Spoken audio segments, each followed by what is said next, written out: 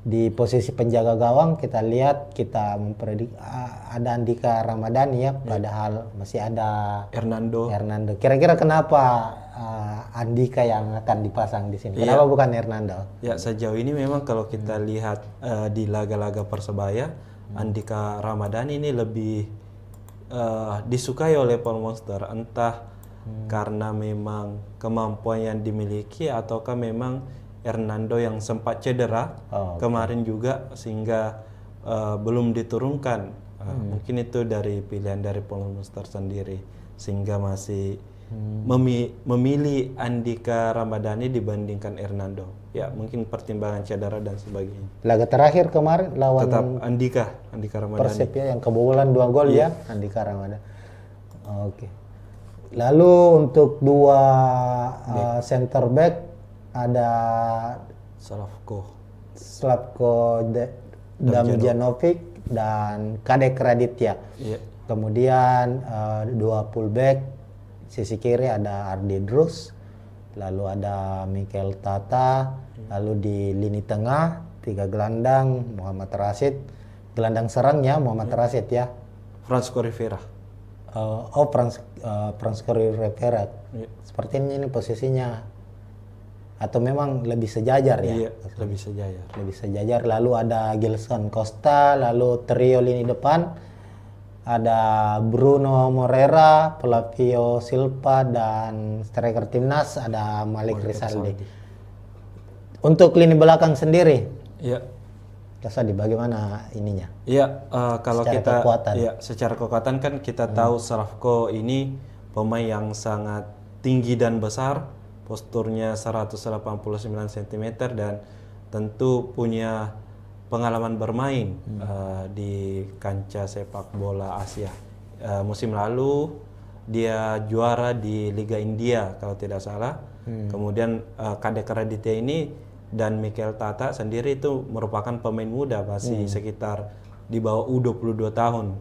Kemudian ada Adri Idrus, pemain yang bisa dikatakan cukup berpengalaman ya. Iya, cukup berpengalaman, sudah membela Persib, kemudian membela Bali United juga. Tentu dengan kolaborasi keempatnya ini akan mungkin bisa merepotkan dari lini sarang PSM Makassar, meskipun di laga terakhir mereka keempat pemain ini gagal membendung mungkin serangan dari Persib Bandung yang memang memakai formasi baru di bawah asuhan Bojan Hodak. Lalu di lini tengah ini cukup menarik karena trio asing juga ya. Betul.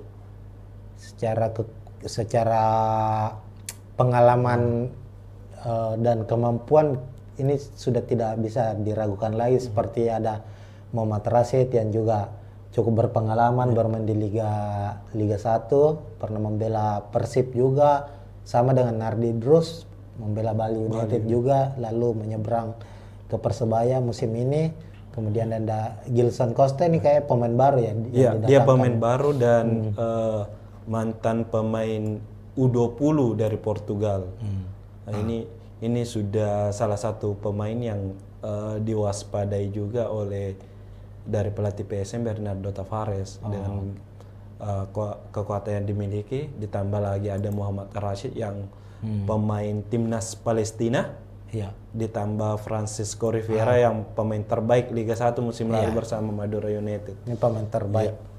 Ini berarti kekuatan lini tengah dari Persebaya ini apa ya? Bukan kaleng-kaleng ini kalau kita lihat ya. Memangnya secara penampilan di 8 pertandingan terakhir, meskipun mengalami kekalahan kemarin ya lawan lawan Persib Bandung, namun kita lihat di lini tengah Persebaya itu cukup rapi cara bermainnya, bagaimana mereka bisa memutus serangan awal dari serangan dari tim lawan dan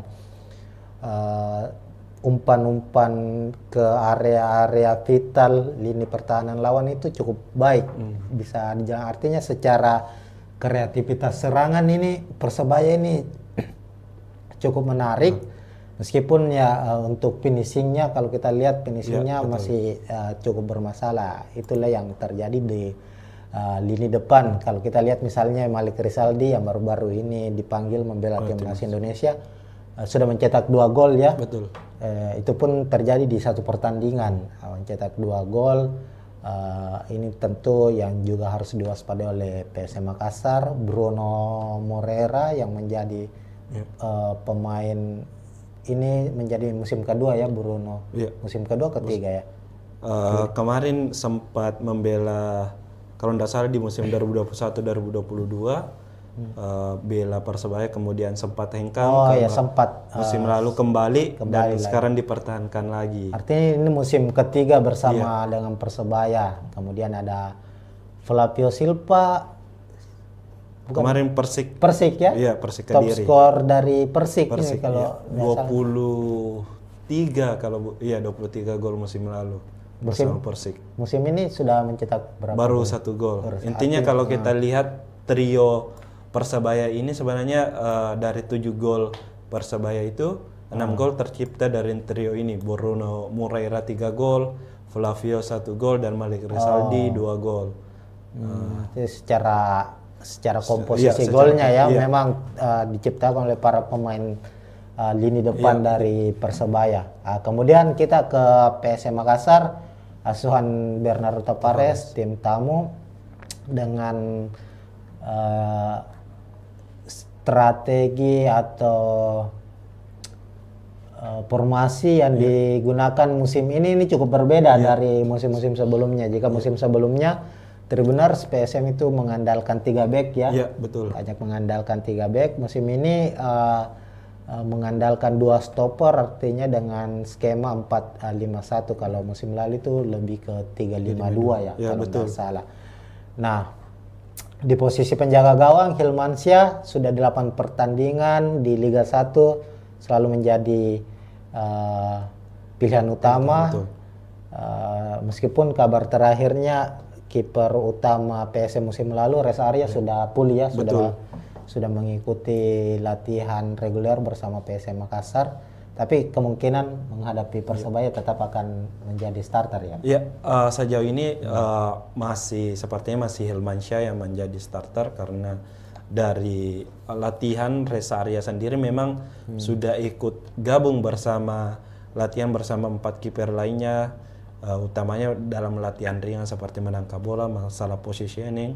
Tapi ketika latihan dengan intensitas tinggi bersama tim dalam hal taktik dan sebagainya, ini Reza belum bisa ikut secara full. Mungkin masih ada fase yang harus dilewati untuk bisa benar-benar bisa turun membela PSM Makassar. Jadi mungkin masih butuh waktu, dan kemungkinan Hilmansyah masih jadi tumpuan utama. Sejauh ini juga Hilmansyah sepertinya sudah 4 kali catatkan clean sheet. Ya, penampilan Hilmansyah juga setelah kembalinya bersama PSM ini cukup konsisten. Artinya ada beberapa save krusial yang dilakukan, dan komunikasi dengan pemain belakang PSM juga cukup baik antara Hilmansyah dengan utamanya duo stopper asing dari PSM Makassar. Nah, kita ke back lini belakang dari PSM. Di 2 back tengah ada Yuran Fernandes dan Aloisio Neto yang sejauh ini tidak tergantikan. Ya, betul. Posisinya Yuran sekaligus sebagai kapten tim untuk musim ini. Kemudian fullback kanan ada Victor Luis. Ini tidak tertukar posisinya ya. Tetap Luis kiri ya. Iya, sebelah kanan ada Syahrul Lasenari dan Victor Luis di sisi kiri. Ya. Kasadi, silakan. Kalau kita lihat memang ada perubahan taktik di beberapa laga terakhir. Di laga PSM di awal musim sempat memakai 3-5-2, kemudian 3 laga terakhir atau 2 laga terakhir ini kini berubah menjadi 4-5-1. Nah, biasanya kan kalau kita lihat di pertahanan PSM itu hanya Yuran Fernandes dengan 3 back, ada Yuran, Aloisio, dan Syahrul Lasenari. Victor Luis ini fokus sebagai winger, memang menyerang dan sesekali hanya menurun bertahan. Namun di laga terakhir ini Victor Luis juga membantu pertahanan menjadi 4 back, kemudian eh, dengan kemampuannya ini tetapi tetap didorong untuk membantu penyerangan. Nantinya kan ada Victor Detang atau ada Ananda yang mengisi posisi jika meninggalkan posisinya di bek kiri ini, Victor Luis. Jadi sebenarnya lebih fleksibel posisi dari Victor Luis ini dibandingkan Alessio Neto, Yuran maupun Syahrul Sinari. Ini lini belakang PSM memang ini cukup solid ya sejauh ini. Baru kebobolan 4 gol. Ini tak terlepas dari kalau kita lihat memang Yuran ini kan menjadi musim ketiga Yuran bersama PSM Makassar. Secara penampilan ini pemain yang sangat tenang di belakang, punya taktik pembacaan situasi yang baik ditambah dengan Alessio. Ini tapi yang menariknya ini adalah Victor Luis. Ini salah satu pemain yang ya awal-awalnya mungkin belum mendapat banyak sorotan karena jelaslah bahwa kalau pemain asing kan biasanya sering mendapat sorotan itu kan pemain depan, striker. Ini cukup menarik, PSM mendapatkan pemain asing tapi posisinya fullback atau back sayap kiri, dan Victor Luis sejauh ini penampilannya terbilang bukan lagi baik, sangat baik ya. Kalau kita lihat secara penampilan punya akurasi umpan yang sangat baik, rajin membantu lini serang, bertahan sama baiknya, dan sudah mencetak 2 assist ya. 2 assist. 2 assist saja, termasuk assist di salah satu gol yang terjadi saat menghadapi Madura ya. Itu Victor Luis. Lalu di lini tengah ada 5 gelandang ya. Untuk gelandang bertahan itu ini ada kemungkinan ada Ananda Raihan dan Zaki Ashraf. Kenapa kira-kira? Kan biasanya Akbar Tanjung yang di tempat biasanya diduetkan dengan Ananda Raihan. Zaki Ashraf biasanya bermain sebagai pemain pelapis. Ya betul. Kemungkinan ini kan kalau Zaki Ashraf kenapa diturunkan saat ini Akbar Tanjung dalam kondisi pemulihan cedera kemarin di sesi latihan di Stadion Kalego itu Akbar Tanjung masih latihan terpisah dengan tim, tidak masuk dalam skema pematangan pelatih dan di lutut kiri itu dipasang taping. Kemungkinan kalaupun dimainkan Akbar Tanjung itu mungkin sebagai tim pemain pengganti di babak kedua, karena mungkin secara kondisi fisik mungkin agak meragukan dimainkan sejak menit pertama, apalagi mungkin dengan intensitas pertandingan yang kemungkinan sangat tinggi lawan Persebaya ini. Kira-kira untuk PSM Makassar apakah ini akan menjadi salah satu kerugian, karena mengingat Akbar Tanjung kan saat menghadapi Madura ini mencatatkan salah satu statistik terbaiknya itu tackle terbanyak, betul. dengan 7 tackle sukses dan bermain sangat baik menurut saya ya. Kira-kira tanpa Akbar Tanjung ini bagaimana dengan area gelandang bertahan dari PSM Makassar ini? Iya, sejauh ini kita kan kalau lihat peran Akbar Tanjung itu sebagai benar-benar penyambung dan pemutus serangan. Penyambung ini dia mampu mengalirkan bola ke lini depan dengan ciri khas bermainnya dengan long ball-nya yang akurat, yang langsung memang menyasar ke sisi kiri maupun kanan. Kedua, dia yang selalu mengambil eksekusi bola mati yang berada di tengah lapangan. Gol kalau tidak salah peluang pertama kayaknya atau gol peluang pertama yang didapatkan PSM lawan Madura kan berawal dari tendangan bebas dari Akbar Tanjung yang kemudian dipantulkan oleh Yuran, kemudian disambut oleh Adilson kalau tidak salah. Dia kan di situ sebagai pengalir bola dan dia menjadi pemain kunci di lapangan tengah. Kemudian sebagai pemutus serangan, dia ini selalu bisa dikatakan apapun akan dilakukan untuk menghentikan serangan awal lawannya, entah itu melanggar hingga berhadiah kartu kuning ataupun tackle. Intinya adalah memutus serangan secara pertama. Tentu jika dilihat dengan perannya digantikan dengan Saki Ashraf yang memiliki bisa dikatakan karakter berbeda, mungkin akan sulit tertutupi. Kita tahu Saki ini pemain winger sebenarnya, posisi aslinya ya. Ya, winger kanan, namun selalu dicoba di 3 posisi dari fullback kanan, kemudian kerap juga menjadi gelandang. Dan secara tipikal kalau bermain gelandang sebenarnya Saki Ashraf ini lebih mirip seperti Ananda Rehan, memang punya daya jelajah tinggi, tapi di lain sisi memang kalau saat ini Bernardo Tavares tidak mempunyai pilihan lain tipikal seperti Akbar Tanjung. Mungkin ada Sultan Sakit, tapi kan secara mungkin pengalaman bermain masih kurang. Sejauh ini juga baru bermain 1 laga, itu pun di menit-menit akhir diberikan. Jadi mungkin opsi yang tersedia saat ini yang bisa mengawal tengah ya Saki Ashraf. Tapi ya bermain sebagai pemain pengganti saat menghadapi Madura, Saki cukup punya kontribusi ya. Utamanya di gol kedua itu kalau tidak salah. Bagaimana dia kerjasamanya dengan Ricky Pratama waktu itu dan akhirnya terjadi gol. Lalu ada gelandang serang dari PSM Makassar, Tribuners Latirpal yang belum tergantikan juga sejauh ini, pemain kreator lini tengah dari PSM Makassar. Kira-kira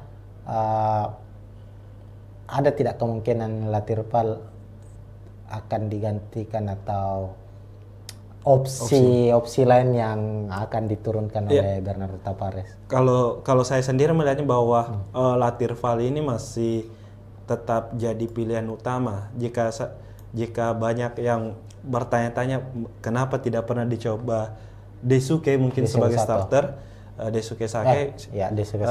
Saya melihatnya Latirpal ini punya tipikal pemain yang memang mampu mengatur serangan dan mampu bertahan sama baik.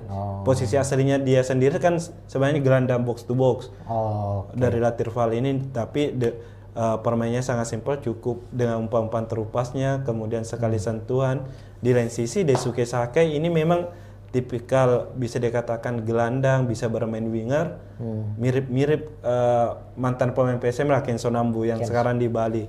Namun untuk kemampuan bertahannya bisa dikatakan masih kurang jika dibandingkan Latirpal. Makanya kalau kenapa Latirpal selalu jadi pilihan utama ya karena itu mampu menyerang dan bertahan sama baiknya. Secara kebutuhan tim kan kita tahu skema yang selalu diandalkan oleh Tavares kan lebih mengutamakan pertahanan ya, pertahanan kuat, mengandalkan counter attack.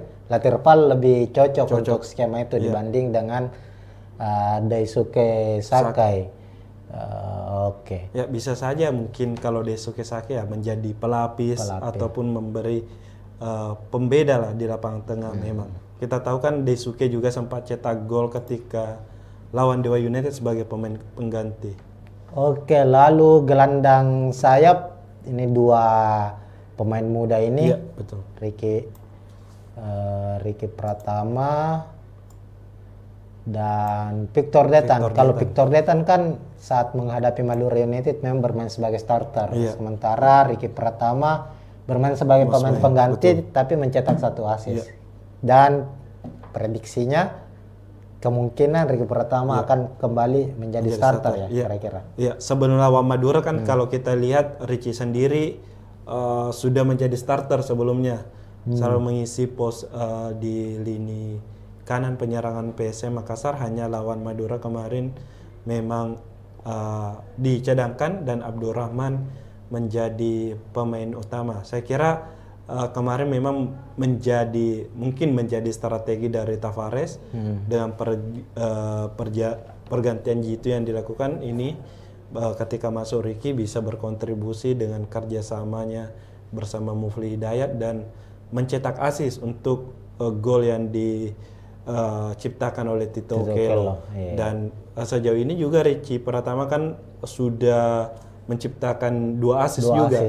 Kemarin waktu lawan Dewa United juga kalau tidak salah, waktu itu berhasil cetak gol. Dan Ricky sendiri pastinya mungkin bisa dikatakan punya motivasi tersendiri juga karena sebagai putra Jawa Timur, asal Sidoarjo, yang akan melawan Persebaya Surabaya, tim kebanggaan dari masyarakat Jawa Timur.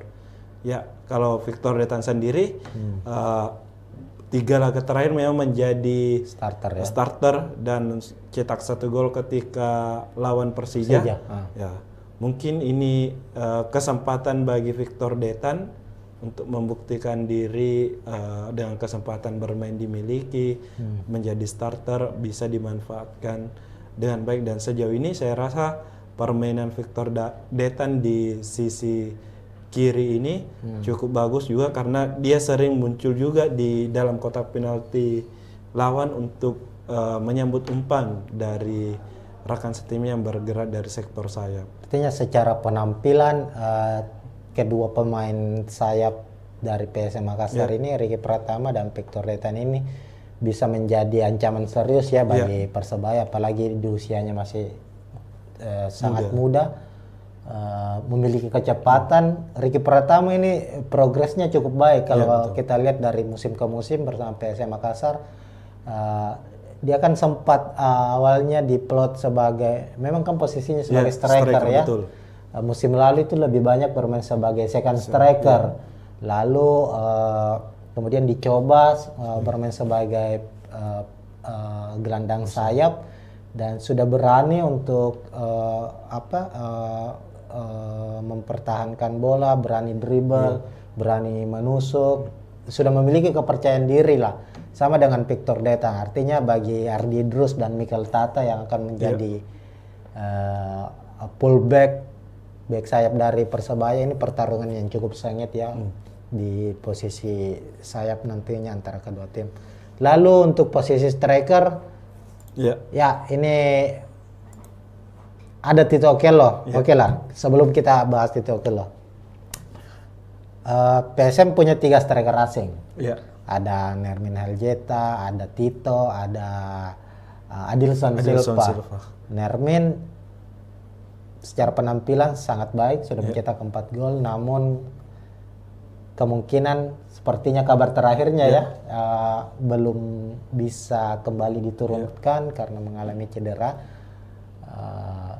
Itu sudah valid itu ya, Kasade? Nermin akan kembali absen?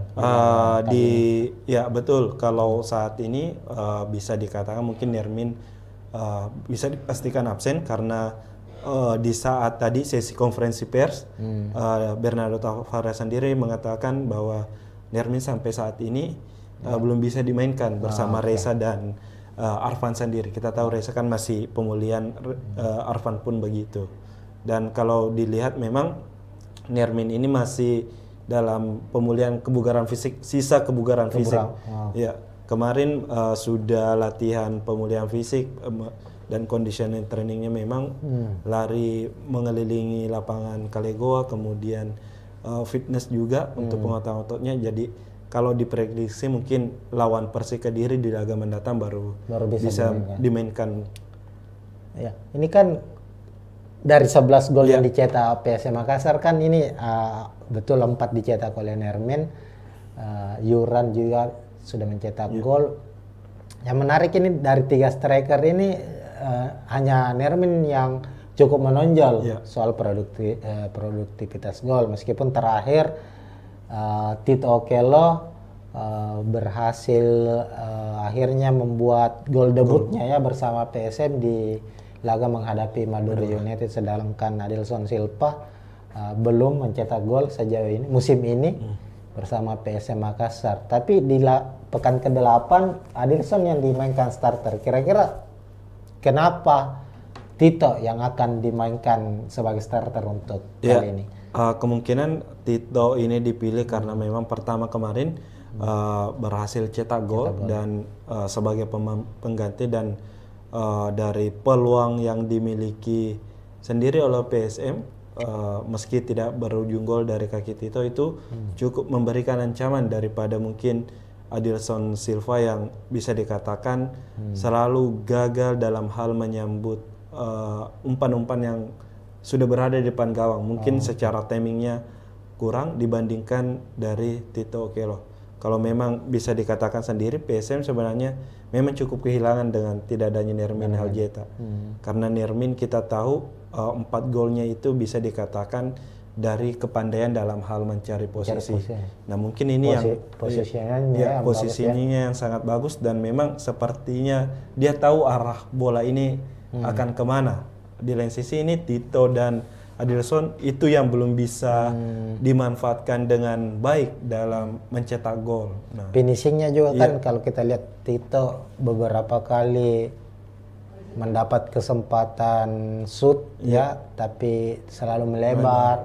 Ada beberapa Adilson pun demikian. Ini menjadi PR tentunya bagi para striker dari PSM Makassar, dan pilihan dari Taparas tidak ada pilihan lain. Tidak ada pilihan. Tanpa Nermin pilihannya adalah antara Adilson atau Tito. Tapi Tito kelihatan sedikit lebih ngotot cara bermainnya ya. Duel-duel di area kotak penalti Tito ini cukup baik kalau kita lihat, meskipun oke lah secara produktivitas masih kurang ya kalau kita lihat dalam jumlah golnya. Oke. Ini sudah kita bahas soal prediksi susunan pemain, dan tentu kita juga sudah bahas tentang kekuatan-kekuatan lini per lini dari kedua tim. Kira-kira melihat dari komposisi pemain kedua tim ini, pertarungan sengit akan terjadi di lini mana ini, Mas Adi? Kalau dilihat tentunya pasti kalau saya sendiri kemungkinan di sayap penyerangan. Oh, di flanknya. Ya, karena mungkin PSM memiliki pemain-pemain yang cepat dengan Richie Pratama, Victor Detan ditambah dengan Victor Luis. Kemudian di Persebaya sendiri punya Bruno Moreira, Malik Rizaldi, tambah Adri Idrus juga. Nah, saya kira sektor ini yang akan memiliki peran penting di laga besok, karena dengan kecepatan adu cepat para winger ini saling duel dalam menguji kekuatan pertahanan. Mungkin kalau saya sendiri, saya melihatnya di sektor sayap. Iya, apalagi kan kedua tim kayaknya banyak mengandalkan umpan-umpan crossing ya sejauh ini ya untuk menciptakan peluang, baik itu PSM maupun Persebaya. Karena memiliki tipikal pemain depan yang cukup jangkung ya, sehingga mereka mengandalkan pemain-pemain sayap ini untuk bisa menerobos dan melakukan umpan crossing. Tapi kalau kita lihat kira-kira untuk PSM Makassar ini selain mengandalkan sisi sayapnya ini untuk bisa menerobos sisi pertahanan dari Persebaya, ini bisa mengandalkan sisi mana saja ini? Ya, kalau kita lihat kan mungkin dari selain sayap yang bisa dimanfaatkan untuk mencetak gol ya mungkin dari lapangan tengahnya, mungkin dari dengan kehadiran Ananda Rehan dan Latirval, ditambah mungkin dengan kita tidak boleh melupakan apalagi set piece, bola-bola set piece dari PSM Makassar. Ya, baik itu skema tendangan bebas, tendangan sudut maupun lemparan ke dalam, karena hal gol-gol yang bisa dikatakan dari PSM yang dari skema bola mati baik tendangan bebas itu memang adalah skema yang dirancang di latihan, dan bagaimana pemain pertama memberikan bola ke pemain kedua kemudian disambut untuk jadi gol, itu merupakan memang skema yang sudah dilatih oleh Bernardo Tavares. Gol Yuran dari tendangan sudut. Ya, kemarin ada gol Alosio juga dari tendangan sudut, kemudian sempat kalau tidak salah gol berawal dari lemparan ke dalam Saki Ashraf yang juga berujung gol, meskipun bukan dari lemparan langsung ke dalam, yang sempat disambut kayak kalau tidak salah Yuran, kemudian diselesaikan lagi. Oke. Secara kekuatan tim kita sudah bahas, artinya ini kita berada di penghujung ini. Ya. Melihat kekuatan dari Persebaya dan PSM Makassar, secara naluri mencetak gol, tadi Kak Sadi sudah bilang bahwa tumpuan mesin gol dari Persebaya itu ada di lini depan mereka, trio Bruno Moreira, Flavio Silva, dan Malik Rizaldi. 6 dari 7 gol yang dicetak Persebaya itu dicetak oleh ketiga pemain ini. Artinya, kalau saya melihat bahwa PSM punya cukup keuntungan secara taktikal ya, paling tidak mengunci ketiga pemain ini agar bisa meminimalisir terjadinya gol di gawang sendiri. Sementara itu di sisi lain bagi Persebaya menahan PSM untuk tidak mencetak gol ini mungkin agak cukup sulit karena persebaran gol 11 gol yang dicetak PSM ini tidak hanya tertumpu di para pemain depan, tapi bahkan pemain belakang seperti Yuran ini sudah mencetak gol. Siapa lagi ya sudah mencetak gol? Victor Deta, Alusio juga. Ini pemain ya, lagi-lagi ini tinggal bagaimana set piece ya. Betul. Persebaya harus bisa paling tidak membaca bagaimana arah set piece atau skema-skema set piece yang akan dimainkan oleh PSM Makassar agar terhindarlah dari kebobolan. Kira-kira begitu. Jadi untuk prediksi skor? Ya, kalau dibilang prediksi skor ini cukup sulit. Ya. Kalau saya sih sebenarnya kemungkinan berakhir imbang 1-1, tapi saya berharap sebenarnya PSM menang. PSM menang di laga ini mungkin dengan skor 2-1. 2-1 ya. Iya. Oke, itu prediksi dari Kak Suadi. Dari saya sendiri prediksinya sepertinya PSM bisa memenangkan laga dengan skor tipis lah, 0-1 di laga kali ini. Gol akan dicetak Tito. Ini kan Tito Okello sekarang ini kepercayaan dirinya ini sedang baik setelah karena biasanya itu striker kalau dia sudah membuka kerang golnya itu dia akan semakin termotivasi untuk mencetak gol kedua, ketiga, dan seterusnya. Nah, itu mungkin Tribuners ini prediksi skor dari kami ya.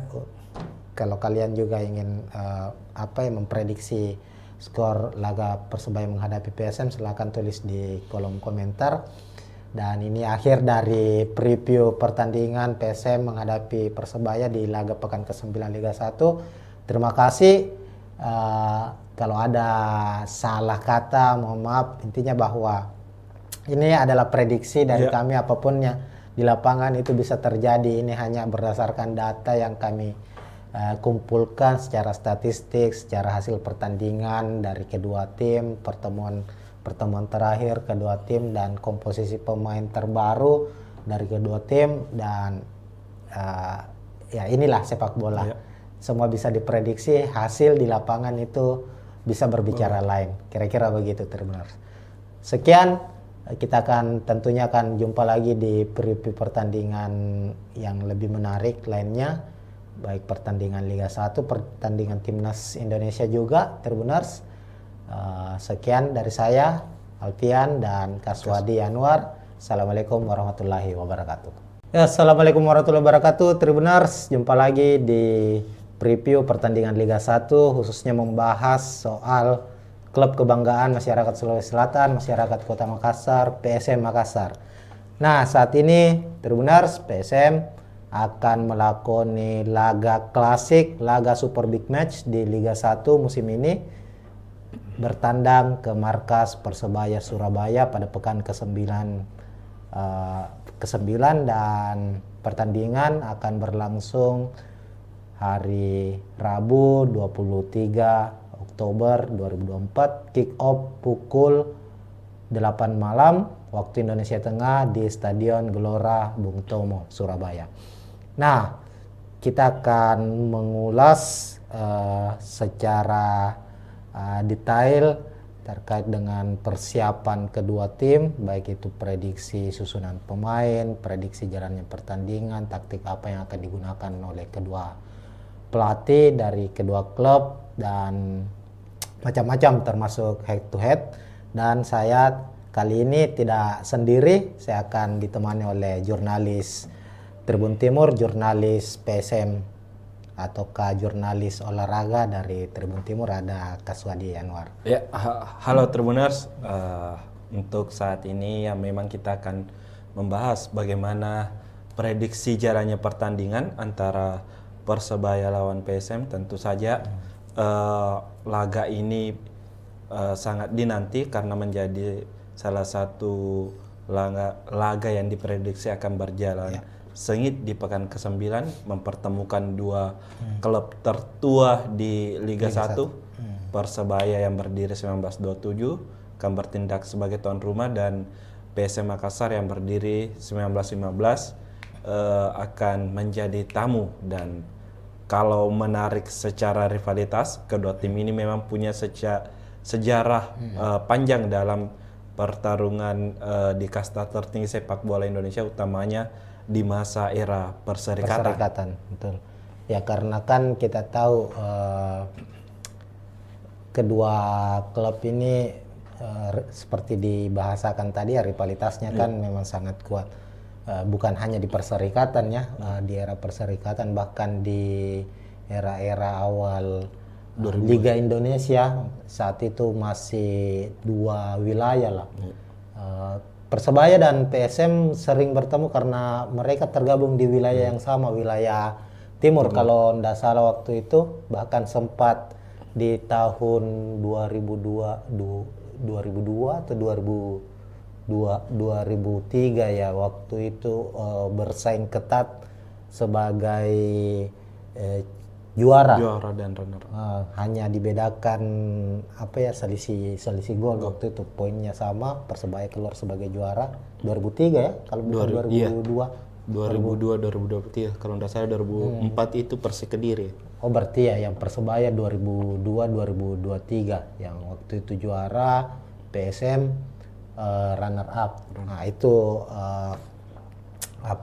sedikit review tentang bagaimana rivalitas antara Persebaya dan PSM Makassar. Dan tentu di musim ini di Liga 1 musim 2024-2025 ini keduanya juga hingga pekan ke-8 terlihat cukup bersaing ketat ya untuk memperebutkan posisi puncak, karena kedua tim baik Persebaya maupun PSM ini hingga 8 pertandingan yang sudah dilakoni di Liga 1 ini saling berganti untuk mengisi posisi puncak klasemen. Betul. PSM sempat menjadi pemuncak klasemen selama 3 pekan ya kalau tidak salah, di pekan pertama hingga pekan ketiga. Kemudian Persebaya setelah itu naik di puncak klasemen hingga ke pekan ke-7 ya. Pekan ke-8 baru ini. Yang ketika Persebaya yang kalah terakhir lawan Persib. Itulah artinya dia di pekan ke-8 ini harus turun. Persebaya turun di posisi kedua setelah Bali United berhasil mengkudeta. Cuma secara hitung-hitungan hasil pertandingan nanti, siapapun yang memenangkan laga, apakah Persebaya atau PSM Makassar, tentu dia yang akan menjadi pemuncak klasemen sementara. Makanya duel ini adalah duel klasik memperebutkan puncak klasemen. Terlepas dari hasil dari tim-tim lainnya, nantinya masih ada Bali United maupun Persib Bandung dan Borneo FC juga ada di posisi 5 besar. Nah, pertama-tama ini Kaswadi, saya ingin kita bahas dulu soal head to head dari kedua tim. Secara gambaran kan betul bahwa untuk hingga pekan ke-8 ini artinya PSM maupun Persebaya itu cukup baik lah secara statistik, berada di papan atas ya. Namun untuk pertemuan terakhir, kita ke pertemuan terakhir antara kedua tim dulu. Bagaimana melihatnya itu, Kak Sadi? Iya, kalau kita lihat kan mungkin secara keseluruhan dulu dari 2018 hingga musim terakhir 2023-2024, total kan Persebaya dan PSM ini sudah bertemu sebanyak 10 kali. 10 kali. Di mana 5 pertandingan berhasil dimenangkan PSM, 4 laga dimenangkan Persib dan 1 laga lainnya berakhir imbang. Nah, untuk musim terakhir memang lebih didominasi oleh Persebaya karena Musim lalu ya? iya, musim lalu Persebaya menang 1-0 di kandang, kemudian bermain imbang lawan PSM Makassar di Batakkan pada musim lalu. Nah, yang menjadi catatan tersendiri dari head to head ini sebenarnya dari kedua tim ini ketika main kandang dan tandang ini saling mengalahkan. Dan di lain sisi juga untuk di PSM Makassar ketika bermain di Stadion Gelora Bung Tomo ini selalu sulit meraih kemenangan. Mungkin pada musim 2022-2023 sempat menang. Waktu PSM juara ya? Iya, PSM juara, tapi saat itu PSM dan Persebaya bermain di Stadion Gelora Joko Samudro, bukan di Gelora Bung Tomo. Jadi di situ kalau tidak salah PSM menang 1-0 lewat gol bunuh diri Alwi Selamat. Nah, tentu pertemuan ini menjadi tantangan mungkin bagi PSM, utamanya Bernardo Tavares sendiri, bagaimana bisa meraih 3 poin di Stadion Gelora Bung Tomo, apalagi mungkin dengan tekanan bonek dan bonita yang bisa saja mungkin menghadiri memenuhi Stadion Gelora Bung Tomo. Artinya tantangan untuk PSM ini meruntuhkan keangkeran GBT ya, karena sejauh ini memang di kompetisi profesional yang terbaru lah Liga 1, PSM mungkin tidak pernah menang di GBT. Artinya ini kesempatan bagi PSM untuk bisa meraih kemenangan. Tapi memang dalam catatan 5 pertandingan terakhir, tadi kan 10 pertandingan terakhir ini cukup berimbang. Ini juga 5 pertemuan terakhir, meskipun ya kita tahu musim lalu saat PSM Makassar kurang stabil ya secara permainan. Artinya musim lalu itu PSM gagal memenangkan pertandingan dari 2 pertemuan menghadapi Persebaya. Tapi secara umum kedua tim terlihat cukup seimbang ya secara head to headnya. Sementara kalau kita lihat untuk 5 pertandingan terakhir dari masing-masing kedua tim juga ini cukup menarik. Persebaya sendiri kita tahu kan dari 8 pertandingan yang sudah dijalani di Liga 1 ini baru sekali mengalami kekalahan. Itu pun terjadi di pekan ke-8 saat bertandang ke markas Persib Bandung. Sementara itu PSM kalau kita lihat memang baru sekali mengalami kekalahan, yakni lawan Arema, tapi juga sulit meraih kemenangan. Bahkan ada 4 pertandingan, 4 pertandingan di Liga 1 itu secara beruntun itu tidak pernah menang. Tapi di pekan ke-8 akhirnya bisa memutus hasil minor, akhirnya meraih kemenangan atas Madura United dengan skor 2-0. Ini berarti ada 2 hal yang hasil berbeda yang diraih dari kedua tim, yang tentunya ini mempengaruhi secara psikologis. Kira-kira begitu ya, Kak Sadi? Iya, betul. Kalau kita memang lihat PSM baru-baru ini baru kembali ke jalur kemenangan setelah menang 2-0 lawan Madura United. Nah, tentu ini dikatakan menjadi modal bagi PSM untuk mengembalikan kepercayaan diri mereka untuk bisa kembali bersaing di papan atas klasemen. Di lain sisi sebenarnya kalau dilihat Persebaya, meski memang baru mengalami kekalahan di pekan ke-8 kemarin, namun laga sebelumnya juga mereka itu tidak meraih kemenangan, hanya meraih lawan Dewa United kalau tidak salah. Ini kan mungkin kalau bisa dikatakan bahwa mungkin Persebaya juga akan mati-matian di laga ini, berusaha untuk kembali ke jalur kemenangan juga setelah 2 laga sebelumnya meraih hasil minor. Artinya bisa disebut ada penurunan performa ya betul. secara statistik hasil yang diraih oleh Persebaya. Sementara PSM lagi dalam kondisi baik kalau kita lihat.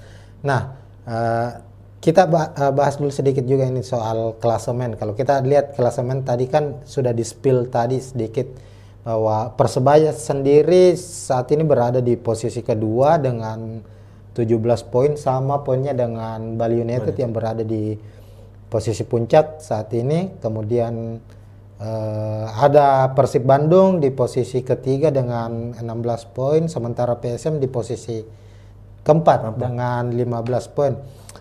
Artinya jarak poinnya ini tidak terpaut jauh ya, cukup tipis. Itu tadi kita bilang bahwa duel ini akan menjadi duel perebutan posisi puncak, karena dengan anggaplah misalnya ketika PSM yang menang tambahan 3 poin, tentu langsung naik ke posisi pertama dengan 18 poin. Sementara kalau Persebaya menang langsung menjaga jarak ya dari tim-tim yang ada di bawahnya, termasuk dari PSM Makassar. Cuma yang menariknya ini, Saudi, kalau kita lihat bahwa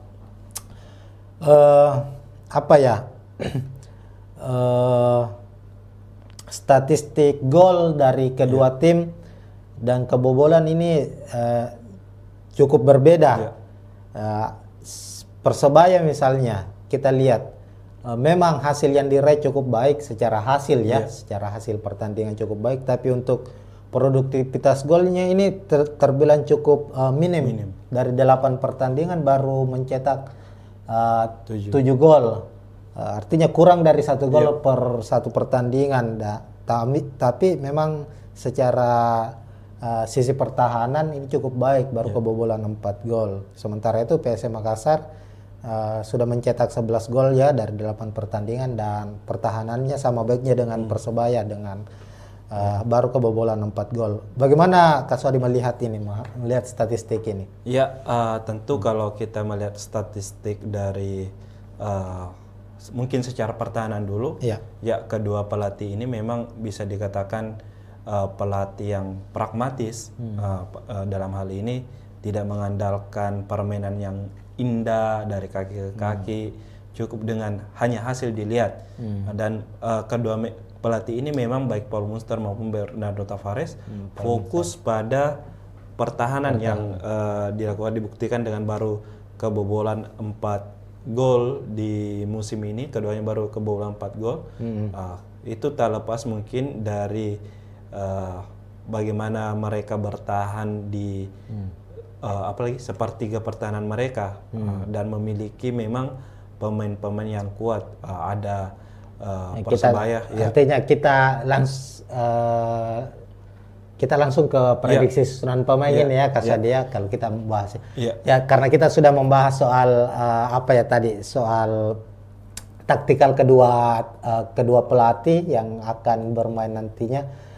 Langsung saja kita bisa lihat juga Tribuners ini kita sudah menyusun daftar prediksi daftar susunan pemain dari kedua tim. Nah, kalau kita lihat ini Kak Sodi, kita bahas dulu tim tuan rumah dulu kita ya. Dari Persebaya tadi sudah dibahas bahwa Paul Munster ini kan pelatih yang bukan lagi pelatih baru yang berkarir di Indonesia. Sebelum melatih Persebaya sempat melatih Bayangkara ya kalau nggak salah ya, Bayangkara FC. Tadi memang Kak Sadi sudah membahas bahwa dilihat dari statistik Persebaya saat ini yang baru kebobolan 4 gol dengan jumlah gol 7, ini artinya Paul Munster ini memainkan pola yang lebih defensif ya, dan mengandalkan mungkin counter attack sama dengan PSM Makassar. Kita bisa lihat umumnya Persebaya itu memainkan taktik 4-3-3.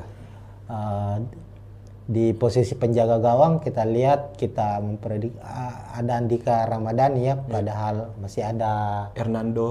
Kira-kira kenapa Andika yang akan dipasang di sini? Kenapa bukan Hernando? Ya, sejauh ini memang kalau kita lihat di laga-laga Persebaya, Andika Ramadhani ini lebih disukai oleh Paul Monster, entah karena memang kemampuan yang dimiliki ataukah memang Hernando yang sempat cedera kemarin juga sehingga belum diturunkan. Mungkin itu dari pilihan dari Paul Monster sendiri sehingga masih memilih Andika Ramadhani dibandingkan Hernando. Ya, mungkin pertimbangan cedera dan sebagainya. Laga terakhir kemarin lawan Tetap Andika Ramadhani. Persib ya, yang kebobolan 2 gol ya, Andika Ramadhani. Oke. Lalu untuk dua center back ada Slavko Damjanovic dan Kadek Raditya. Kemudian dua fullback sisi kiri ada Ardi Drus, lalu ada Mikel Tata, lalu di lini tengah 3 gelandang Muhammad Rashid, gelandang serangnya Muhammad Rashid ya. Francisco Rivera. Francisco Rivera. Sepertinya ini posisinya atau memang lebih sejajar ya? Iya, lebih sejajar. Lebih sejajar. Lalu ada Gilson Costa, lalu trio lini depan ada Bruno Moreira, Flavio Silva, dan striker timnas ada Malik Rizaldi. Untuk lini belakang sendiri, Kasadi bagaimana ininya? Iya, kalau secara kita kekuatan. Ya, secara kekuatan kan kita tahu Slavko ini pemain yang sangat tinggi dan besar. Posturnya 189 cm dan tentu punya pengalaman bermain di kancah sepak bola Asia. Musim lalu dia juara di Liga India kalau tidak salah. Kemudian Kadek Raditya ini dan Mikel Tata sendiri itu merupakan pemain muda, masih sekitar di bawah U22 tahun. Kemudian ada Adri Idrus, pemain yang bisa dikatakan cukup sudah berpengalaman ya. Iya, cukup berpengalaman, sudah membela Persib, kemudian membela Bali United juga. Tentu dengan kolaborasi keempatnya ini akan mungkin bisa merepotkan dari lini sarang PSM Makassar, meskipun di laga terakhir mereka keempat pemain ini gagal membendung mungkin serangan dari Persib Bandung yang memang memakai formasi baru di bawah asuhan Bojan Hodak. Lalu di lini tengah ini cukup menarik karena trio asing juga ya. Betul. Secara pengalaman dan kemampuan ini sudah tidak bisa diragukan lagi, seperti ada Muhammad Rashid yang juga cukup berpengalaman bermain di Liga 1, pernah membela Persib juga, sama dengan Nardi Drus membela Bali United juga, lalu menyeberang ke Persebaya musim ini. Kemudian ada Gilson Costa, ini kayak pemain baru ya? Iya, dia pemain baru dan mantan pemain U20 dari Portugal. Nah, ini sudah salah satu pemain yang diwaspadai juga oleh dari pelatih PSM Bernardo Tavares dengan kekuatan yang dimiliki, ditambah lagi ada Muhammad Rashid yang pemain timnas Palestina, ditambah Francisco Rivera yang pemain terbaik Liga 1 musim lalu bersama Madura United. Ini pemain terbaik. Ini berarti kekuatan lini tengah dari Persebaya ini apa ya? Bukan kaleng-kaleng ini kalau kita lihat ya. Memangnya secara penampilan di 8 pertandingan terakhir, meskipun mengalami kekalahan kemarin ya lawan lawan Persib Bandung, namun kita lihat di lini tengah Persebaya itu cukup rapi cara bermainnya, bagaimana mereka bisa memutus serangan dari tim lawan dan umpan-umpan ke area-area vital lini pertahanan lawan itu cukup baik. Bisa artinya secara kreativitas serangan ini Persebaya ini cukup menarik, meskipun ya untuk finishingnya kalau kita lihat finishingnya masih cukup bermasalah. Itulah yang terjadi di lini depan. Kalau kita lihat misalnya Malik Rizaldi yang baru-baru ini dipanggil membela timnas Indonesia, sudah mencetak 2 gol ya. Betul. Itu pun terjadi di satu pertandingan, mencetak 2 gol. Ini tentu yang juga harus diwaspadai oleh PSM Makassar. Bruno Moreira yang menjadi pemain ini menjadi musim kedua ya Bruno. Musim kedua ketiga ya. Kemarin sempat membela, kalau tidak salah di musim 2021-2022 bela Persebaya, kemudian sempat hengkang. Sempat. Musim lalu kembali dan sekarang dipertahankan lagi. Artinya ini musim ketiga bersama dengan Persebaya. Kemudian ada Flavio Silva. Kemarin Persik ya? Iya, Persik Top Kediri. skor dari Persik ini kalau 23 kalau 23 gol musim lalu bersama Persik. Musim ini sudah mencetak berapa? Baru 1 gol. Intinya kalau kita lihat trio Persebaya ini sebenarnya dari 7 gol Persebaya itu 6 gol tercipta dari trio ini. Bruno Moreira 3 gol, Flavio 1 gol, dan Malik Rizaldi 2 gol. Jadi secara komposisi golnya ya memang diciptakan oleh para pemain lini depan dari Persebaya. Kemudian kita ke PSM Makassar, asuhan Bernardo Tavares, tim tamu dengan strategi atau formasi yang digunakan musim ini cukup berbeda dari musim-musim sebelumnya. Jika musim sebelumnya Tribuners PSM itu mengandalkan 3 back ya. Iya, betul. Banyak mengandalkan 3 back. Musim ini mengandalkan 2 stopper, artinya dengan skema 4-5-1. Kalau musim lalu itu lebih ke 3-5-2 ya kalau tidak salah. Nah, di posisi penjaga gawang Hilmansyah sudah 8 pertandingan di Liga 1 selalu menjadi pilihan utama.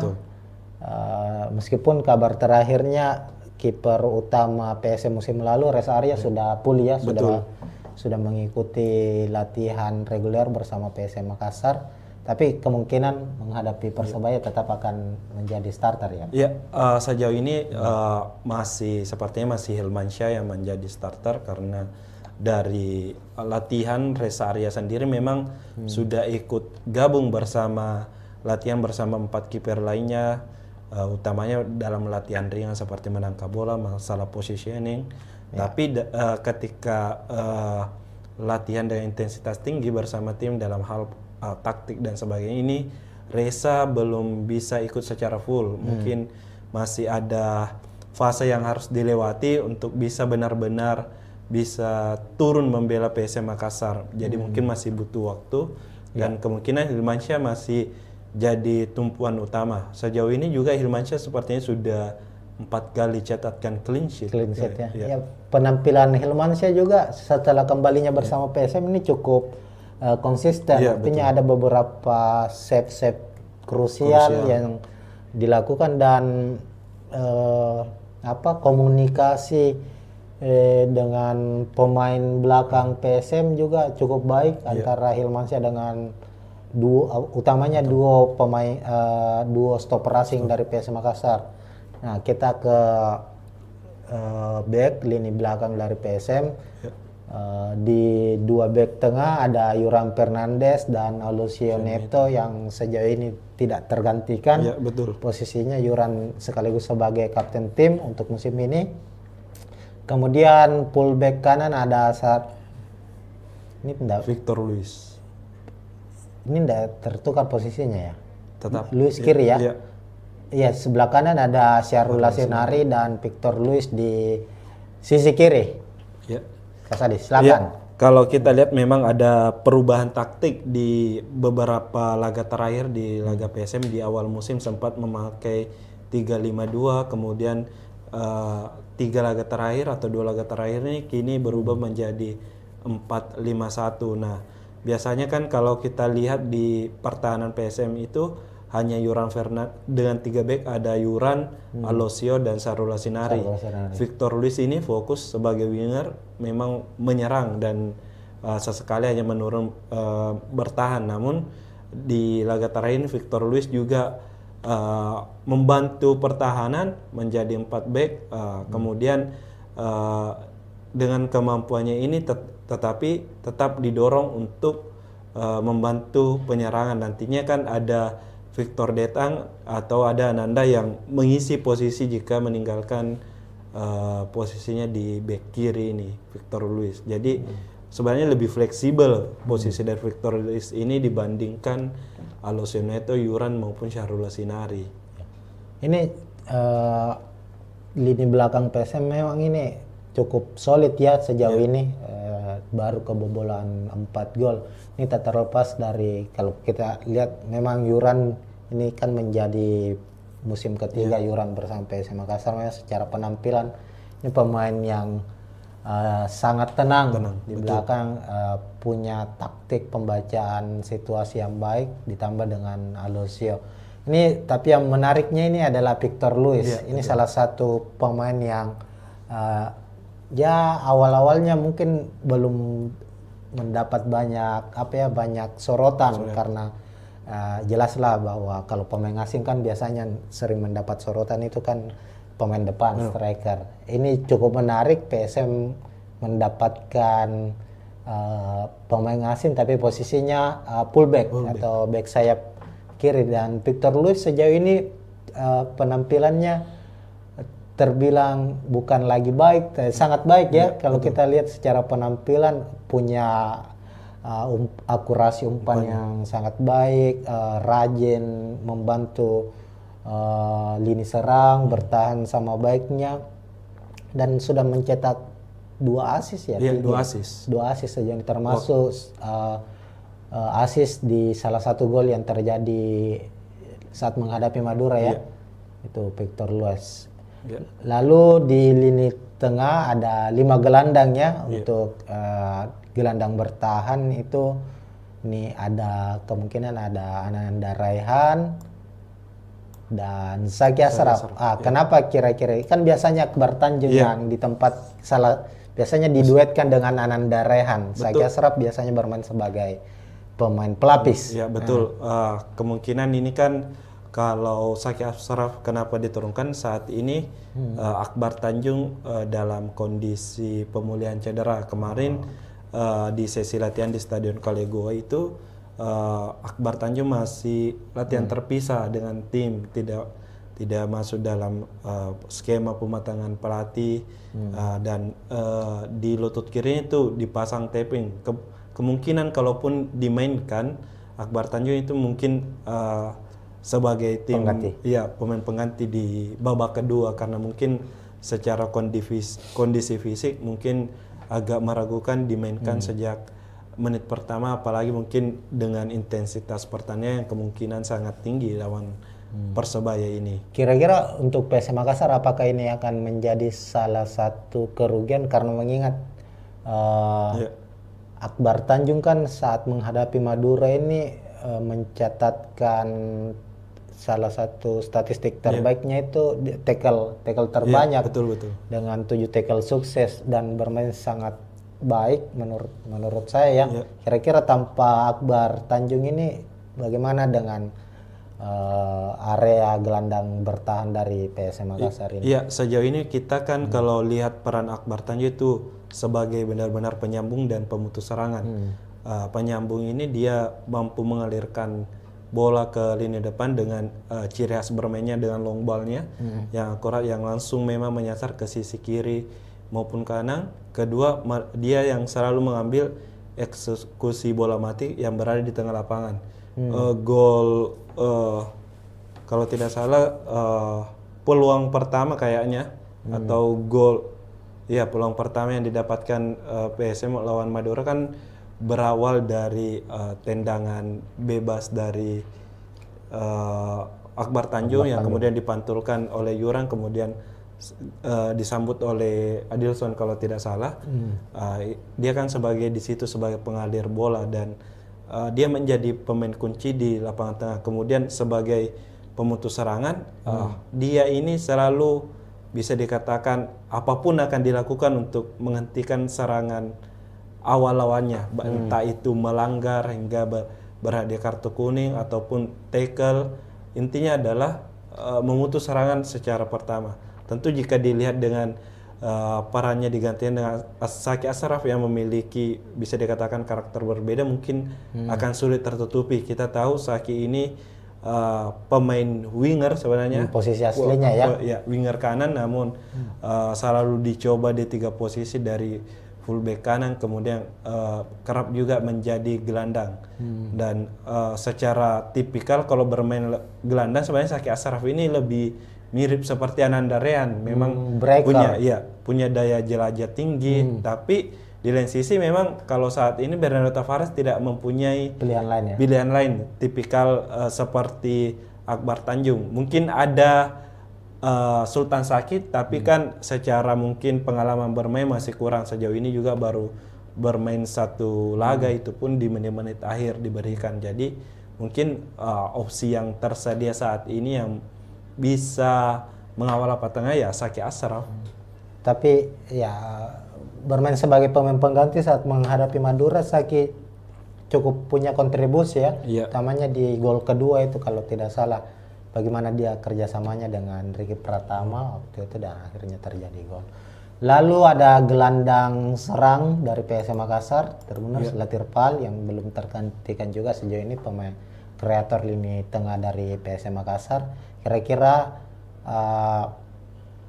ada tidak kemungkinan Latirpal akan digantikan atau opsi lain yang akan diturunkan oleh Bernardo Tavares? Kalau saya sendiri melihatnya bahwa Latirpal ini masih tetap jadi pilihan utama. Jika banyak yang bertanya-tanya kenapa tidak pernah dicoba Daisuke mungkin sebagai starter, Daisuke Sake.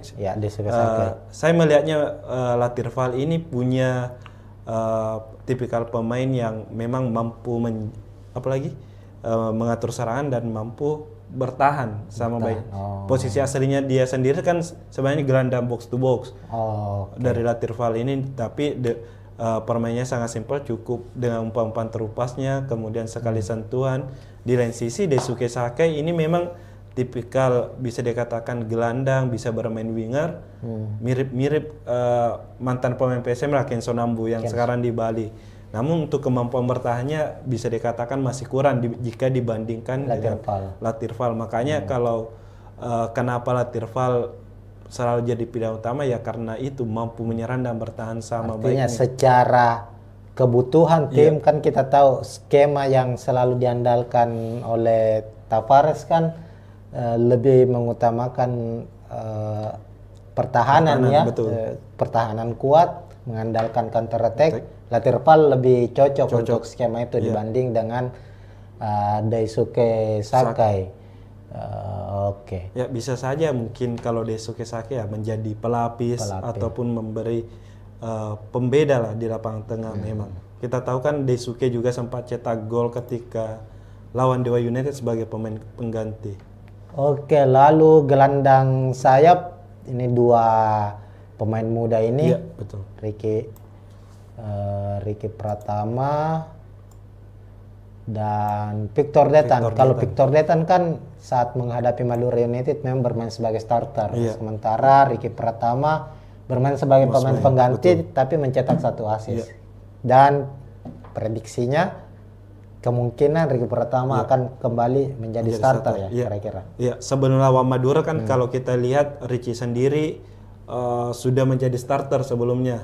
Selalu mengisi pos di lini kanan penyerangan PSM Makassar. Hanya lawan Madura kemarin memang dicadangkan dan Abdurrahman menjadi pemain utama. Saya kira kemarin memang mungkin menjadi strategi dari Tavares dengan pergantian Jitu yang dilakukan ini, ketika masuk Ricky bisa berkontribusi dengan kerjasamanya bersama Mufli Hidayat dan mencetak assist untuk gol yang diciptakan oleh Tito Okello.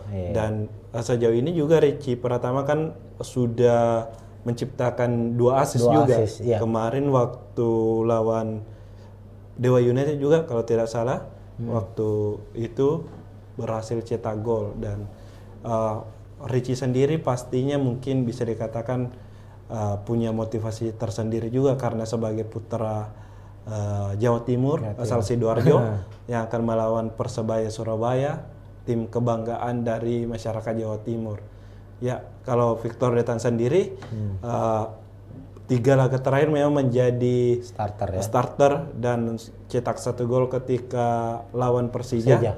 Ya, mungkin ini kesempatan bagi Victor Detan untuk membuktikan diri dengan kesempatan bermain dimiliki, menjadi starter bisa dimanfaatkan dengan baik. Dan sejauh ini saya rasa permainan Victor Detan di sisi kiri ini cukup bagus juga, karena dia sering muncul juga di dalam kotak penalti lawan untuk menyambut umpan dari rekan setimnya yang bergerak dari sektor sayap. Artinya secara penampilan kedua pemain sayap dari PSM Makassar ini, Ricky Pratama dan Victor Detan ini bisa menjadi ancaman serius ya bagi Persebaya, apalagi di usianya masih sangat muda.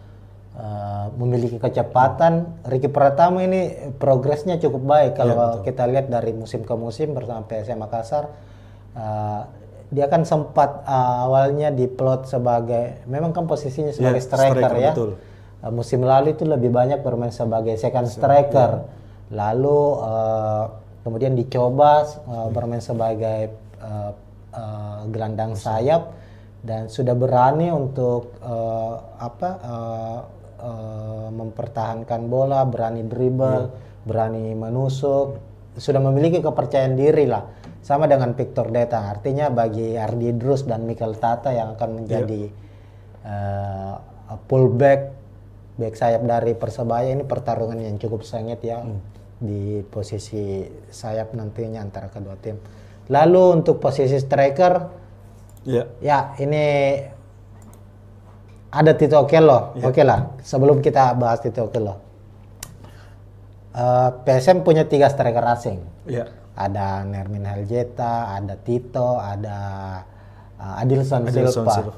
Nermin secara penampilan sangat baik, sudah mencetak 4 gol, namun kemungkinan sepertinya kabar terakhirnya belum bisa kembali diturunkan karena mengalami cedera. Itu sudah valid itu ya, Kasade? Nermin akan kembali absen? Ya betul, kalau saat ini bisa dikatakan mungkin Nermin bisa dipastikan absen, karena di saat tadi sesi konferensi pers, Bernardo Tavares sendiri mengatakan bahwa Nermin sampai saat ini belum bisa dimainkan bersama Reza dan Arfan sendiri. Kita tahu Reza kan masih pemulihan, Arfan pun begitu.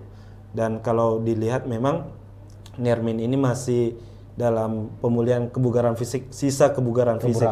Ya, kemarin sudah latihan pemulihan fisik dan conditioning trainingnya memang lari mengelilingi lapangan Kalegoa, kemudian fitness juga untuk penguatan ototnya. Jadi kalau diprediksi mungkin lawan Persik Kediri di laga mendatang baru bisa dimainkan.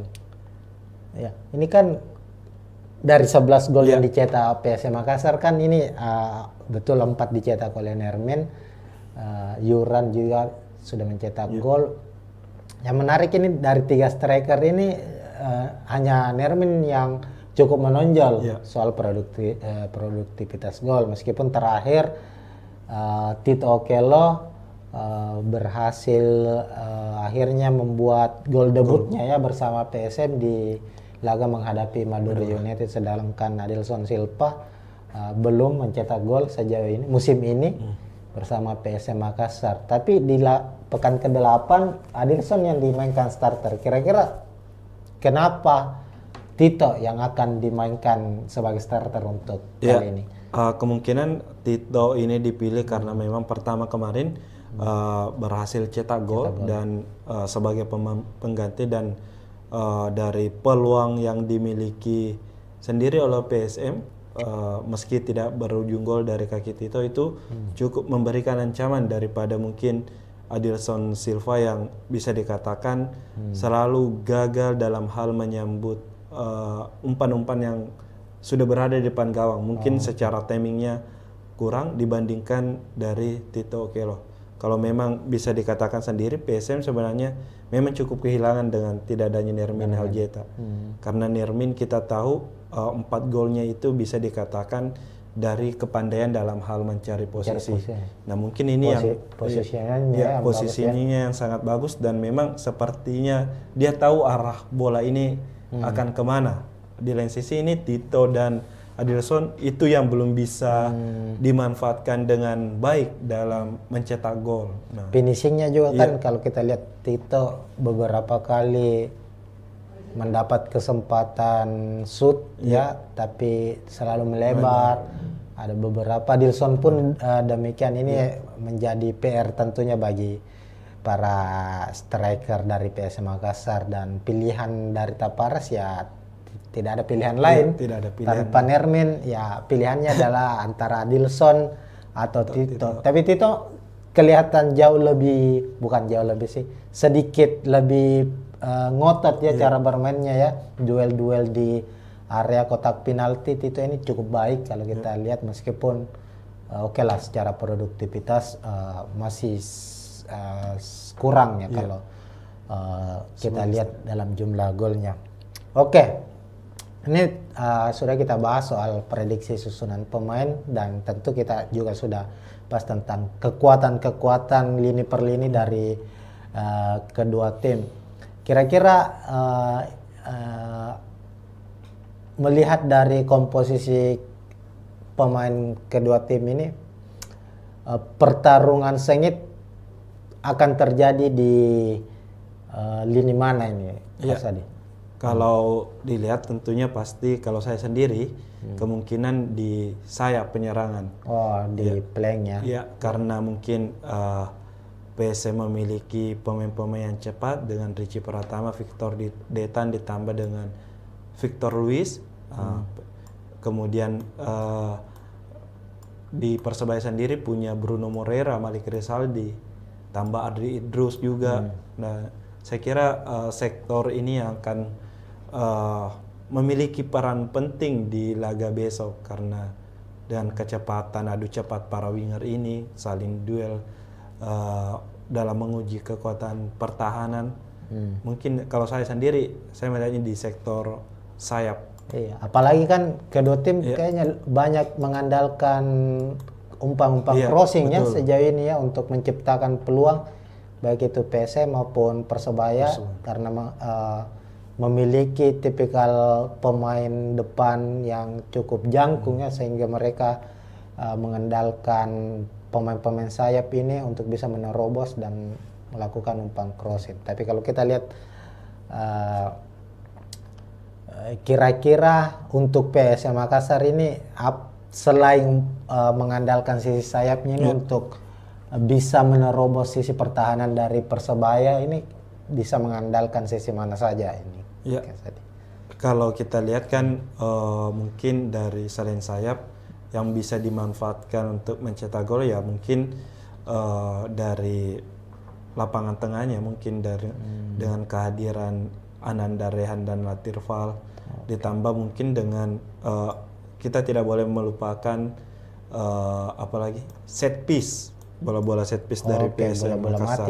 Ya, baik itu skema tendangan bebas, tendangan sudut maupun lemparan ke dalam, karena hal gol-gol yang bisa dikatakan dari PSM yang dari skema bola mati baik tendangan bebas itu memang adalah skema yang dirancang di latihan, dan bagaimana pemain pertama memberikan bola ke pemain kedua kemudian disambut untuk jadi gol, itu merupakan memang skema yang sudah dilatih oleh Bernardo Tavares. Gol Yuran dari tendangan sudut.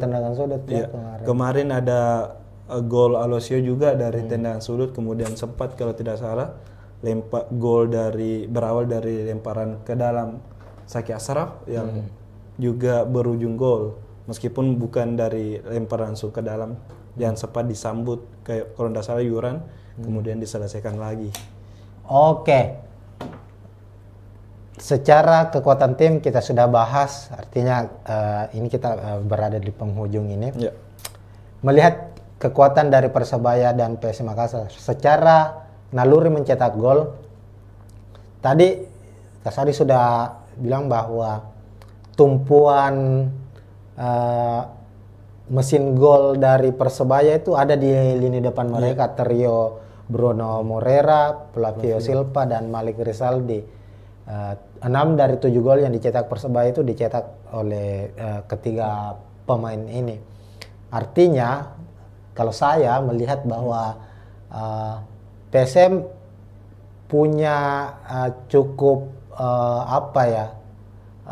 keuntungan secara taktikal ya.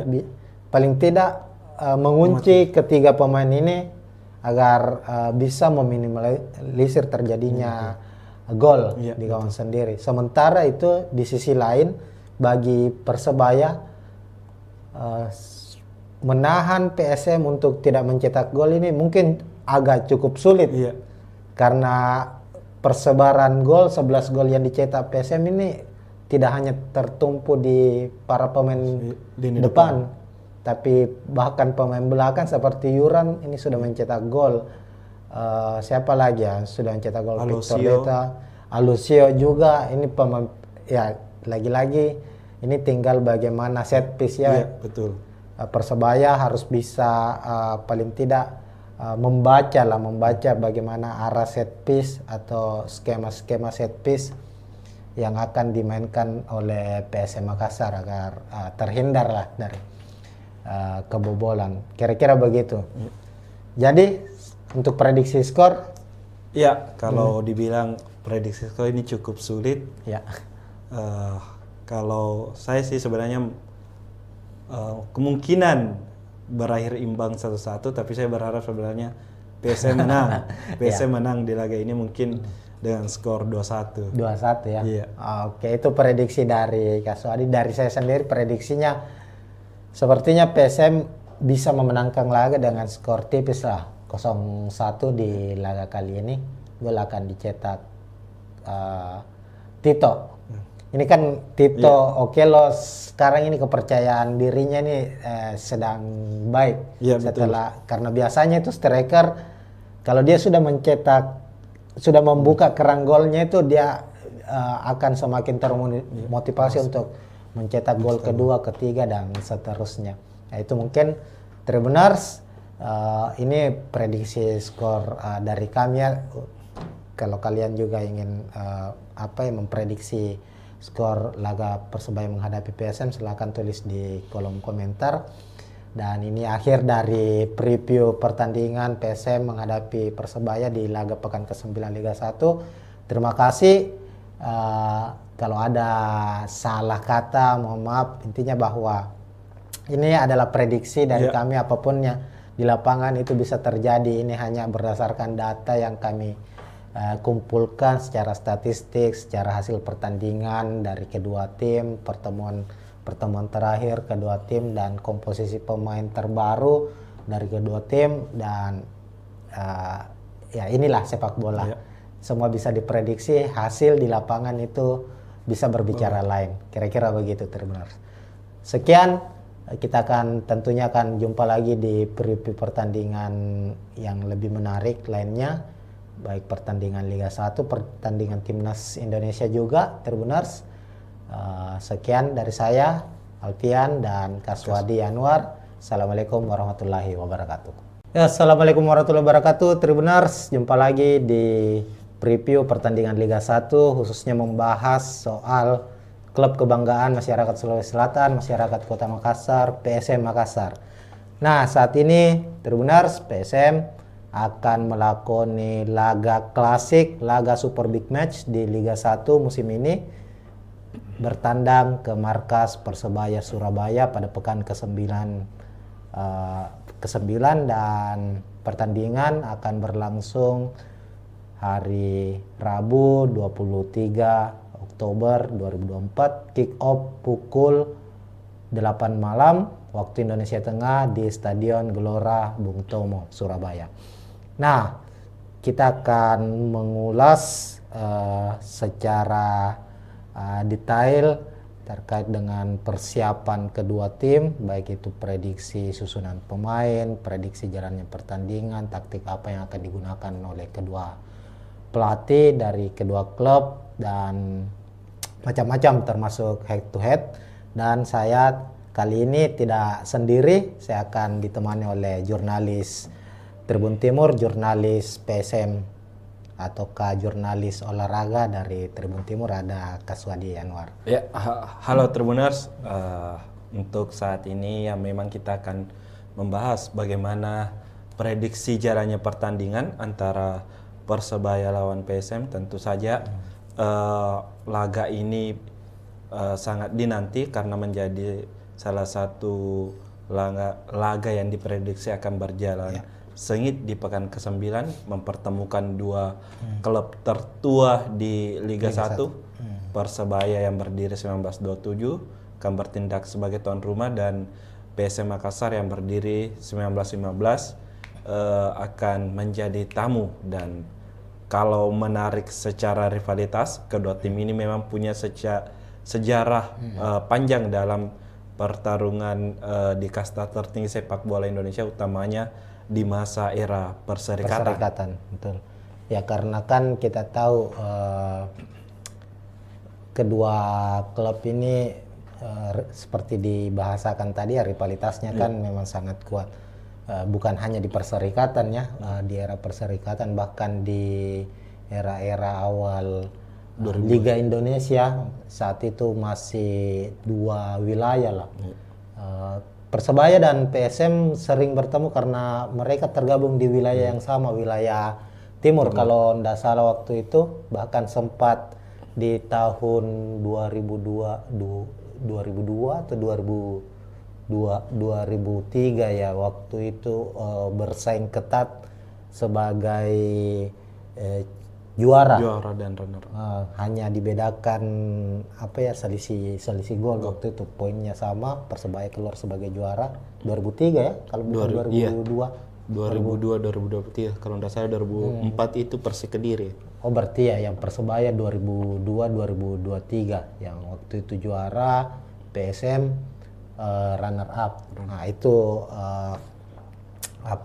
sedikit review tentang bagaimana rivalitas antara Persebaya dan PSM Makassar. Dan tentu di musim ini di Liga 1 musim 2024-2025 ini keduanya juga hingga pekan ke-8 terlihat cukup bersaing ketat ya untuk memperebutkan posisi puncak, karena kedua tim baik Persebaya maupun PSM ini hingga 8 pertandingan yang sudah dilakoni di Liga 1 ini saling berganti untuk mengisi posisi puncak klasemen. Betul.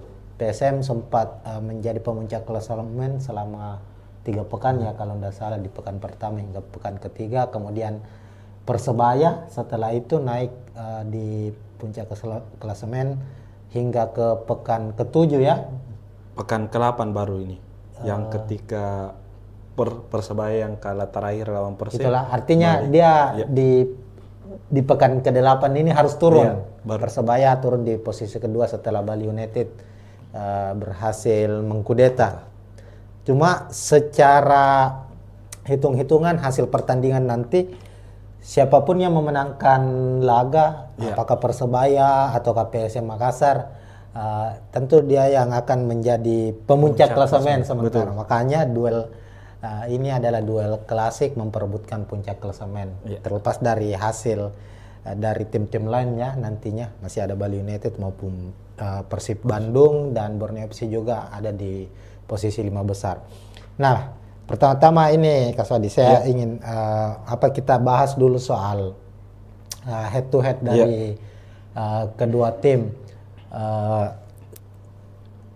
Secara gambaran kan betul bahwa untuk hingga pekan ke-8 ini artinya PSM maupun Persebaya itu cukup baik lah secara statistik, berada di papan atas ya.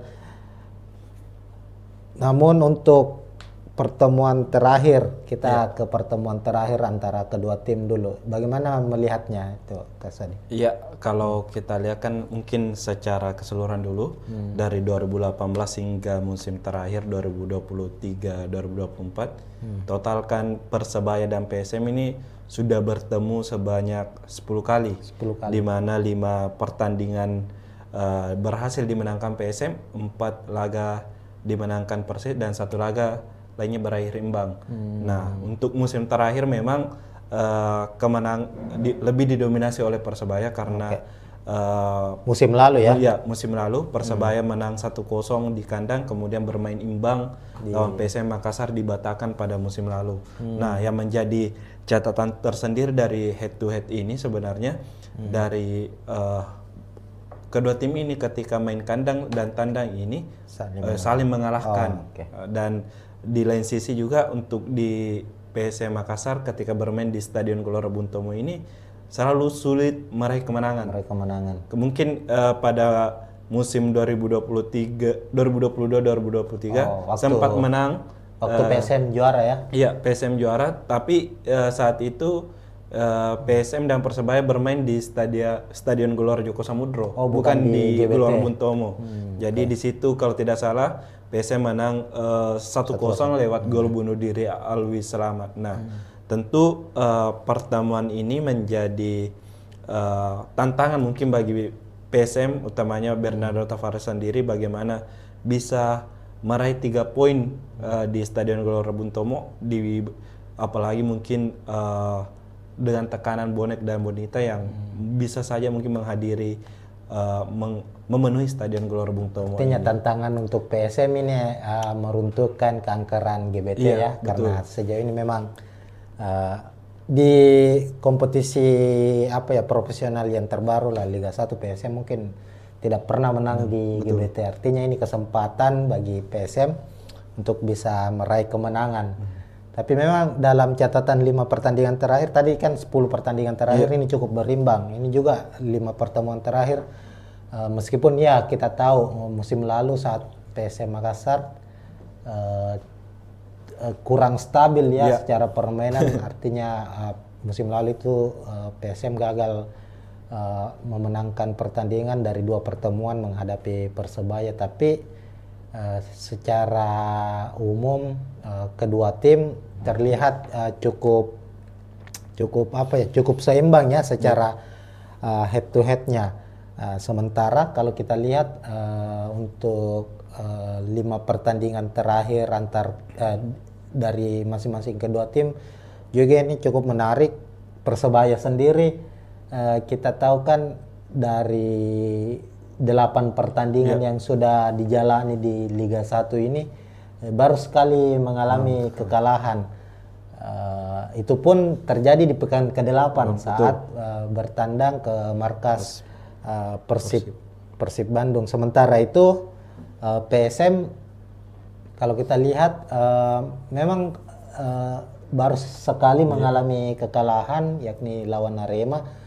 Tapi juga sulit meraih kemenangan, bahkan ada 4 pertandingan, 4 pertandingan di Liga 1 itu secara beruntun itu tidak pernah menang. Tapi di pekan ke-8 akhirnya bisa memutus hasil minor, akhirnya meraih kemenangan atas Madura United dengan skor 2-0. Ini berarti ada 2 hal yang hasil berbeda yang diraih dari kedua tim, yang tentunya ini mempengaruhi secara psikologis. Kira-kira begitu ya, Kak Sadi? Iya, betul. Kalau kita memang lihat PSM baru-baru ini baru kembali ke jalur kemenangan setelah menang 2-0 lawan Madura United. Nah, tentu ini dikatakan menjadi modal bagi PSM untuk mengembalikan kepercayaan diri mereka untuk bisa kembali bersaing di papan atas klasemen. Di lain sisi sebenarnya kalau dilihat Persebaya, meski memang baru mengalami kekalahan di pekan ke-8 kemarin, namun laga sebelumnya juga mereka itu tidak meraih kemenangan, hanya meraih lawan Dewa United kalau tidak salah. Ini kan mungkin kalau bisa dikatakan bahwa mungkin Persebaya juga akan mati-matian di laga ini, berusaha untuk kembali ke jalur kemenangan juga setelah 2 laga sebelumnya meraih hasil minor. Artinya bisa disebut ada penurunan performa Iya, ya betul. secara statistik hasil yang diraih oleh Persebaya. Persebaya. Sementara PSM lagi dalam kondisi baik kalau kita lihat. Nah, kita bahas dulu sedikit juga ini soal klasemen. Kalau kita lihat klasemen tadi kan sudah di-spill tadi sedikit bahwa Persebaya sendiri saat ini berada di posisi kedua dengan 17 poin, sama poinnya dengan Bali United yang berada di posisi puncak saat ini. Kemudian ada Persib Bandung di posisi ketiga dengan 16 poin, sementara PSM di posisi keempat dengan 15 poin.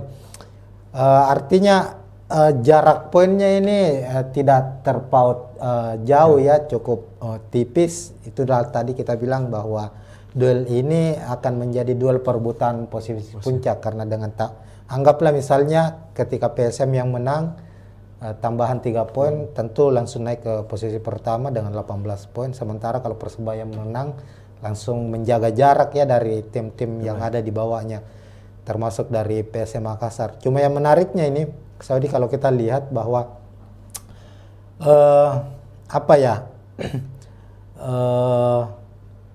statistik gol dari kedua tim dan kebobolan ini cukup berbeda.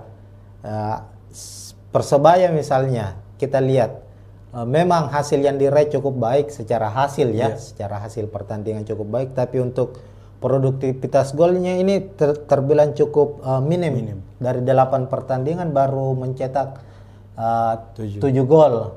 Artinya kurang dari 1 gol per 1 pertandingan.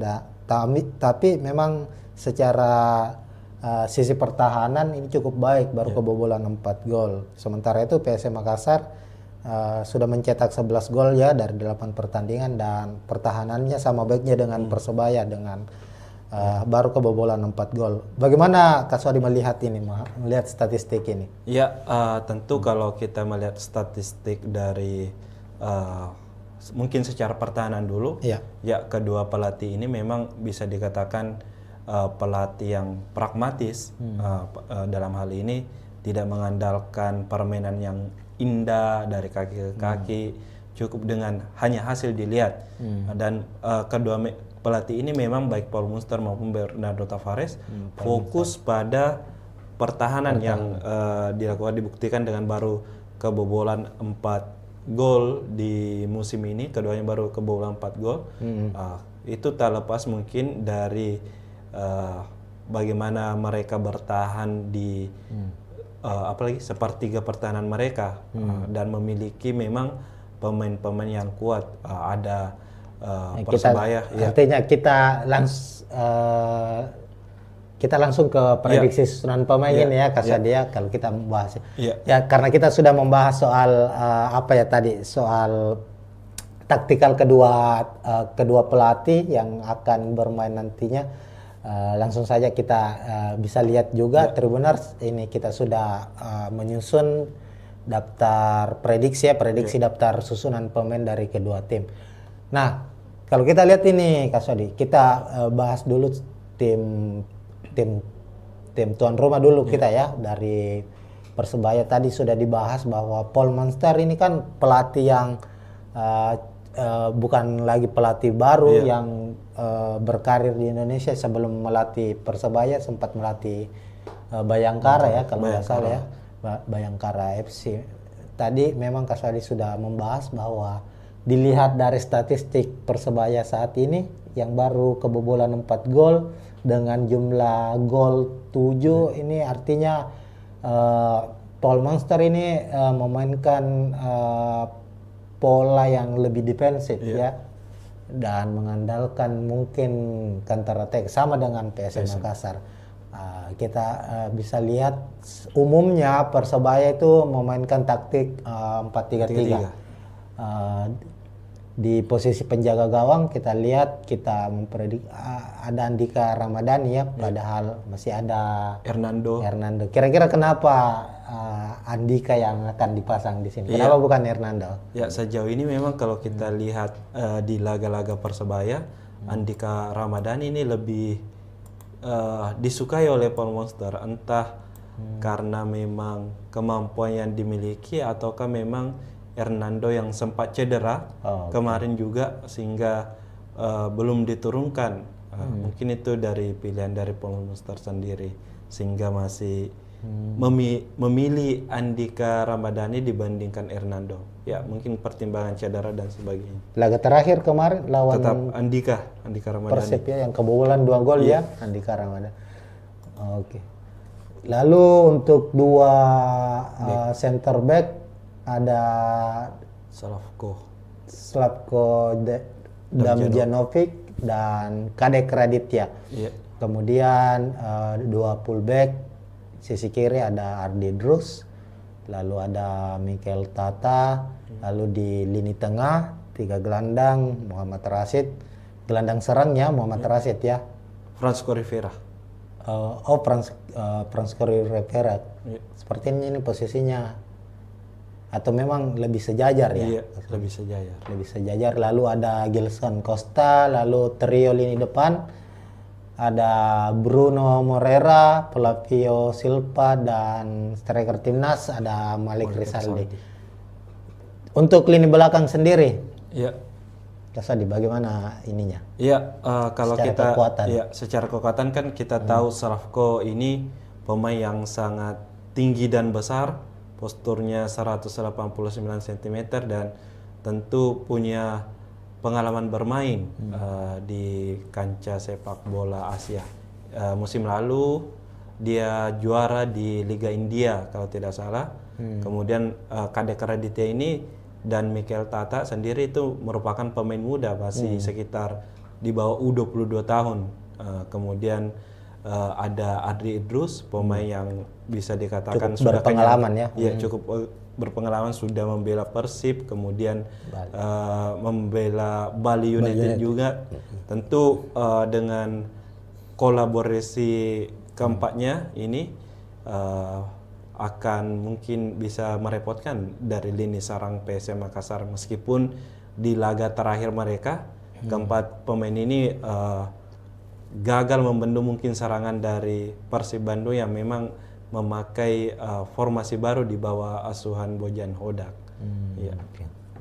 Lalu di lini tengah ini cukup menarik karena trio asing juga ya. Ya, betul. Secara pengalaman dan kemampuan ini sudah tidak bisa diragukan lagi, seperti ada Muhammad Rashid yang juga cukup berpengalaman bermain di Liga 1, pernah membela Persib juga, sama dengan Nardi Drus membela Bali United juga, lalu menyeberang ke Persebaya musim ini.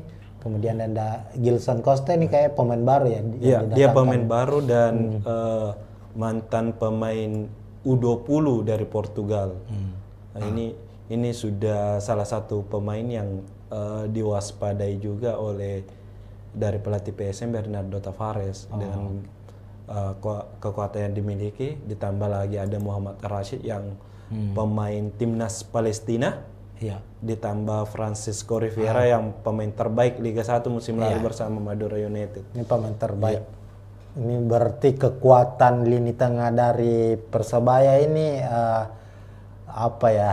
Bukan kaleng-kaleng ini kalau kita lihat ya. Memangnya secara penampilan di 8 pertandingan terakhir, meskipun mengalami kekalahan kemarin ya lawan lawan Persib Bandung, namun kita lihat di lini tengah Persebaya itu cukup rapi cara bermainnya, bagaimana mereka bisa memutus serangan dari tim lawan dan umpan-umpan ke area-area vital lini pertahanan lawan itu cukup baik. Bisa artinya secara kreativitas serangan ini Persebaya ini cukup menarik, meskipun ya untuk finishingnya kalau kita lihat finishingnya masih cukup bermasalah. Itulah yang terjadi di lini depan. Kalau kita lihat misalnya Malik Rizaldi yang baru-baru ini dipanggil membela timnas Indonesia, sudah mencetak 2 gol ya. Betul. Itu pun terjadi di satu pertandingan, mencetak 2 gol. Ini tentu yang juga harus diwaspadai oleh PSM Makassar. Bruno Moreira yang menjadi pemain ini menjadi musim kedua ya Bruno. Musim kedua ketiga ya. Kemarin sempat membela, kalau tidak salah di musim 2021-2022 bela Persebaya, kemudian sempat hengkang. Sempat musim lalu kembali dan sekarang dipertahankan lagi. Artinya ini musim ketiga bersama dengan Persebaya. Kemudian ada Flavio Silva. Kemarin Persik ya? Iya, Persik Top Kediri. skor dari Persik ini kalau 23 23 gol musim lalu bersama Persik. Musim ini sudah mencetak berapa? Baru 1 gol. Intinya kalau kita lihat trio Persebaya ini sebenarnya dari 7 gol Persebaya itu 6 gol tercipta dari trio ini. Bruno Moreira 3 gol, Flavio 1 gol, dan Malik Rizaldi 2 gol. Jadi secara komposisi golnya ya memang diciptakan oleh para pemain lini depan dari Persebaya. Kemudian kita ke PSM Makassar, asuhan Bernardo Tavares, tim tamu dengan strategi atau formasi yang digunakan musim ini cukup berbeda dari musim-musim sebelumnya. Jika musim sebelumnya Tribuners PSM itu mengandalkan 3 back ya. Iya, betul. Banyak mengandalkan 3 back. Musim ini mengandalkan 2 stopper, artinya dengan skema 4-5-1. Kalau musim lalu itu lebih ke 3-5-2 ya kalau tidak salah. Nah, di posisi penjaga gawang Hilmansyah sudah 8 pertandingan di Liga 1 selalu menjadi pilihan utama. Meskipun kabar terakhirnya kiper utama PSM musim lalu Res Arya sudah pulih ya, sudah mengikuti latihan reguler bersama PSM Makassar, tapi kemungkinan menghadapi Persebaya tetap akan menjadi starter ya. Iya, sejauh ini sepertinya masih Hilmansyah yang menjadi starter, karena dari latihan Reza Arya sendiri memang sudah ikut gabung latihan bersama 4 kiper lainnya. Utamanya dalam latihan ringan seperti menangkap bola, masalah positioning. Tapi ketika latihan dengan intensitas tinggi bersama tim dalam hal taktik dan sebagainya, ini Reza belum bisa ikut secara full. Mungkin masih ada fase yang harus dilewati untuk bisa benar-benar bisa turun membela PSM Makassar. Jadi mungkin masih butuh waktu, dan kemungkinan Hilmansyah masih jadi tumpuan utama. Sejauh ini juga Hilmansyah sepertinya sudah 4 kali catatkan clean sheet. Ya, penampilan Hilmansyah juga setelah kembalinya bersama PSM ini cukup konsisten. Artinya ada beberapa save krusial yang dilakukan, dan komunikasi dengan pemain belakang PSM juga cukup baik antara Hilmansyah dengan utamanya duo stopper asing dari PSM Makassar. Nah, kita ke back lini belakang dari PSM. Di 2 back tengah ada Yuram Fernandes dan Aloisio Neto yang sejauh ini tidak tergantikan. Posisinya Yuran sekaligus sebagai kapten tim untuk musim ini. Kemudian fullback kanan ada Victor Luis. Ini tidak tertukar posisinya ya. Tetap Luis kiri ya. Iya, sebelah kanan ada Syahrul Lasinari dan Victor Luis di sisi kiri. Kasadi, silakan. Kalau kita lihat memang ada perubahan taktik di beberapa laga terakhir. Di laga PSM di awal musim sempat memakai 3-5-2, kemudian 3 laga terakhir atau 2 laga terakhir ini kini berubah menjadi 4-5-1. Nah, biasanya kan kalau kita lihat di pertahanan PSM itu hanya Yuran Fernandes dengan 3 back, ada Yuran, Aloisio, dan Syahrul Lasinari. Victor Luis ini fokus sebagai winger, memang menyerang dan sesekali hanya menurun bertahan. Namun di laga terakhir ini Victor Luis juga membantu pertahanan menjadi 4 back. Kemudian eh, dengan kemampuannya ini tetapi tetap didorong untuk membantu penyerangan. Nantinya kan ada Victor Detang atau ada Ananda yang mengisi posisi jika meninggalkan posisinya di bek kiri ini Victor Luis. Jadi sebenarnya lebih fleksibel posisi dari Victor Luis ini dibandingkan Alessio Neto, Yuran maupun Syahrul Sinari. Ini lini belakang PSM memang ini cukup solid ya sejauh ini. Baru kebobolan 4 gol. Ini tak terlepas dari kalau kita lihat memang Yuran ini kan menjadi musim ketiga Yuran bersama PSM Makassar. Secara penampilan ini pemain yang sangat tenang di belakang, punya taktik pembacaan situasi yang baik ditambah dengan Alessio. Ini tapi yang menariknya ini adalah Victor Luis. Ini salah satu pemain yang ya awal-awalnya mungkin belum mendapat banyak sorotan karena jelaslah bahwa kalau pemain asing kan biasanya sering mendapat sorotan itu kan pemain depan, striker. Ini cukup menarik, PSM mendapatkan pemain asing tapi posisinya fullback atau back sayap kiri, dan Victor Luis sejauh ini penampilannya terbilang bukan lagi baik, sangat baik ya. Kalau kita lihat secara penampilan punya akurasi umpan yang sangat baik, rajin membantu lini serang, bertahan sama baiknya, dan sudah mencetak 2 assist ya. Iya, 2 assist. 2 assist saja, termasuk assist di salah satu gol yang terjadi saat menghadapi Madura ya. Itu Victor Luis. Lalu di lini tengah ada 5 gelandang ya. Untuk gelandang bertahan itu ini ada kemungkinan ada Ananda Raihan dan Zaki Ashraf. Kenapa kira-kira? Kan biasanya Akbar Tanjung yang di tempat biasanya diduetkan dengan Ananda Raihan. Zaki Ashraf biasanya bermain sebagai pemain pelapis. Ya betul. Kemungkinan ini kan kalau Zaki Ashraf kenapa diturunkan saat ini Akbar Tanjung dalam kondisi pemulihan cedera kemarin di sesi latihan di Stadion Kalegoa itu Akbar Tanjung masih latihan terpisah dengan tim, tidak masuk dalam skema pematangan pelatih dan di lutut kiri itu dipasang taping. Kemungkinan kalaupun dimainkan Akbar Tanjung itu mungkin sebagai tim pemain pengganti di babak kedua, karena mungkin secara kondisi fisik mungkin agak meragukan dimainkan sejak menit pertama, apalagi mungkin dengan intensitas pertandingan yang kemungkinan sangat tinggi lawan Persebaya ini. Kira-kira untuk PSM Makassar apakah ini akan menjadi salah satu kerugian, karena mengingat Akbar Tanjung kan saat menghadapi Madura ini mencatatkan salah satu statistik terbaiknya itu tackle terbanyak, betul. dengan 7 tackle sukses dan bermain sangat baik menurut saya ya. Kira-kira tanpa Akbar Tanjung ini bagaimana dengan area gelandang bertahan dari PSM Makassar ini? Iya, sejauh ini kita kan kalau lihat peran Akbar Tanjung itu sebagai benar-benar penyambung dan pemutus serangan.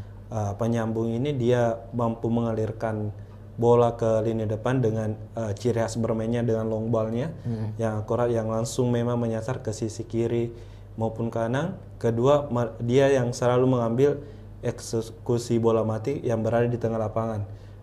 Gol kalau tidak salah peluang pertama kayaknya atau gol peluang pertama yang didapatkan PSM lawan Madura kan berawal dari tendangan bebas dari Akbar Tanjung yang kemudian dipantulkan oleh Yuran, kemudian disambut oleh Adilson kalau tidak salah. Dia kan di situ sebagai pengalir bola dan dia menjadi pemain kunci di lapangan tengah. Kemudian sebagai pemutus serangan, dia ini selalu bisa dikatakan apapun akan dilakukan untuk menghentikan serangan awal lawannya, entah itu melanggar hingga berhadiah kartu kuning ataupun tackle. Intinya adalah memutus serangan secara pertama. Tentu jika dilihat dengan perannya digantikan dengan Zaki Ashraf yang memiliki bisa dikatakan karakter berbeda, mungkin akan sulit tertutupi. Kita tahu Zaki ini pemain secara tipikal kalau bermain gelandang, sebenarnya Zaki Ashraf ini lebih mirip seperti Ananda Rean, memang punya daya jelajah tinggi, tapi di lain sisi memang kalau saat ini Bernardo Tavares tidak mempunyai pilihan lain tipikal seperti Akbar Tanjung. Mungkin ada Sultan Sakit, tapi kan secara mungkin pengalaman bermain masih kurang. Sejauh ini juga baru bermain satu laga, itu pun di menit-menit akhir diberikan. Jadi mungkin opsi yang tersedia saat ini yang bisa mengawal tengah ya Zaki Ashraf. Tapi ya bermain sebagai pemain pengganti saat menghadapi Madura, Zaki cukup punya kontribusi ya. Utamanya di gol kedua itu kalau tidak salah, bagaimana dia kerjasamanya dengan Ricky Pratama waktu itu dan akhirnya terjadi gol. Lalu ada gelandang serang dari PSM Makassar, Tribuners Latirpal yang belum tergantikan juga sejauh ini, pemain kreator lini tengah dari PSM Makassar. Kira-kira ada tidak kemungkinan Latirpal akan digantikan atau opsi lain yang akan diturunkan oleh Bernardo Tavares? Kalau saya sendiri melihatnya bahwa Latirpal ini masih tetap jadi pilihan utama. Jika banyak yang bertanya-tanya kenapa tidak pernah dicoba Daisuke mungkin sebagai starter, Daisuke Sake. Saya melihatnya Latirpal ini punya tipikal pemain yang memang mampu mengatur serangan dan mampu bertahan sama baik. Posisi aslinya dia sendiri kan sebenarnya gelandang box to box dari Latirpal ini, tapi permainnya sangat simpel, cukup dengan umpan-umpan terupasnya, kemudian sekali sentuhan. Di lain sisi Daisuke Sake ini memang tipikal bisa dikatakan gelandang, bisa bermain winger, mirip-mirip mantan pemain PSM lah, Kenzo Nambu yang sekarang di Bali.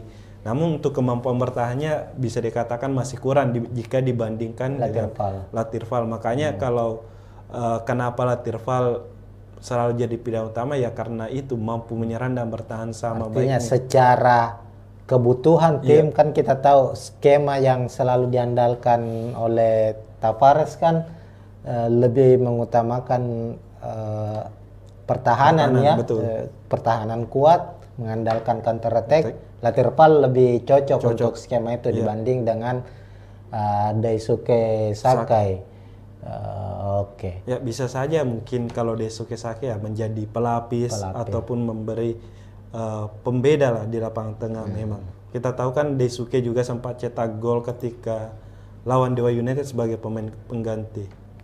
Lalu gelandang sayap ini dua pemain muda ini, betul. Ricky Pratama dan Victor Detan. Kalau Victor Detan kan saat menghadapi Madura United memang bermain sebagai starter, sementara Ricky Pratama bermain sebagai pemain pengganti tapi mencetak 1 assist. Dan prediksinya kemungkinan Ricky Pratama akan kembali menjadi starter ya kira-kira.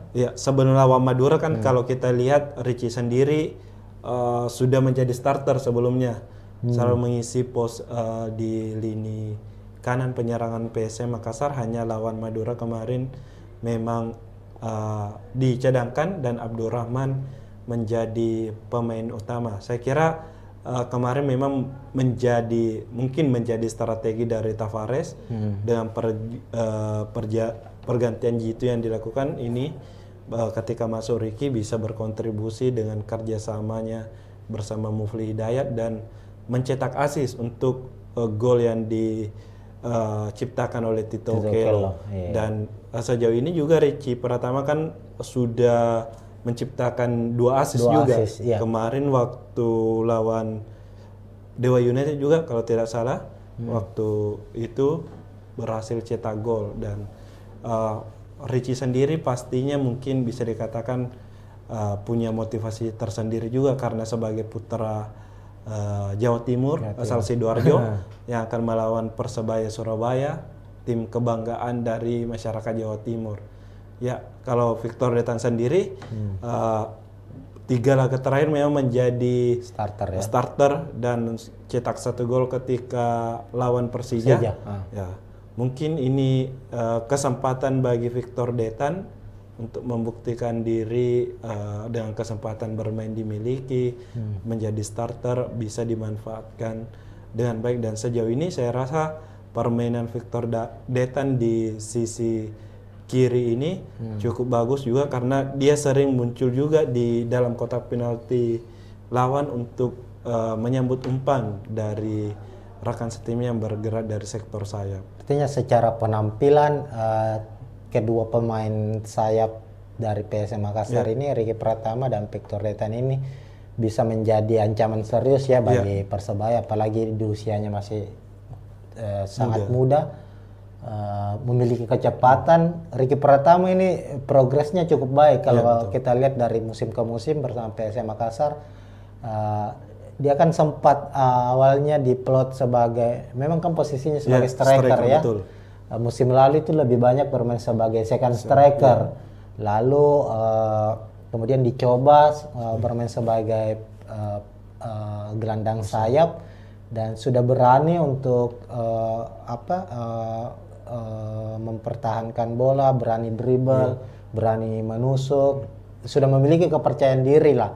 Sama dengan Victor Detan, artinya bagi Ardi Drus dan Mikel Tata yang akan menjadi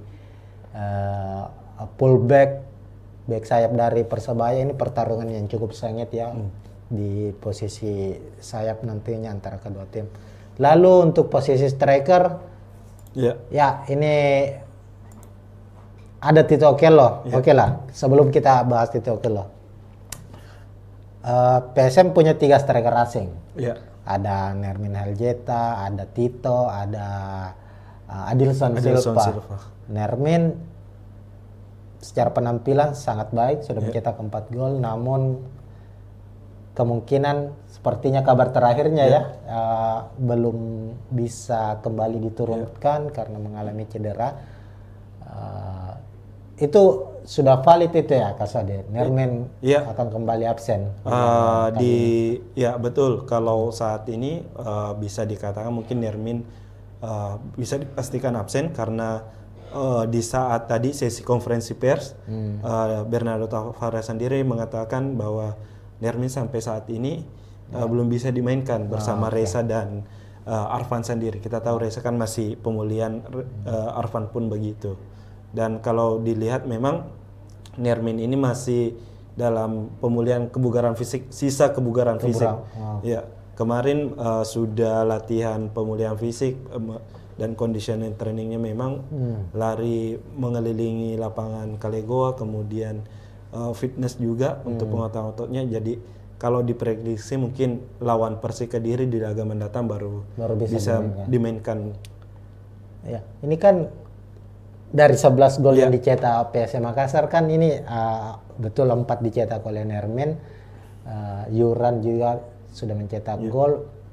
Yang menarik ini dari 3 striker ini hanya Nermin yang cukup menonjol soal produktivitas gol, meskipun terakhir Tito Okello berhasil akhirnya membuat gol debutnya ya bersama PSM di laga menghadapi Madura United, sedangkan Adilson Silva belum mencetak gol sejauh ini musim ini bersama PSM Makassar. Tapi di pekan ke-8 Adilson yang dimainkan starter. Kira-kira kenapa Tito yang akan dimainkan sebagai starter untuk kali ini?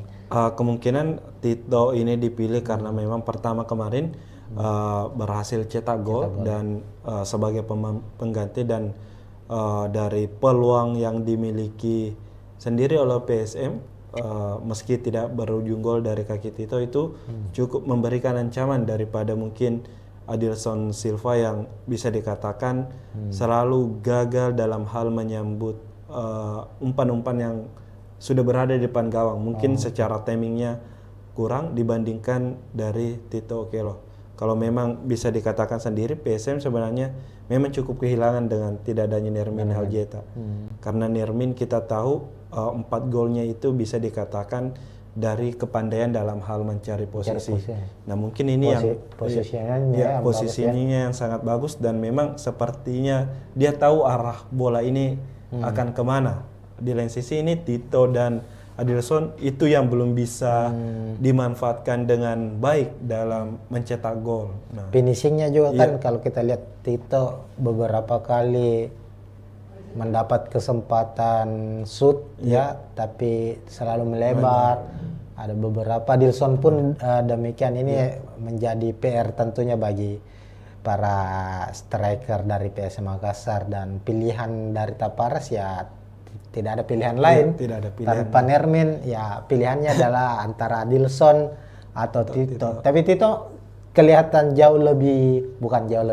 sedikit lebih ngotot ya cara bermainnya ya. Duel-duel di area kotak penalti Tito ini cukup baik kalau kita lihat, meskipun oke lah secara produktivitas masih kurang ya kalau kita lihat dalam jumlah golnya. Oke.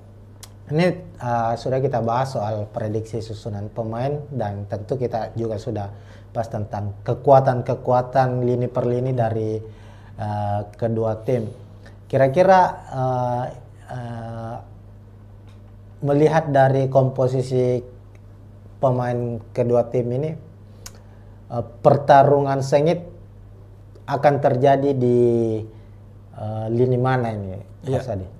Kalau dilihat tentunya pasti kalau saya sendiri kemungkinan di sayap penyerangan. Oh, di flanknya. Ya, karena mungkin PSM memiliki pemain-pemain yang cepat dengan Richie Pratama, Victor Detan ditambah dengan Victor Luis.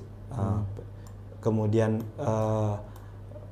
di Persebaya sendiri punya Bruno Moreira, Malik Rizaldi, tambah Adri Idrus juga. Nah, saya kira sektor ini yang akan memiliki peran penting di laga besok, karena dengan kecepatan adu cepat para winger ini saling duel dalam menguji kekuatan pertahanan. Mungkin kalau saya sendiri, saya melihatnya di sektor sayap. Iya, apalagi kan kedua tim kayaknya banyak mengandalkan umpan-umpan crossing ya sejauh ini ya untuk menciptakan peluang, baik itu PSM maupun Persebaya. Karena memiliki tipikal pemain depan yang cukup jangkung ya, sehingga mereka mengandalkan pemain-pemain sayap ini untuk bisa menerobos dan melakukan umpan crossing. Tapi kalau kita lihat kira-kira untuk PSM Makassar ini selain mengandalkan sisi sayapnya ini untuk bisa menerobos sisi pertahanan dari Persebaya, ini bisa mengandalkan sisi mana saja ini? Ya, kalau kita lihat kan mungkin dari selain sayap yang bisa dimanfaatkan untuk mencetak gol ya mungkin dari lapangan tengahnya, mungkin dari dengan kehadiran Ananda Rehan dan Latirval, ditambah mungkin dengan kita tidak boleh melupakan apalagi set piece, bola-bola set piece dari PSM Makassar. Ya, baik itu skema tendangan bebas, tendangan sudut maupun lemparan ke dalam, karena hal gol-gol yang bisa dikatakan dari PSM yang dari skema bola mati baik tendangan bebas itu memang adalah skema yang dirancang di latihan, dan bagaimana pemain pertama memberikan bola ke pemain kedua kemudian disambut untuk jadi gol, itu merupakan memang skema yang sudah dilatih oleh Bernardo Tavares. Gol Yuran dari tendangan sudut.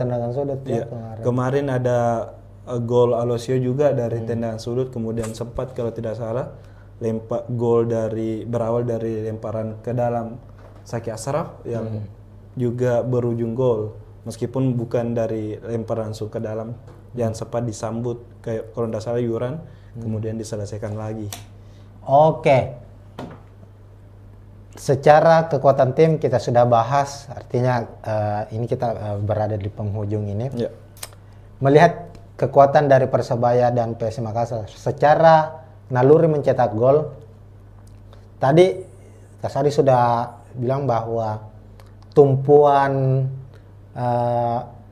mesin gol dari Persebaya itu ada di lini depan mereka, Trio Bruno Moreira, Flavio Silva, dan Malik Rizaldi. 6 dari 7 gol yang dicetak Persebaya itu dicetak oleh ketiga pemain ini. Artinya kalau saya melihat bahwa PSM punya cukup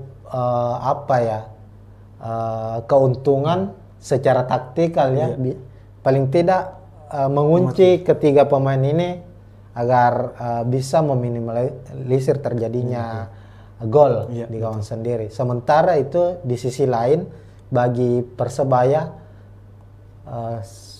menahan PSM untuk tidak mencetak gol ini mungkin agak cukup sulit. Karena persebaran gol, 11 gol yang dicetak PSM ini tidak hanya tertumpu di para pemain depan, tapi bahkan pemain belakang seperti Yuran ini sudah mencetak gol. Siapa lagi ya sudah mencetak gol? Victor Deta, Alusio juga. Ini pemain ya, lagi-lagi ini tinggal bagaimana set piece ya. Betul. Persebaya harus bisa paling tidak membaca bagaimana arah set piece atau skema-skema set piece yang akan dimainkan oleh PSM Makassar agar terhindarlah dari kebobolan. Kira-kira begitu. Jadi untuk prediksi skor? Ya, kalau dibilang prediksi skor ini cukup sulit. Ya. Kalau saya sih sebenarnya kemungkinan berakhir imbang 1-1, tapi saya berharap sebenarnya PSM menang. PSM menang di laga ini mungkin dengan skor 2-1. 2-1 ya. Iya. Oke, itu prediksi dari Kasuadi. Dari saya sendiri prediksinya sepertinya PSM bisa memenangkan laga dengan skor tipis lah, 0-1 di laga kali ini. Gol akan dicetak Tito. Ini kan Tito Okello sekarang ini kepercayaan dirinya ini sedang baik setelah karena biasanya itu striker kalau dia sudah sudah membuka kerang golnya itu dia akan semakin termotivasi untuk mencetak gol kedua, ketiga, dan seterusnya. Nah, itu mungkin Tribuners ini prediksi skor dari kami ya. Kalau kalian juga ingin memprediksi skor laga Persebaya menghadapi PSM, silahkan tulis di kolom komentar. Dan ini akhir dari preview pertandingan PSM menghadapi Persebaya di laga pekan ke-9 Liga 1. Terima kasih. Kalau ada salah kata mohon maaf. Intinya bahwa ini adalah prediksi dari kami, apapun yang di lapangan itu bisa terjadi. Ini hanya berdasarkan data yang kami kumpulkan secara statistik, secara hasil pertandingan dari kedua tim, pertemuan terakhir kedua tim, dan komposisi pemain terbaru dari kedua tim. Dan ya inilah sepak bola. Semua bisa diprediksi, hasil di lapangan itu bisa berbicara lain. Kira-kira begitu Tribuners. Sekian, kita tentunya akan jumpa lagi di preview pertandingan yang lebih menarik lainnya, baik pertandingan Liga 1, pertandingan Timnas Indonesia juga Tribuners. Sekian dari saya, Alfian dan Kaswadi Anwar. Assalamualaikum warahmatullahi wabarakatuh. Ya, assalamualaikum warahmatullahi wabarakatuh Tribuners. Jumpa lagi di preview pertandingan Liga 1, khususnya membahas soal klub kebanggaan masyarakat Sulawesi Selatan, masyarakat Kota Makassar, PSM Makassar. Nah, saat ini Tribuners, PSM akan melakoni laga klasik, laga super big match di Liga 1 musim ini, bertandang ke markas Persebaya Surabaya pada pekan ke-9 dan pertandingan akan berlangsung hari Rabu 23 Oktober 2024, kick off pukul 8 malam waktu Indonesia Tengah di Stadion Gelora Bung Tomo, Surabaya. Nah, kita akan mengulas secara detail terkait dengan persiapan kedua tim, baik itu prediksi susunan pemain, prediksi jalannya pertandingan, taktik apa yang akan digunakan oleh kedua pelatih dari kedua klub, dan macam-macam termasuk head to head. Dan saya kali ini tidak sendiri, saya akan ditemani oleh jurnalis Tribun Timur, jurnalis PSM ataukah jurnalis olahraga dari Tribun Timur, ada Kaswadi Anwar. Ya, halo Tribuners. Untuk saat ini ya memang kita akan membahas bagaimana prediksi jalannya pertandingan antara Persebaya lawan PSM. Tentu saja laga ini sangat dinanti karena menjadi salah satu laga yang diprediksi akan berjalan sengit di pekan ke-9, mempertemukan dua klub tertua di Liga 1. Persebaya yang berdiri 1927 akan bertindak sebagai tuan rumah, dan PSM Makassar yang berdiri 1915 akan menjadi tamu. Dan kalau menarik secara rivalitas, kedua tim ini memang punya sejarah panjang dalam pertarungan di kasta tertinggi sepak bola Indonesia, utamanya di masa era perserikatan. Betul. Ya karena kan kita tahu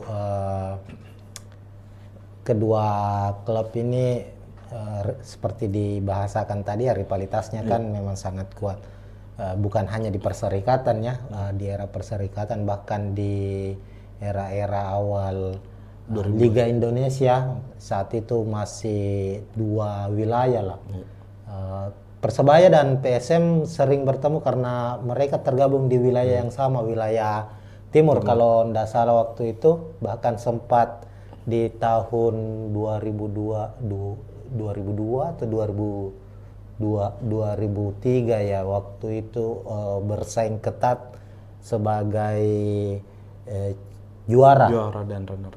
Hanya dibedakan selisih gol. Waktu itu poinnya sama, Persebaya keluar sebagai juara 2003 ya, kalau bukan 2023 kalau tidak salah 2004 itu Persik Kediri.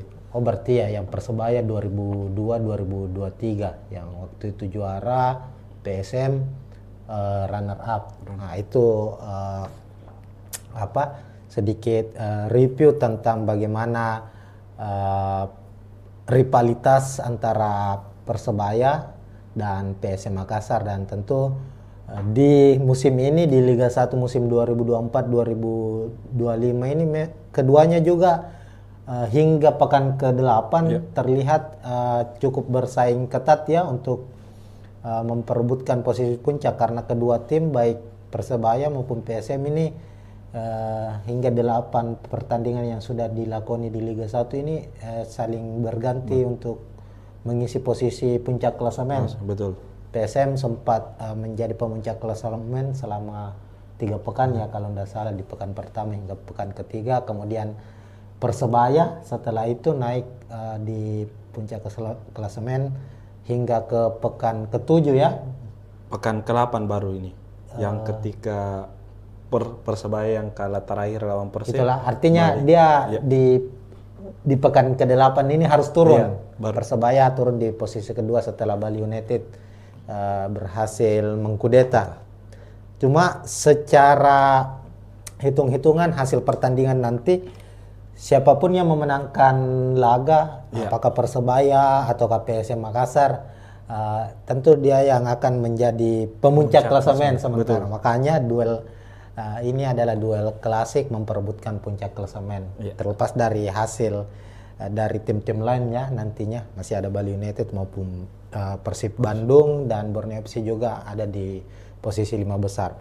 Nah, pertama-tama ini Kaswadi, saya ingin kita bahas dulu soal head to head dari kedua tim. Secara gambaran kan betul bahwa untuk hingga pekan ke-8 ini artinya PSM maupun Persebaya itu cukup baik lah secara statistik, berada di papan atas ya. Namun untuk pertemuan terakhir, kita ke pertemuan terakhir antara kedua tim dulu. Bagaimana melihatnya itu, Kaswadi? Iya, kalau kita lihat kan mungkin secara keseluruhan dulu dari 2018 hingga musim terakhir 2023-2024, total kan Persebaya dan PSM ini sudah bertemu sebanyak 10 kali. 10 kali. Di mana 5 pertandingan berhasil dimenangkan PSM, 4 laga dimenangkan Persib dan 1 laga lainnya berakhir imbang. Nah, untuk musim terakhir memang lebih didominasi oleh Persebaya karena musim lalu ya. Ya, musim lalu Persebaya menang 1-0 di kandang, kemudian bermain imbang lawan PSM Makassar dibatalkan pada musim lalu. Nah, yang menjadi catatan tersendiri dari head to head ini sebenarnya dari kedua tim ini ketika main kandang dan tandang ini saling mengalahkan. Dan di lain sisi juga untuk di PSM Makassar ketika bermain di Stadion Gelora Bung Tomo ini selalu sulit meraih kemenangan. Mungkin pada musim 2022-2023 sempat menang. Waktu PSM juara ya? Iya, PSM juara. Tapi saat itu PSM dan Persebaya bermain di Stadion Gelora Joko Samudro, bukan di Gelora Bung Tomo. Jadi di situ kalau tidak salah PSM menang 1-0 lewat gol bunuh diri Alwi Selamat. Nah, tentu pertemuan ini menjadi tantangan mungkin bagi PSM, utamanya Bernardo Tavares sendiri, bagaimana bisa meraih 3 poin di Stadion Gelora Bung Tomo, apalagi mungkin dengan tekanan bonek dan bonita yang bisa saja mungkin menghadiri memenuhi Stadion Gelora Bung Tomo. Artinya tantangan untuk PSM ini meruntuhkan keangkeran GBT ya, karena sejauh ini memang di kompetisi profesional yang terbaru lah Liga 1 PSM mungkin tidak pernah menang di GBT. Artinya ini kesempatan bagi PSM untuk bisa meraih kemenangan. Tapi memang dalam catatan 5 pertandingan terakhir, tadi kan 10 pertandingan terakhir ini cukup berimbang. Ini juga 5 pertemuan terakhir, meskipun ya kita tahu musim lalu saat PSM Makassar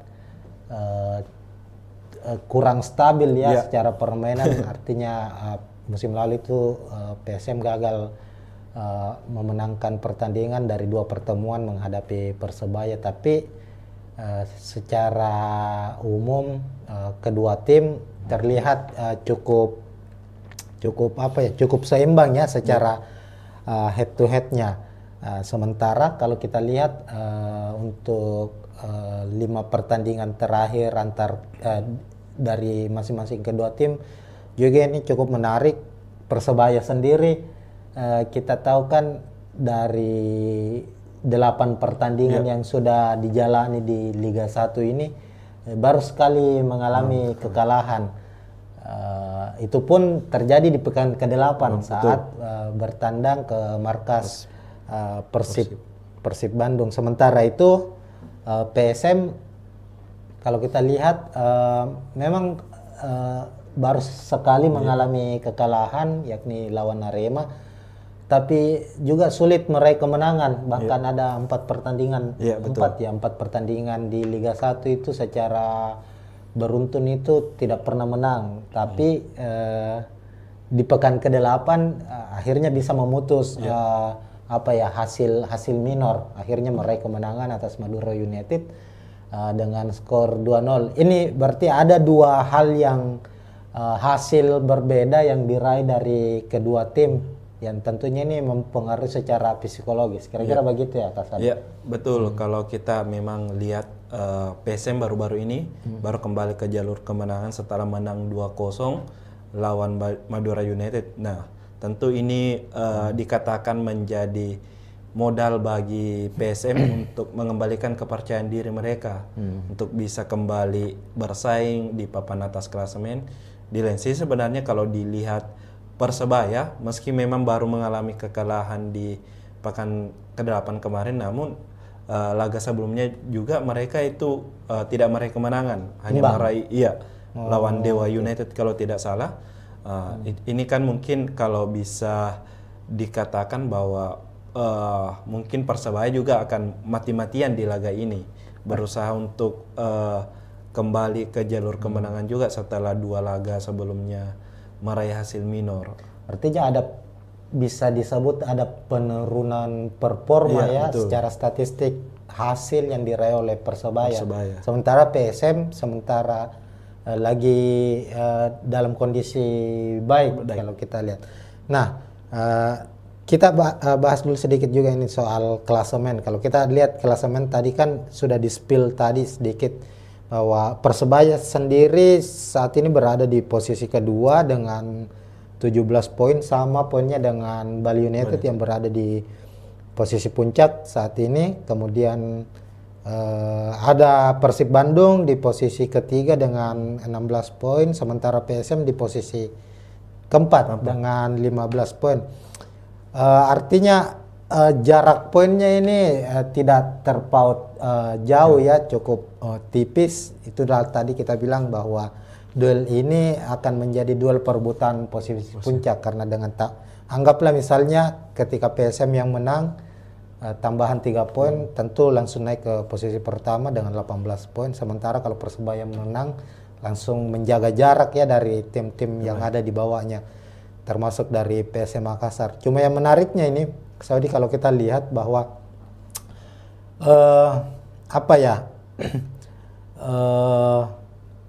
statistik gol dari kedua tim dan kebobolan ini cukup berbeda.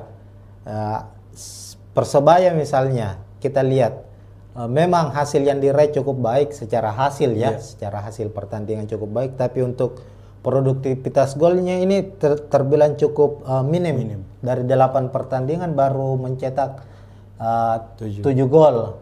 Artinya kurang dari 1 gol per 1 pertandingan. Tapi memang secara sisi pertahanan ini cukup baik, baru kebobolan 4 gol. Sementara itu PSM Makassar sudah mencetak 11 gol ya dari 8 pertandingan, dan pertahanannya sama baiknya dengan Persebaya dengan baru kebobolan 4 gol. Bagaimana Kak Swadi melihat ini, melihat statistik ini? Ya, tentu kalau kita melihat statistik dari mungkin secara pertahanan dulu, ya kedua pelatih ini memang bisa dikatakan pelatih yang pragmatis. Dalam hal ini tidak mengandalkan permainan yang indah dari kaki ke kaki, cukup dengan hanya hasil dilihat. Dan kedua pelatih ini memang baik Paul Munster maupun Bernardo Tavares fokus pada pertahanan yang dibuktikan dengan baru kebobolan 4 gol di musim ini. Keduanya baru kebobolan 4 gol. Itu tak lepas mungkin dari bagaimana mereka bertahan di apalagi sepertiga pertahanan mereka, dan memiliki memang pemain-pemain yang kuat. Ada Persebaya. Artinya kita langsung ke prediksi susunan pemain ini ya, Kak Sadia, kalau kita membahas. Ya, karena kita sudah membahas soal soal taktikal kedua pelatih yang akan bermain nantinya. Langsung saja kita bisa lihat juga Tribuners ini kita sudah menyusun daftar prediksi daftar susunan pemain dari kedua tim. Nah, kalau kita lihat ini Kak Sodi, kita bahas dulu tim tuan rumah dulu kita ya. Dari Persebaya tadi sudah dibahas bahwa Paul Munster ini kan pelatih yang bukan lagi pelatih baru yang berkarir di Indonesia. Sebelum melatih Persebaya sempat melatih Bayangkara ya kalau nggak salah ya, Bayangkara FC.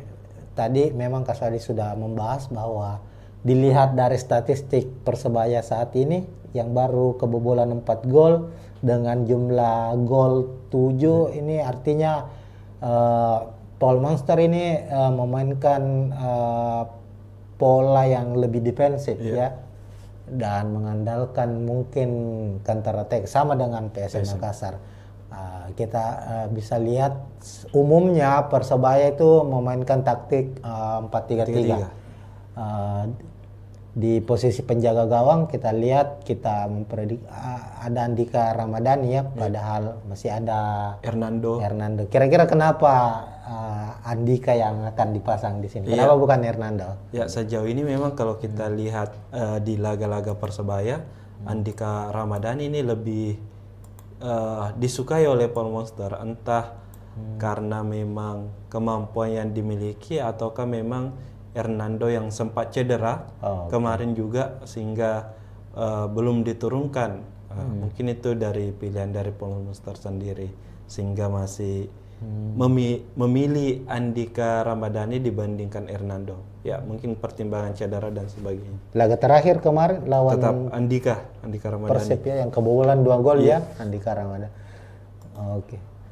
Lalu untuk dua center back ada Slavko Damjanovic dan Kadek Raditya. Iya. Kemudian dua fullback sisi kiri ada Ardi Drus, lalu ada Mikel Tata, lalu di lini tengah 3 gelandang Muhammad Rashid, gelandang serangnya Muhammad Rashid ya. Francisco Rivera. Francisco Rivera. Iya. Sepertinya ini posisinya atau memang lebih sejajar ya? Iya, lebih sejajar. Lebih sejajar. Lalu ada Gilson Costa, lalu trio lini depan ada Bruno Moreira, Flavio Silva, dan striker timnas ada Malik Rizaldi. Untuk lini belakang sendiri, Iya. Kasadi bagaimana ininya? Iya, kalau Secara kita kekuatan. ya secara kekuatan kan kita tahu Slavko ini pemain yang sangat tinggi dan besar, posturnya 189 cm dan tentu punya pengalaman bermain di kancah sepak bola Asia. Musim lalu dia juara di Liga India kalau tidak salah. Kemudian Kadek Raditya ini dan Mikel Tata sendiri itu merupakan pemain muda, masih sekitar di bawah U22 tahun. Kemudian ada Adri Idrus, pemain yang bisa dikatakan Cukup sudah berpengalaman kenyang, ya. Cukup berpengalaman, sudah membela Persib, kemudian membela Bali United juga. Tentu dengan kolaborasi keempatnya ini akan mungkin bisa merepotkan dari lini sarang PSM Makassar, meskipun di laga terakhir mereka keempat pemain ini gagal membendung mungkin serangan dari Persib Bandung yang memang memakai formasi baru di bawah asuhan Bojan Hodak. Ya. Lalu di lini tengah ini cukup menarik karena trio asing juga ya. Ya, betul. Secara pengalaman dan kemampuan ini sudah tidak bisa diragukan lagi, seperti ada Muhammad Rashid yang juga cukup berpengalaman bermain di Liga 1, pernah membela Persib juga, sama dengan Nardi Drus membela Bali United juga, lalu menyeberang ke Persebaya musim ini. Kemudian ada Gilson Costa, ini kayak pemain baru ya? Iya, dia pemain baru dan mantan pemain U20 dari Portugal. Nah, ini sudah salah satu pemain yang diwaspadai juga oleh dari pelatih PSM Bernardo Tavares dengan kekuatan yang dimiliki, ditambah lagi ada Muhammad Rashid yang pemain timnas Palestina, ditambah Francisco Rivera yang pemain terbaik Liga 1 musim lalu bersama Madura United. Ini pemain terbaik. Ini berarti kekuatan lini tengah dari Persebaya ini apa ya? Bukan kaleng-kaleng ini kalau kita lihat ya. Memangnya secara penampilan di 8 pertandingan terakhir, meskipun mengalami kekalahan kemarin ya lawan lawan Persib Bandung, namun kita lihat di lini tengah Persebaya itu cukup rapi cara bermainnya, bagaimana mereka bisa memutus awal dari serangan dari tim lawan dan umpan-umpan ke area-area vital lini pertahanan lawan itu cukup baik. Bisa dijalankan, artinya secara kreativitas serangan ini Persebaya ini cukup menarik, meskipun ya untuk finishingnya kalau kita lihat finishingnya masih cukup bermasalah. Itulah yang terjadi di lini depan. Kalau kita lihat misalnya Malik Rizaldi yang baru-baru ini dipanggil membela timnas Indonesia, sudah mencetak 2 gol ya. Betul. Itu pun terjadi di satu pertandingan, mencetak 2 gol. Ini tentu yang juga harus diwaspadai oleh PSM Makassar. Bruno Moreira yang menjadi pemain ini menjadi musim kedua ya Bruno. Musim kedua ketiga ya.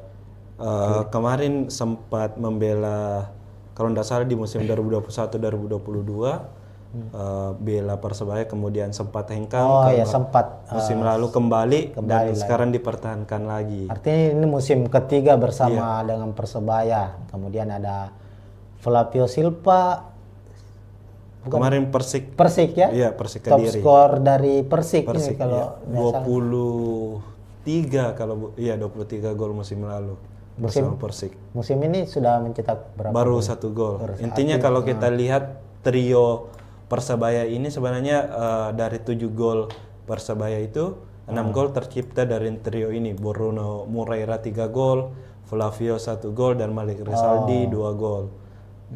Jadi secara komposisi golnya ya memang diciptakan oleh para pemain lini depan dari Persebaya. Kemudian kita ke PSM Makassar, asuhan Bernardo Tavares, tim tamu dengan strategi atau formasi yang digunakan musim ini cukup berbeda dari musim-musim sebelumnya. Jika musim sebelumnya Tribuners PSM itu mengandalkan 3 back ya. Iya, betul. Banyak mengandalkan 3 back. Musim ini mengandalkan 2 stopper, artinya dengan skema 4-5-1. Kalau musim lalu itu lebih ke 3-5-2 ya, kalau nggak salah. Nah, di posisi penjaga gawang Hilmansyah sudah 8 pertandingan di Liga 1 selalu menjadi pilihan utama. Meskipun kabar terakhirnya kiper utama PSM musim lalu Reza Arya sudah pulih ya, sudah mengikuti latihan reguler bersama PSM Makassar, tapi kemungkinan menghadapi Persebaya tetap akan menjadi starter ya. Ya, sejauh ini sepertinya masih Hilmansyah yang menjadi starter, karena dari latihan Reza Arya sendiri memang sudah ikut gabung latihan bersama 4 kiper lainnya, utamanya dalam latihan ringan seperti menangkap bola, masalah positioning.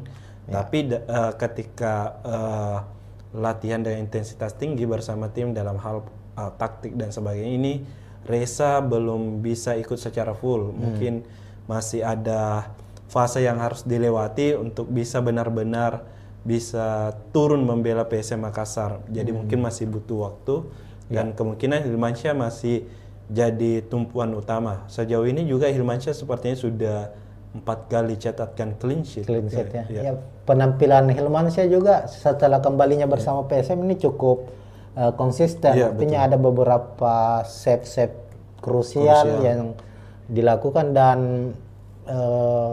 komunikasi dengan pemain belakang PSM juga cukup baik antara Hilmansyah dengan utamanya duo stopper asing dari PSM Makassar. Nah, kita ke back lini belakang dari PSM. Di 2 back tengah ada Yuran Fernandes dan Aloisio Neto yang sejauh ini tidak tergantikan. Posisinya Yuran sekaligus sebagai kapten tim untuk musim ini. Kemudian fullback kanan ada Victor Luis. Ini tidak tertukar posisinya ya.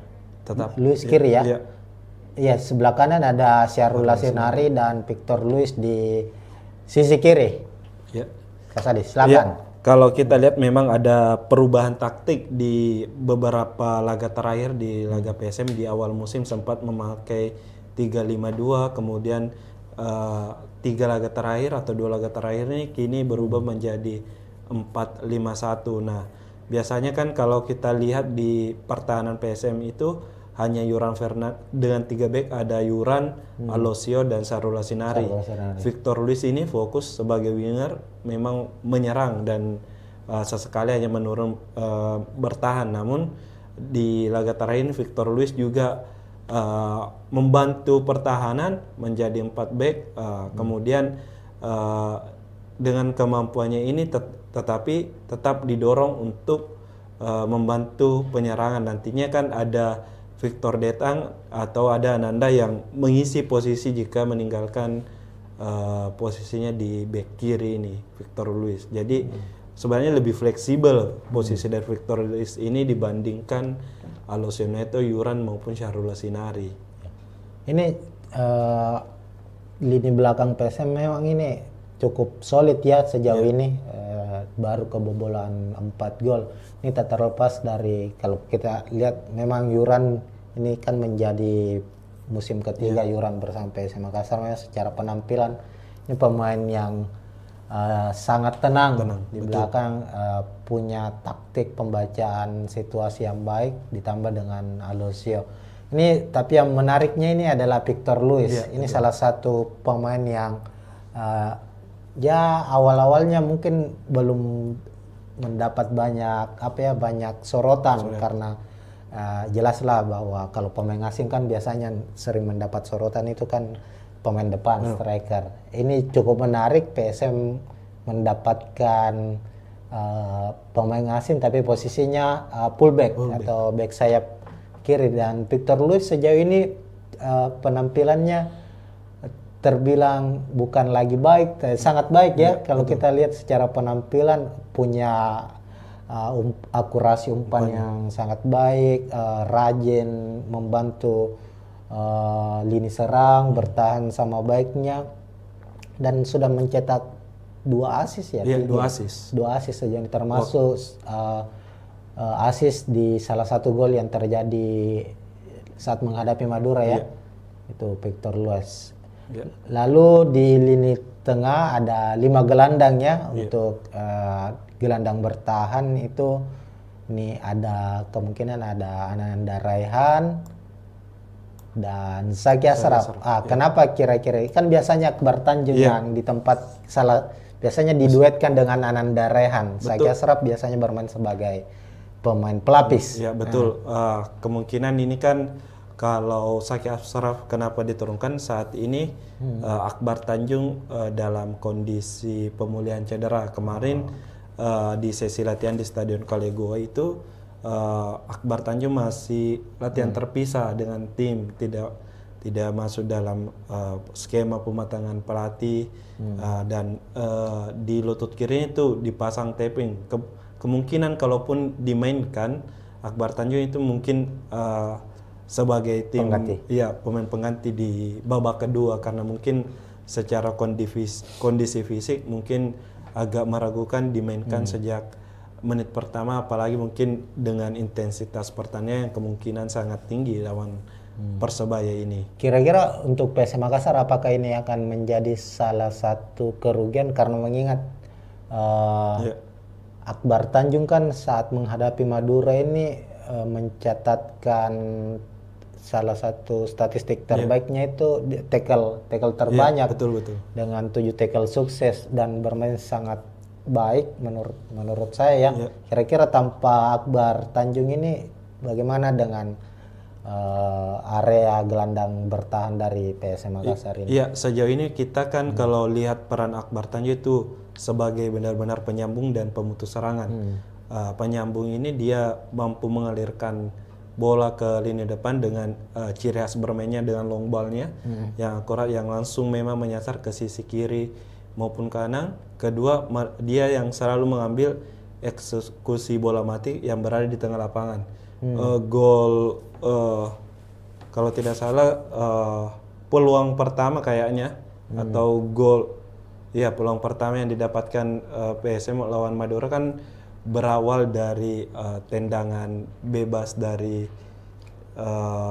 Akbar Tanjung yang kemudian dipantulkan oleh Yuran, kemudian disambut oleh Adilson kalau tidak salah. Dia kan di situ sebagai pengalir bola dan dia menjadi pemain kunci di lapangan tengah. Kemudian sebagai pemutus serangan, dia ini selalu bisa dikatakan apapun akan dilakukan untuk menghentikan serangan awal lawannya, entah itu melanggar hingga berhadiah kartu kuning ataupun tackle. Intinya adalah memutus serangan secara pertama. Tentu jika dilihat dengan perannya digantikan dengan Zaki Ashraf yang memiliki bisa dikatakan karakter berbeda, mungkin akan sulit tertutupi. Kita tahu Zaki ini pemain winger sebenarnya, posisi aslinya ya winger kanan, namun selalu dicoba di 3 posisi dari fullback kanan, kemudian kerap juga menjadi gelandang.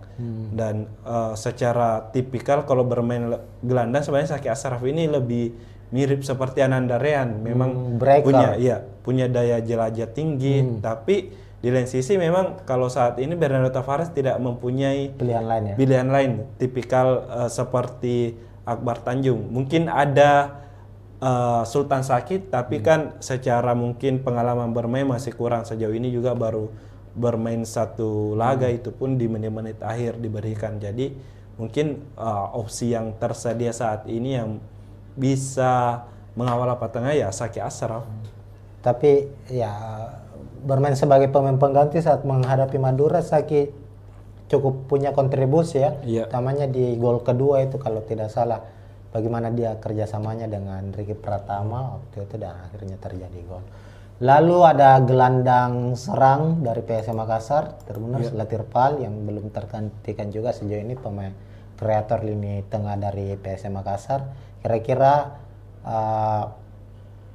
ada tidak kemungkinan Latirpal akan digantikan atau opsi lain yang akan diturunkan oleh Bernardo Tavares? Kalau saya sendiri melihatnya bahwa Latirpal ini masih tetap jadi pilihan utama. Jika banyak yang bertanya-tanya kenapa tidak pernah dicoba Daisuke mungkin sebagai starter, Daisuke Sake. Daisuke Sake. Saya melihatnya Latirpal ini punya tipikal pemain yang memang mampu mengatur serangan dan mampu bertahan sama baik. Posisi aslinya dia sendiri kan sebenarnya gelandang box to box dari Latirpal ini, tapi permainnya sangat simpel, cukup dengan umpan-umpan terupasnya, kemudian sekali sentuhan. Di lain sisi Daisuke Sake ini memang tipikal bisa dikatakan gelandang, bisa bermain winger, mirip-mirip mantan pemain PSM lah, Kenzo Nambu yang sekarang di Bali. Namun untuk kemampuan bertahannya bisa dikatakan masih kurang jika dibandingkan dengan Latirpal. Makanya kalau kenapa Latirpal selalu jadi pilihan utama ya karena itu mampu menyerang dan bertahan sama baiknya. Secara kebutuhan tim kan kita tahu skema yang selalu diandalkan oleh Tavares kan lebih mengutamakan pertahanan ya, pertahanan kuat, mengandalkan counter attack. Latirpal lebih cocok untuk skema itu dibanding dengan Daisuke Sakai. Oke. Ya bisa saja mungkin kalau Daisuke Sake ya menjadi pelapis ataupun memberi pembeda lah di lapangan tengah. Memang kita tahu kan Daisuke juga sempat cetak gol ketika lawan Dewa United sebagai pemain pengganti. Oke, lalu gelandang sayap ini dua pemain muda ini, betul. Ricky Pratama dan Victor Detan. Kalau Victor Detan kan saat menghadapi Madura United memang bermain sebagai starter, sementara Ricky Pratama bermain sebagai pemain pengganti tapi mencetak 1 assist. Dan prediksinya kemungkinan Ricky Pratama akan kembali menjadi starter ya kira-kira. Iya, sebelum lawan Madura kan kalau kita lihat Ricky sendiri sudah menjadi starter sebelumnya. Selalu mengisi pos di lini kanan penyerangan PSM Makassar. Hanya lawan Madura kemarin memang dicadangkan dan Abdurrahman menjadi pemain utama. Saya kira kemarin memang mungkin menjadi strategi dari Tavares dengan pergantian Jitu yang dilakukan ini, ketika masuk Ricky bisa berkontribusi dengan kerjasamanya bersama Mufli Hidayat dan mencetak assist untuk gol yang diciptakan oleh Tito Okello. Dan sejauh ini juga Ricky Pratama kan sudah menciptakan 2 assist juga. Kemarin waktu lawan Dewa United juga kalau tidak salah, waktu itu berhasil cetak gol. Dan Ricky sendiri pastinya mungkin bisa dikatakan punya motivasi tersendiri juga karena sebagai putra Jawa Timur asal Sidoarjo yang akan melawan Persebaya Surabaya, tim kebanggaan dari masyarakat Jawa Timur. Ya, kalau Victor Detan sendiri 3 laga terakhir memang menjadi starter dan cetak 1 gol ketika lawan Persija.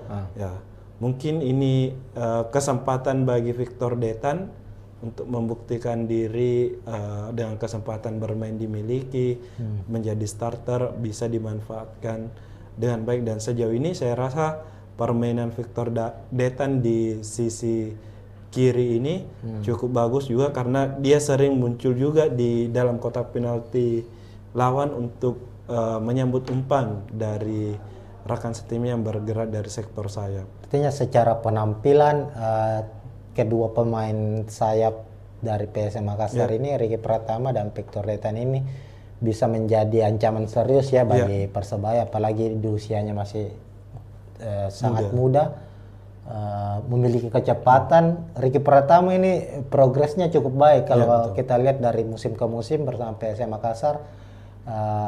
Dia kan sempat awalnya diplot sebagai, memang kan posisinya sebagai striker ya. Betul. Musim lalu itu lebih banyak bermain sebagai second striker. Lalu kemudian dicoba bermain sebagai gelandang sayap dan sudah berani untuk mempertahankan bola, berani dribble, berani menusuk, sudah memiliki kepercayaan diri lah. Sama dengan Victor Detan, artinya bagi Ardi Drus dan Mikel Tata yang akan menjadi fullback, back sayap dari Persebaya, ini pertarungan yang cukup sengit ya di posisi sayap nantinya antara kedua tim. Lalu untuk posisi striker, ya ini ada Tito Okello. Oke lah, sebelum kita bahas Tito Okello, PSM punya 3 striker asing. Ada Nermin Heljeta, ada Tito, ada Adilson Silva. Nermin secara penampilan sangat baik, sudah mencetak 4 gol, namun kemungkinan sepertinya kabar terakhirnya belum bisa kembali diturunkan karena mengalami cedera. Itu sudah valid itu ya Kasade? Nermin akan kembali absen?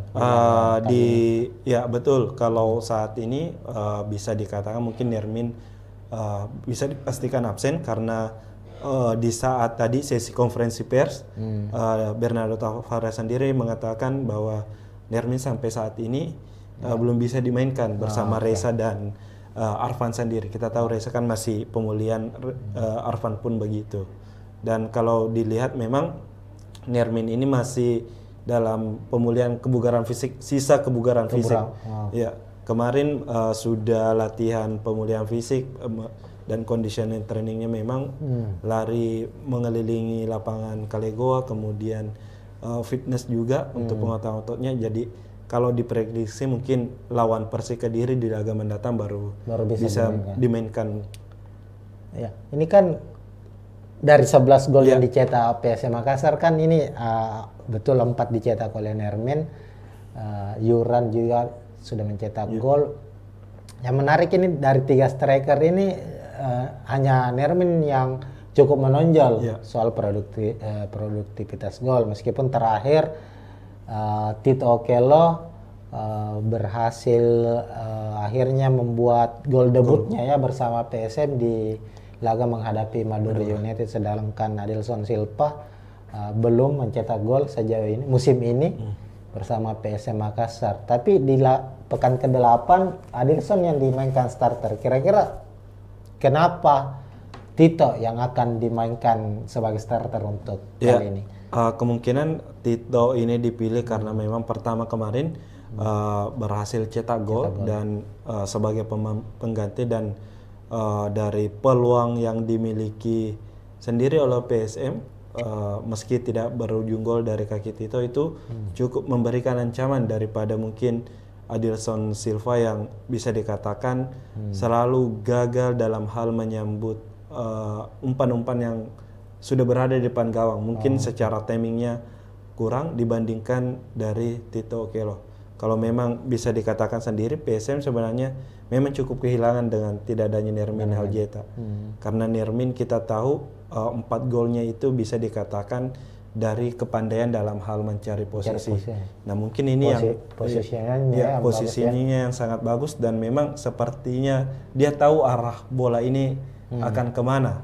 Di lain sisi ini Tito dan Adilson itu yang belum bisa dimanfaatkan dengan baik dalam mencetak gol. Finishingnya juga kan kalau kita lihat Tito beberapa kali mendapat kesempatan shoot ya, tapi selalu melebar. Ada beberapa Dilson pun demikian. Ini menjadi PR tentunya bagi para striker dari PSM Makassar, dan pilihan dari Taparas ya tidak ada pilihan lain. Tidak ada pilihan. Tanpa Nermin ya pilihannya adalah antara Dilson atau Tito. Tapi Tito kelihatan bukan jauh lebih sih, sedikit lebih ngotot ya cara bermainnya ya. Duel-duel di area kotak penalti Tito ini cukup baik kalau kita lihat, meskipun oke lah secara produktivitas masih kurang ya kalau kita lihat dalam jumlah golnya. Oke. Ini sudah kita bahas soal prediksi susunan pemain, dan tentu kita juga sudah bahas tentang kekuatan-kekuatan lini per lini dari kedua tim. Kira-kira melihat dari komposisi pemain kedua tim ini, pertarungan sengit akan terjadi di lini mana ini, Mas Adi? Kalau dilihat tentunya pasti kalau saya sendiri kemungkinan di sayap penyerangan. Oh, di flank ya. Ya, karena mungkin PSM memiliki pemain-pemain yang cepat dengan Richie Pratama, Victor Detan ditambah dengan Victor Luis. Kemudian di Persebaya sendiri punya Bruno Moreira, Malik Rizaldi, tambah Adri Idrus juga. Nah, saya kira sektor ini yang akan memiliki peran penting di laga besok, karena dengan kecepatan adu cepat para winger ini saling duel dalam menguji kekuatan pertahanan. Mungkin kalau saya sendiri, saya melihatnya di sektor sayap. Iya, apalagi kan kedua tim kayaknya banyak mengandalkan umpan-umpan crossing ya sejauh ini ya untuk menciptakan peluang, baik itu PSM maupun Persebaya, karena memiliki tipikal pemain depan yang cukup jangkung ya, sehingga mereka mengandalkan pemain-pemain sayap ini untuk bisa menerobos dan melakukan umpan crossing. Tapi kalau kita lihat kira-kira untuk PSM Makassar ini selain mengandalkan sisi sayapnya ini untuk bisa menerobos sisi pertahanan dari Persebaya, ini bisa mengandalkan sisi mana saja ini? Ya, kalau kita lihat kan mungkin dari selain sayap yang bisa dimanfaatkan untuk mencetak gol ya mungkin dari lapangan tengahnya, mungkin dari dengan kehadiran Ananda Rehan dan Latirval, ditambah mungkin dengan kita tidak boleh melupakan apalagi set piece, bola-bola set piece dari PSM Makassar. Mati ya. Ya, baik itu skema tendangan bebas, tendangan sudut maupun lemparan ke dalam, karena hal gol-gol yang bisa dikatakan dari PSM yang dari skema bola mati baik tendangan bebas itu memang adalah skema yang dirancang di latihan, dan bagaimana pemain pertama memberikan bola ke pemain kedua kemudian disambut untuk jadi gol, itu merupakan memang skema yang sudah dilatih oleh Bernardo Tavares. Dan gol Yuran dari tendangan sudut. Ya, kemarin ada gol Alosio juga dari tendangan sudut, kemudian sempat kalau tidak salah gol berawal dari lemparan ke dalam Saki Ashraf yang juga berujung gol, meskipun bukan dari lemparan langsung ke dalam, yang sempat disambut kayak kalau tidak salah Yuran, kemudian diselesaikan lagi. Oke. Secara kekuatan tim kita sudah bahas, artinya ini kita berada di penghujung ini. Ya. Melihat kekuatan dari Persebaya dan PSM Makassar secara naluri mencetak gol, tadi Kasadi sudah bilang bahwa tumpuan mesin gol dari Persebaya itu ada di lini depan mereka, trio Bruno Moreira, Flavio Silva, dan Malik Rizaldi. 6 dari 7 gol yang dicetak Persebaya itu dicetak oleh ketiga pemain ini. Artinya kalau saya melihat bahwa PSM punya cukup keuntungan secara taktikal ya, paling tidak mengunci ketiga pemain ini agar bisa meminimalisir terjadinya gol di gawang sendiri. Sementara itu di sisi lain bagi Persebaya menahan PSM untuk tidak mencetak gol ini mungkin agak cukup sulit. Karena persebaran gol, 11 gol yang dicetak PSM ini tidak hanya tertumpu di para pemain depan, tapi bahkan pemain belakang seperti Yuran ini sudah mencetak gol. Siapa lagi ya sudah mencetak gol? Victor Deta, Alusio juga. Ini pemain ya, lagi-lagi ini tinggal bagaimana set piece ya. Betul.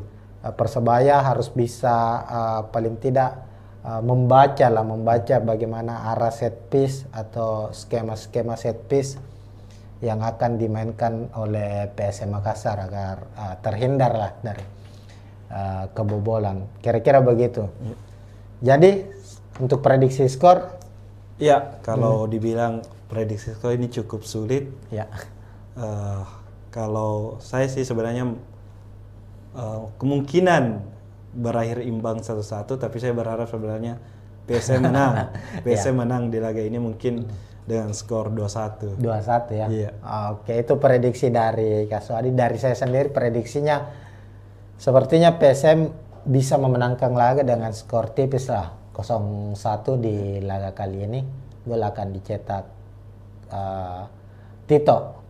Ini kan Tito Okello sekarang ini kepercayaan dirinya ini sedang baik setelah karena biasanya itu striker kalau dia sudah mencetak, sudah membuka kerang golnya itu dia akan semakin termotivasi untuk mencetak gol kedua, ketiga dan seterusnya.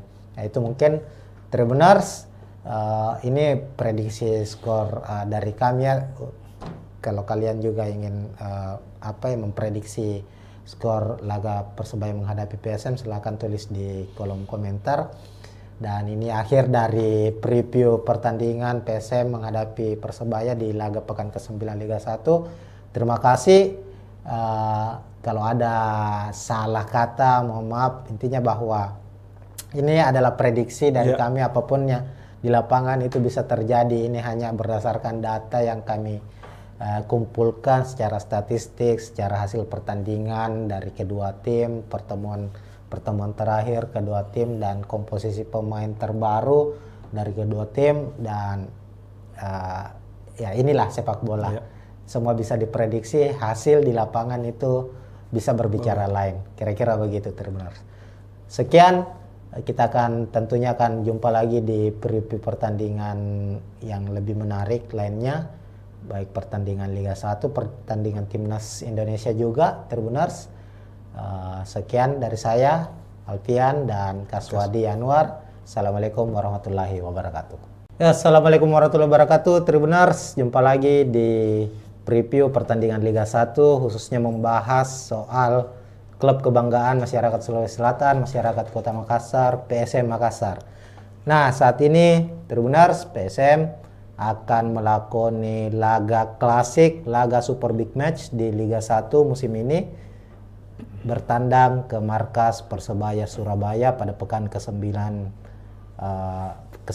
dan pertandingan akan berlangsung hari Rabu 23 Oktober 2024, kick off pukul 8 malam waktu Indonesia Tengah di Stadion Gelora Bung Tomo, Surabaya. Nah, kita akan mengulas secara detail terkait dengan persiapan kedua tim, baik itu prediksi susunan pemain, prediksi jalannya pertandingan, taktik apa yang akan digunakan oleh kedua pelatih dari kedua klub, dan macam-macam termasuk head to head. Dan saya kali ini tidak sendiri, saya akan ditemani oleh jurnalis Tribun Timur, jurnalis PSM ataukah jurnalis olahraga dari Tribun Timur, ada Kaswadi Anwar. Ya, halo Tribuners. Untuk saat ini ya memang kita akan membahas bagaimana prediksi jalannya pertandingan antara Persebaya lawan PSM. Tentu saja laga ini sangat dinanti karena menjadi salah satu laga yang diprediksi akan berjalan sengit di pekan ke-9, mempertemukan dua klub tertua di Liga 1. Persebaya yang berdiri 1927 akan bertindak sebagai tuan rumah, dan PSM Makassar yang berdiri 1915 akan menjadi tamu. Dan kalau menarik secara rivalitas, kedua tim ini memang punya sejarah panjang dalam pertarungan di kasta tertinggi sepak bola Indonesia, utamanya di masa era perserikatan. Betul. Ya karena kan kita tahu kedua klub ini seperti dibahasakan tadi ya, rivalitasnya kan memang sangat kuat. Bukan hanya di perserikatan ya, di era perserikatan, bahkan di era-era awal Liga Indonesia saat itu masih dua wilayah lah. Persebaya dan PSM sering bertemu karena mereka tergabung di wilayah yang sama, wilayah timur. Kalau tidak salah waktu itu bahkan sempat di tahun 2002 atau 2003 ya, waktu itu bersaing ketat sebagai juara dan runner. Hanya dibedakan selisih gol. Waktu itu poinnya sama, Persebaya keluar sebagai juara 2003 ya, kalau bukan 2002 kalau tidak salah 2004 itu Persik Kediri. Oh berarti ya yang Persebaya 2002-2023 yang waktu itu juara, PSM runner up. Nah itu sedikit review tentang bagaimana rivalitas antara Persebaya dan PSM Makassar, dan tentu di musim ini di Liga 1 musim 2024-2025 ini keduanya juga hingga pekan ke-8 terlihat cukup bersaing ketat ya untuk memperebutkan posisi puncak, karena kedua tim baik Persebaya maupun PSM ini hingga 8 pertandingan yang sudah dilakoni di Liga 1 ini saling berganti untuk mengisi posisi puncak klasemen. Betul.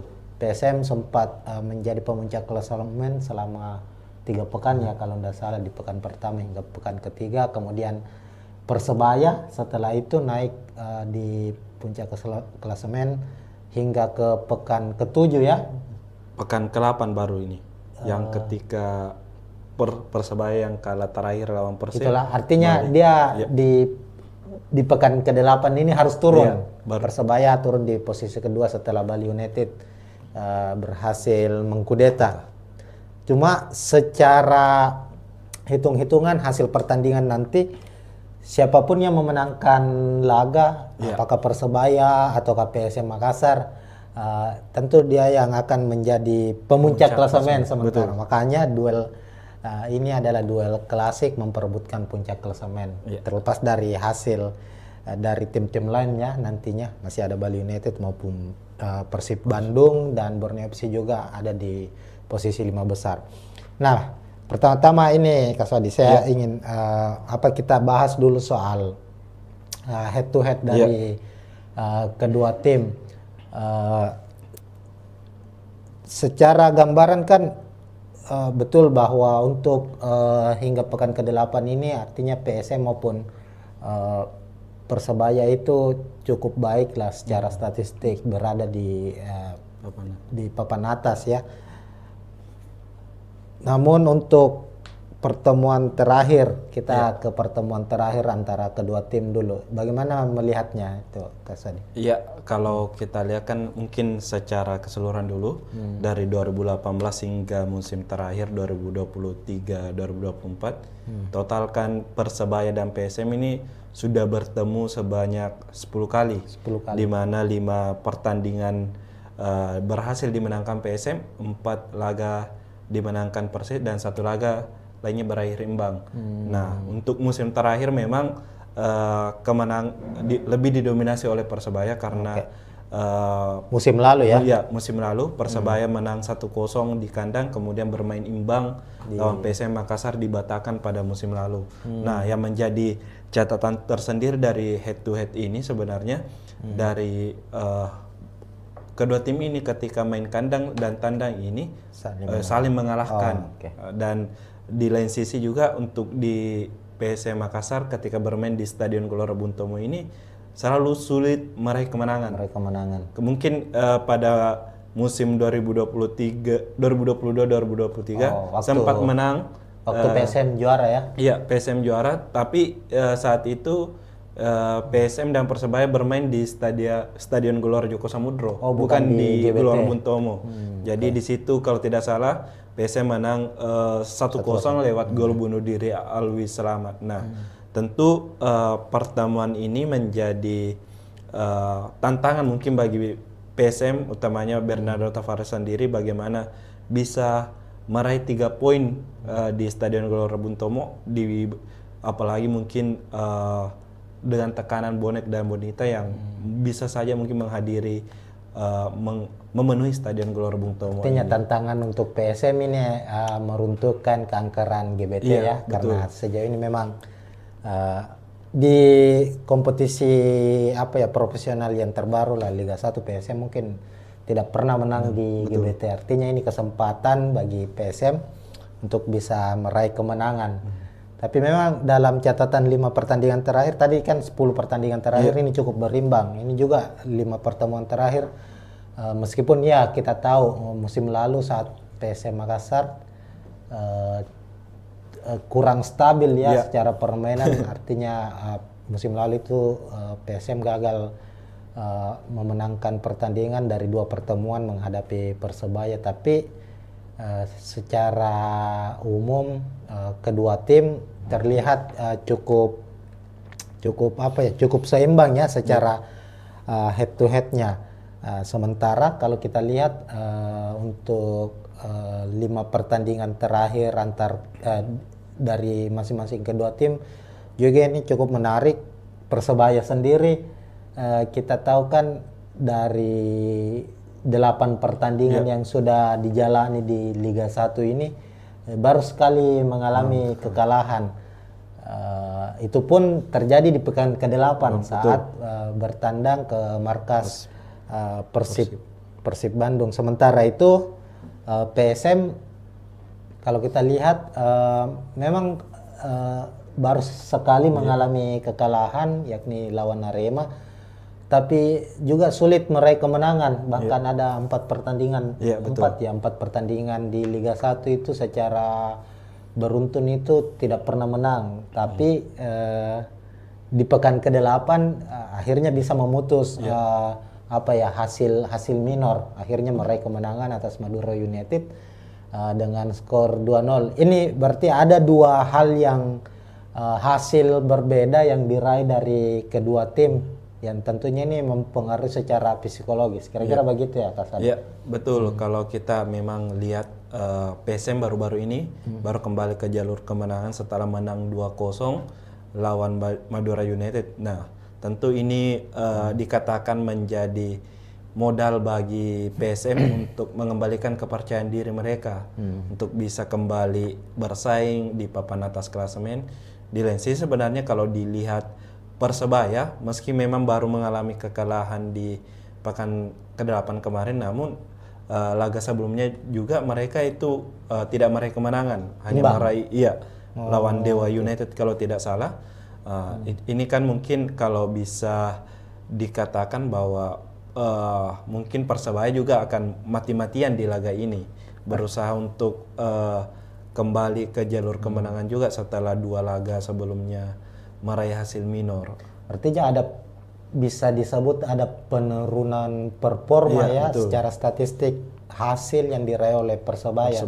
Sementara PSM lagi dalam kondisi baik kalau kita lihat. Nah, kita bahas dulu sedikit juga ini soal klasemen. Kalau kita lihat klasemen tadi kan sudah di-spill tadi sedikit bahwa Persebaya sendiri saat ini berada di posisi kedua dengan 17 poin, sama poinnya dengan Bali United yang berada di posisi puncak saat ini. Kemudian ada Persib Bandung di posisi ketiga dengan 16 poin, sementara PSM di posisi keempat dengan 15 poin.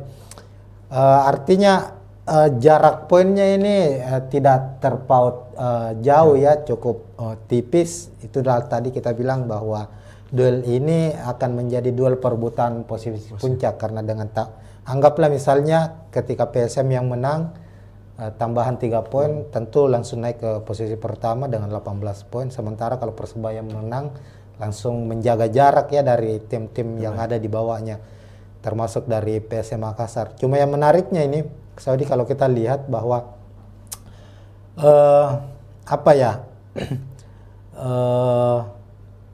statistik gol dari kedua tim dan kebobolan ini cukup berbeda. Persebaya misalnya kita lihat memang hasil yang diraih cukup baik secara hasil ya, secara hasil pertandingan cukup baik, tapi untuk produktivitas golnya ini terbilang cukup minim. Dari 8 pertandingan baru mencetak 7 gol. Artinya kurang dari 1 gol per 1 pertandingan. Tapi memang secara sisi pertahanan ini cukup baik, baru kebobolan 4 gol. Sementara itu PSM Makassar sudah mencetak 11 gol ya dari 8 pertandingan dan pertahanannya sama baiknya dengan Persebaya dengan baru kebobolan 4 gol. Bagaimana Kak Swadi melihat ini, melihat statistik ini? Ya, tentu kalau kita melihat statistik dari mungkin secara pertahanan dulu, ya kedua pelatih ini memang bisa dikatakan pelatih yang pragmatis. Dalam hal ini tidak mengandalkan permainan yang indah dari kaki ke kaki, cukup dengan hanya hasil dilihat. Dan kedua pelatih ini memang baik Paul Munster maupun Bernardo Tavares fokus pada pertahanan yang dibuktikan dengan baru kebobolan 4 gol di musim ini. Keduanya baru kebobolan 4 gol. Itu tak lepas mungkin dari bagaimana mereka bertahan di apalagi sepertiga pertahanan mereka dan memiliki memang pemain-pemain yang kuat. Ada Persebaya. Artinya kita langsung ke prediksi susunan pemain ya Kak Sadia kalau kita membahas. Ya karena kita sudah membahas soal soal taktikal kedua pelatih yang akan bermain nantinya. Langsung saja kita bisa lihat juga Tribuners ini kita sudah menyusun daftar prediksi daftar susunan pemain dari kedua tim. Nah, kalau kita lihat ini Kak Sodi, kita bahas dulu tim tuan rumah dulu kita ya. Dari Persebaya tadi sudah dibahas bahwa Paul Munster ini kan pelatih yang bukan lagi pelatih baru yang berkarir di Indonesia. Sebelum melatih Persebaya sempat melatih Bayangkara ya kalau nggak salah ya, Bayangkara FC. Tadi memang Kak Sodi sudah membahas bahwa dilihat dari statistik Persebaya saat ini yang baru kebobolan 4 gol dengan jumlah gol 7 ini artinya Paul Munster ini memainkan pola yang lebih defensif ya dan mengandalkan mungkin counter attack sama dengan PSM Makassar. Kita bisa lihat umumnya Persebaya itu memainkan taktik 4-3-3. Di posisi penjaga gawang kita lihat kita memprediksi ada Andika Ramadhani ya, padahal masih ada Hernando. Kira-kira kenapa Andika yang akan dipasang di sini? Kenapa bukan Hernando? Ya sejauh ini memang kalau kita lihat di laga-laga Persebaya, Andika Ramadhani ini lebih disukai oleh Paul Munster, entah karena memang kemampuan yang dimiliki ataukah memang Hernando yang sempat cedera kemarin juga sehingga belum diturunkan. Mungkin itu dari pilihan dari Paul Munster sendiri sehingga masih memilih Andika Ramadhani dibandingkan Hernando. Ya mungkin pertimbangan cedera dan sebagainya. Laga terakhir kemarin lawan tetap Andika Ramadhani. Persib ya yang kebobolan 2 gol ya Andika Ramadhani. Oke. Lalu untuk dua center back ada Slavko Damjanovic dan Kadek Raditya.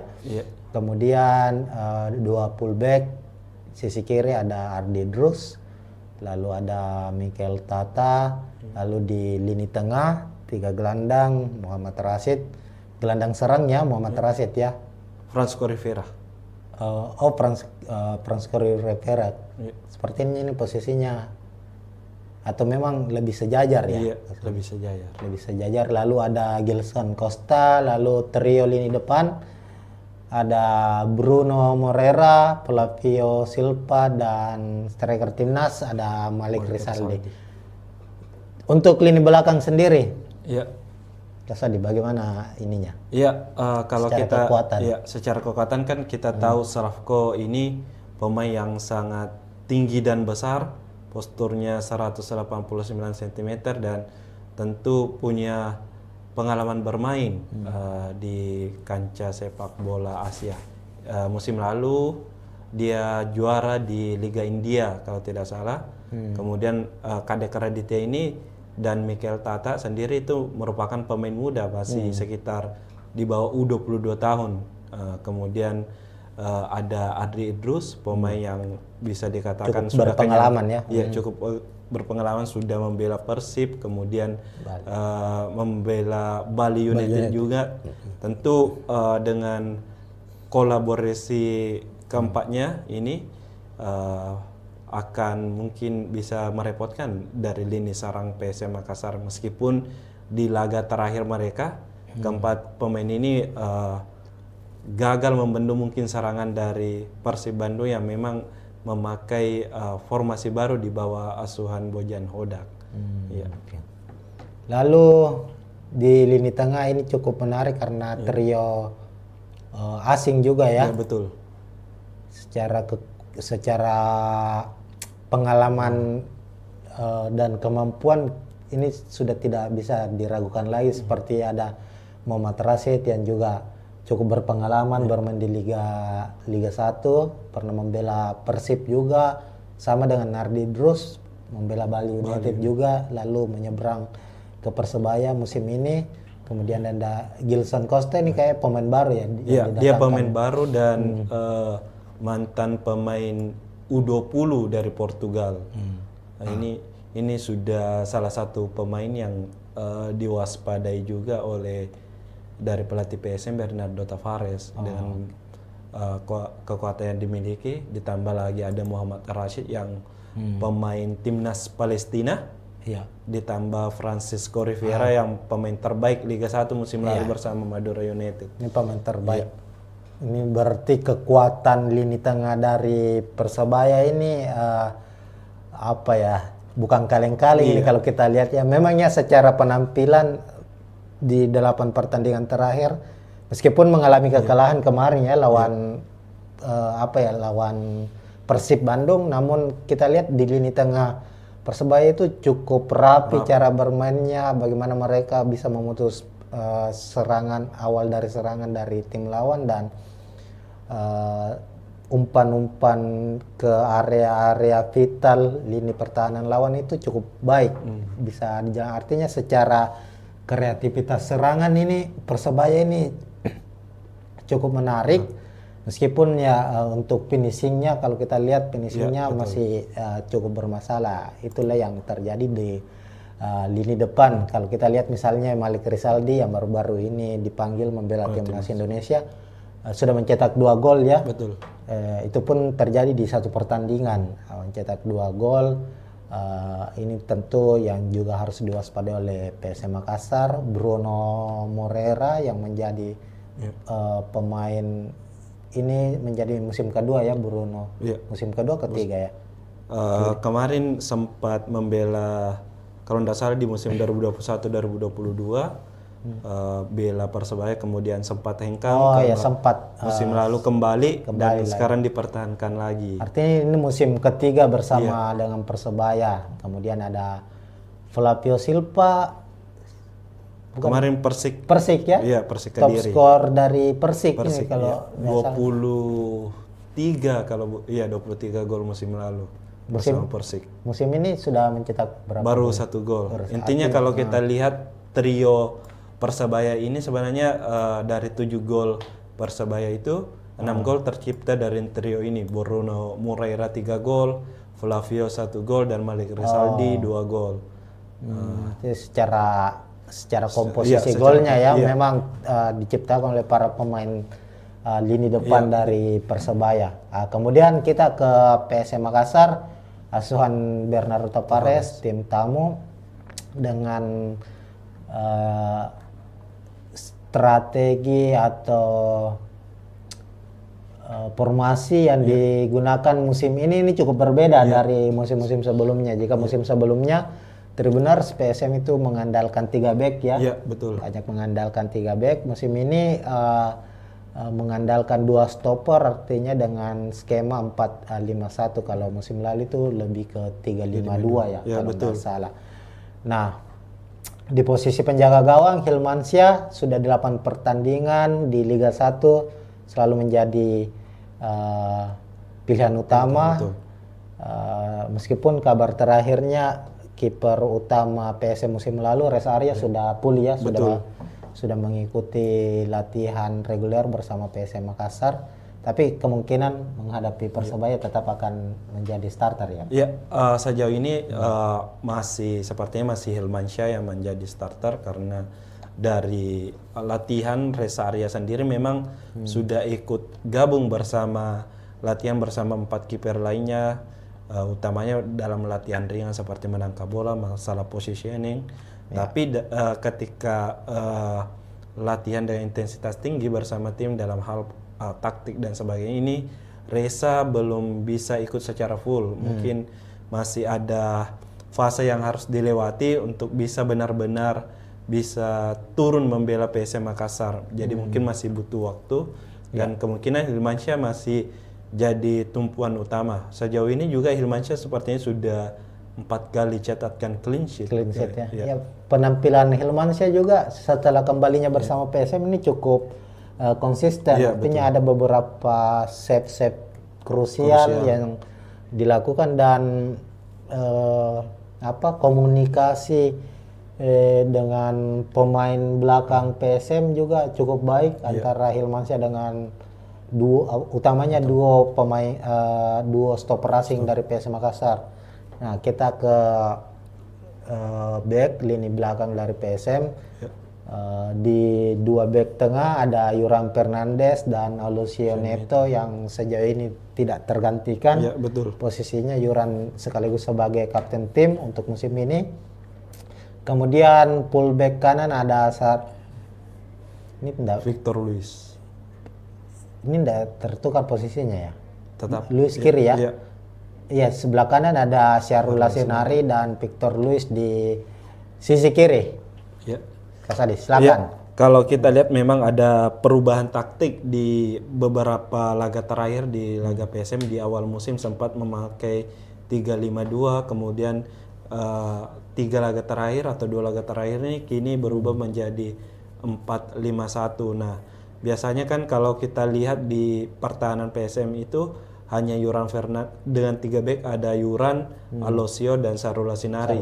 Victor Luis ini fokus sebagai winger, memang menyerang dan sesekali hanya menurun bertahan. Namun di laga terakhir ini Victor Luis juga membantu pertahanan menjadi 4 back, kemudian dengan kemampuannya ini tetapi tetap didorong untuk membantu penyerangan. Nantinya kan ada Victor Detang atau ada Ananda yang mengisi posisi jika meninggalkan posisinya di back kiri ini Victor Luis. Jadi sebenarnya lebih fleksibel posisi dari Victor Luis ini dibandingkan Aloisio Neto, Yuran maupun Syahrul Lasinari.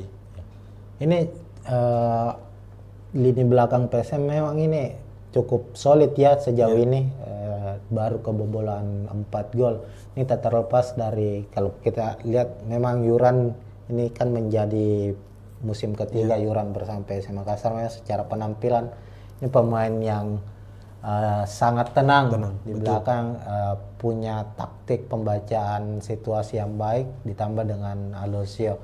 Ini tapi yang menariknya ini adalah Victor Luis. Ini salah satu pemain yang ya awal-awalnya mungkin belum mendapat banyak banyak sorotan karena jelaslah bahwa kalau pemain asing kan biasanya sering mendapat sorotan itu kan pemain depan, striker. Ini cukup menarik, PSM mendapatkan pemain asing tapi posisinya fullback atau back sayap kiri, dan Victor Luis sejauh ini penampilannya terbilang bukan lagi baik, sangat baik ya. Kalau kita lihat secara penampilan, punya akurasi umpan yang sangat baik, rajin membantu lini serang, bertahan sama baiknya, dan sudah mencetak 2 assist ya. Iya, Tiga. 2 assist. 2 assist saja, termasuk assist di salah satu gol yang terjadi saat menghadapi Madura ya. Itu Victor Luis. Ya. Lalu di lini tengah ada 5 gelandang ya. Untuk gelandang bertahan itu ini ada kemungkinan ada Ananda Raihan dan Zaki Ashraf. Kenapa kira-kira? Kan biasanya Akbar Tanjung yang di tempat biasanya diduetkan dengan Ananda Raihan. Zaki Ashraf biasanya bermain sebagai pemain pelapis. Ya betul. Kemungkinan ini kan kalau Zaki Ashraf kenapa diturunkan saat ini, Akbar Tanjung dalam kondisi pemulihan cedera kemarin. Di sesi latihan di Stadion Kalego itu Akbar Tanjung masih latihan terpisah dengan tim, tidak masuk dalam skema pematangan pelatih, dan di lutut kiri itu dipasang taping. Kemungkinan kalaupun dimainkan Akbar Tanjung itu mungkin sebagai tim pemain pengganti di babak kedua, karena mungkin secara kondisi fisik mungkin agak meragukan dimainkan sejak menit pertama, apalagi mungkin dengan intensitas pertandingan yang kemungkinan sangat tinggi lawan Persebaya ini. Kira-kira untuk PSM Makassar apakah ini akan menjadi salah satu kerugian, karena mengingat Akbar Tanjung kan saat menghadapi Madura ini mencatatkan salah satu statistik terbaiknya itu tackle terbanyak, betul. dengan 7 tackle sukses dan bermain sangat baik menurut saya ya. Kira-kira tanpa Akbar Tanjung ini bagaimana dengan area gelandang bertahan dari PSM Makassar ini? Iya, sejauh ini kita kan kalau lihat peran Akbar Tanjung itu sebagai benar-benar penyambung dan pemutus serangan. Penyambung ini dia mampu mengalirkan bola ke lini depan dengan ciri khas bermainnya dengan long ball-nya yang akurat, yang langsung memang menyasar ke sisi kiri maupun kanan. Kedua, dia yang selalu mengambil eksekusi bola mati yang berada di tengah lapangan. Gol kalau tidak salah peluang pertama kayaknya atau gol peluang pertama yang didapatkan PSM lawan Madura kan berawal dari tendangan bebas dari Akbar Tanjung yang kemudian dipantulkan oleh Yurang, kemudian disambut oleh Adilson kalau tidak salah. Dia kan di situ sebagai pengalir bola, dan dia menjadi pemain kunci di lapangan tengah. Kemudian sebagai pemutus serangan, dia ini selalu bisa dikatakan apapun akan dilakukan untuk menghentikan serangan awal lawannya, entah itu melanggar hingga berhadiah kartu kuning ataupun tackle. Intinya adalah memutus serangan secara pertama. Tentu jika dilihat dengan perannya digantikan dengan Zaki Ashraf yang memiliki bisa dikatakan karakter berbeda, mungkin akan sulit tertutupi. Kita tahu Zaki ini pemain winger sebenarnya, posisi aslinya ya winger kanan, namun selalu dicoba di 3 posisi, dari fullback kanan, kemudian kerap juga menjadi gelandang. Dan secara tipikal kalau bermain gelandang sebenarnya Zaki Ashraf ini lebih mirip seperti Ananda Raihan, memang punya daya jelajah tinggi, tapi di lain sisi memang kalau saat ini Bernardo Tavares tidak mempunyai pilihan lain tipikal seperti Akbar Tanjung. Mungkin ada Sultan Sakit, tapi kan secara mungkin pengalaman bermain masih kurang. Sejauh ini juga baru bermain 1 laga, itu pun di menit-menit akhir diberikan. Jadi mungkin opsi yang tersedia saat ini yang bisa mengawal tengah ya Zaki Ashraf. Tapi ya bermain sebagai pemain pengganti saat menghadapi Madura, Zaki cukup punya kontribusi ya, Iya. utamanya di gol kedua itu kalau tidak salah. Bagaimana dia kerjasamanya dengan Ricky Pratama waktu itu dan akhirnya terjadi gol. Lalu ada gelandang serang dari PSM Makassar, Tribuners Latirpal yang belum tergantikan juga sejauh ini, pemain kreator lini tengah dari PSM Makassar. Kira-kira ada tidak kemungkinan Latirpal akan digantikan atau opsi lain yang akan diturunkan oleh Bernardo Tavares? Kalau saya sendiri melihatnya bahwa Latirval ini masih tetap jadi pilihan utama. Jika banyak yang bertanya-tanya kenapa tidak pernah dicoba Daisuke mungkin sebagai starter, Daisuke Sake. Daisuke Sake. Saya melihatnya Latirval ini punya tipikal pemain yang memang mampu mengatur serangan dan mampu bertahan sama baik. Posisi aslinya dia sendiri kan sebenarnya gelandang box to box dari Latirval ini, tapi permainnya sangat simpel, cukup dengan umpan-umpan terupasnya, kemudian sekali sentuhan. Di lain sisi Daisuke Sake ini memang tipikal bisa dikatakan gelandang, bisa bermain winger, mirip-mirip mantan pemain PSM lah, Kenzo Nambu yang sekarang di Bali. Namun untuk kemampuan bertahannya bisa dikatakan masih kurang jika dibandingkan dengan Latirval. Makanya kalau kenapa Latirval selalu jadi pilihan utama ya karena itu mampu menyerang dan bertahan sama baiknya. Artinya secara kebutuhan tim kan kita tahu skema yang selalu diandalkan oleh Tavares kan lebih mengutamakan pertahanan ya, pertahanan kuat, mengandalkan counter attack. Latirpal lebih cocok untuk skema itu dibanding dengan Daisuke Sakai. Ya bisa saja mungkin kalau Daisuke Sake ya menjadi pelapis ataupun memberi pembeda lah di lapangan tengah. Memang kita tahu kan Daisuke juga sempat cetak gol ketika lawan Dewa United sebagai pemain pengganti.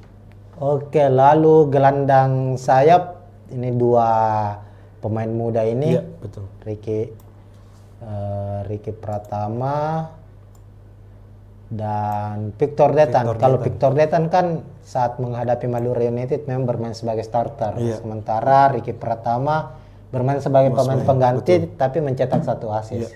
Dan prediksinya kemungkinan Ricky Pratama akan kembali menjadi starter ya kira-kira. Iya, sebelum lawan Madura kan kalau kita lihat Ricky sendiri sudah menjadi starter sebelumnya.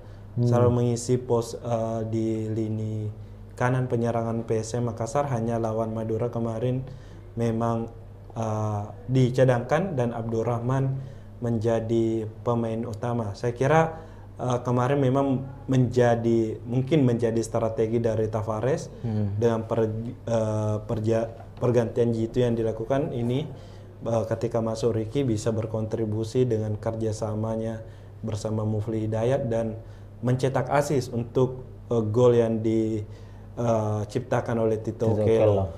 Dan sejauh ini juga Ricky Pratama kan sudah menciptakan 2 assist juga.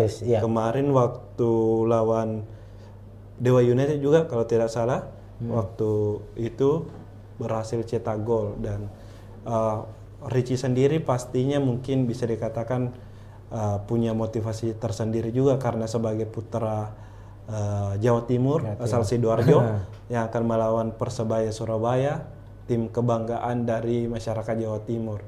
Ya, kalau Victor Detan sendiri 3 laga terakhir memang menjadi starter dan cetak 1 gol ketika lawan Persija.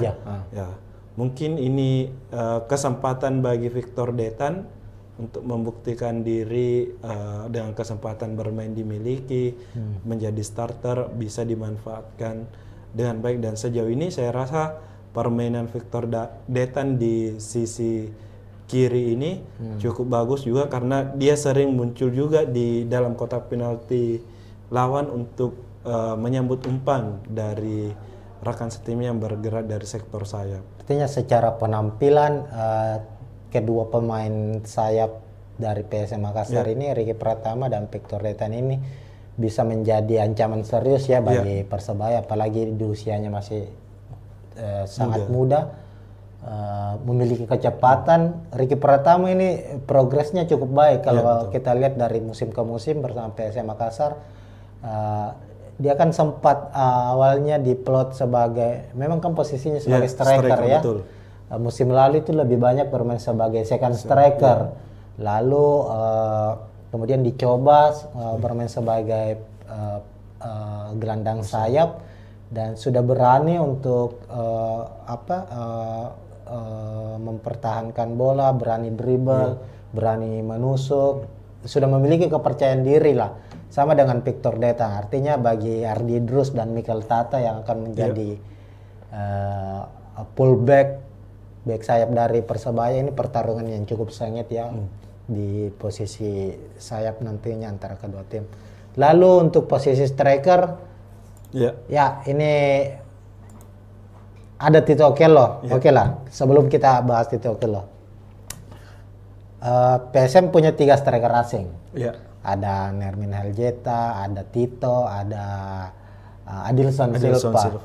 Nermin secara penampilan sangat baik, sudah mencetak 4 gol, namun kemungkinan sepertinya kabar terakhirnya belum bisa kembali diturunkan karena mengalami cedera. Itu sudah valid itu ya Kasade, Nermin akan kembali absen. Ya betul, kalau saat ini bisa dikatakan mungkin Nermin bisa dipastikan absen karena di saat tadi sesi konferensi pers Bernardo Tavares sendiri mengatakan bahwa Nermin sampai saat ini belum bisa dimainkan bersama Reza dan Arfan sendiri. Kita tahu Reza kan masih pemulihan, Arfan pun begitu. Dan kalau dilihat memang Nermin ini masih dalam pemulihan kebugaran fisik, sisa kebugaran fisik. Ya, kemarin sudah latihan pemulihan fisik dan conditioning trainingnya memang lari mengelilingi lapangan Kalegoa, kemudian fitness juga untuk penguatan ototnya. Jadi kalau diprediksi mungkin lawan Persik Kediri di laga mendatang baru bisa dimainkan. Ya, ini kan dari 11 gol yang dicetak PSM Makassar kan ini betul 4 dicetak oleh Nermin. Yuran juga sudah mencetak gol. Yang menarik ini dari 3 striker ini hanya Nermin yang cukup menonjol soal produktivitas gol, meskipun terakhir Tito Okello berhasil akhirnya membuat gol debutnya ya bersama PSM di laga menghadapi Madura United, sedangkan Adilson Silva belum mencetak gol sejauh ini musim ini bersama PSM Makassar. Tapi di pekan ke-8 Adilson yang dimainkan starter. Kira-kira kenapa Tito yang akan dimainkan sebagai starter untuk kali ini? Kemungkinan Tito ini dipilih karena memang pertama kemarin berhasil cetak gol dan sebagai pengganti, dan dari peluang yang dimiliki sendiri oleh PSM, meski tidak berujung gol dari kaki Tito, itu cukup memberikan ancaman daripada mungkin Adilson Silva yang bisa dikatakan selalu gagal dalam hal menyambut umpan-umpan yang sudah berada di depan gawang. Mungkin secara timingnya kurang dibandingkan dari Tito Okello. Kalau memang bisa dikatakan sendiri, PSM sebenarnya memang cukup kehilangan dengan tidak adanya Nermin Heljeta. Karena Nermin kita tahu 4 golnya itu bisa dikatakan dari kepandaian dalam hal mencari posisi. Nah mungkin ini posisinya yang sangat bagus, dan memang sepertinya dia tahu arah bola ini akan kemana. Di lain sisi ini Tito dan Adilson itu yang belum bisa dimanfaatkan dengan baik dalam mencetak gol. Nah, finishingnya juga kan kalau kita lihat Tito beberapa kali mendapat kesempatan shoot tapi selalu melebar. Ada beberapa, Adilson pun demikian. Ini menjadi PR tentunya bagi para striker dari PSM Makassar, dan pilihan dari Taparas ya tidak ada pilihan lain. Tidak ada pilihan. Tanpa Nermin ya pilihannya adalah antara Adilson atau Tito. Tapi Tito kelihatan sedikit lebih ngotot ya cara bermainnya ya. Duel-duel di area kotak penalti Tito ini cukup baik kalau kita lihat, meskipun oke lah secara produktivitas masih kurang ya kalau kita lihat dalam jumlah golnya. Oke, ini sudah kita bahas soal prediksi susunan pemain, dan tentu kita juga sudah bahas tentang kekuatan-kekuatan lini per lini dari kedua tim. Kira-kira melihat dari komposisi pemain kedua tim ini, pertarungan sengit akan terjadi di lini mana ini, Mas Adi? Kalau dilihat tentunya pasti kalau saya sendiri kemungkinan di sayap penyerangan. Oh, di flank ya. Ya, karena mungkin PSM memiliki pemain-pemain yang cepat dengan Richie Pratama, Victor Detan ditambah dengan Victor Luis. Kemudian di Persebaya sendiri punya Bruno Moreira, Malik Rizaldi, tambah Adri Idrus juga.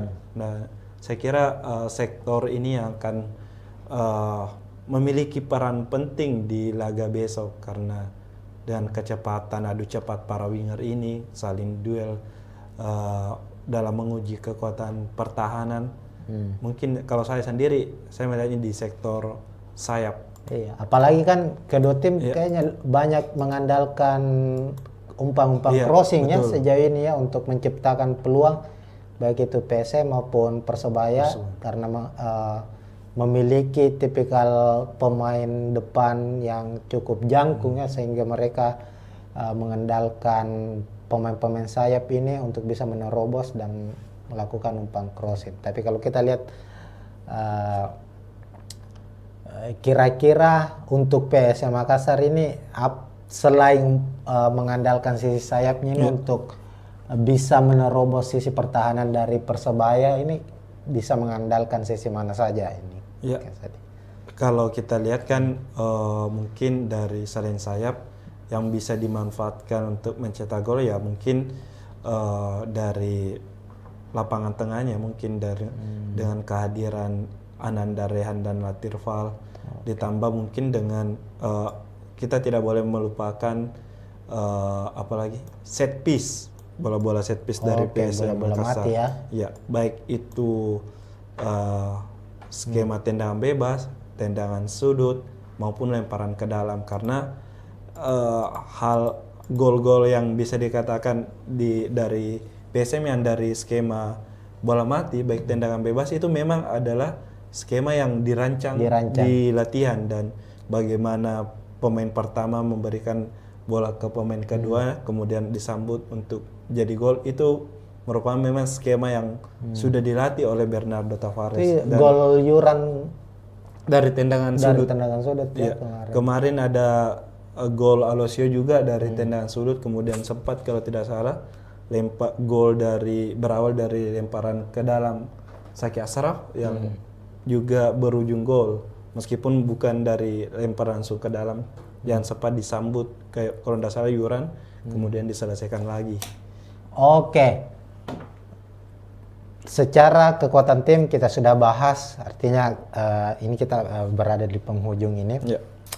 Melihat kekuatan dari Persebaya dan PSM Makassar secara naluri mencetak gol, tadi Kasadi sudah bilang bahwa tumpuan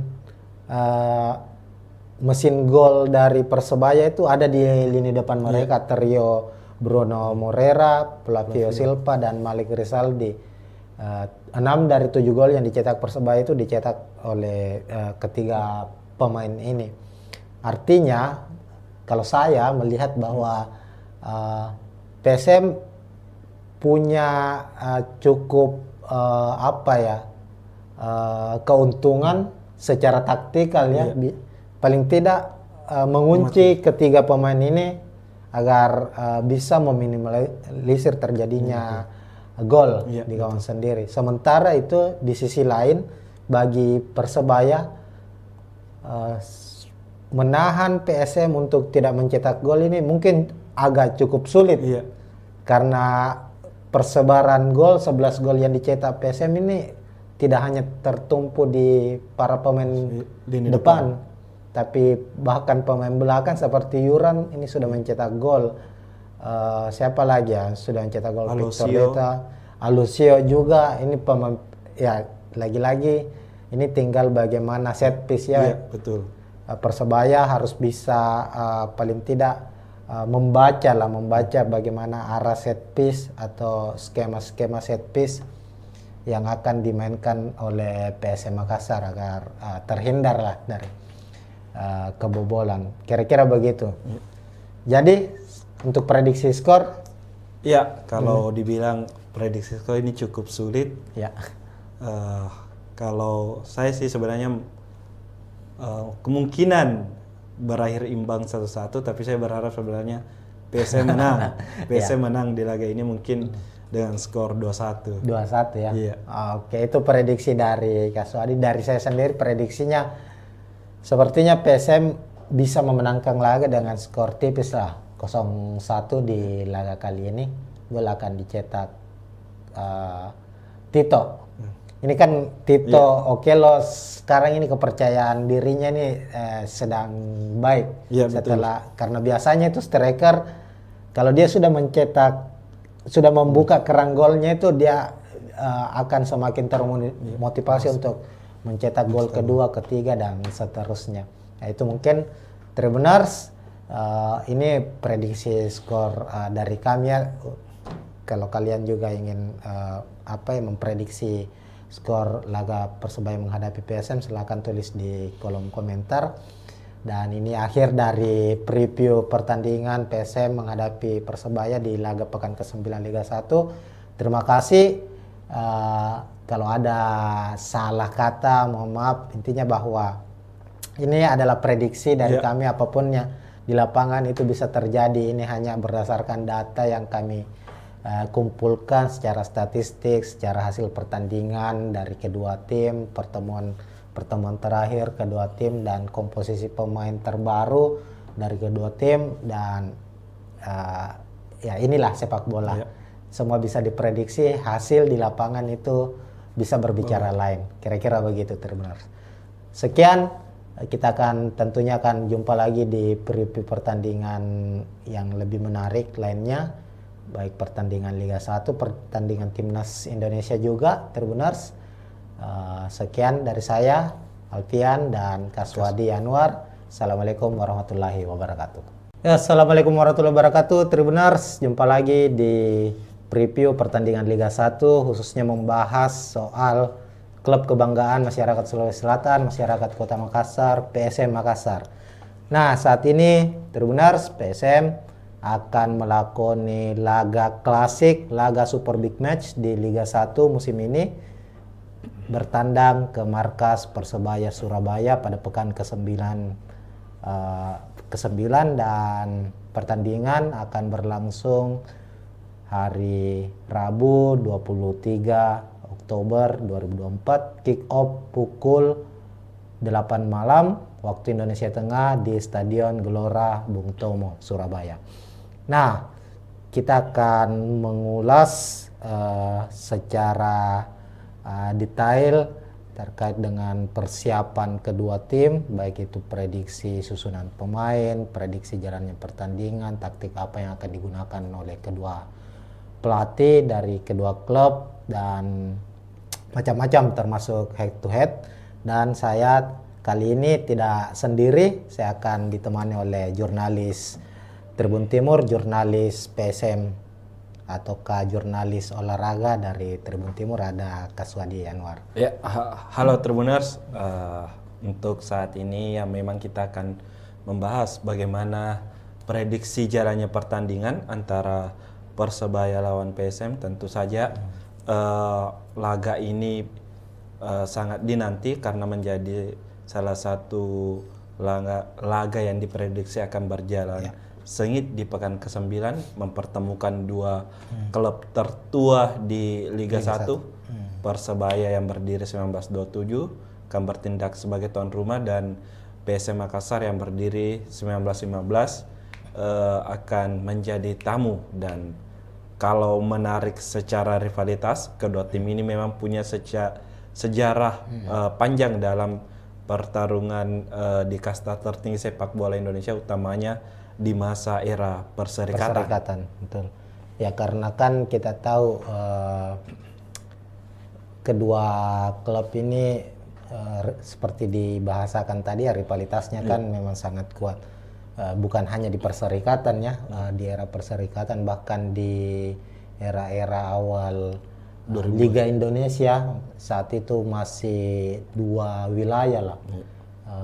Persebaya dan PSM sering bertemu karena mereka tergabung di wilayah yang sama, wilayah timur. Kalau tidak salah waktu itu bahkan sempat di tahun 2002 atau 2003 ya, waktu itu bersaing ketat sebagai juara dan runner. hanya dibedakan selisih gol. Waktu itu poinnya sama, Persebaya keluar sebagai juara 2003 ya, kalau bukan 2002. 2023 kalau tidak salah 2004 itu Persik Kediri. Oh berarti ya yang Persebaya 2002-2023 yang waktu itu juara, PSM runner up. Nah itu sedikit review tentang bagaimana rivalitas antara Persebaya dan PSM Makassar, dan tentu di musim ini di Liga 1 musim 2024-2025 ini keduanya juga hingga pekan ke-8 terlihat cukup bersaing ketat ya untuk memperebutkan posisi puncak, karena kedua tim baik Persebaya maupun PSM ini hingga 8 pertandingan yang sudah dilakoni di Liga 1 ini saling berganti untuk mengisi posisi puncak klasemen. Betul.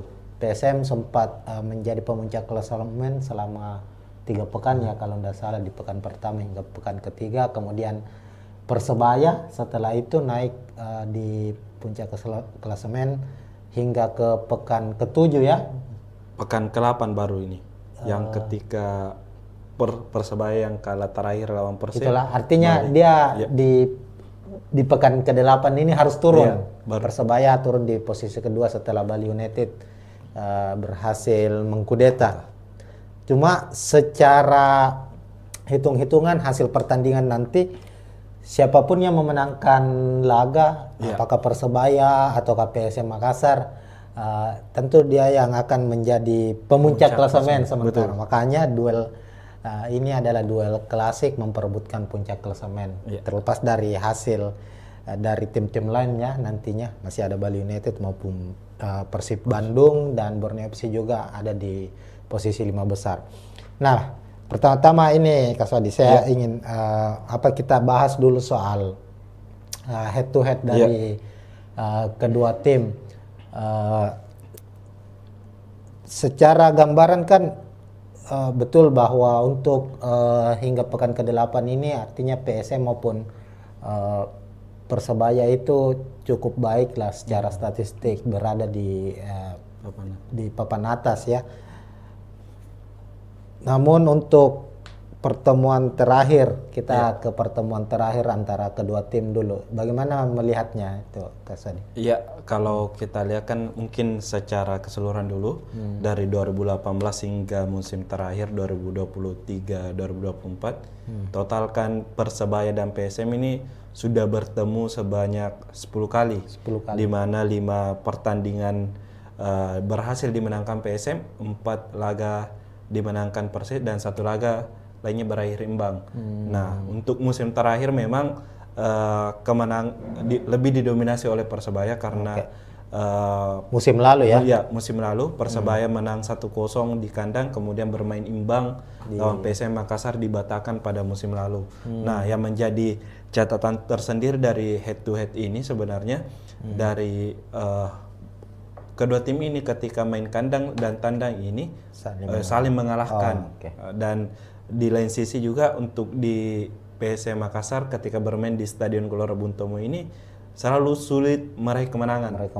Mungkin pada musim 2022-2023 sempat menang waktu PSM juara ya? Iya, PSM juara, tapi saat itu PSM dan Persebaya bermain di Stadion Gelora Joko Samudro, Oh, bukan di GBT. Gelora Bung Tomo. Jadi di situ kalau tidak salah PSM menang 1-0 lewat gol bunuh diri Alwi Selamat. Nah, tentu pertemuan ini menjadi tantangan mungkin bagi PSM, utamanya Bernardo Tavares sendiri, bagaimana bisa meraih 3 poin di Stadion Gelora Bung Tomo, apalagi mungkin dengan tekanan bonek dan bonita yang bisa saja mungkin menghadiri memenuhi Stadion Gelora Bung Tomo. Artinya tantangan untuk PSM ini meruntuhkan keangkeran GBT ya, karena sejauh ini memang di kompetisi profesional yang terbaru lah Liga 1, PSM mungkin tidak pernah menang di GBT. Artinya ini kesempatan bagi PSM untuk bisa meraih kemenangan. Tapi memang dalam catatan 5 pertandingan terakhir, tadi kan 10 pertandingan terakhir ini cukup berimbang. Ini juga 5 pertemuan terakhir, meskipun ya kita tahu musim lalu saat PSM Makassar kurang stabil ya secara permainan. Artinya musim lalu itu PSM gagal memenangkan pertandingan dari 2 pertemuan menghadapi Persebaya. Tapi secara umum kedua tim terlihat cukup seimbang ya secara head to headnya. Sementara kalau kita lihat untuk 5 pertandingan terakhir dari masing-masing kedua tim juga ini cukup menarik. Persebaya sendiri kita tahu kan dari 8 pertandingan yang sudah dijalani di Liga 1 ini baru sekali mengalami kekalahan. Itu pun terjadi di pekan ke-8 saat bertandang ke markas Persib Bandung. Sementara itu PSM kalau kita lihat memang baru sekali mengalami kekalahan, yakni lawan Arema, tapi juga sulit meraih kemenangan. Bahkan ada 4 pertandingan, 4 pertandingan di Liga 1 itu secara beruntun itu tidak pernah menang. Tapi di pekan ke-8 akhirnya bisa memutus hasil minor, akhirnya meraih kemenangan atas Madura United dengan skor 2-0. Ini berarti ada 2 hal yang hasil berbeda yang diraih dari kedua tim, yang tentunya ini mempengaruhi secara psikologis. Kira-kira begitu ya, Kak Sadi? Iya, betul. Kalau kita memang lihat PSM baru-baru ini baru kembali ke jalur kemenangan setelah menang 2-0 lawan Madura United. Nah, tentu ini dikatakan menjadi modal bagi PSM untuk mengembalikan kepercayaan diri mereka untuk bisa kembali bersaing di papan atas klasemen. Di lain sisi sebenarnya kalau dilihat Persebaya, meski memang baru mengalami kekalahan di pekan ke-8 kemarin, namun laga sebelumnya juga mereka itu tidak meraih kemenangan, hanya meraih lawan Dewa United kalau tidak salah. Ini kan mungkin kalau bisa dikatakan bahwa mungkin Persebaya juga akan mati-matian di laga ini, berusaha untuk kembali ke jalur kemenangan juga setelah 2 laga sebelumnya meraih hasil minor. Artinya bisa disebut ada penurunan performa secara statistik hasil yang diraih oleh Persebaya. Sementara PSM lagi dalam kondisi baik kalau kita lihat. Nah, kita bahas dulu sedikit juga ini soal klasemen. Kalau kita lihat klasemen tadi kan sudah di-spill tadi sedikit bahwa Persebaya sendiri saat ini berada di posisi kedua dengan 17 poin, sama poinnya dengan Bali United yang berada di posisi puncak saat ini. Kemudian ada Persib Bandung di posisi ketiga dengan 16 poin, sementara PSM di posisi keempat dengan 15 poin. Artinya jarak poinnya ini tidak terpaut jauh ya, cukup tipis. Itu tadi kita bilang bahwa duel ini akan menjadi duel perebutan posisi puncak, karena dengan anggaplah misalnya ketika PSM yang menang tambahan 3 poin, tentu langsung naik ke posisi pertama dengan 18 poin. Sementara kalau Persebaya menang langsung menjaga jarak ya dari tim-tim yang ada di bawahnya. termasuk dari PSM Makassar. Cuma yang menariknya ini, Saudi, kalau kita lihat bahwa apa ya, statistik gol dari kedua tim dan kebobolan ini cukup berbeda. Persebaya misalnya kita lihat memang hasil yang diraih cukup baik secara hasil ya, secara hasil pertandingan cukup baik, tapi untuk produktivitas golnya ini terbilang cukup minim. Dari 8 pertandingan baru mencetak 7 gol. Artinya kurang dari 1 gol per 1 pertandingan. Tapi memang secara sisi pertahanan ini cukup baik, baru kebobolan 4 gol. Sementara itu PSM Makassar sudah mencetak 11 gol ya dari 8 pertandingan, dan pertahanannya sama baiknya dengan Persebaya dengan baru kebobolan 4 gol. Bagaimana Kak Sodi melihat ini, melihat statistik ini? Ya, tentu kalau kita melihat statistik dari mungkin secara pertahanan dulu, ya kedua pelatih ini memang bisa dikatakan pelatih yang pragmatis. Dalam hal ini tidak mengandalkan permainan yang indah dari kaki ke kaki, cukup dengan hanya hasil dilihat. Dan kedua pelatih ini memang baik Paul Munster maupun Bernardo Tavares fokus pada pertahanan yang dibuktikan dengan baru kebobolan 4 gol di musim ini. Keduanya baru kebobolan 4 gol. Itu tak lepas mungkin dari bagaimana mereka bertahan di apalagi sepertiga pertahanan mereka, dan memiliki memang pemain-pemain yang kuat. Ada Persebaya. Artinya kita langsung ke prediksi susunan pemain ini ya, Kak Sadia, kalau kita membahas. Ya, karena kita sudah membahas soal apa ya tadi, soal taktikal kedua pelatih yang akan bermain nantinya. Langsung saja kita bisa lihat juga Tribuners ini kita sudah menyusun daftar prediksi daftar susunan pemain dari kedua tim. Nah, kalau kita lihat ini Kak Sodi, kita bahas dulu tim tuan rumah dulu kita ya. Dari Persebaya tadi sudah dibahas bahwa Paul Munster ini kan pelatih yang bukan lagi pelatih baru yang berkarir di Indonesia. Sebelum melatih Persebaya sempat melatih Bayangkara ya kalau nggak salah ya, Bayangkara FC.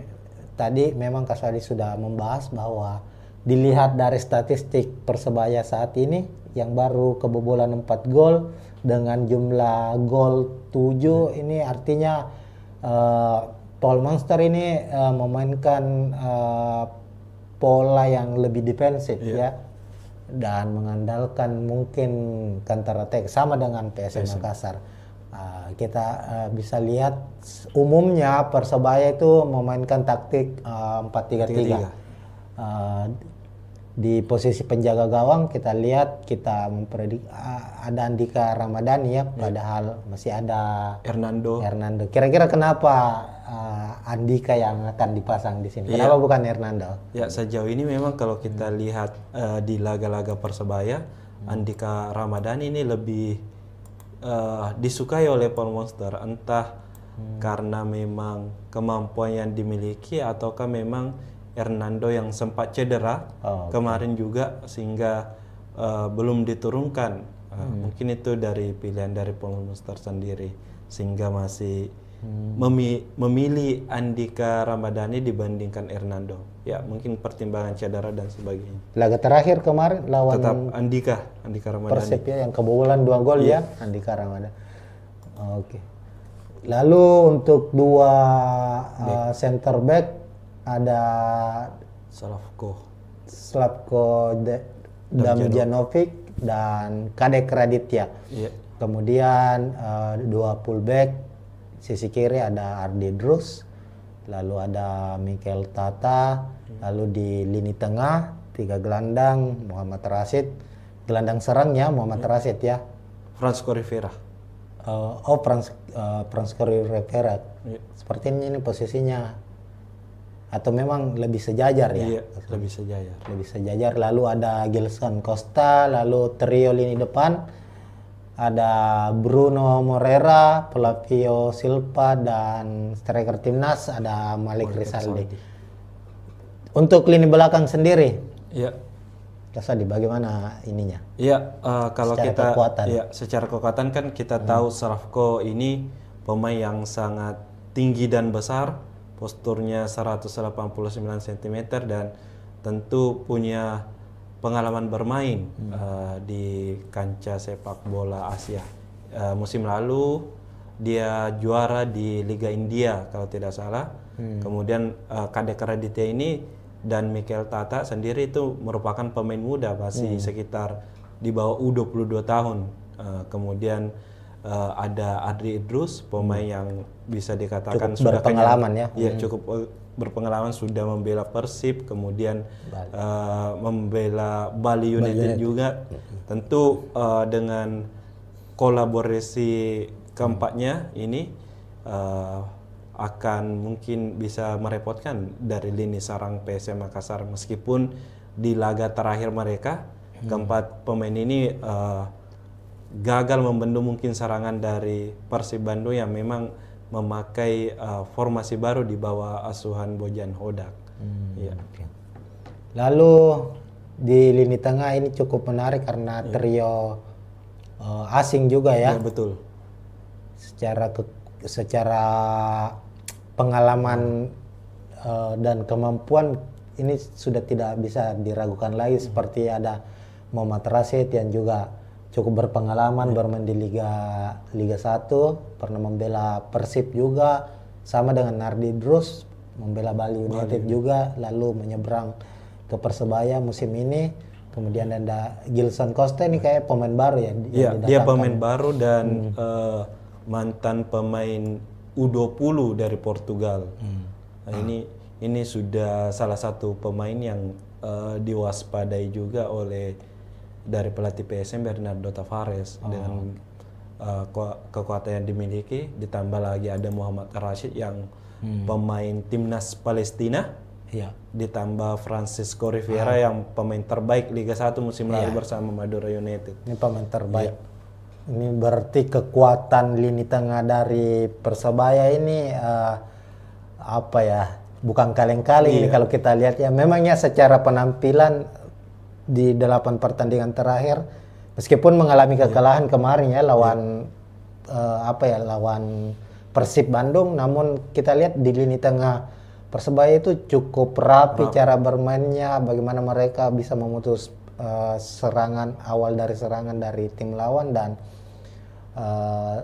umpan-umpan ke area-area vital lini pertahanan lawan itu cukup baik. Bisa dijalan, artinya secara kreativitas serangan ini Persebaya ini cukup menarik. Meskipun ya untuk finishingnya, kalau kita lihat finishingnya masih cukup bermasalah. Itulah yang terjadi di lini depan. Kalau kita lihat misalnya Malik Rizaldi yang baru-baru ini dipanggil membela timnas Indonesia, sudah mencetak 2 gol ya. Betul. Itu pun terjadi di satu pertandingan, mencetak 2 gol. Ini tentu yang juga harus diwaspadai oleh PSM Makassar. Bruno Moreira yang menjadi pemain ini menjadi musim kedua ya Bruno. Musim kedua ketiga ya. Kemarin sempat membela, kalau tidak salah di musim 2021-2022 bela Persebaya, kemudian sempat hengkang. Sempat. Musim lalu kembali dan sekarang dipertahankan lagi. Artinya ini musim ketiga bersama dengan Persebaya. Kemudian ada Flavio Silva. Kemarin Persik ya? Iya, Persik Top Kediri. skor dari Persik ini ya. kalau 23 23 gol musim lalu bersama Persik. Musim ini sudah mencetak berapa? Baru 1 gol. Intinya kalau kita lihat trio Persebaya ini sebenarnya dari 7 gol Persebaya itu 6 gol tercipta dari trio ini. Bruno Moreira 3 gol, Flavio 1 gol, dan Malik Rizaldi 2 gol. Jadi secara komposisi golnya ya memang diciptakan oleh para pemain lini depan dari Persebaya. Kemudian kita ke PSM Makassar, asuhan Bernardo Tavares, tim tamu dengan strategi atau formasi yang digunakan musim ini cukup berbeda dari musim-musim sebelumnya. Jika musim sebelumnya Tribuners PSM itu mengandalkan 3 back ya. Iya, betul. Banyak mengandalkan 3 back. Musim ini mengandalkan 2 stopper, artinya dengan skema 4-5-1. Kalau musim lalu itu lebih ke 3-5-2 ya, kalau betul. nggak salah. Nah, di posisi penjaga gawang Hilmansyah sudah 8 pertandingan di Liga 1 selalu menjadi pilihan utama. Meskipun kabar terakhirnya kiper utama PSM musim lalu Reza Arya sudah pulih ya, sudah mengikuti latihan reguler bersama PSM Makassar, tapi kemungkinan menghadapi Persebaya tetap akan menjadi starter ya. Ya, sejauh ini sepertinya masih Hilmansyah yang menjadi starter, karena dari latihan Reza Arya sendiri memang sudah ikut gabung latihan bersama 4 kiper lainnya, utamanya dalam latihan ringan seperti menangkap bola, masalah positioning. Tapi ketika latihan dengan intensitas tinggi bersama tim dalam hal taktik dan sebagainya ini, Reza belum bisa ikut secara full. Mungkin masih ada fase yang harus dilewati untuk bisa benar-benar bisa turun membela PSM Makassar. Jadi mungkin masih butuh waktu, dan kemungkinan Hilmansyah masih jadi tumpuan utama. Sejauh ini juga Hilmansyah sepertinya sudah 4 kali catatkan clean sheet. Ya. Ya, penampilan Hilmansyah juga setelah kembalinya bersama PSM ini cukup konsisten. Artinya ada beberapa save krusial yang dilakukan, dan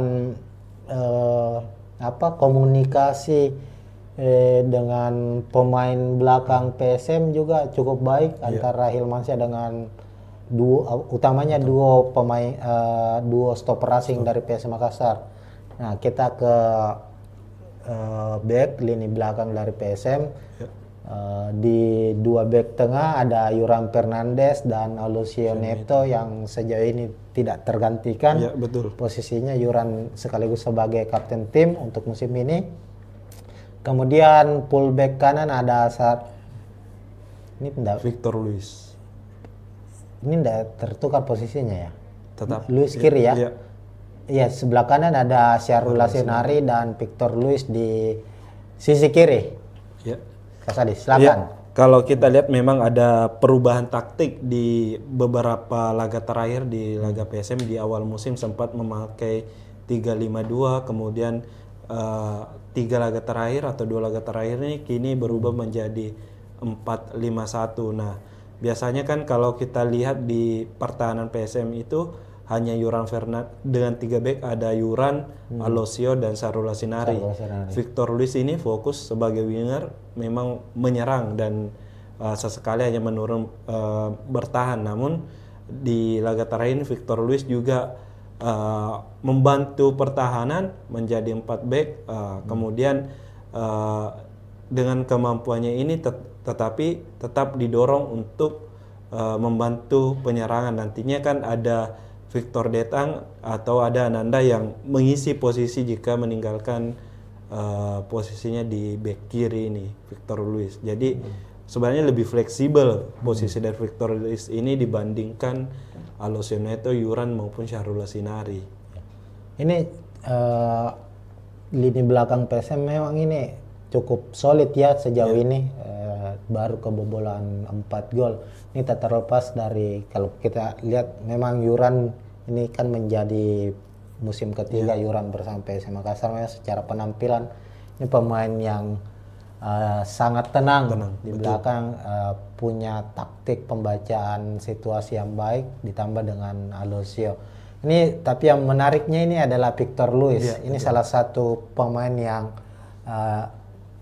awal-awalnya mungkin belum mendapat banyak sorotan karena jelaslah bahwa kalau pemain asing kan biasanya sering mendapat sorotan itu kan pemain depan, striker. Ini cukup menarik, PSM mendapatkan pemain asing tapi posisinya fullback atau back sayap kiri, dan Victor Luis sejauh ini penampilannya terbilang bukan lagi baik, sangat baik ya. Kalau kita lihat secara penampilan, punya akurasi umpan yang sangat baik, rajin membantu lini serang, bertahan sama baiknya, dan sudah mencetak 2 assist ya. Iya, 2 assist. 2 assist saja yang termasuk assist di salah satu gol yang terjadi saat menghadapi Madura ya.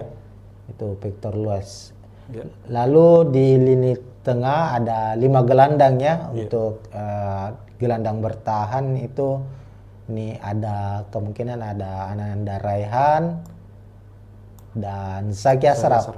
Kenapa kira-kira? Kan biasanya Akbar Tanjung yang di tempat biasanya diduetkan dengan Ananda Raihan. Zaki Ashraf biasanya bermain sebagai pemain pelapis. Ya betul. Kemungkinan ini kan kalau Zaki Ashraf kenapa diturunkan saat ini Akbar Tanjung dalam kondisi pemulihan cedera kemarin di sesi latihan di Stadion Kalego itu Akbar Tanjung masih latihan terpisah dengan tim, tidak masuk dalam skema pematangan pelatih dan di lutut kiri itu dipasang taping. Kemungkinan kalaupun dimainkan Akbar Tanjung itu mungkin sebagai tim pemain pengganti di babak kedua karena mungkin secara kondisi fisik mungkin agak meragukan dimainkan sejak menit pertama, apalagi mungkin dengan intensitas pertandingan yang kemungkinan sangat tinggi lawan Persebaya ini. Kira-kira untuk PSM Makassar apakah ini akan menjadi salah satu kerugian karena mengingat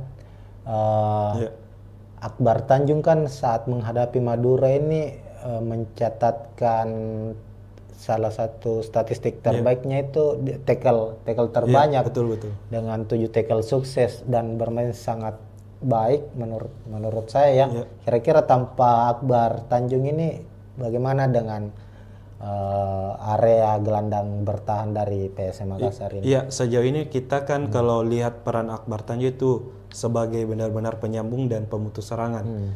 Penyambung ini dia mampu mengalirkan bola ke lini depan dengan ciri khas bermainnya dengan long ball-nya yang akurat, yang langsung memang menyasar ke sisi kiri maupun kanan. Kedua, dia yang selalu mengambil eksekusi bola mati yang berada di tengah lapangan. Gol kalau tidak salah peluang pertama kayaknya atau gol peluang pertama yang didapatkan PSM lawan Madura kan berawal dari tendangan bebas dari Akbar Tanjung yang kemudian dipantulkan oleh Yurang, kemudian disambut oleh Adilson kalau tidak salah. Dia kan di situ sebagai pengalir bola dan dia menjadi pemain kunci di lapangan tengah. Kemudian sebagai pemutus serangan, dia ini selalu bisa dikatakan apapun akan dilakukan untuk menghentikan serangan awal lawannya, entah itu melanggar hingga berhadiah kartu kuning ataupun tackle. Intinya adalah memutus serangan secara pertama. Tentu jika dilihat dengan perannya digantikan dengan Zaki Ashraf yang memiliki bisa dikatakan karakter berbeda, mungkin akan sulit tertutupi. Kita tahu Zaki ini pemain winger sebenarnya, posisi aslinya ya winger kanan, namun selalu dicoba di 3 posisi dari fullback kanan, kemudian kerap juga menjadi gelandang.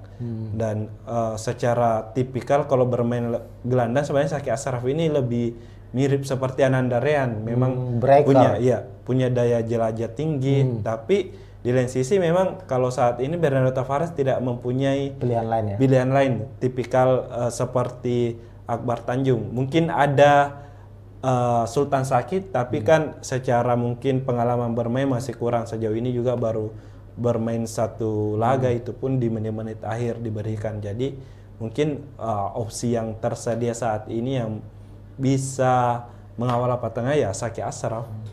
Tapi ya bermain sebagai pemain pengganti saat menghadapi Madura, Zaki cukup punya kontribusi ya. Utamanya di gol kedua itu kalau tidak salah. Bagaimana dia kerjasamanya dengan Ricky Pratama waktu itu dan akhirnya terjadi gol. Lalu ada gelandang serang dari PSM Makassar, Tribuners Latirpal yang belum tergantikan juga sejauh ini, pemain kreator lini tengah dari PSM Makassar. Kira-kira ada tidak kemungkinan Latirpal akan digantikan atau opsi lain yang akan diturunkan oleh Bernardo Tavares. Kalau saya sendiri melihatnya bahwa Latirval ini masih tetap jadi pilihan utama. Jika banyak yang bertanya-tanya kenapa tidak pernah dicoba Daisuke mungkin sebagai starter, Daisuke Sake. Daisuke Sake. Saya melihatnya Latirval ini punya tipikal pemain yang memang mampu mengatur serangan dan mampu bertahan sama baik. Posisi aslinya dia sendiri kan sebenarnya gelandang box to box dari Latirval ini, tapi permainnya sangat simpel, cukup dengan umpan-umpan terupasnya, kemudian sekali sentuhan. Di lain sisi Daisuke Sake ini memang tipikal bisa dikatakan gelandang, bisa bermain winger, mirip-mirip mantan pemain PSM lah Kenzo Nambu yang sekarang di Bali. Namun untuk kemampuan bertahannya bisa dikatakan masih kurang jika dibandingkan dengan Latirval. Makanya kalau kenapa Latirval selalu jadi pilihan utama ya karena itu mampu menyerang dan bertahan sama baiknya. Secara kebutuhan tim kan kita tahu skema yang selalu diandalkan oleh Tavares kan lebih mengutamakan pertahanan ya, pertahanan kuat, mengandalkan counter attack. Latirval lebih cocok untuk skema itu dibanding dengan Daisuke Sakai.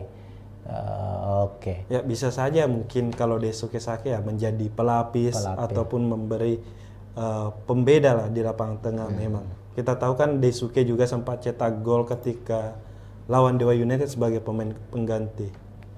Lalu gelandang sayap ini dua pemain muda ini, betul. Ricky Pratama dan Victor Detan. Kalau Victor Detan kan saat menghadapi Madura United memang bermain sebagai starter, sementara Ricky Pratama bermain sebagai pemain pengganti tapi mencetak 1 assist.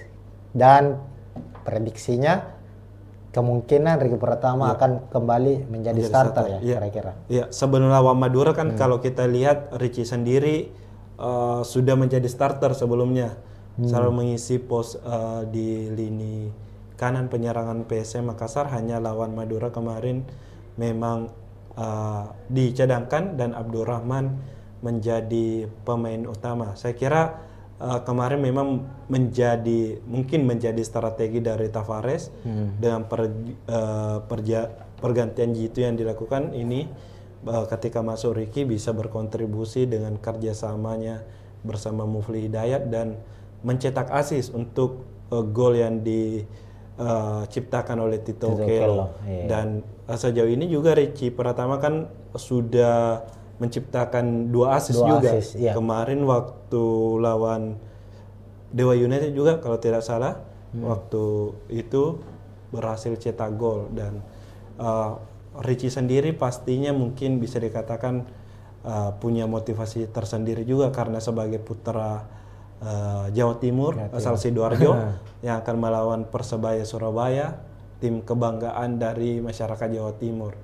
Ya, kalau Victor Detan sendiri 3 laga terakhir memang menjadi starter dan cetak 1 gol ketika lawan Persija.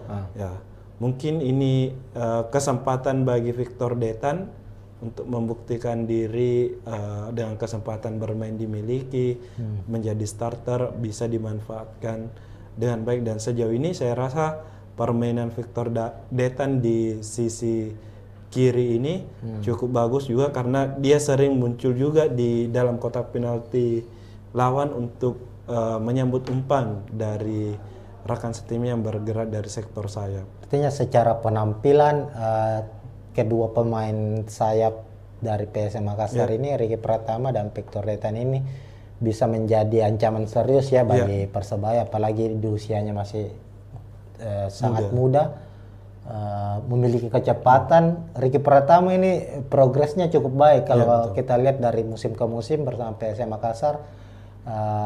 Dia kan sempat awalnya diplot sebagai, memang kan posisinya sebagai striker ya. Musim lalu itu lebih banyak bermain sebagai second striker.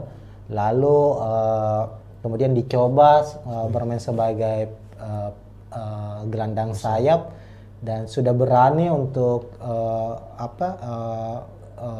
mempertahankan bola, berani dribble, berani menusuk, sudah memiliki kepercayaan diri lah.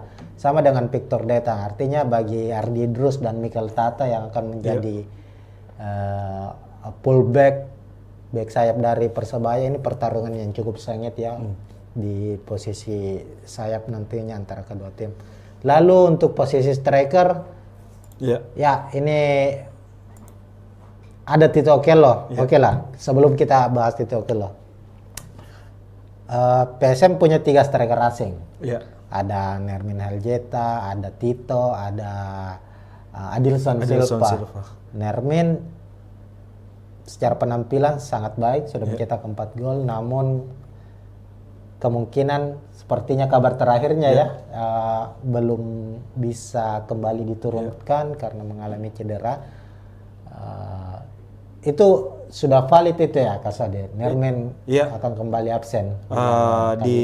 Ya betul, kalau saat ini bisa dikatakan mungkin Nermin bisa dipastikan absen karena di saat tadi sesi konferensi pers Bernardo Tavares sendiri mengatakan bahwa Nermin sampai saat ini belum bisa dimainkan bersama Reza dan Arfan sendiri. Kita tahu Reza kan masih pemulihan, Arfan pun begitu. Dan kalau dilihat memang Nermin ini masih dalam pemulihan kebugaran fisik, sisa kebugaran fisik. Ya, kemarin sudah latihan pemulihan fisik dan conditioning trainingnya memang lari mengelilingi lapangan Kalegoa, kemudian fitness juga untuk penguatan ototnya. Jadi kalau diprediksi mungkin lawan Persik Kediri di laga mendatang baru bisa dimainkan. Ya, ini kan dari 11 gol yang dicetak PSM Makassar kan ini betul 4 dicetak oleh Nermin. Yuran juga sudah mencetak gol. Yang menarik ini dari 3 striker ini hanya Nermin yang cukup menonjol soal produktivitas gol, meskipun terakhir Tito Okello berhasil akhirnya membuat gol debutnya ya bersama PSM di laga menghadapi Madura United, sedangkan Adilson Silva belum mencetak gol sejauh ini musim ini bersama PSM Makassar. Tapi di pekan ke-8 Adilson yang dimainkan starter. Kira-kira kenapa Tito yang akan dimainkan sebagai starter untuk kali ini? Kemungkinan Tito ini dipilih karena memang pertama kemarin berhasil cetak gol dan sebagai pengganti, dan dari peluang yang dimiliki sendiri oleh PSM, meski tidak berujung gol dari kaki Tito, itu cukup memberikan ancaman daripada mungkin Adilson Silva yang bisa dikatakan selalu gagal dalam hal menyambut umpan-umpan yang sudah berada di depan gawang. Mungkin secara timingnya kurang dibandingkan dari Tito Okello. Kalau memang bisa dikatakan sendiri, PSM sebenarnya memang cukup kehilangan dengan tidak adanya Nermin Heljeta. Karena Nermin kita tahu 4 golnya itu bisa dikatakan dari kepandaian dalam hal mencari posisi. Nah mungkin ini posisinya yang sangat bagus, dan memang sepertinya dia tahu arah bola ini akan kemana. Di lain sisi ini Tito dan Adilson itu yang belum bisa dimanfaatkan dengan baik dalam mencetak gol. Nah, finishingnya juga kan kalau kita lihat Tito beberapa kali mendapat kesempatan shoot tapi selalu melebar. Ada beberapa, Adilson pun demikian. Ini menjadi PR tentunya bagi para striker dari PSM Makassar, dan pilihan dari Taparas ya tidak ada pilihan lain. Tidak ada pilihan. Tanpa Nermin ya pilihannya adalah antara Adilson atau Tito. Tapi Tito kelihatan sedikit lebih ngotot ya cara bermainnya ya. Duel-duel di area kotak penalti Tito ini cukup baik kalau kita lihat, meskipun oke lah secara produktivitas masih kurang ya kalau kita lihat dalam jumlah golnya. Oke. Ini sudah kita bahas soal prediksi susunan pemain, dan tentu kita juga sudah bahas tentang kekuatan-kekuatan lini per lini dari kedua tim. Kira-kira melihat dari komposisi pemain kedua tim ini pertarungan sengit akan terjadi di lini mana ini, Iya. Mas Adi? Kalau dilihat tentunya pasti kalau saya sendiri kemungkinan di sayap penyerangan. Oh, di flank ya. Ya, karena mungkin PSM memiliki pemain-pemain yang cepat dengan Richie Pratama, Victor Detan ditambah dengan Victor Luis. Kemudian di Persebaya sendiri punya Bruno Moreira, Malik Rizaldi, tambah Adri Idrus juga. Nah, saya kira sektor ini yang akan memiliki peran penting di laga besok karena dengan kecepatan adu cepat para winger ini saling duel dalam menguji kekuatan pertahanan. Mungkin kalau saya sendiri saya melihatnya di sektor sayap. Iya, apalagi kan kedua tim kayaknya banyak mengandalkan umpan-umpan Iya, crossing ya betul. sejauh ini ya untuk menciptakan peluang baik itu PSM maupun Persebaya karena memiliki tipikal pemain depan yang cukup jangkung ya sehingga mereka mengandalkan pemain-pemain sayap ini untuk bisa menerobos dan melakukan umpan crossing. Tapi kalau kita lihat kira-kira untuk PSM Makassar ini selain mengandalkan sisi sayapnya ini untuk bisa menerobos sisi pertahanan dari Persebaya ini bisa mengandalkan sisi mana saja ini? Ya. Kalau kita lihat kan mungkin dari selain sayap yang bisa dimanfaatkan untuk mencetak gol ya mungkin dari lapangan tengahnya mungkin dari dengan kehadiran Ananda Rehan dan Latirval ditambah mungkin dengan kita tidak boleh melupakan apalagi set piece bola-bola set piece dari PSM bola-bola Makassar. mati ya. Ya, baik itu skema tendangan bebas, tendangan sudut maupun lemparan ke dalam karena hal gol-gol yang bisa dikatakan dari PSM yang dari skema bola mati baik tendangan bebas itu memang adalah skema yang dirancang di latihan dan bagaimana pemain pertama memberikan bola ke pemain kedua kemudian disambut untuk jadi gol itu merupakan memang skema yang sudah dilatih oleh Bernardo Tavares. Dan gol Yuran dari tendangan sudut. Ya, kemarin ada gol Alosio juga dari tendangan sudut kemudian sempat kalau tidak salah gol berawal dari lemparan ke dalam Saki Asraf yang juga berujung gol meskipun bukan dari lemparan langsung ke dalam yang sempat disambut kayak kalau tidak salah Yuran kemudian diselesaikan lagi. Oke. Secara kekuatan tim kita sudah bahas, artinya ini kita berada di penghujung ini. Ya.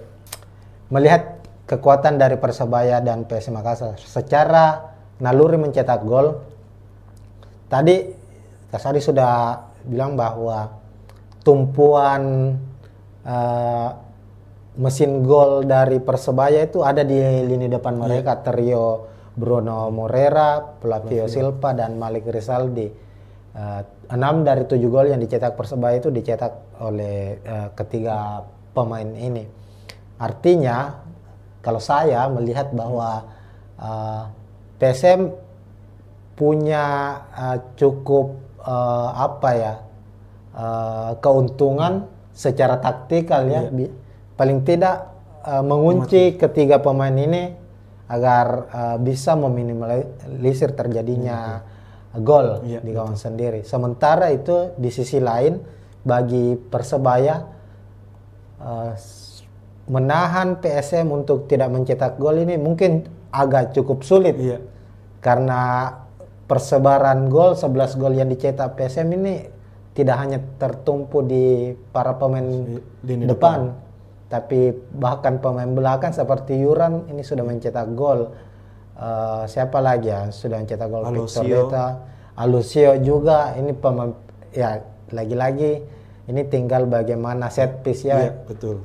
Persebaya harus bisa paling tidak membaca bagaimana arah set piece atau skema-skema set piece yang akan dimainkan oleh PSM Makassar agar terhindarlah dari kebobolan. Kira-kira begitu. Jadi untuk prediksi skor, Ya, kalau dibilang prediksi skor ini cukup sulit. ya. Kalau saya sih sebenarnya kemungkinan berakhir imbang 1-1, tapi saya berharap sebenarnya PSM menang. PSM menang di laga ini mungkin dengan skor 2-1. 2-1 ya. Iya. Oke, itu prediksi dari Kak Suadi. Dari saya sendiri prediksinya sepertinya PSM bisa memenangkan laga dengan skor tipis lah, 0-1 di laga kali ini. Gol akan dicetak Tito. Ini kan Tito, oke loh, sekarang ini kepercayaan dirinya ini sedang baik. Iya, betul. Setelah karena biasanya itu striker kalau dia sudah mencetak, sudah membuka kerang golnya itu dia akan semakin termotivasi untuk mencetak gol kedua, ketiga dan seterusnya. Nah, itu mungkin Tribuners, ini prediksi skor dari kami ya. Kalau kalian juga ingin memprediksi skor laga Persebaya menghadapi PSM, silahkan tulis di kolom komentar. Dan ini akhir dari preview pertandingan PSM menghadapi Persebaya di laga pekan ke-9 Liga 1. Terima kasih. Kalau ada salah kata, mohon maaf. Intinya bahwa ini adalah prediksi dari kami, apapun yang di lapangan itu bisa terjadi. Ini hanya berdasarkan data yang kami kumpulkan secara statistik, secara hasil pertandingan dari kedua tim, pertemuan terakhir kedua tim, dan komposisi pemain terbaru dari kedua tim, dan ya inilah sepak bola. Semua bisa diprediksi, hasil di lapangan itu bisa berbicara lain. Kira-kira begitu Tribuners. Sekian, kita tentunya akan jumpa lagi di preview pertandingan yang lebih menarik lainnya, baik pertandingan Liga 1, pertandingan Timnas Indonesia juga Tribuners. Sekian dari saya, Alfian dan Kaswadi Anwar. Assalamualaikum warahmatullahi wabarakatuh. Ya, Assalamualaikum warahmatullahi wabarakatuh Tribuners. Jumpa lagi di preview pertandingan Liga 1, khususnya membahas soal klub kebanggaan masyarakat Sulawesi Selatan, masyarakat Kota Makassar, PSM Makassar. Nah, saat ini Tribuners, PSM akan melakoni laga klasik, laga super big match di Liga 1 musim ini, bertandang ke markas Persebaya Surabaya pada pekan ke-9 dan pertandingan akan berlangsung hari Rabu 23 Oktober 2024, kick off pukul 8 malam waktu Indonesia Tengah di Stadion Gelora Bung Tomo, Surabaya. Nah, kita akan mengulas secara detail terkait dengan persiapan kedua tim, baik itu prediksi susunan pemain, prediksi jalannya pertandingan, taktik apa yang akan digunakan oleh kedua pelatih dari kedua klub, dan macam-macam termasuk head to head. Dan saya kali ini tidak sendiri, saya akan ditemani oleh jurnalis Tribun Timur, jurnalis PSM ataukah jurnalis olahraga dari Tribun Timur, ada Kaswadi Anwar. Ya, halo Tribuners. Untuk saat ini ya memang kita akan membahas bagaimana prediksi jalannya pertandingan antara Persebaya lawan PSM. Tentu saja laga ini sangat dinanti karena menjadi salah satu laga yang diprediksi akan berjalan sengit di pekan ke-9, mempertemukan dua klub tertua di Liga 1. Persebaya yang berdiri 1927 akan bertindak sebagai tuan rumah, dan PSM Makassar yang berdiri 1915 akan menjadi tamu. Dan kalau menarik secara rivalitas, kedua tim ini memang punya sejarah panjang dalam pertarungan di kasta tertinggi sepak bola Indonesia, utamanya di masa era perserikatan. Betul. Ya, karena kan kita tahu kedua klub ini seperti dibahasakan tadi ya, rivalitasnya kan memang sangat kuat. Bukan hanya di perserikatan ya, di era perserikatan, bahkan di era-era awal Liga Indonesia saat itu masih dua wilayah lah.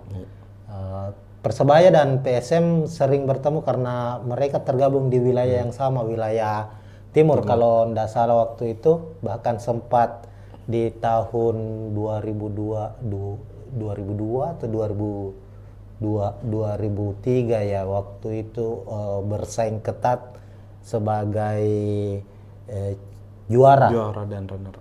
Hanya dibedakan selisih gol waktu itu, poinnya sama, Persebaya keluar sebagai juara 2003 ya, kalau bukan 2002. 2023 kalau tidak salah 2004 itu Persik Kediri. Oh berarti ya yang Persebaya 2002-2023 yang waktu itu juara, PSM runner up. Nah itu sedikit review tentang bagaimana rivalitas antara Persebaya dan PSM Makassar, dan tentu di musim ini di Liga 1 musim 2024-2025 ini keduanya juga hingga pekan ke-8 terlihat cukup bersaing ketat ya untuk memperebutkan posisi puncak, karena kedua tim baik Persebaya maupun PSM ini hingga 8 pertandingan yang sudah dilakoni di Liga 1 ini saling berganti untuk mengisi posisi puncak klasemen. Betul. PSM sempat menjadi pemuncak klasemen selama 3 pekan ya kalau tidak salah, di pekan pertama hingga pekan ketiga. Kemudian Persebaya setelah itu naik di puncak klasemen hingga ke pekan ke-7 ya. Pekan ke-8 baru ini. Yang ketika Persebaya yang kalah terakhir lawan Persib. Itulah artinya dia di pekan ke-8 ini harus turun. Persebaya turun di posisi kedua setelah Bali United berhasil mengkudeta. Cuma secara hitung-hitungan hasil pertandingan nanti, siapapun yang memenangkan laga, apakah Persebaya atau PSM Makassar, tentu dia yang akan menjadi pemuncak klasemen sementara. Makanya duel ini adalah duel klasik memperebutkan puncak klasemen. Terlepas dari hasil dari tim-tim lainnya, nantinya masih ada Bali United maupun Persib Bandung dan Borneo FC juga ada di posisi 5 besar.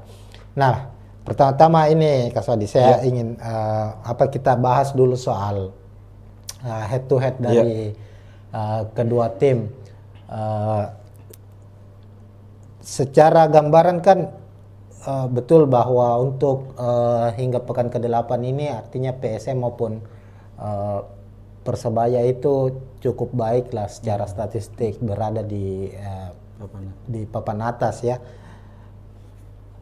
Namun untuk pertemuan terakhir, kita ke pertemuan terakhir antara kedua tim dulu. Bagaimana melihatnya itu Kak Swadi? Iya, kalau kita lihat kan mungkin secara keseluruhan dulu dari 2018 hingga musim terakhir 2023-2024, total kan Persebaya dan PSM ini sudah bertemu sebanyak 10 kali. Di mana 5 pertandingan berhasil dimenangkan PSM, 4 laga dimenangkan Persib dan 1 laga lainnya berakhir imbang. Nah, untuk musim terakhir memang lebih didominasi oleh Persebaya karena musim lalu ya? Iya, musim lalu Persebaya menang 1-0 di kandang, kemudian bermain imbang lawan PSM Makassar dibatalkan pada musim lalu. Nah, yang menjadi catatan tersendiri dari head to head ini sebenarnya dari kedua tim ini ketika main kandang dan tandang ini saling mengalahkan. Dan di lain sisi juga untuk di PSM Makassar ketika bermain di Stadion Gelora Bung Tomo ini selalu sulit meraih kemenangan. Mungkin pada musim 2022-2023 sempat menang. Waktu PSM juara ya? Iya, PSM juara, tapi saat itu PSM dan Persebaya bermain di Stadion Gelora Joko Samudro, bukan di Gelora Bung Tomo. Jadi di situ kalau tidak salah PSM menang 1-0 lewat gol bunuh diri Alwi Selamat. Nah, tentu pertemuan ini menjadi tantangan mungkin bagi PSM, utamanya Bernardo Tavares sendiri, bagaimana bisa meraih 3 poin di Stadion Gelora Bung Tomo, apalagi mungkin dengan tekanan bonek dan bonita yang bisa saja mungkin menghadiri memenuhi Stadion Gelora Bung Tomo. Artinya tantangan untuk PSM ini meruntuhkan keangkeran GBT Iya, ya, betul. karena sejauh ini memang di kompetisi profesional yang terbaru lah Liga 1 PSM mungkin tidak pernah menang di GBT. Artinya ini kesempatan bagi PSM untuk bisa meraih kemenangan. Tapi memang dalam catatan 5 pertandingan terakhir, tadi kan 10 pertandingan terakhir ini cukup berimbang. Ini juga 5 pertemuan terakhir, meskipun ya kita tahu musim lalu saat PSM Makassar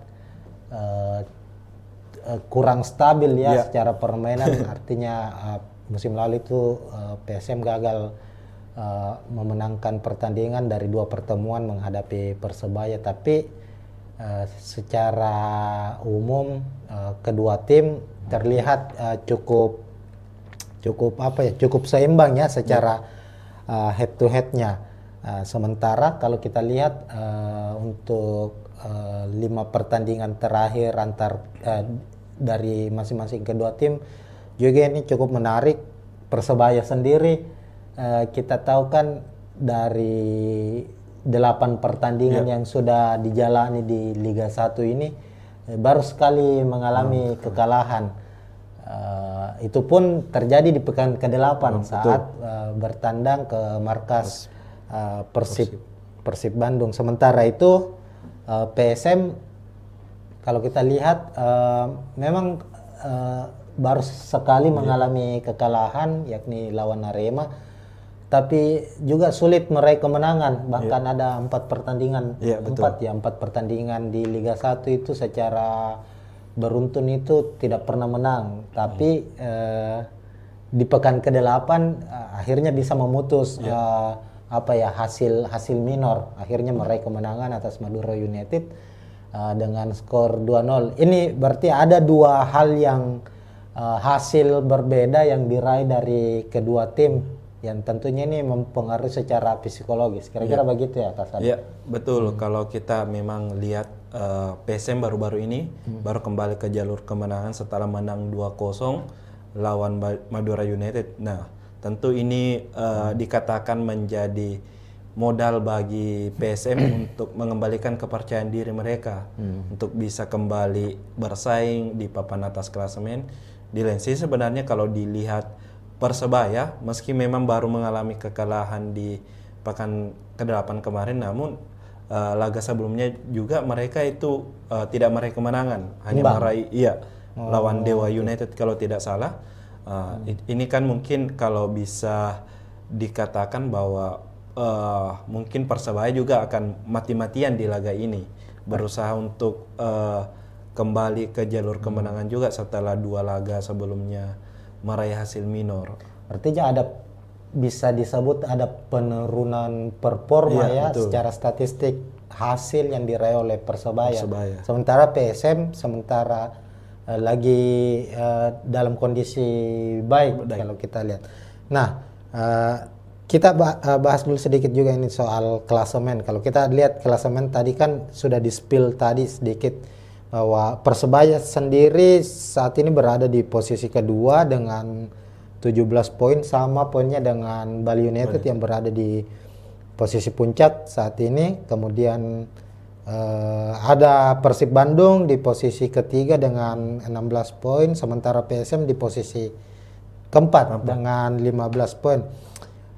Artinya jarak poinnya ini tidak terpaut jauh ya, cukup tipis. Itu tadi kita bilang bahwa duel ini akan menjadi duel perebutan posisi puncak, karena dengan anggaplah misalnya ketika PSM yang menang tambahan 3 poin, tentu langsung naik ke posisi pertama dengan 18 poin. Sementara kalau Persebaya menang langsung menjaga jarak ya dari tim-tim yang ada di bawahnya, termasuk dari PSM Makassar. Cuma yang menariknya ini Saudi, kalau kita lihat bahwa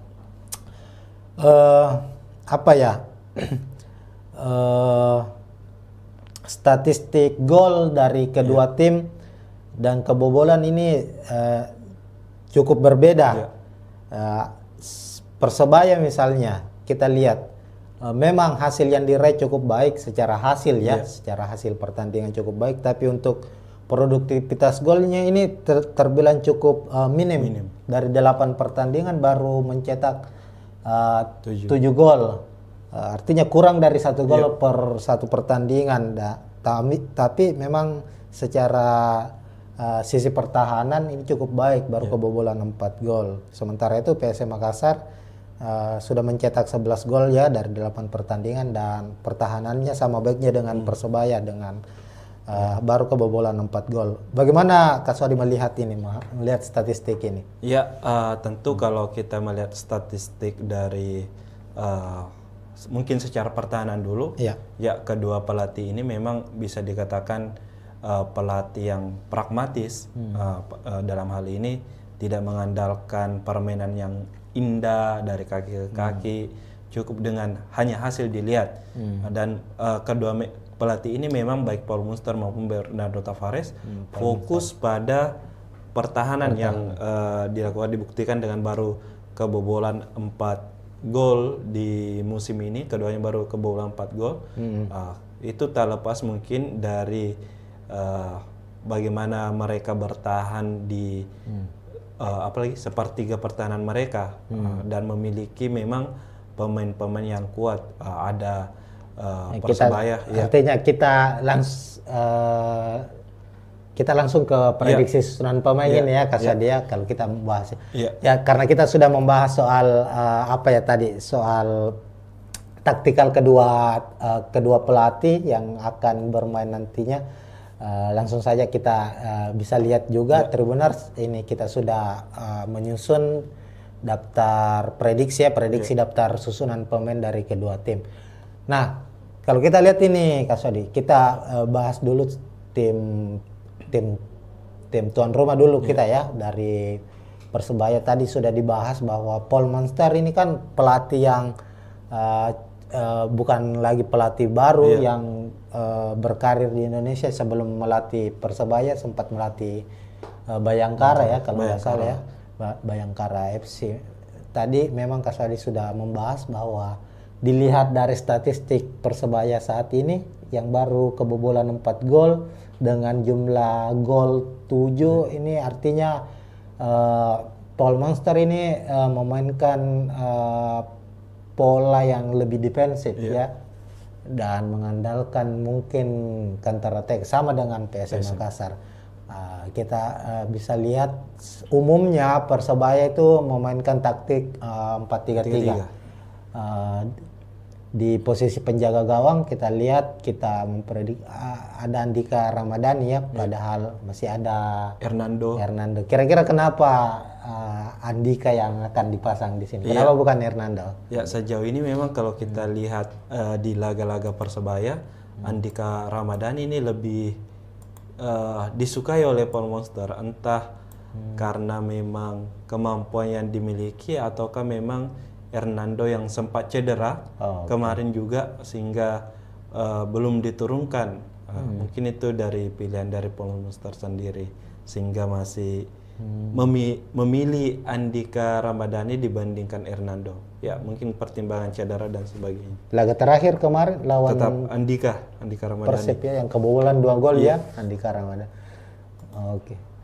Lalu untuk dua center back ada Slavko Damjanovic dan Kadek Raditya.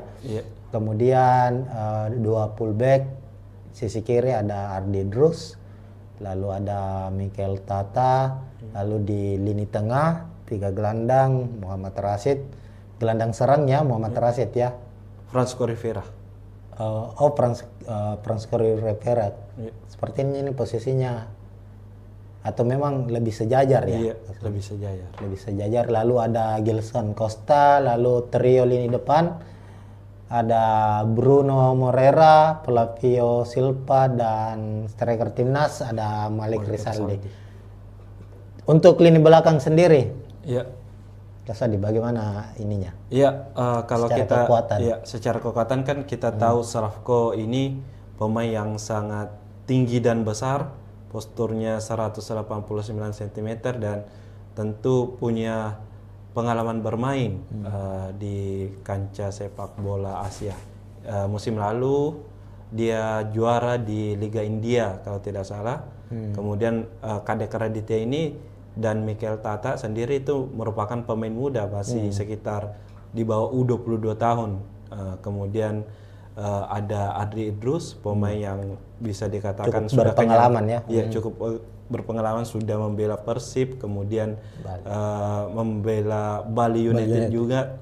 Tentu dengan kolaborasi keempatnya ini akan mungkin bisa merepotkan dari lini serang PSM Makassar, meskipun di laga terakhir mereka keempat pemain ini gagal membendung mungkin serangan dari Persib Bandung yang memang memakai formasi baru di bawah asuhan Bojan Hodak. Ya. Lalu di lini tengah ini cukup menarik karena trio asing juga ya. Ya, betul.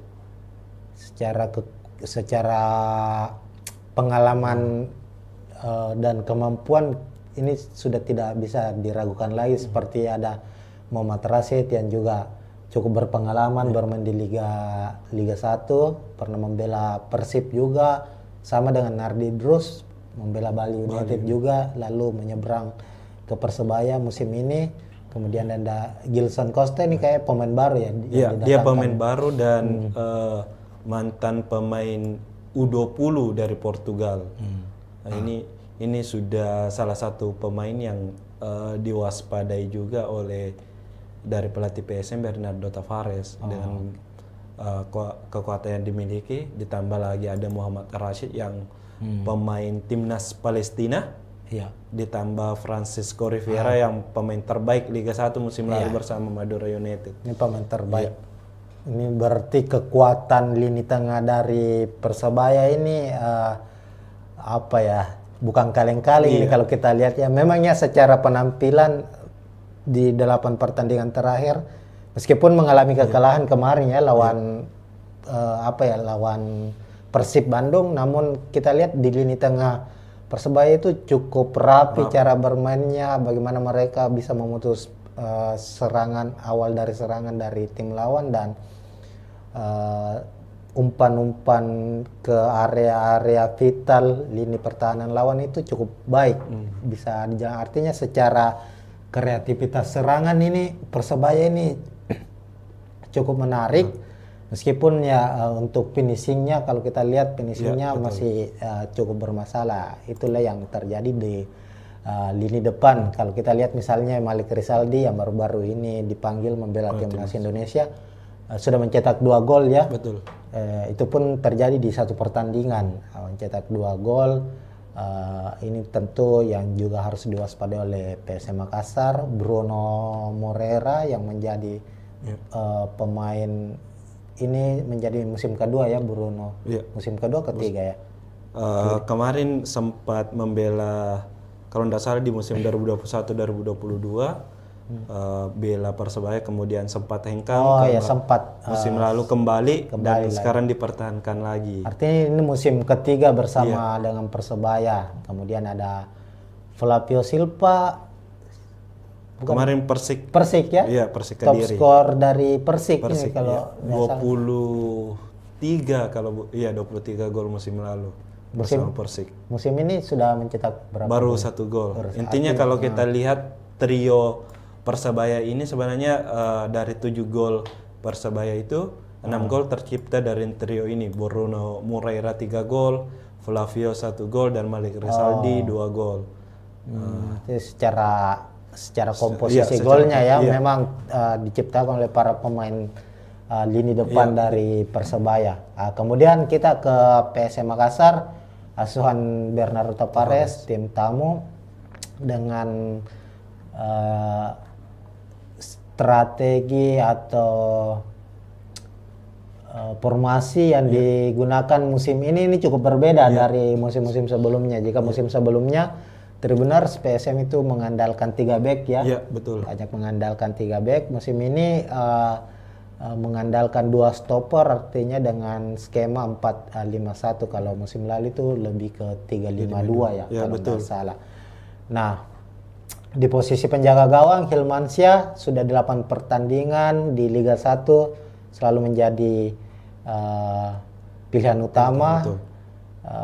Meskipun kabar terakhirnya kiper utama PSM musim lalu Reza Arya sudah pulih ya, sudah mengikuti latihan reguler bersama PSM Makassar. Tapi kemungkinan menghadapi Persebaya tetap akan menjadi starter ya. Ya, sejauh ini sepertinya masih Hilmansyah yang menjadi starter karena dari latihan Reza Arya sendiri memang sudah ikut gabung latihan bersama 4 kiper lainnya, utamanya dalam latihan ringan seperti menangkap bola, masalah positioning.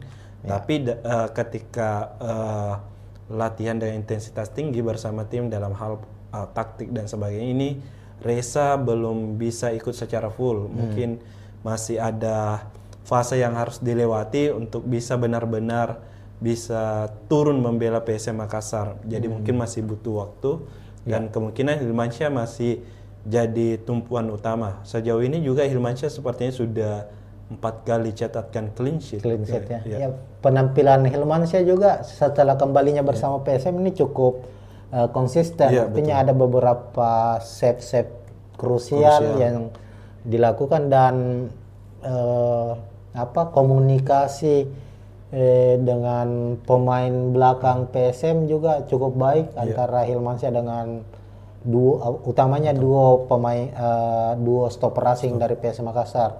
Nah, kita ke back lini belakang dari PSM. Di 2 back tengah ada Yuran Fernandes dan Aloisio Neto yang sejauh ini tidak tergantikan. Ya, betul. Posisinya Yuran sekaligus sebagai kapten tim untuk musim ini. Kemudian fullback kanan ada Victor Luis. Ini tidak tertukar posisinya ya. Tetap Luis kiri ya. Iya. Iya, sebelah kanan ada Syahrul Lasinari dan Victor Luis di sisi kiri. Ya. Kasadi, silakan. Ya, kalau kita lihat memang ada perubahan taktik di beberapa laga terakhir di laga PSM. Di awal musim sempat memakai 3-5-2, kemudian 3 laga terakhir atau 2 laga terakhir ini kini berubah menjadi 4-5-1. Nah, biasanya kan kalau kita lihat di pertahanan PSM itu hanya Yuran Fernandes dengan 3 back, ada Yuran, Aloisio dan Syahrul Lasinari. Victor Luis ini fokus sebagai winger, memang menyerang dan sesekali hanya menurun bertahan. Namun di laga terakhir ini Victor Luis juga membantu pertahanan menjadi 4 back.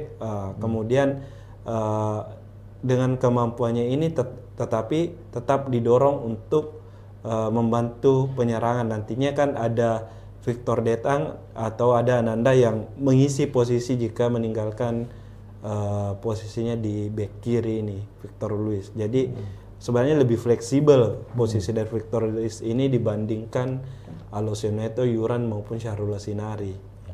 Ini lini belakang PSM memang ini cukup solid ya sejauh ini. Baru kebobolan 4 gol.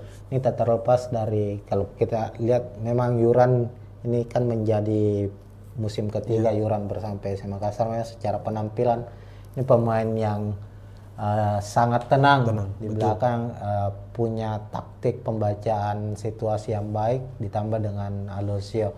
Ini tapi yang menariknya ini adalah Victor Luis. Ini salah satu pemain yang ya awal-awalnya mungkin belum mendapat banyak sorotan karena jelaslah bahwa kalau pemain asing kan biasanya sering mendapat sorotan itu kan pemain depan, striker. Ini cukup menarik, PSM mendapatkan pemain asing tapi posisinya fullback atau back sayap kiri, dan Victor Luis sejauh ini penampilannya terbilang bukan lagi baik, sangat baik ya. Kalau kita lihat secara penampilan punya akurasi umpan yang sangat baik, rajin membantu lini serang, bertahan sama baiknya, dan sudah mencetak 2 assist ya. 2 assist. 2 assist saja, termasuk assist di salah satu gol yang terjadi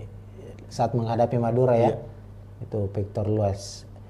Lalu di lini tengah ada 5 gelandang ya. Untuk gelandang bertahan itu Ini ada kemungkinan ada Ananda Raihan dan Zaki Ashraf. Kenapa kira-kira? Kan biasanya Akbar Tanjung yang di tempat biasanya diduetkan dengan Ananda Raihan. Zaki Ashraf biasanya bermain sebagai pemain pelapis. Ya betul. Kemungkinan ini kan kalau Zaki Ashraf kenapa diturunkan saat ini Akbar Tanjung dalam kondisi pemulihan cedera kemarin di sesi latihan di Stadion Kalegoa itu Akbar Tanjung masih latihan terpisah dengan tim, tidak masuk dalam skema pematangan pelatih dan di lutut kiri itu dipasang taping. Kemungkinan kalaupun dimainkan Akbar Tanjung itu mungkin sebagai tim pemain pengganti di babak kedua karena mungkin secara kondisi fisik mungkin agak meragukan dimainkan sejak menit pertama, apalagi mungkin dengan intensitas pertandingan yang kemungkinan sangat tinggi lawan Persebaya ini. Kira-kira untuk PSM Makassar apakah ini akan menjadi salah satu kerugian karena mengingat Akbar Tanjung kan saat menghadapi Madura ini mencatatkan salah satu statistik terbaiknya itu tackle terbanyak dengan 7 tackle sukses dan bermain sangat baik menurut saya ya. Kira-kira tanpa Akbar Tanjung ini bagaimana dengan area gelandang bertahan dari PSM Makassar ini? Iya, sejauh ini kita kan kalau lihat peran Akbar Tanjung itu sebagai benar-benar penyambung dan pemutus serangan. Penyambung ini dia mampu mengalirkan bola ke lini depan dengan ciri khas bermainnya dengan long ball-nya yang akurat, yang langsung memang menyasar ke sisi kiri maupun kanan. Kedua, dia yang selalu mengambil eksekusi bola mati yang berada di tengah lapangan. Gol kalau tidak salah peluang pertama kayaknya atau gol peluang pertama yang didapatkan PSM lawan Madura kan berawal dari tendangan bebas dari Akbar Tanjung yang kemudian dipantulkan oleh Yurang, kemudian disambut oleh Adilson kalau tidak salah. Dia kan di situ sebagai pengalir bola dan dia menjadi pemain kunci di lapangan tengah. Kemudian sebagai pemutus serangan, dia ini selalu bisa dikatakan apapun akan dilakukan untuk menghentikan serangan awal lawannya, entah itu melanggar hingga berhadiah kartu kuning ataupun tackle. Intinya adalah memutus serangan secara pertama. Tentu jika dilihat dengan perannya digantikan dengan Zaki Ashraf yang memiliki bisa dikatakan karakter berbeda, mungkin akan sulit tertutupi. Kita tahu Zaki ini pemain winger sebenarnya, posisi aslinya ya winger kanan, namun selalu dicoba di 3 posisi dari fullback kanan, kemudian kerap juga menjadi gelandang. Dan secara tipikal kalau bermain gelandang sebenarnya Zaki Ashraf ini lebih mirip seperti Ananda Raihan, memang punya daya jelajah tinggi, tapi di lain sisi memang kalau saat ini Bernardo Tavares tidak mempunyai pilihan lain tipikal seperti Akbar Tanjung. Mungkin ada Sultan Sakit, tapi kan secara mungkin pengalaman bermain masih kurang. Sejauh ini juga baru bermain 1 laga, itu pun di menit-menit akhir diberikan. Jadi mungkin opsi yang tersedia saat ini yang bisa mengawal tengah ya Zaki Ashraf. Tapi ya bermain sebagai pemain pengganti saat menghadapi Madura, Zaki cukup punya kontribusi ya. Utamanya di gol kedua itu kalau tidak salah. Bagaimana dia kerjasamanya dengan Ricky Pratama waktu itu dan akhirnya terjadi gol. Lalu ada gelandang serang dari PSM Makassar, Tribuners Latirpal yang belum tergantikan juga sejauh ini, pemain kreator lini tengah dari PSM Makassar. Kira-kira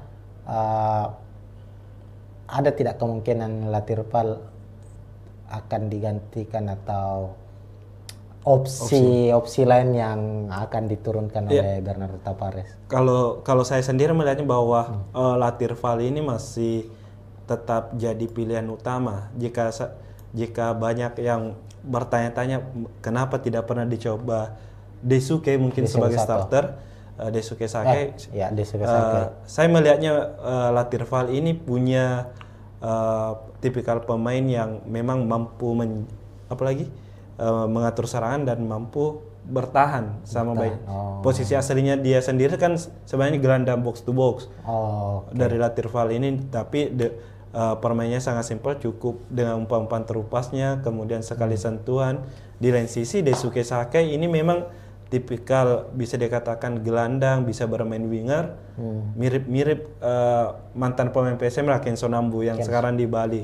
Namun untuk kemampuan bertahannya bisa dikatakan masih kurang jika dibandingkan dengan Latirval. Makanya kalau kenapa Latirval selalu jadi pilihan utama ya karena itu mampu menyerang dan bertahan sama artinya baiknya. secara kebutuhan tim kan kita tahu skema yang selalu diandalkan oleh Tavares kan lebih mengutamakan pertahanan ya, pertahanan kuat, mengandalkan counter attack. Latirval lebih cocok untuk skema itu dibanding dengan Daisuke Sakai. Oke. Ya bisa saja mungkin kalau Daisuke Sakai ya menjadi pelapis. Ataupun memberi pembeda lah di lapangan tengah memang. Kita tahu kan Daisuke juga sempat cetak gol ketika lawan Dewa United sebagai pemain pengganti.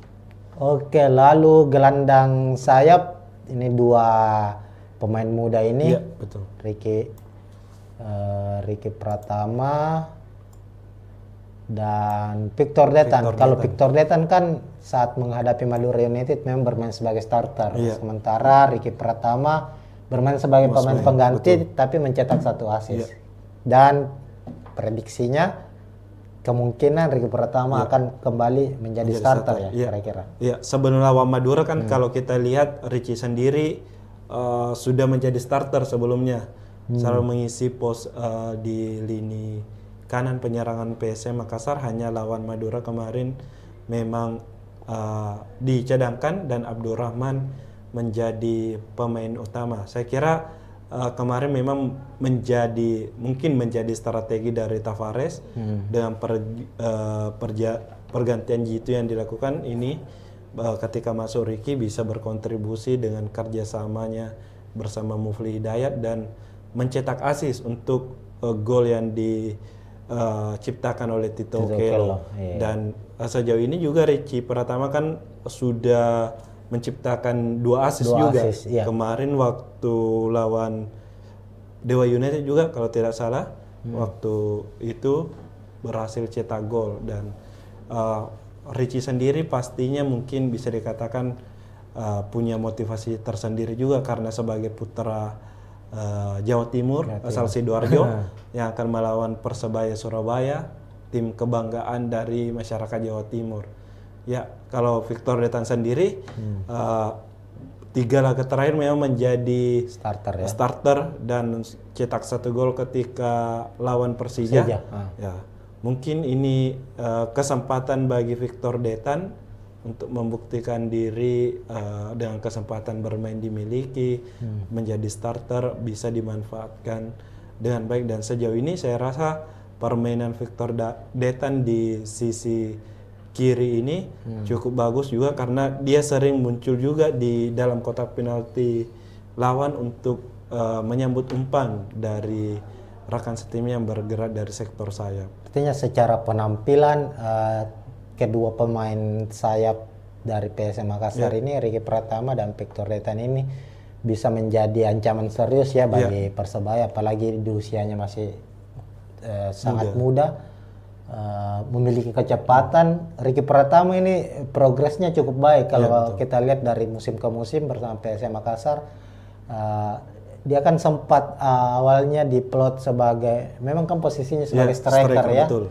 Musim lalu itu lebih banyak bermain sebagai second striker, lalu kemudian dicoba bermain sebagai gelandang sayap dan sudah berani untuk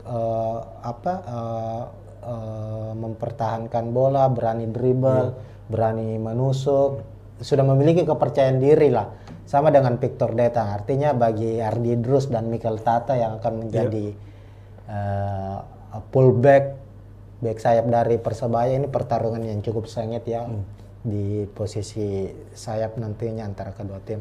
Lalu untuk posisi striker, ya ini ada Tito Okello. Oke lah, sebelum kita bahas Tito Okello, PSM punya 3 striker asing. Ya. Ada Nermin Heljeta, ada Tito, ada Adilson Adilson Silva. Silva. Nermin secara penampilan sangat baik, sudah mencetak 4 gol, namun kemungkinan sepertinya kabar terakhirnya ya belum bisa kembali diturunkan karena mengalami cedera. Itu sudah valid itu ya Kasade? Nermin akan kembali absen.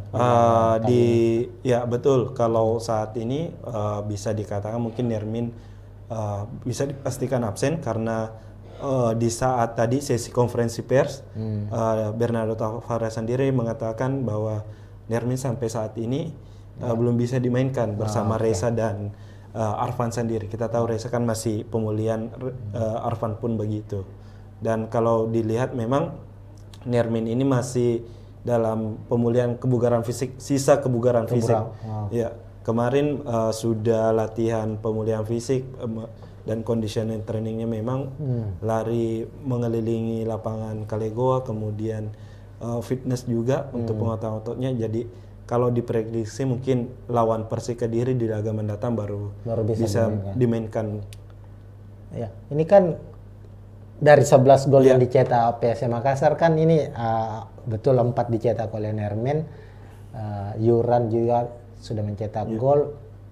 Yang menarik ini dari 3 striker ini hanya Nermin yang cukup menonjol soal produktivitas gol. Meskipun terakhir Tito Okello berhasil akhirnya membuat gol debutnya ya bersama PSM di laga menghadapi Madura United, sedangkan Adilson Silva belum mencetak gol sejauh ini musim ini bersama PSM Makassar. Tapi di pekan ke-8 Adilson yang dimainkan starter. Kira-kira kenapa Tito yang akan dimainkan sebagai starter untuk kali ini? Kemungkinan Tito ini dipilih karena memang pertama kemarin berhasil cetak gol dan sebagai pengganti, dan dari peluang yang dimiliki sendiri oleh PSM, meski tidak berujung gol dari kaki Tito, itu cukup memberikan ancaman daripada mungkin Adilson Silva yang bisa dikatakan selalu gagal dalam hal menyambut umpan-umpan yang sudah berada di depan gawang. Mungkin secara timingnya kurang dibandingkan dari Tito Okello.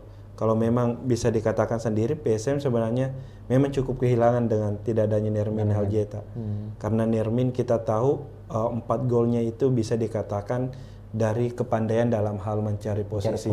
Nah mungkin ini posisinya yang sangat bagus, dan memang sepertinya dia tahu arah bola ini akan kemana. Di lain sisi ini Tito dan Adilson itu yang belum bisa dimanfaatkan dengan baik dalam mencetak gol. Nah, finishingnya juga kan kalau kita lihat Tito beberapa kali mendapat kesempatan shoot tapi selalu melebar. Ada beberapa, Adilson pun demikian. Ini menjadi PR tentunya bagi para striker dari PSM Makassar, dan pilihan dari Taparas ya tidak ada pilihan lain. Tidak ada pilihan. Tanpa Nermin ya pilihannya adalah antara Adilson atau Tito. Tapi Tito kelihatan sedikit lebih ngotot ya cara bermainnya ya. Duel-duel di area kotak penalti Tito ini cukup baik kalau kita lihat, meskipun oke lah secara produktivitas masih kurang ya kalau kita lihat dalam jumlah golnya. Oke. Ini sudah kita bahas soal prediksi susunan pemain, dan tentu kita juga sudah bahas tentang kekuatan-kekuatan lini per lini dari kedua tim. Kira-kira melihat dari komposisi pemain kedua tim ini, pertarungan sengit akan terjadi di lini mana ini, Mas Adi? Kalau dilihat tentunya pasti kalau saya sendiri kemungkinan di sayap penyerangan.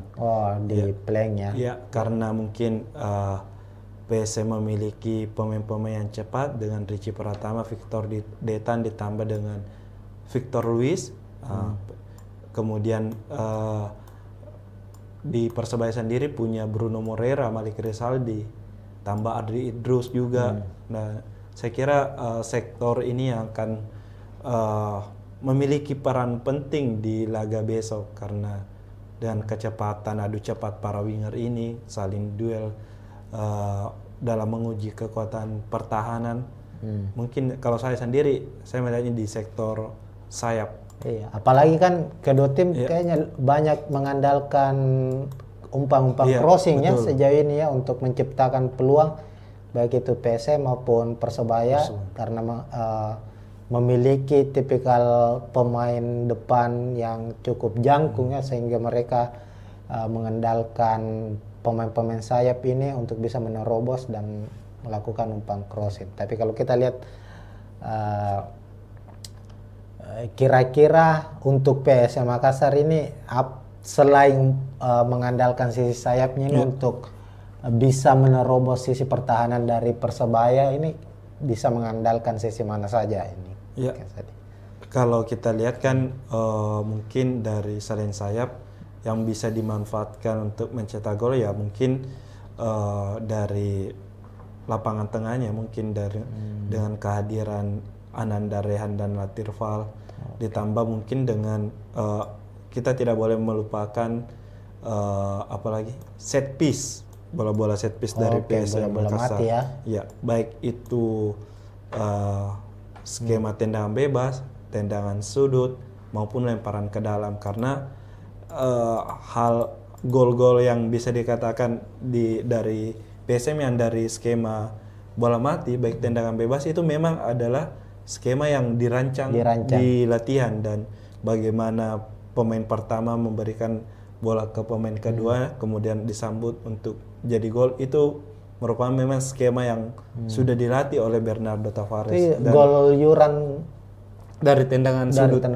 Ya, kemarin ada gol Alosio juga dari tendangan sudut kemudian sempat kalau tidak salah gol berawal dari lemparan ke dalam Saki Asraf yang juga berujung gol meskipun bukan dari lemparan langsung ke dalam yang sempat disambut kayak kalau tidak salah Yuran kemudian diselesaikan lagi. Oke. Secara kekuatan tim kita sudah bahas, artinya ini kita berada di penghujung ini. Ya. Melihat kekuatan dari Persebaya dan PSM Makassar secara naluri mencetak gol, tadi Kasadi sudah bilang bahwa tumpuan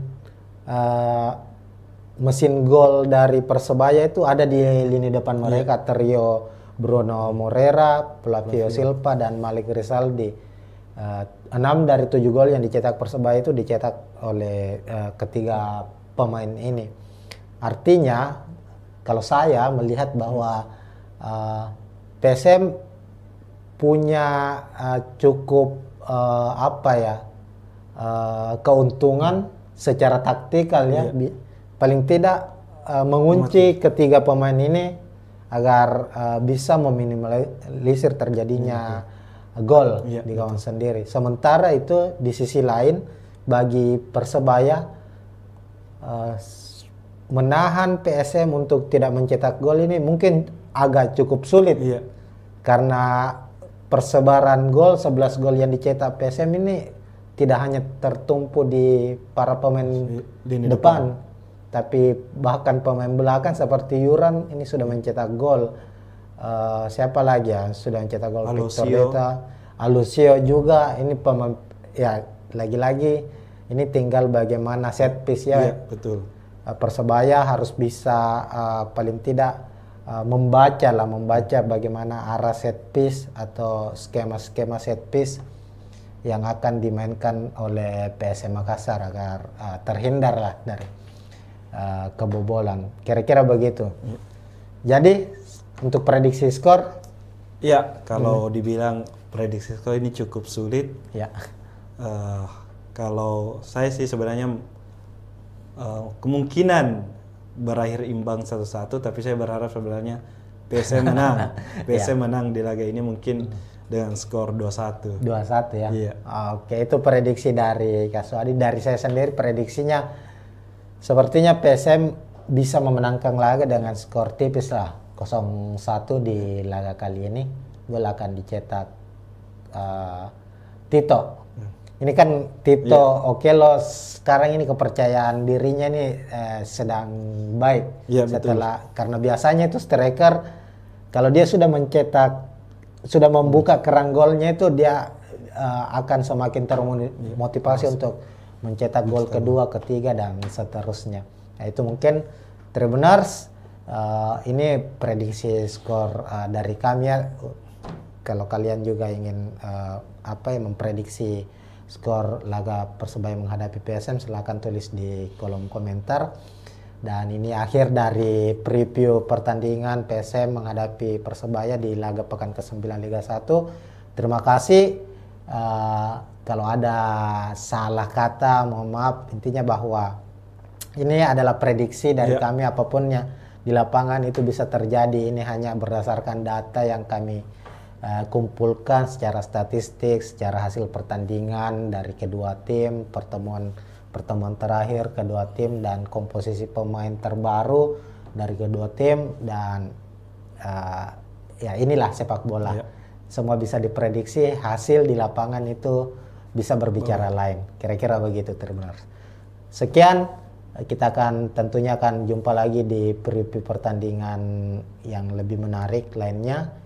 Baik pertandingan Liga 1, pertandingan Timnas Indonesia juga Tribuners. Sekian dari saya, Alfian dan Kaswadi Anwar. Assalamualaikum warahmatullahi wabarakatuh.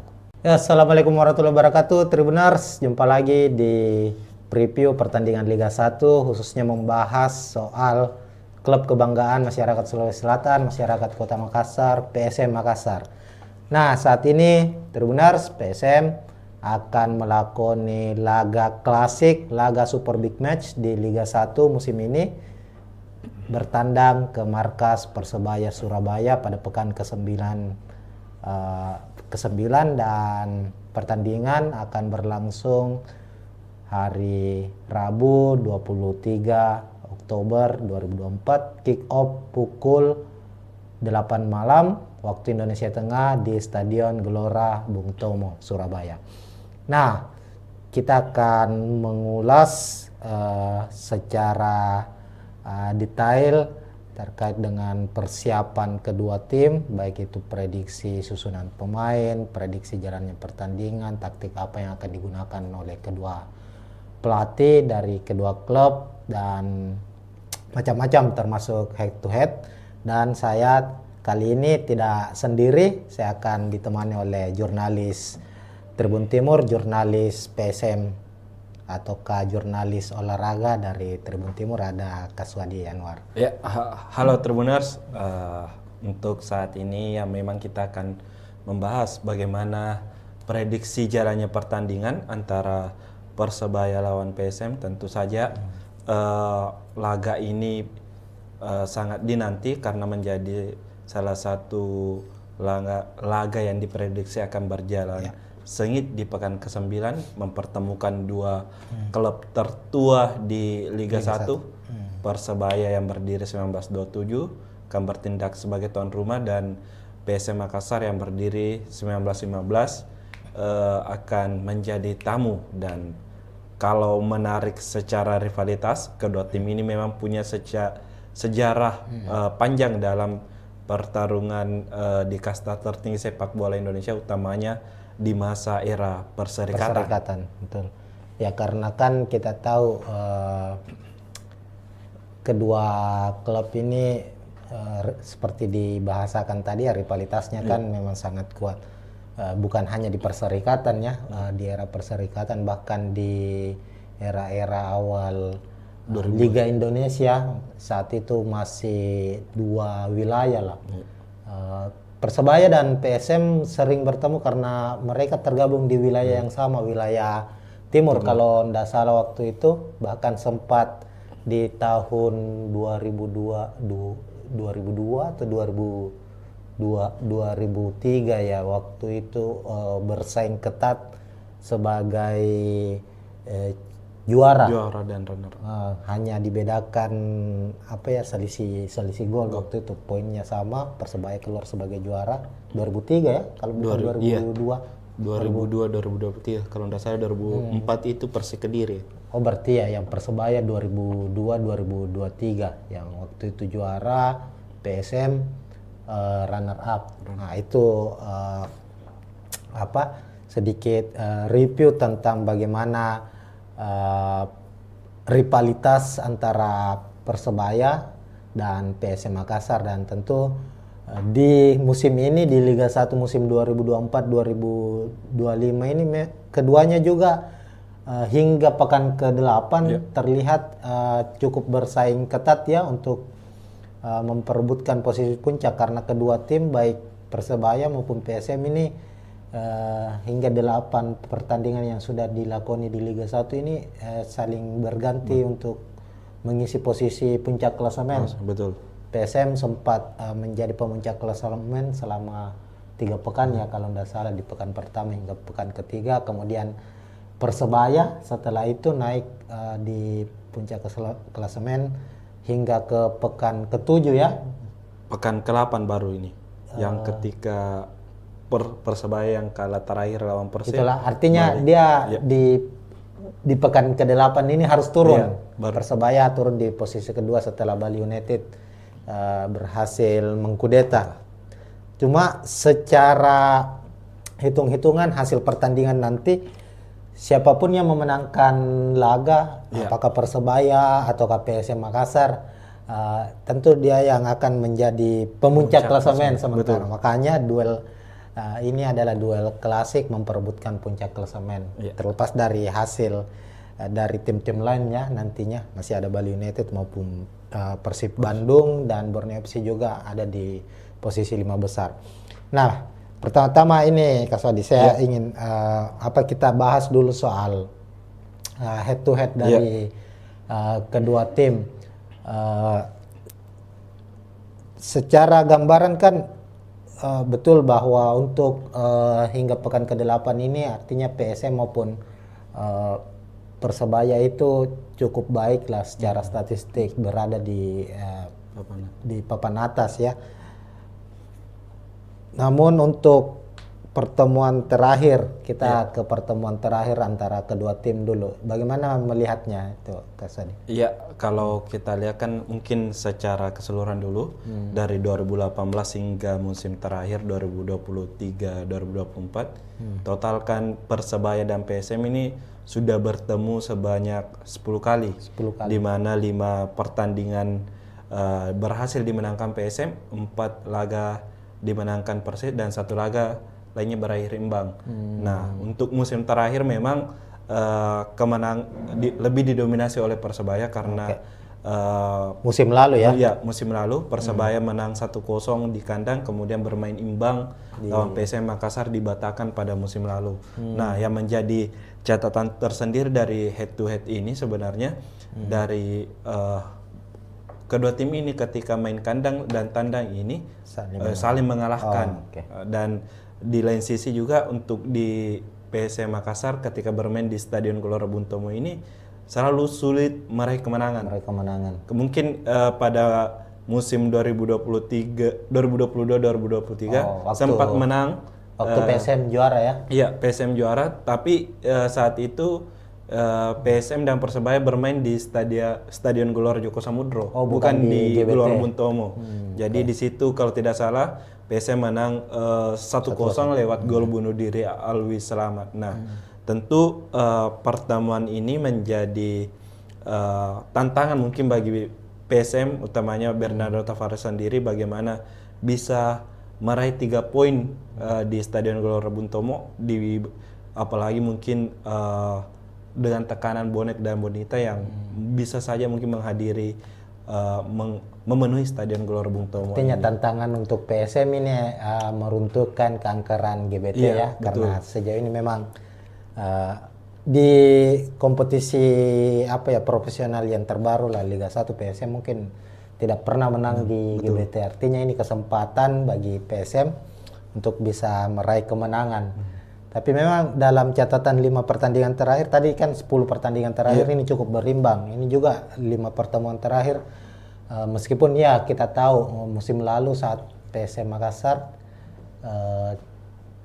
kurang stabil ya Ya. secara permainan. Artinya musim lalu itu PSM gagal memenangkan pertandingan dari 2 pertemuan menghadapi Persebaya, tapi secara umum kedua tim terlihat cukup seimbang ya secara head to headnya. Sementara kalau kita lihat untuk 5 pertandingan terakhir dari masing-masing kedua tim juga ini cukup menarik. Persebaya sendiri kita tahu kan dari 8 pertandingan yang sudah dijalani di Liga 1 ini baru sekali mengalami kekalahan.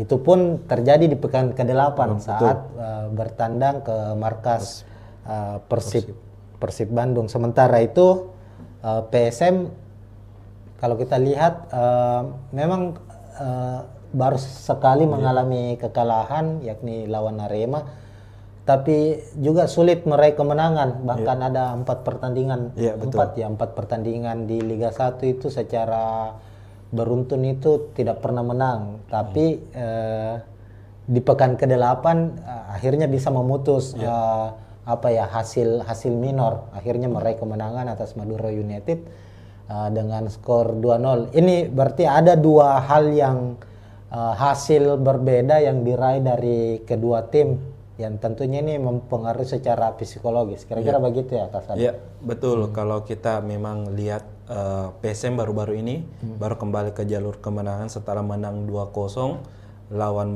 Madura United. Nah, tentu ini dikatakan menjadi modal bagi PSM untuk mengembalikan kepercayaan diri mereka untuk bisa kembali bersaing di papan atas klasemen. Di lain sisi sebenarnya kalau dilihat Persebaya meski memang baru mengalami kekalahan di pekan ke-8 kemarin, namun laga sebelumnya juga mereka itu tidak meraih kemenangan, hanya meraih lawan Dewa United kalau tidak salah.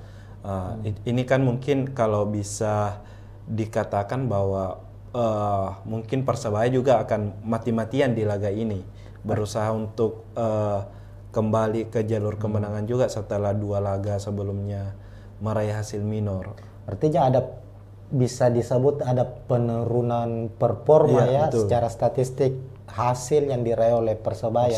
Sementara PSM lagi dalam kondisi baik kalau kita lihat. Nah, kita bahas dulu sedikit juga ini soal klasemen. Kalau kita lihat klasemen tadi kan sudah di-spill tadi sedikit bahwa Persebaya sendiri saat ini berada di posisi kedua dengan 17 poin, sama poinnya dengan Bali United yang berada di posisi puncak saat ini. Kemudian ada Persib Bandung di posisi ketiga dengan 16 poin, sementara PSM di posisi keempat dengan 15 poin. Artinya jarak poinnya ini tidak terpaut jauh ya, cukup tipis. Itu tadi kita bilang bahwa duel ini akan menjadi duel perebutan posisi puncak, karena dengan anggaplah misalnya ketika PSM yang menang tambahan 3 poin tentu langsung naik ke posisi pertama dengan 18 poin, sementara kalau Persebaya menang langsung menjaga jarak ya dari tim-tim yang ada di bawahnya, termasuk dari PSM Makassar. Cuma yang menariknya ini Saudi, kalau kita lihat bahwa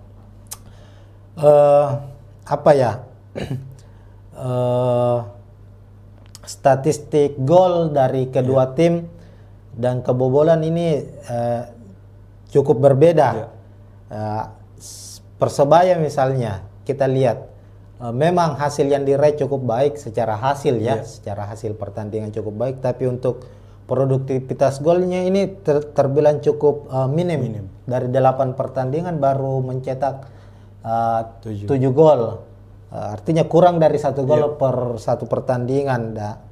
Tapi memang secara sisi pertahanan ini cukup baik, baru kebobolan 4 gol. Sementara itu PSM Makassar sudah mencetak 11 gol ya dari 8 pertandingan, dan pertahanannya sama baiknya dengan Persebaya dengan baru kebobolan 4 gol. Bagaimana Kak Swadi melihat ini, melihat statistik ini? Ya, tentu kalau kita melihat statistik dari mungkin secara pertahanan dulu. Iya. Ya, kedua pelatih ini memang bisa dikatakan pelatih yang pragmatis. Dalam hal ini tidak mengandalkan permainan yang indah dari kaki ke kaki, cukup dengan hanya hasil dilihat. Dan kedua pelatih ini memang baik Paul Munster maupun Bernardo Tavares fokus pada pertahanan yang dibuktikan dengan baru kebobolan 4 gol di musim ini. Keduanya baru kebobolan 4 gol. Itu tak lepas mungkin dari bagaimana mereka bertahan di apalagi sepertiga pertahanan mereka, dan memiliki memang pemain-pemain yang kuat. Ada Persebaya. Artinya kita langsung ke prediksi susunan pemain ini ya, Kasadia, kalau kita membahas. Ya, karena kita sudah membahas soal soal taktikal kedua pelatih yang akan bermain nantinya. Langsung saja kita bisa lihat juga Tribuners, ini kita sudah menyusun daftar prediksi daftar susunan pemain dari kedua tim. Nah, kalau kita lihat ini Kasadi, kita bahas dulu tim tuan rumah dulu kita ya. Dari Persebaya tadi sudah dibahas bahwa Paul Munster ini kan pelatih yang bukan lagi pelatih baru yang berkarir di Indonesia. Sebelum melatih Persebaya sempat melatih Bayangkara ya kalau nggak salah ya, Bayangkara FC. Tadi memang Kasadi sudah membahas bahwa dilihat dari statistik Persebaya saat ini yang baru kebobolan 4 gol dengan jumlah gol 7, ini artinya Paul Munster ini memainkan pola yang lebih defensif ya, dan mengandalkan mungkin counter attack sama dengan PSM Makassar. Kita bisa lihat umumnya Persebaya itu memainkan taktik 4-3-3. Di posisi penjaga gawang kita lihat, kita memprediksi ada Andika Ramadhani ya, padahal masih ada Hernando. Kira-kira kenapa Andika yang akan dipasang di sini? Kenapa bukan Hernando? Ya, sejauh ini memang kalau kita lihat di laga-laga Persebaya, Andika Ramadhani ini lebih disukai oleh Paul Munster, entah karena memang kemampuan yang dimiliki ataukah memang Hernando yang sempat cedera kemarin juga sehingga belum diturunkan. Mungkin itu dari pilihan dari Paul Munster sendiri sehingga masih memilih Andika Ramadhani dibandingkan Hernando. Ya, mungkin pertimbangan cedera dan sebagainya. Laga terakhir kemarin lawan tetap Andika Ramadhani. Persib ya, yang kebobolan 2 gol ya, Andika Ramadhani. Oke. Lalu untuk dua center back ada Slavko Damjanovic dan Kadek Raditya. Kemudian dua fullback, sisi kiri ada Ardi Drus, lalu ada Mikel Tata, lalu di lini tengah 3 gelandang Muhammad Rashid, gelandang serangnya Muhammad Rashid ya. Francisco Rivera. Francisco Rivera. Sepertinya ini posisinya atau memang lebih sejajar ya? Iya, lebih sejajar. Lebih sejajar. Lalu ada Gilson Costa, lalu trio lini depan ada Bruno Moreira, Flavio Silva, dan striker timnas ada Malik Rizaldi. Untuk lini belakang sendiri, Kasadi, bagaimana ininya? Iya, kalau secara kita kekuatan. Ya, secara kekuatan kan kita tahu Slavko ini pemain yang sangat tinggi dan besar. Posturnya 189 cm dan tentu punya pengalaman bermain di kancah sepak bola Asia. Musim lalu dia juara di Liga India kalau tidak salah. Kemudian Kadek Raditya ini dan Mikel Tata sendiri itu merupakan pemain muda, masih sekitar di bawah U22 tahun. Kemudian ada Adri Idrus, pemain yang bisa dikatakan cukup sudah berpengalaman cukup berpengalaman, sudah membela Persib, kemudian membela Bali United juga. Tentu dengan kolaborasi keempatnya ini akan mungkin bisa merepotkan dari lini sarang PSM Makassar, meskipun di laga terakhir mereka keempat pemain ini gagal membendung mungkin serangan dari Persib Bandung yang memang memakai formasi baru di bawah asuhan Bojan Hodak. Ya. Oke. Lalu di lini tengah ini cukup menarik karena trio asing juga ya. Ya, betul. Secara pengalaman dan kemampuan ini sudah tidak bisa diragukan lagi, seperti ada Muhammad Rashid yang juga cukup berpengalaman bermain di Liga 1, pernah membela Persib juga, sama dengan Nardi Drus membela Bali United juga, lalu menyeberang ke Persebaya musim ini. Kemudian ada Gilson Costa, ini kayak pemain baru ya? Iya, dia pemain baru dan mantan pemain U20 dari Portugal. Nah, ini sudah salah satu pemain yang diwaspadai juga oleh dari pelatih PSM Bernardo Tavares dengan kekuatan yang dimiliki, ditambah lagi ada Muhammad Rashid yang pemain timnas Palestina, ditambah Francisco Rivera yang pemain terbaik Liga 1 musim lalu bersama Madura United. Ini pemain terbaik. Ini berarti kekuatan lini tengah dari Persebaya ini apa ya? Bukan kaleng-kaleng ini kalau kita lihat ya. Memangnya secara penampilan di 8 pertandingan terakhir, meskipun mengalami kekalahan kemarin ya lawan lawan Persib Bandung, namun kita lihat di lini tengah Persebaya itu cukup rapi cara bermainnya, bagaimana mereka bisa memutus serangan awal dari serangan dari tim lawan dan umpan-umpan ke area-area vital lini pertahanan lawan itu cukup baik. Bisa dijalankan, artinya secara kreativitas serangan ini Persebaya ini cukup menarik. Meskipun ya untuk finishingnya, kalau kita lihat finishingnya masih cukup bermasalah. Itulah yang terjadi di lini depan. Kalau kita lihat misalnya Malik Rizaldi yang baru-baru ini dipanggil membela timnas Indonesia, sudah mencetak 2 gol ya. Betul. Itu pun terjadi di satu pertandingan, mencetak 2 gol. Ini tentu yang juga harus diwaspadai oleh PSM Makassar. Bruno Moreira yang menjadi pemain ini menjadi musim kedua ya Bruno. Musim kedua ketiga ya. Kemarin sempat membela, kalau tidak salah di musim 2021-2022 bela Persebaya, kemudian sempat hengkang sempat musim lalu kembali dan sekarang dipertahankan lagi. Artinya ini musim ketiga bersama dengan Persebaya. Kemudian ada Flavio Silva, kemarin Persik ya? Iya, Persik Top Kediri. skor dari Persik ini kalau 23 kalau 23 gol musim lalu bersama Persik. Musim ini sudah mencetak berapa? Baru 1 gol. Intinya kalau kita lihat trio Persebaya ini sebenarnya dari 7 gol Persebaya itu 6 gol tercipta dari trio ini. Bruno Moreira 3 gol, Flavio 1 gol dan Malik Rizaldi 2 gol. Jadi secara komposisi golnya ya memang diciptakan oleh para pemain lini depan dari Persebaya. Kemudian kita ke PSM Makassar, asuhan Bernardo Tavares, tim tamu dengan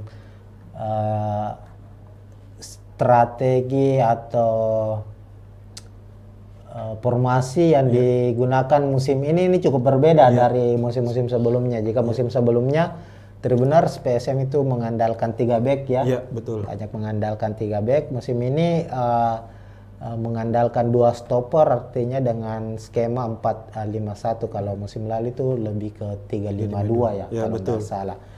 Nah, di posisi penjaga gawang Hilmansyah sudah 8 pertandingan di Liga 1 selalu menjadi pilihan utama.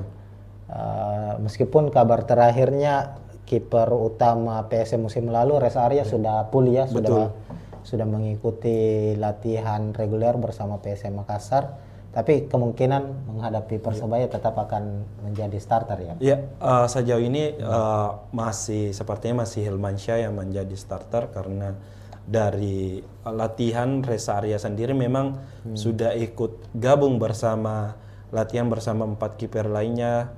utamanya dalam latihan ringan seperti menangkap bola, masalah positioning.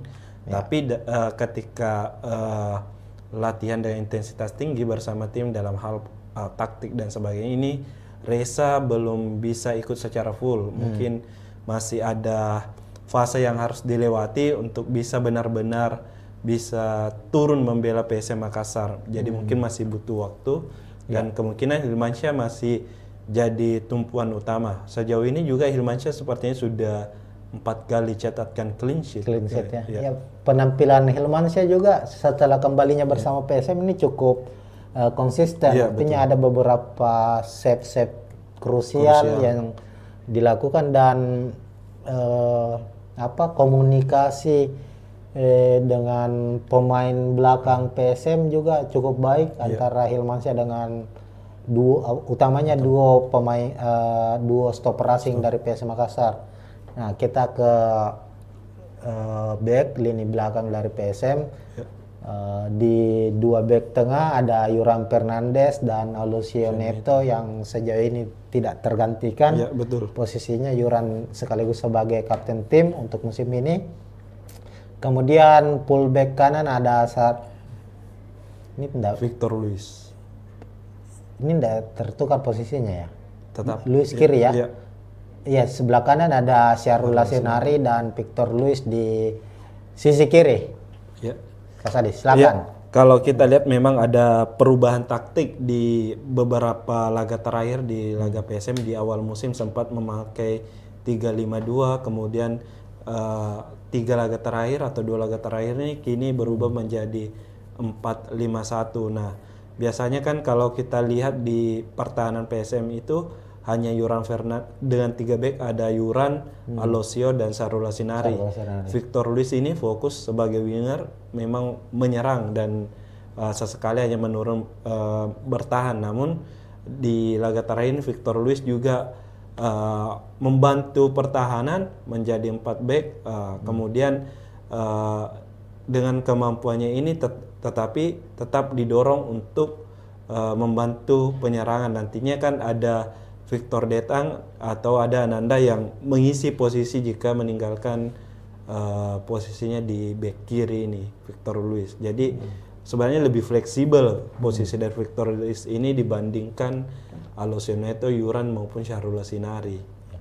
Ini lini belakang PSM memang ini cukup solid ya sejauh ini. Baru kebobolan 4 gol.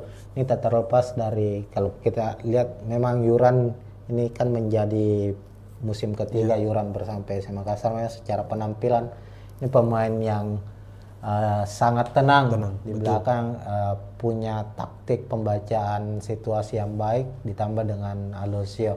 Ini tapi yang menariknya ini adalah Victor Luis. Ini salah satu pemain yang ya awal-awalnya mungkin belum mendapat banyak sorotan karena jelaslah bahwa kalau pemain asing kan biasanya sering mendapat sorotan itu kan pemain depan, striker. Ini cukup menarik, PSM mendapatkan pemain asing tapi posisinya fullback atau back sayap kiri, dan Victor Luis sejauh ini penampilannya terbilang bukan lagi baik, sangat baik ya. Kalau kita lihat secara penampilan punya akurasi umpan yang sangat baik, rajin membantu lini serang, bertahan sama baiknya, dan sudah mencetak 2 assist ya. 2 assist. 2 assist saja, termasuk assist di salah satu gol yang terjadi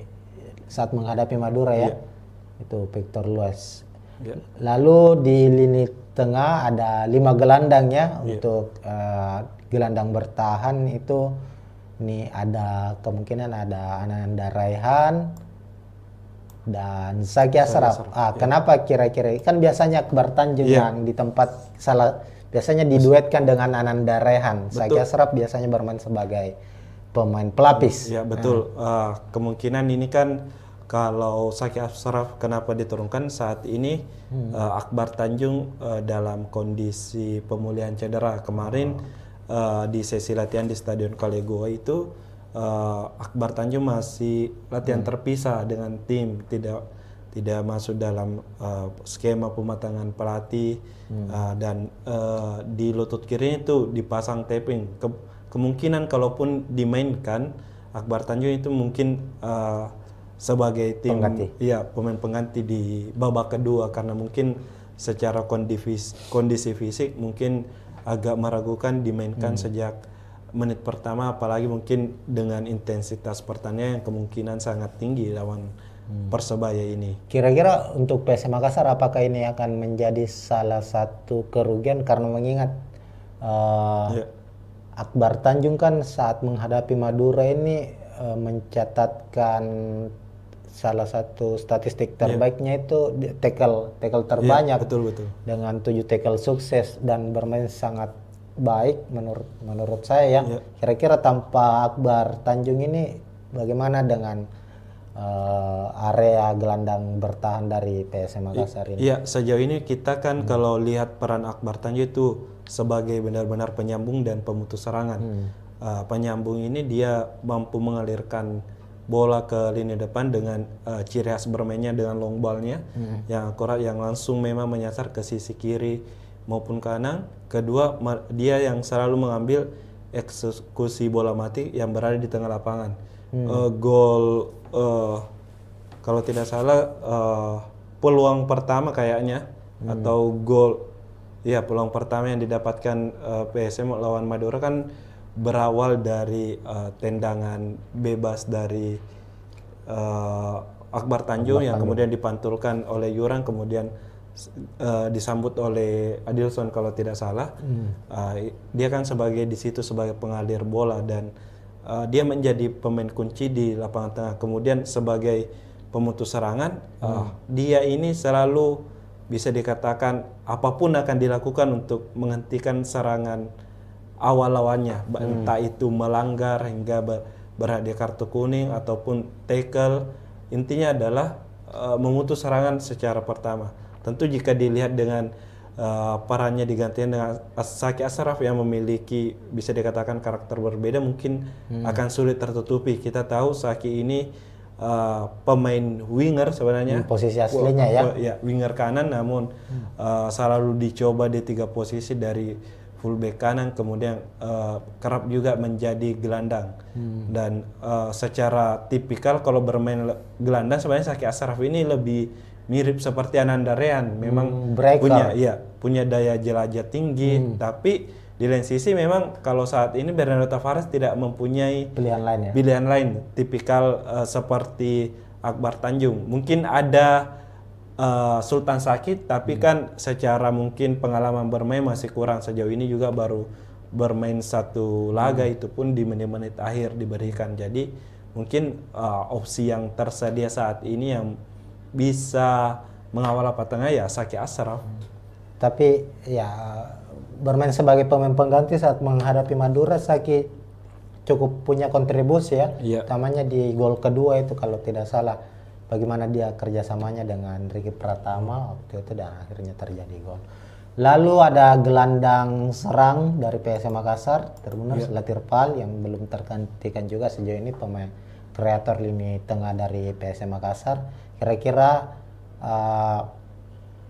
ada tidak kemungkinan Latirpal akan digantikan atau opsi lain yang akan diturunkan oleh Bernardo Tavares? Kalau saya sendiri melihatnya bahwa Latirpal ini masih tetap jadi pilihan utama. Jika banyak yang bertanya-tanya kenapa tidak pernah dicoba Daisuke mungkin sebagai starter, Daisuke Sake.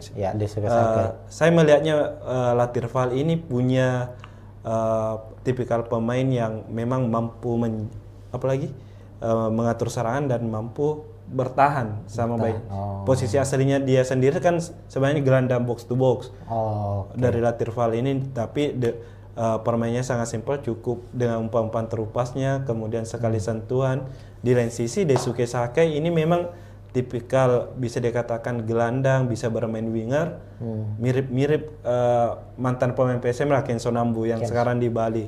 Namun untuk kemampuan bertahannya bisa dikatakan masih kurang jika dibandingkan dengan Latirpal. Makanya kalau kenapa Latirpal selalu jadi pilihan utama ya karena itu mampu menyerang dan bertahan sama Artinya baiknya. secara kebutuhan tim kan kita tahu skema yang selalu diandalkan oleh Tavares kan lebih mengutamakan pertahanan ya, betul. Pertahanan kuat, mengandalkan counter attack. Lateral lebih cocok untuk skema itu dibanding dengan Daisuke Sakai. Oke. Ya bisa saja mungkin kalau Daisuke Sakai ya menjadi pelapis ataupun memberi pembeda lah di lapangan tengah memang. Kita tahu kan Daisuke juga sempat cetak gol ketika lawan Dewa United sebagai pemain pengganti. Oke, lalu gelandang sayap ini dua pemain muda ini, Iya, betul. Ricky Pratama dan Victor Detan. Kalau Victor Detan kan saat menghadapi Madura United memang bermain sebagai starter, sementara Ricky Pratama bermain sebagai pemain pengganti tapi mencetak 1 assist. Dan prediksinya kemungkinan Ricky Pratama akan kembali menjadi starter ya kira-kira. Iya, sebelum lawan Madura kan kalau kita lihat Ricky sendiri sudah menjadi starter sebelumnya. Selalu mengisi pos di lini kanan penyerangan PSM Makassar. Hanya lawan Madura kemarin memang dicadangkan dan Abdurrahman menjadi pemain utama. Saya kira kemarin memang mungkin menjadi strategi dari Tavares dengan pergantian Jitu yang dilakukan ini ketika masuk Ricky bisa berkontribusi dengan kerjasamanya bersama Mufli Hidayat dan mencetak assist untuk gol yang diciptakan oleh Tito Okello. Dan sejauh ini juga Ricky Pratama kan sudah menciptakan 2 assist juga. Kemarin waktu lawan Dewa United juga kalau tidak salah waktu itu berhasil cetak gol. Dan Ricky sendiri pastinya mungkin bisa dikatakan punya motivasi tersendiri juga karena sebagai putra Jawa Timur asal Sidoarjo yang akan melawan Persebaya Surabaya, tim kebanggaan dari masyarakat Jawa Timur. Ya, kalau Victor Detan sendiri 3 laga terakhir memang menjadi starter dan cetak 1 gol ketika lawan Persija. Ya, mungkin ini kesempatan bagi Victor Detan untuk membuktikan diri dengan kesempatan bermain dimiliki, menjadi starter bisa dimanfaatkan dengan baik. Dan sejauh ini saya rasa permainan Victor Detan di sisi kiri ini cukup bagus juga karena dia sering muncul juga di dalam kotak penalti lawan untuk menyambut umpan dari rekan setimnya yang bergerak dari sektor sayap. Artinya secara penampilan kedua pemain sayap dari PSM Makassar ini, Ricky Pratama dan Victor Detan ini bisa menjadi ancaman serius ya bagi Persebaya, apalagi di usianya masih sangat muda, memiliki kecepatan. Ricky Pratama ini progresnya cukup baik kalau kita lihat dari musim ke musim bersama PSM Makassar. Dia kan sempat awalnya diplot sebagai, memang kan posisinya sebagai striker ya. Betul. Musim lalu itu lebih banyak bermain sebagai second striker, lalu kemudian dicoba bermain sebagai gelandang sayap dan sudah berani untuk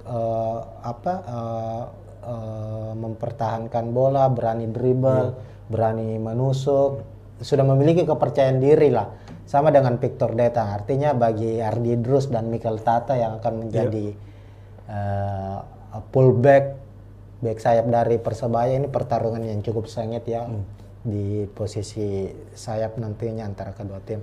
Lalu untuk posisi striker, ya ini ada Tito Okello. Oke lah, sebelum kita bahas Tito Okello, PSM punya 3 striker asing. Ada Nermin Heljeta, ada Tito, ada Adilson Silva. Nermin secara penampilan sangat baik, sudah mencetak 4 gol, namun kemungkinan sepertinya kabar terakhirnya belum bisa kembali diturunkan karena mengalami cedera. Itu sudah valid itu ya Kasade. Nermin Iya. akan kembali absen. Ya betul, kalau saat ini bisa dikatakan mungkin Nermin bisa dipastikan absen karena di saat tadi sesi konferensi pers Bernardo Tavares sendiri mengatakan bahwa Nermin sampai saat ini belum bisa dimainkan bersama Reza dan Arfan sendiri. Kita tahu Reza kan masih pemulihan, Arfan pun begitu. Dan kalau dilihat memang Nermin ini masih dalam pemulihan kebugaran fisik, sisa kebugaran fisik. Ya, kemarin sudah latihan pemulihan fisik dan conditioning trainingnya memang lari mengelilingi lapangan Kalegoa, kemudian fitness juga untuk penguatan ototnya. Jadi kalau diprediksi mungkin lawan Persik Kediri di laga mendatang baru bisa dimainkan. Ya, ini kan dari 11 gol yang dicetak PSM Makassar kan ini betul 4 dicetak oleh Nermin. Yuran juga sudah mencetak gol. Yang menarik ini dari 3 striker ini hanya Nermin yang cukup menonjol soal produktivitas gol. Meskipun terakhir Tito Okello berhasil akhirnya membuat gol debutnya ya bersama PSM di laga menghadapi Madura United, sedangkan Adilson Silva belum mencetak gol sejauh ini musim ini bersama PSM Makassar. Tapi di pekan ke-8 Adilson yang dimainkan starter. Kira-kira kenapa Tito yang akan dimainkan sebagai starter untuk kali ini? Kemungkinan Tito ini dipilih karena memang pertama kemarin berhasil cetak gol dan sebagai pengganti, dan dari peluang yang dimiliki sendiri oleh PSM meski tidak berujung gol dari kaki Tito itu cukup memberikan ancaman daripada mungkin Adilson Silva yang bisa dikatakan selalu gagal dalam hal menyambut umpan-umpan yang sudah berada di depan gawang. Mungkin secara timingnya kurang dibandingkan dari Tito Okello. Kalau memang bisa dikatakan sendiri, PSM sebenarnya memang cukup kehilangan dengan tidak adanya Nermin Haljeta. Karena Nermin kita tahu 4 golnya itu bisa dikatakan dari kepandaian dalam hal mencari posisi. Nah mungkin ini posisinya yang sangat bagus, dan memang sepertinya dia tahu arah bola ini akan kemana. Di lain sisi ini Tito dan Adilson itu yang belum bisa dimanfaatkan dengan baik dalam mencetak gol. Nah, finishingnya juga kan kalau kita lihat Tito beberapa kali mendapat kesempatan shoot tapi selalu melebar. Ada beberapa, Adilson pun demikian. Ini menjadi PR tentunya bagi para striker dari PSM Makassar, dan pilihan dari Taparas ya tidak ada pilihan lain. Tidak ada pilihan. Tanpa Nermin ya pilihannya adalah antara Adilson atau Tito. Tapi Tito kelihatan sedikit lebih ngotot ya cara bermainnya ya. Duel-duel di area kotak penalti Tito ini cukup baik kalau kita lihat, meskipun oke lah secara produktivitas masih kurang ya kalau kita lihat dalam jumlah golnya. Oke. Ini sudah kita bahas soal prediksi susunan pemain, dan tentu kita juga sudah bahas tentang kekuatan-kekuatan lini per lini dari kedua tim. Kira-kira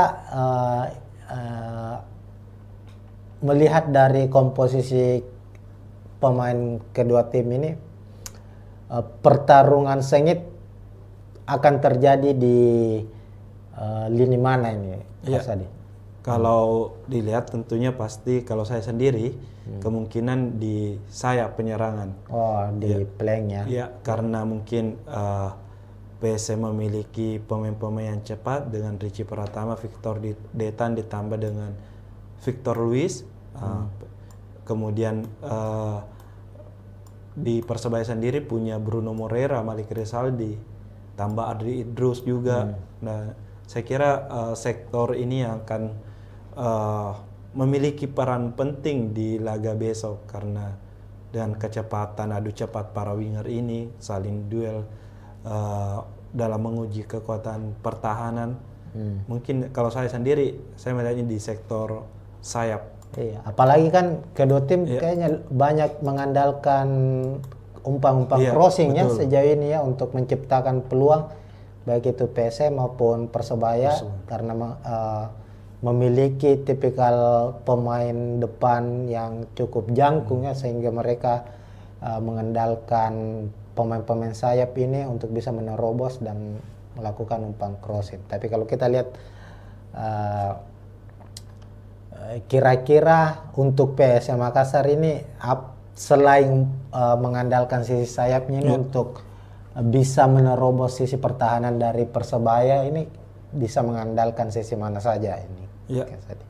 Kalau kita lihat kan mungkin dari selain sayap yang bisa dimanfaatkan untuk mencetak gol ya mungkin dari lapangan tengahnya mungkin dari dengan kehadiran Ananda Rehan dan Latirval ditambah mungkin dengan kita tidak boleh melupakan apalagi set piece bola-bola set piece dari PSM Makassar. Mati ya. Ya, baik itu skema tendangan bebas, tendangan sudut maupun lemparan ke dalam karena hal gol-gol yang bisa dikatakan dari PSM yang dari skema bola mati baik tendangan bebas itu memang adalah skema yang dirancang di latihan dan bagaimana pemain pertama memberikan bola ke pemain kedua kemudian disambut untuk jadi gol itu merupakan memang skema yang sudah dilatih oleh Bernardo Tavares. Dan gol Yuran dari tendangan sudut.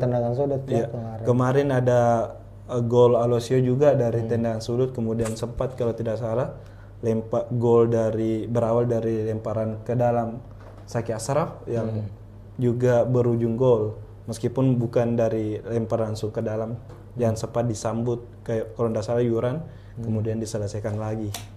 Oke. Secara kekuatan tim kita sudah bahas, artinya ini kita berada di penghujung ini. Ya.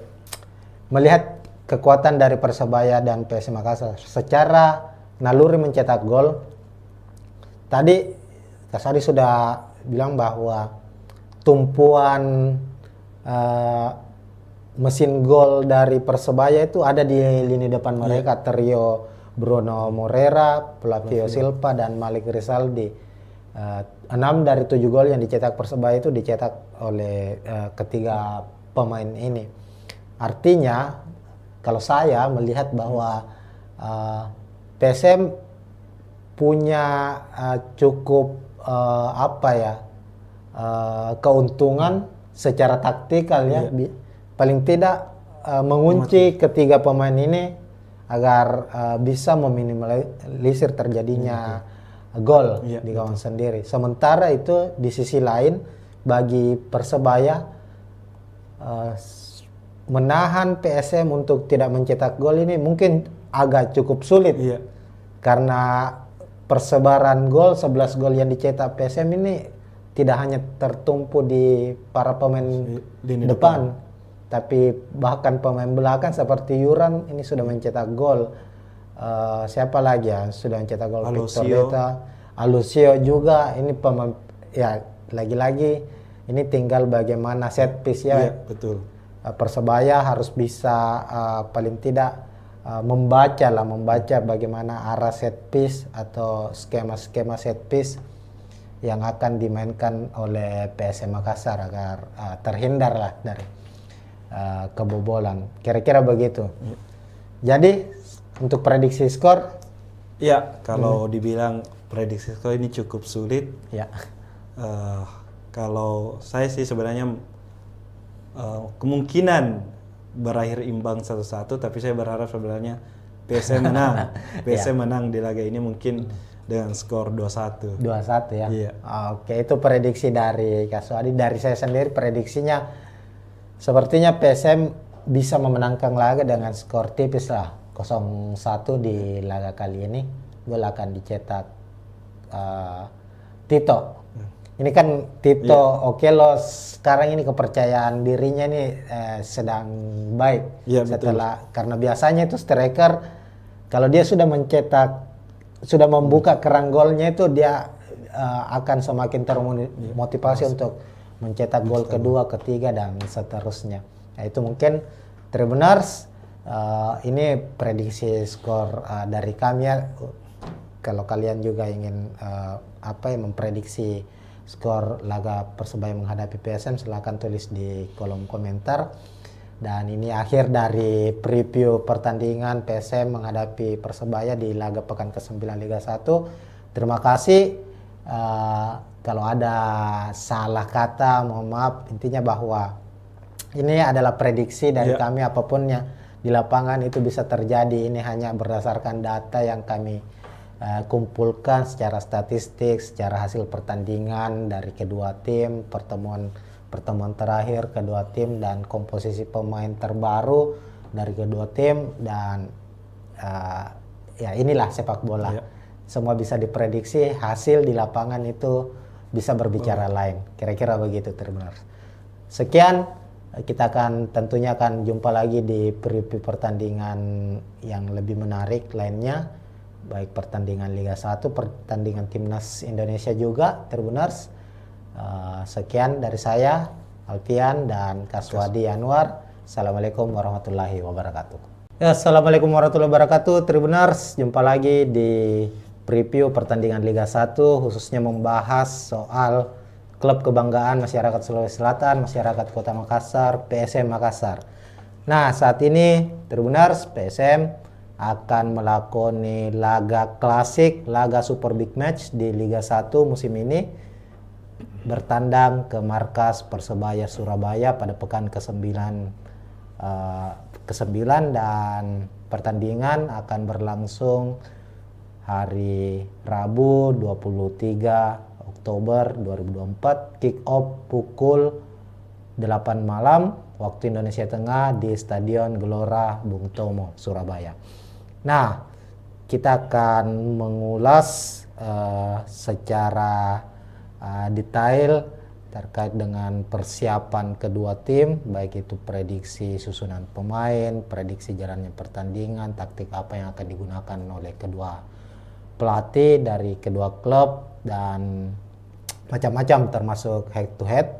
Dan saya kali ini tidak sendiri, saya akan ditemani oleh jurnalis Tribun Timur, jurnalis PSM ataukah jurnalis olahraga dari Tribun Timur, ada Kaswadi Anwar. Ya, halo Tribuners. Untuk saat ini ya memang kita akan membahas bagaimana prediksi jalannya pertandingan antara Persebaya lawan PSM. Tentu saja laga ini sangat dinanti karena menjadi salah satu laga yang diprediksi akan berjalan sengit di pekan ke-9, mempertemukan dua klub tertua di Liga 1. Persebaya yang berdiri 1927 akan bertindak sebagai tuan rumah, dan PSM Makassar yang berdiri 1915 akan menjadi tamu. Dan kalau menarik secara rivalitas, kedua tim ini memang punya sejarah panjang dalam pertarungan di kasta tertinggi sepak bola Indonesia, utamanya di masa era perserikatan. Betul. Ya, karena kan kita tahu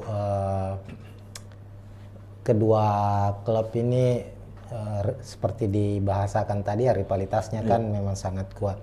Bukan hanya di perserikatan ya, di era perserikatan, bahkan di era-era awal Liga Indonesia saat itu masih dua wilayah lah.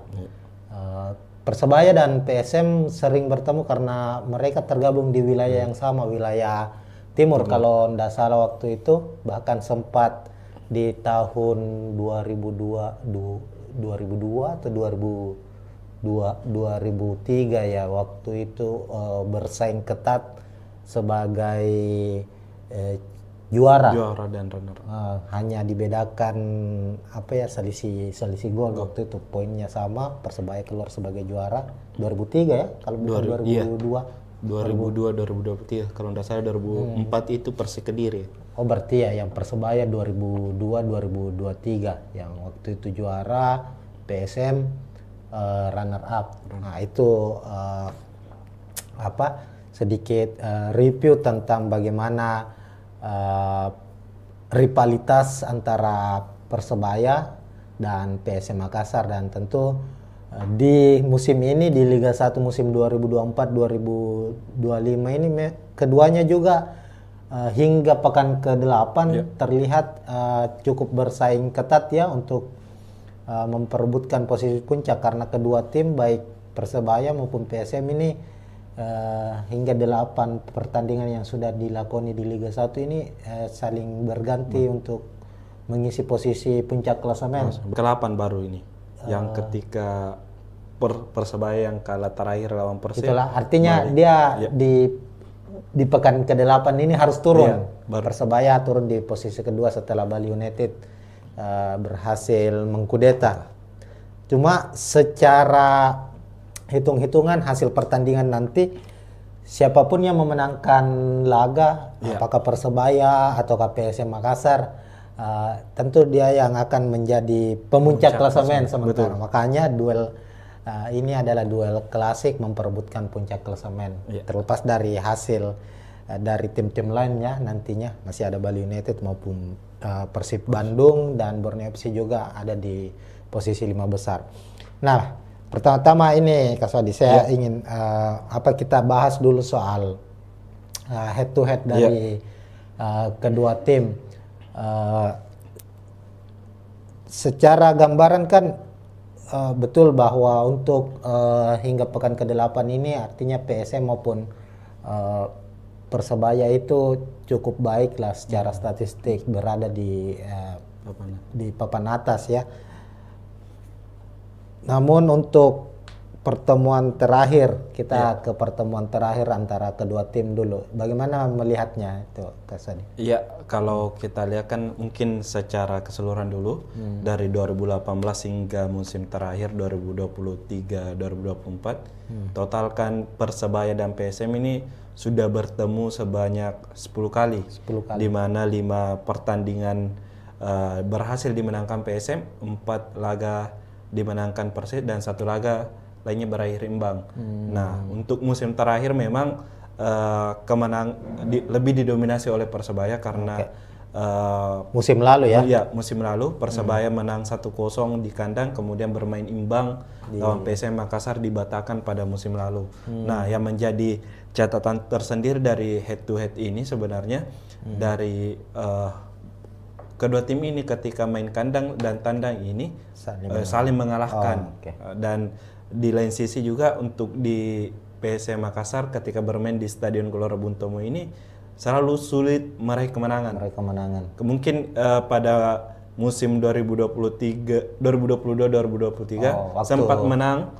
Waktu PSM juara ya? Iya, PSM juara, tapi saat itu PSM dan Persebaya bermain di Stadion Gelora Joko Samudro, bukan di Gelora Bung Tomo.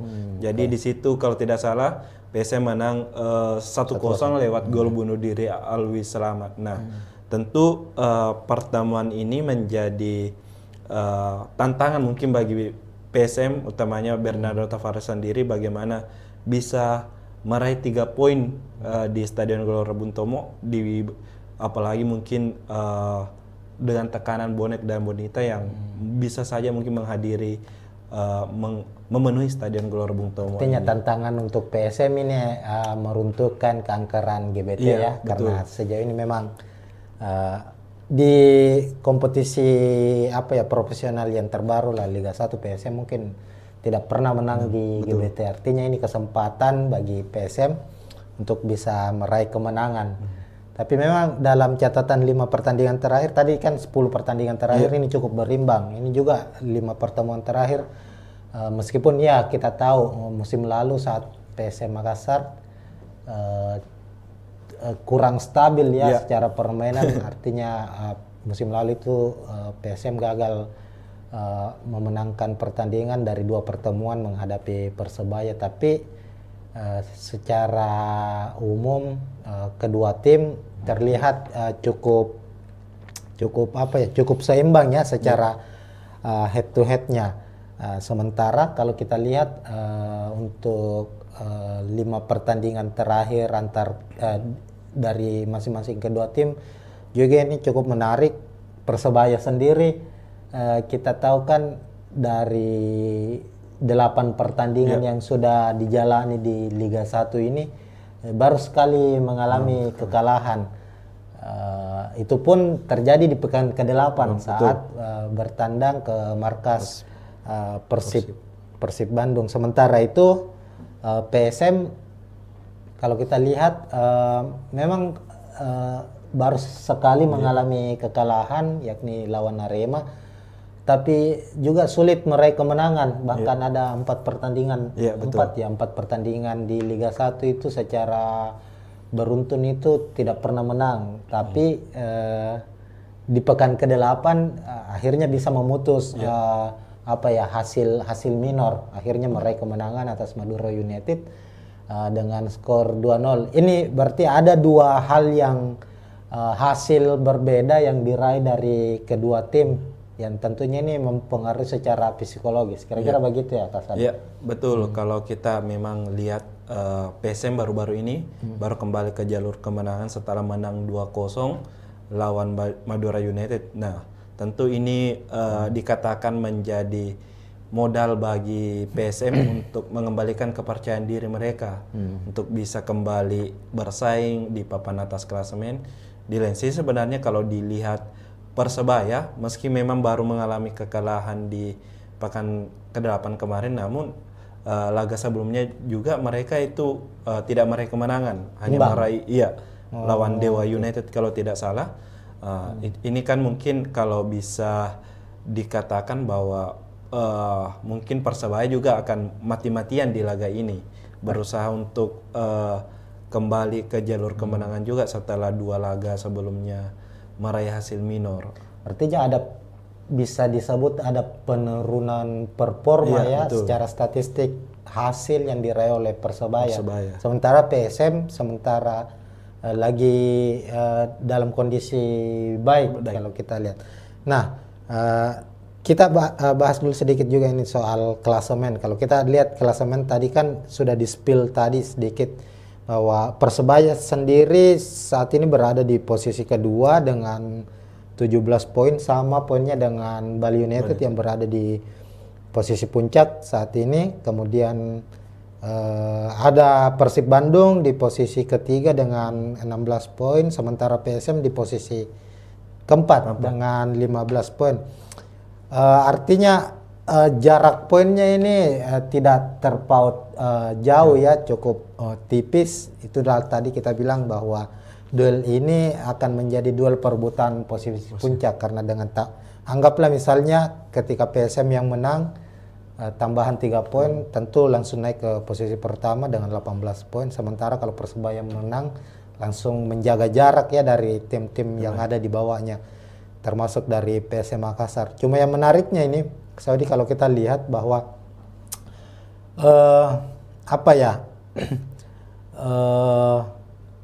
statistik gol dari kedua tim dan kebobolan ini cukup berbeda.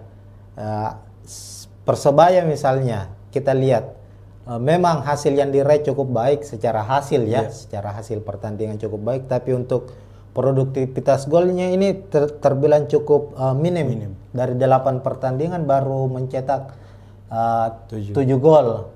Artinya kurang dari 1 gol per 1 pertandingan. Tapi memang secara sisi pertahanan ini cukup baik, baru kebobolan 4 gol. Sementara itu PSM Makassar sudah mencetak 11 gol ya dari 8 pertandingan, dan pertahanannya sama baiknya dengan Persebaya dengan baru kebobolan 4 gol. Bagaimana Kak Sodi melihat ini, melihat statistik ini? Ya, tentu kalau kita melihat statistik dari mungkin secara pertahanan dulu, ya kedua pelatih ini memang bisa dikatakan pelatih yang pragmatis. Dalam hal ini tidak mengandalkan permainan yang indah dari kaki ke kaki, cukup dengan hanya hasil dilihat. Dan kedua pelatih ini memang baik Paul Munster maupun Bernardo Tavares fokus pada pertahanan yang dibuktikan dengan baru kebobolan 4 gol di musim ini. Keduanya baru kebobolan 4 gol.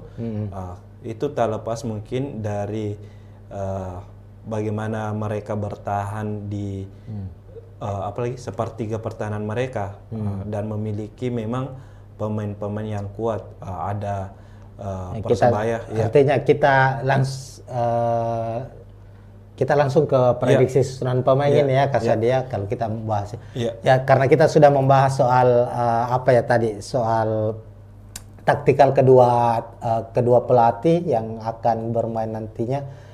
Langsung saja kita bisa lihat juga Tribuners, ini kita sudah menyusun daftar prediksi daftar susunan pemain dari kedua tim. Nah, kalau kita lihat ini Kasodi, kita bahas dulu tim tuan rumah dulu kita ya. Dari Persebaya tadi sudah dibahas bahwa Paul Monster ini kan pelatih yang bukan lagi pelatih baru yang berkarir di Indonesia. Sebelum melatih Persebaya sempat melatih Bayangkara ya kalau nggak salah ya, Bayangkara FC. Tadi memang Kasadi sudah membahas bahwa dilihat dari statistik Persebaya saat ini yang baru kebobolan 4 gol dengan jumlah gol 7, ini artinya Paul Monster ini memainkan pola yang lebih defensif ya, dan mengandalkan mungkin counter attack sama dengan PSM Makassar. Kita bisa lihat umumnya Persebaya itu memainkan taktik 4-3-3. Di posisi penjaga gawang kita lihat, kita mempredik ada Andika Ramadhani ya, padahal masih ada Hernando. Kira-kira kenapa Andika yang akan dipasang di sini? Kenapa bukan Hernando? Ya, sejauh ini memang kalau kita lihat di laga-laga Persebaya, Andika Ramadhani ini lebih disukai oleh Paul Monster, entah karena memang kemampuan yang dimiliki ataukah memang Hernando yang sempat cedera kemarin juga sehingga belum diturunkan. Mungkin itu dari pilihan dari Paul Monster sendiri sehingga masih memilih Andika Ramadhani dibandingkan Hernando. Ya, mungkin pertimbangan cedera dan sebagainya. Laga terakhir kemarin lawan tetap Andika Ramadhani. Persib ya, yang kebobolan 2 gol ya, Andika Ramadhani. Oke. Lalu untuk dua center back ada Slavko Damjanovic dan Kadek Raditya. Kemudian dua fullback, sisi kiri ada Ardi Drus, lalu ada Mikel Tata, lalu di lini tengah 3 gelandang Muhammad Rashid, gelandang serangnya Muhammad Rashid ya. Francisco Rivera. Francisco Rivera. Sepertinya ini posisinya atau memang lebih sejajar ya? Iya, lebih sejajar. Lebih sejajar. Lalu ada Gilson Costa, lalu trio lini depan ada Bruno Moreira, Flavio Silva, dan striker timnas ada Malik Rizaldi. Untuk lini belakang sendiri, Kasadi bagaimana ininya? Iya, kalau secara kita kekuatan. Secara kekuatan kan kita tahu Slavko ini pemain yang sangat tinggi dan besar. Posturnya 189 cm dan tentu punya pengalaman bermain di kancah sepak bola Asia. Musim lalu dia juara di Liga India kalau tidak salah. Kemudian Kadek Raditya ini dan Mikel Tata sendiri itu merupakan pemain muda, masih sekitar di bawah U22 tahun. Kemudian ada Adri Idrus, pemain yang bisa dikatakan cukup sudah berpengalaman cukup berpengalaman, sudah membela Persib, kemudian membela Bali United juga. Tentu dengan kolaborasi keempatnya ini akan mungkin bisa merepotkan dari lini sarang PSM Makassar, meskipun di laga terakhir mereka keempat pemain ini gagal membendung mungkin serangan dari Persib Bandung yang memang memakai formasi baru di bawah asuhan Bojan Hodak. Lalu di lini tengah ini cukup menarik karena trio asing juga ya. Betul. Secara pengalaman dan kemampuan ini sudah tidak bisa diragukan lagi. Seperti ada Muhammad Rashid yang juga cukup berpengalaman bermain di Liga 1, pernah membela Persib juga, sama dengan Nardi Drus membela Bali United juga, lalu menyeberang ke Persebaya musim ini. Kemudian ada Gilson Costa, ini kayak pemain baru ya? Iya, dia pemain baru dan mantan pemain U20 dari Portugal. Nah, ini sudah salah satu pemain yang diwaspadai juga oleh dari pelatih PSM Bernardo Tavares dengan kekuatan yang dimiliki, ditambah lagi ada Muhammad Rashid yang pemain timnas Palestina. Iya. Ditambah Francisco Riviera yang pemain terbaik Liga 1 musim lalu bersama Madura United. Ini pemain terbaik. Ini berarti kekuatan lini tengah dari Persebaya ini apa ya? Bukan kaleng-kaleng ini kalau kita lihat ya. Memangnya secara penampilan di 8 pertandingan terakhir, meskipun mengalami kekalahan kemarin ya lawan lawan Persib Bandung, namun kita lihat di lini tengah Persebaya itu cukup rapi cara bermainnya, bagaimana mereka bisa memutus serangan awal dari serangan dari tim lawan dan umpan-umpan ke area-area vital lini pertahanan lawan itu cukup baik. Bisa dijalan, artinya secara kreativitas serangan ini Persebaya ini cukup menarik. Meskipun ya untuk finishingnya, kalau kita lihat finishingnya masih cukup bermasalah. Itulah yang terjadi di lini depan. Kalau kita lihat misalnya Malik Rizaldi yang baru-baru ini dipanggil membela timnas Indonesia, sudah mencetak 2 gol ya. Betul. Itu pun terjadi di satu pertandingan, mencetak 2 gol. Ini tentu yang juga harus diwaspadai oleh PSM Makassar. Bruno Moreira yang menjadi pemain ini menjadi musim kedua ya Bruno. Musim kedua ketiga ya. Kemarin sempat membela, kalau tidak salah di musim 2021-2022 bela Persebaya, kemudian sempat hengkang. Sempat. Musim lalu kembali dan sekarang dipertahankan lagi. Artinya ini musim ketiga bersama dengan Persebaya. Kemudian ada Flavio Silva. Kemarin Persik ya? Iya, Persik Top Kediri. skor dari Persik ini Persik kalau 23 23 gol musim lalu bersama Persik. Musim ini sudah mencetak berapa? Baru 1 gol. Intinya kalau kita lihat trio Persebaya ini sebenarnya dari 7 gol Persebaya itu 6 gol tercipta dari trio ini. Bruno Moreira 3 gol, Flavio 1 gol dan Malik Rizaldi 2 gol.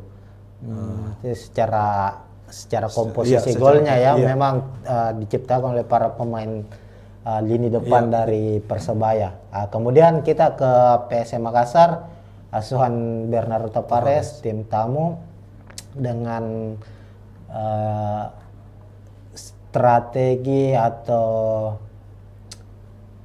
formasi yang digunakan musim ini cukup berbeda dari musim-musim sebelumnya. Jika musim sebelumnya Tribuners PSM itu mengandalkan 3 back ya. Iya, betul. Banyak mengandalkan 3 back. Musim ini mengandalkan 2 stopper, artinya dengan skema 4-5-1. Kalau musim lalu itu lebih ke 3-5-2 ya, kalau tidak salah. Nah, di posisi penjaga gawang Hilmansyah sudah 8 pertandingan di Liga 1 selalu menjadi pilihan utama. Meskipun kabar terakhirnya kiper utama PSM musim lalu Reza Arya sudah pulih ya, sudah mengikuti latihan reguler bersama PSM Makassar, tapi kemungkinan menghadapi Persebaya tetap akan menjadi starter ya. Iya, sejauh ini sepertinya masih Hilmansyah yang menjadi starter karena dari latihan Reza Arya sendiri memang sudah ikut gabung latihan bersama 4 kiper lainnya. Utamanya dalam latihan ringan seperti menangkap bola, masalah positioning.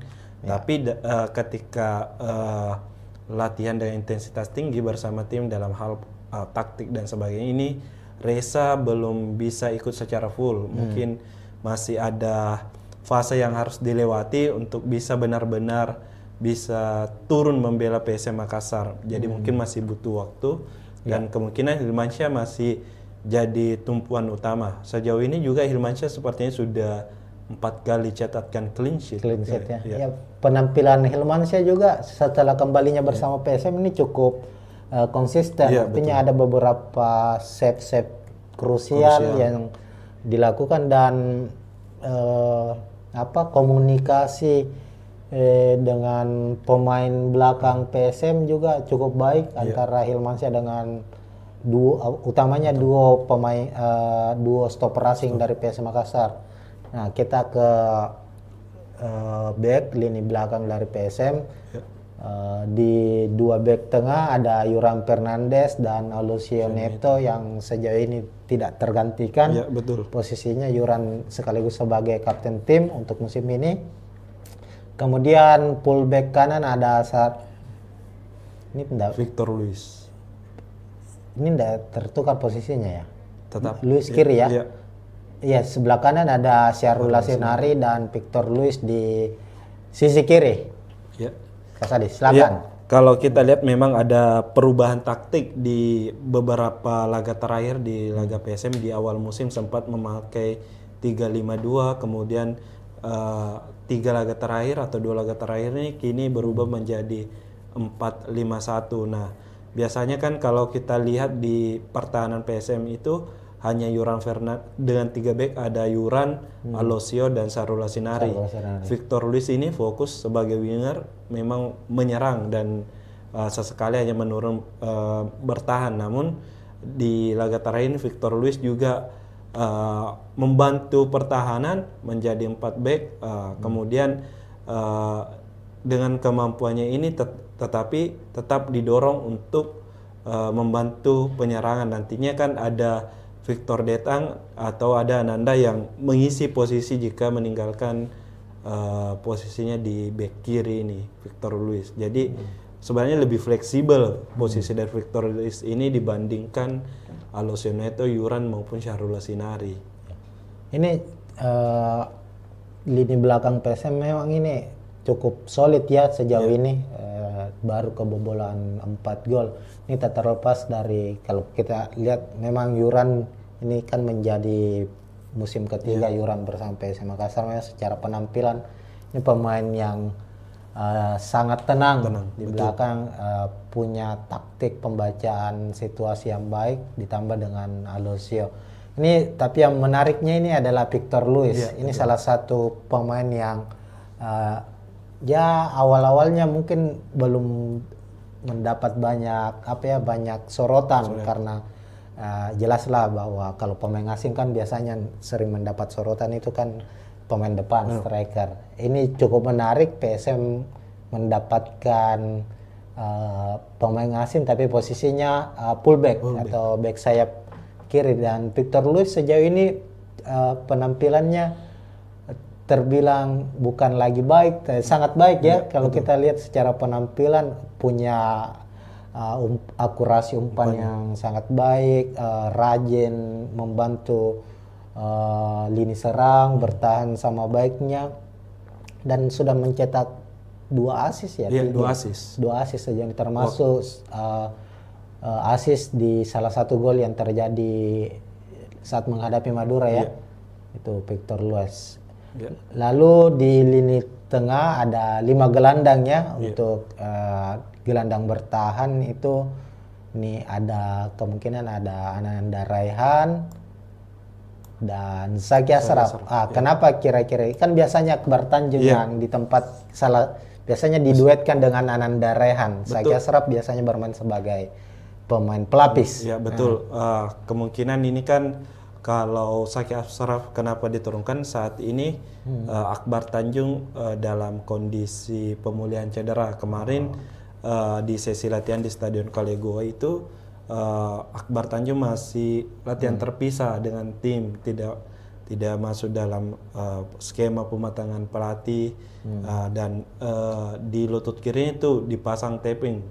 Kemungkinan kalaupun dimainkan Akbar Tanjung itu mungkin sebagai tim pemain pengganti di babak kedua, karena mungkin secara kondisi fisik mungkin agak meragukan dimainkan sejak menit pertama, apalagi mungkin dengan intensitas pertandingan yang kemungkinan sangat tinggi lawan Persebaya ini. Kira-kira untuk PSM Makassar apakah ini akan menjadi salah satu kerugian, karena mengingat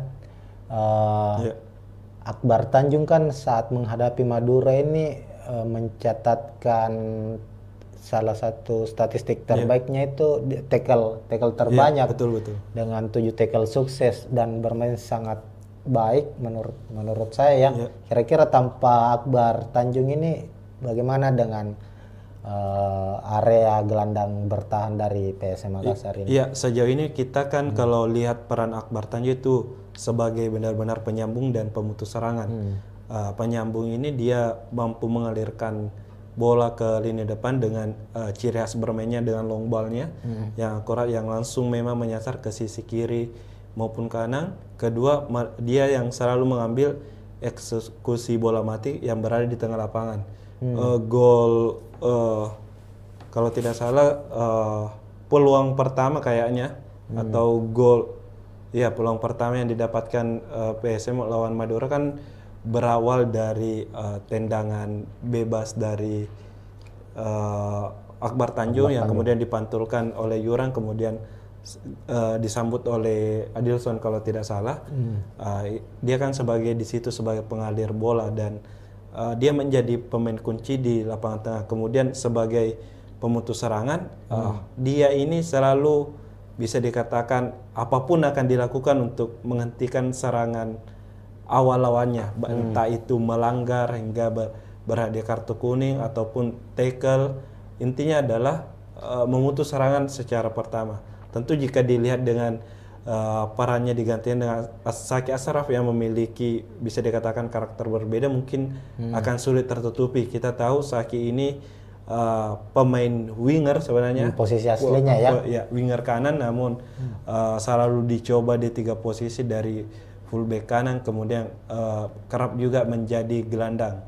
Dan secara tipikal kalau bermain gelandang sebenarnya Saki Ashraf ini lebih mirip seperti Ananda Rehan, memang punya daya jelajah tinggi, tapi di lain sisi memang kalau saat ini Bernardo Tavares tidak mempunyai pilihan lain tipikal seperti Akbar Tanjung. Mungkin ada Sultan Sakit, tapi kan secara mungkin pengalaman bermain masih kurang. Sejauh ini juga baru bermain 1 laga, itu pun di menit-menit akhir diberikan. Jadi mungkin opsi yang tersedia saat ini yang bisa mengawal tengah ya Saki Ashraf. Tapi ya bermain sebagai pemain pengganti saat menghadapi Madura, Saki cukup punya kontribusi ya. Utamanya di gol kedua itu kalau tidak salah. Bagaimana dia kerjasamanya dengan Ricky Pratama waktu itu dan akhirnya terjadi gol. Lalu ada gelandang serang dari PSM Makassar, Tribuners Latirpal yang belum tergantikan juga sejauh ini, pemain kreator lini tengah dari PSM Makassar. Kira-kira ada tidak kemungkinan Latirpal akan digantikan atau opsi lain yang akan diturunkan oleh Bernardo Tavares? Kalau saya sendiri melihatnya bahwa Latirpal ini masih tetap jadi pilihan utama. Jika banyak yang bertanya-tanya kenapa tidak pernah dicoba Daisuke mungkin sebagai starter, Daisuke Sake. Saya melihatnya Latirpal ini punya tipikal pemain yang memang mampu mengatur serangan dan mampu bertahan sama baik. Posisi aslinya dia sendiri kan sebenarnya gelandang box to box dari Latirpal ini, tapi permainnya sangat simpel, cukup dengan umpan-umpan terupasnya, kemudian sekali sentuhan. Di lain sisi Daisuke Sake ini memang tipikal bisa dikatakan gelandang, bisa bermain winger, mirip-mirip mantan pemain PSM lah, Kenzo Nambu yang sekarang di Bali. Namun untuk kemampuan bertahannya bisa dikatakan masih kurang jika dibandingkan dengan Latirpal. Makanya kalau kenapa Latirpal selalu jadi pilihan utama ya karena itu mampu menyerang dan bertahan sama baiknya. Secara kebutuhan tim kan kita tahu skema yang selalu diandalkan oleh Tavares kan lebih mengutamakan pertahanan ya, pertahanan kuat, mengandalkan counter attack. Latirpal lebih cocok untuk skema itu dibanding dengan Daisuke Sakai. Oke. Ya bisa saja mungkin kalau Daisuke Sakai ya menjadi pelapis ataupun memberi pembeda lah di lapangan tengah. Memang kita tahu kan Daisuke juga sempat cetak gol ketika lawan Dewa United sebagai pemain pengganti. Oke, lalu gelandang sayap ini dua pemain muda ini, Iya, betul. Ricky Pratama dan Victor Detan. Kalau Victor Detan kan saat menghadapi Madura United memang bermain sebagai starter, sementara Ricky Pratama bermain sebagai pemain pengganti tapi mencetak 1 assist. Dan prediksinya kemungkinan Ricky Pratama akan kembali menjadi starter ya kira-kira. Iya, sebelum lawan Madura kan kalau kita lihat Ricky sendiri sudah menjadi starter sebelumnya, selalu mengisi pos di lini kanan penyerangan PSM Makassar. Hanya lawan Madura kemarin memang dicadangkan dan Abdurrahman menjadi pemain utama. Saya kira kemarin memang mungkin menjadi strategi dari Tavares dengan pergantian Jitu yang dilakukan ini, ketika masuk Ricky bisa berkontribusi dengan kerjasamanya bersama Mufli Hidayat dan mencetak assist untuk gol yang diciptakan oleh Tito Okello. Dan sejauh ini juga Ricky Pratama kan sudah menciptakan 2 assist juga. Kemarin waktu lawan Dewa United juga kalau tidak salah, waktu itu berhasil cetak gol. Dan Ricky sendiri pastinya mungkin bisa dikatakan punya motivasi tersendiri juga karena sebagai putra Jawa Timur asal Sidoarjo yang akan melawan Persebaya Surabaya, tim kebanggaan dari masyarakat Jawa Timur. Ya, kalau Victor Detan sendiri 3 laga terakhir memang menjadi starter dan cetak 1 gol ketika lawan Persija. Ya, mungkin ini kesempatan bagi Victor Detan untuk membuktikan diri dengan kesempatan bermain dimiliki, menjadi starter bisa dimanfaatkan dengan baik. Dan sejauh ini saya rasa permainan Victor Detan di sisi kiri ini cukup bagus juga karena dia sering muncul juga di dalam kotak penalti lawan untuk menyambut umpan dari rekan setimnya yang bergerak dari sektor sayap. Artinya secara penampilan kedua pemain sayap dari PSM Makassar ini, Ricky Pratama dan Victor Detan ini bisa menjadi ancaman serius ya bagi Persebaya, apalagi di usianya masih sangat muda. Memiliki kecepatan. Ricky Pratama ini progresnya cukup baik kalau kita lihat dari musim ke musim bersama PSM Makassar. Dia kan sempat awalnya diplot sebagai, memang kan posisinya sebagai striker ya. Musim lalu itu lebih banyak bermain sebagai second striker. Lalu kemudian dicoba bermain sebagai gelandang sayap dan sudah berani untuk mempertahankan bola, berani dribble, berani menusuk, sudah memiliki kepercayaan diri lah. Sama dengan Victor Detan, artinya bagi Ardi Drus dan Mikel Tata yang akan menjadi fullback, back sayap dari Persebaya, ini pertarungan yang cukup sengit ya di posisi sayap nantinya antara kedua tim. Lalu untuk posisi striker, ya ini ada Tito Okello. Oke lah, sebelum kita bahas Tito Okello, PSM punya 3 striker asing. Ada Nermin Heljeta, ada Tito, ada Adilson Silva. Nermin secara penampilan sangat baik, sudah mencetak 4 gol, namun kemungkinan sepertinya kabar terakhirnya belum bisa kembali diturunkan karena mengalami cedera. Itu sudah valid itu ya Kasade, Nermin akan kembali absen. Betul, kalau saat ini bisa dikatakan mungkin Nermin bisa dipastikan absen karena di saat tadi sesi konferensi pers Bernardo Tavares sendiri mengatakan bahwa Nermin sampai saat ini belum bisa dimainkan bersama Reza dan Arfan sendiri. Kita tahu Reza kan masih pemulihan, Arfan pun begitu. Dan kalau dilihat memang Nermin ini masih dalam pemulihan kebugaran fisik, sisa kebugaran fisik. Ya, kemarin sudah latihan pemulihan fisik dan conditioning trainingnya memang lari mengelilingi lapangan Kalegoa, kemudian fitness juga untuk penguatan ototnya. Jadi kalau diprediksi mungkin lawan Persik Kediri di laga mendatang baru bisa dimainkan. Ya, ini kan dari 11 gol yang dicetak PSM Makassar kan ini betul 4 dicetak oleh Nermin. Yuran juga sudah mencetak gol. Yang menarik ini dari 3 striker ini hanya Nermin yang cukup menonjol soal produktivitas gol, meskipun terakhir Tito Okello berhasil akhirnya membuat gol debutnya ya bersama PSM di laga menghadapi Madura United, sedangkan Adilson Silva belum mencetak gol sejauh ini musim ini bersama PSM Makassar. Tapi di pekan ke-8 Adilson yang dimainkan starter. Kira-kira kenapa Tito yang akan dimainkan sebagai starter untuk kali ini?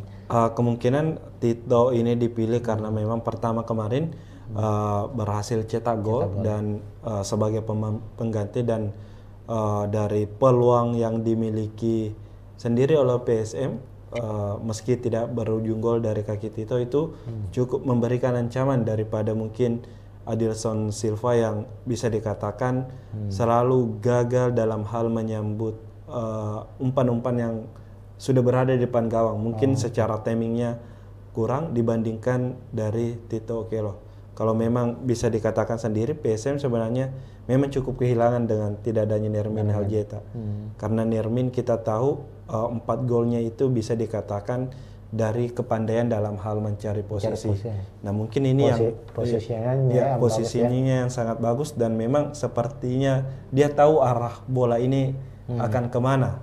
Di lain sisi ini Tito dan Adilson itu yang belum bisa dimanfaatkan dengan baik dalam mencetak gol. Nah, finishingnya juga kan kalau kita lihat Tito beberapa kali mendapat kesempatan shoot tapi selalu melebar.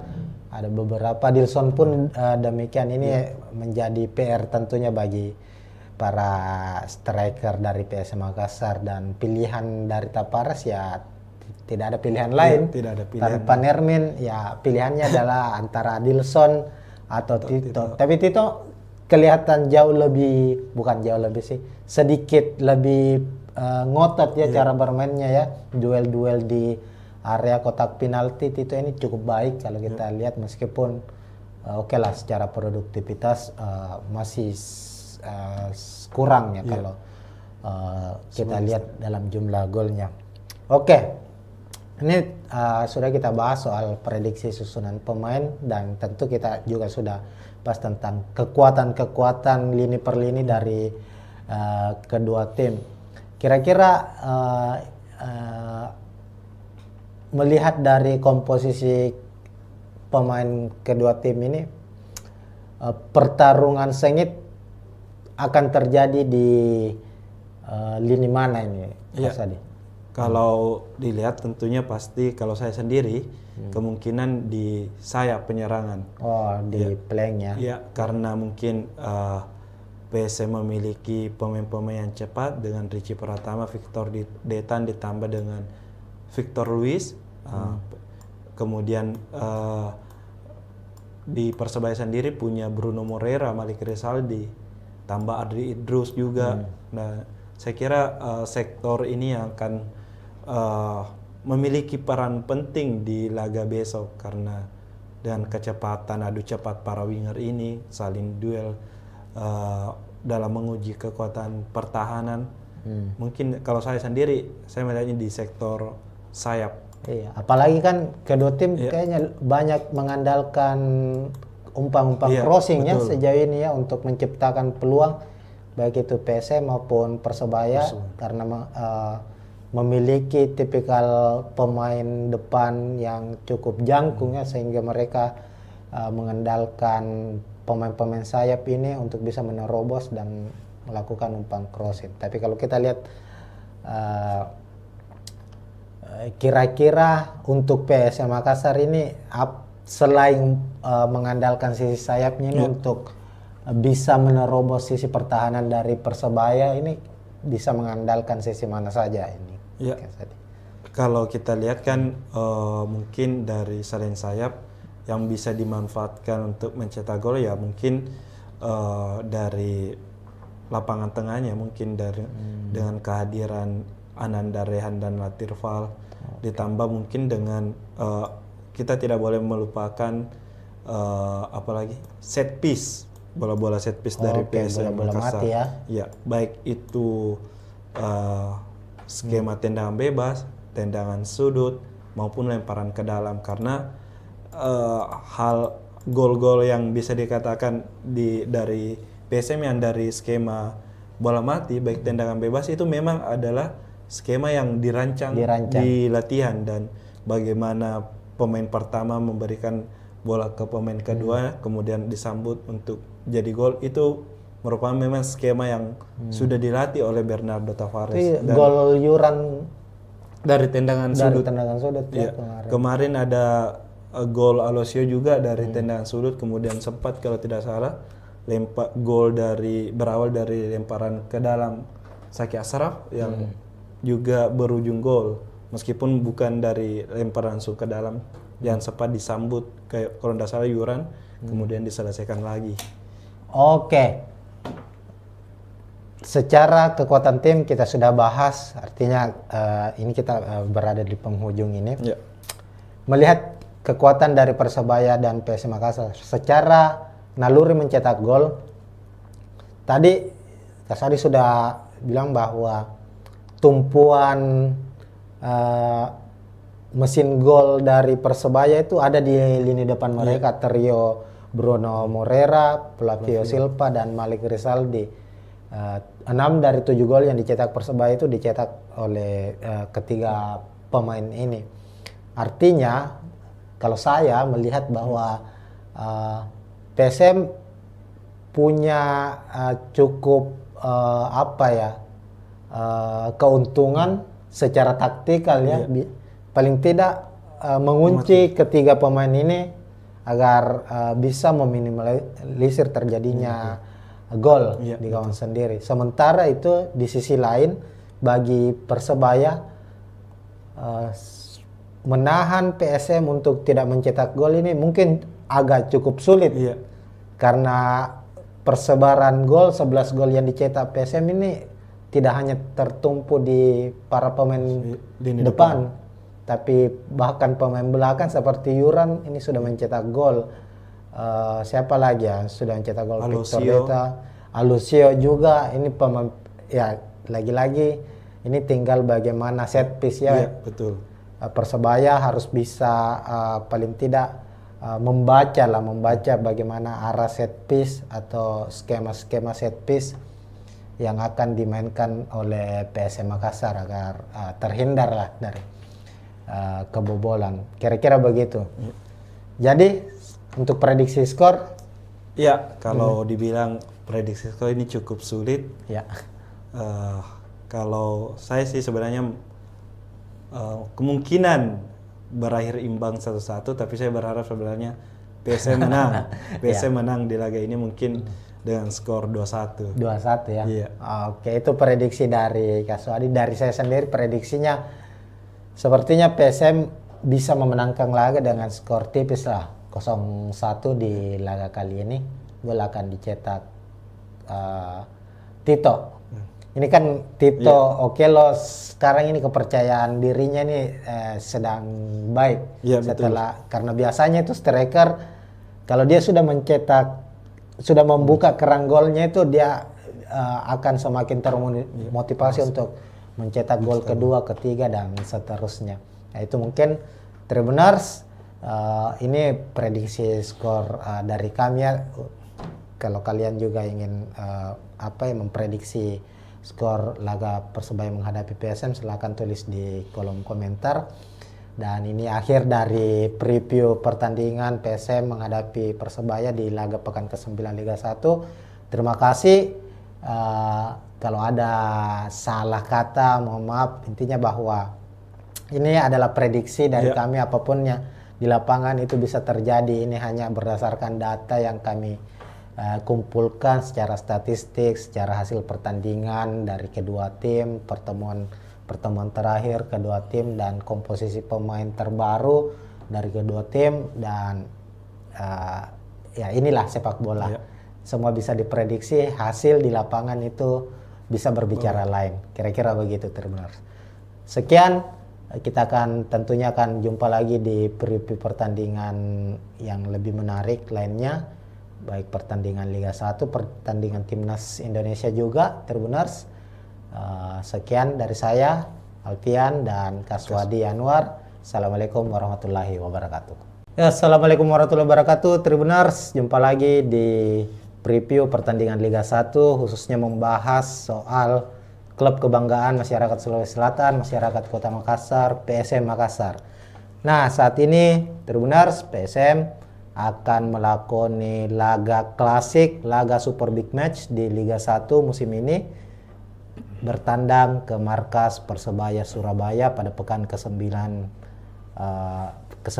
dan pertandingan akan berlangsung hari Rabu 23 Oktober 2024, kick off pukul 8 malam waktu Indonesia Tengah di Stadion Gelora Bung Tomo, Surabaya.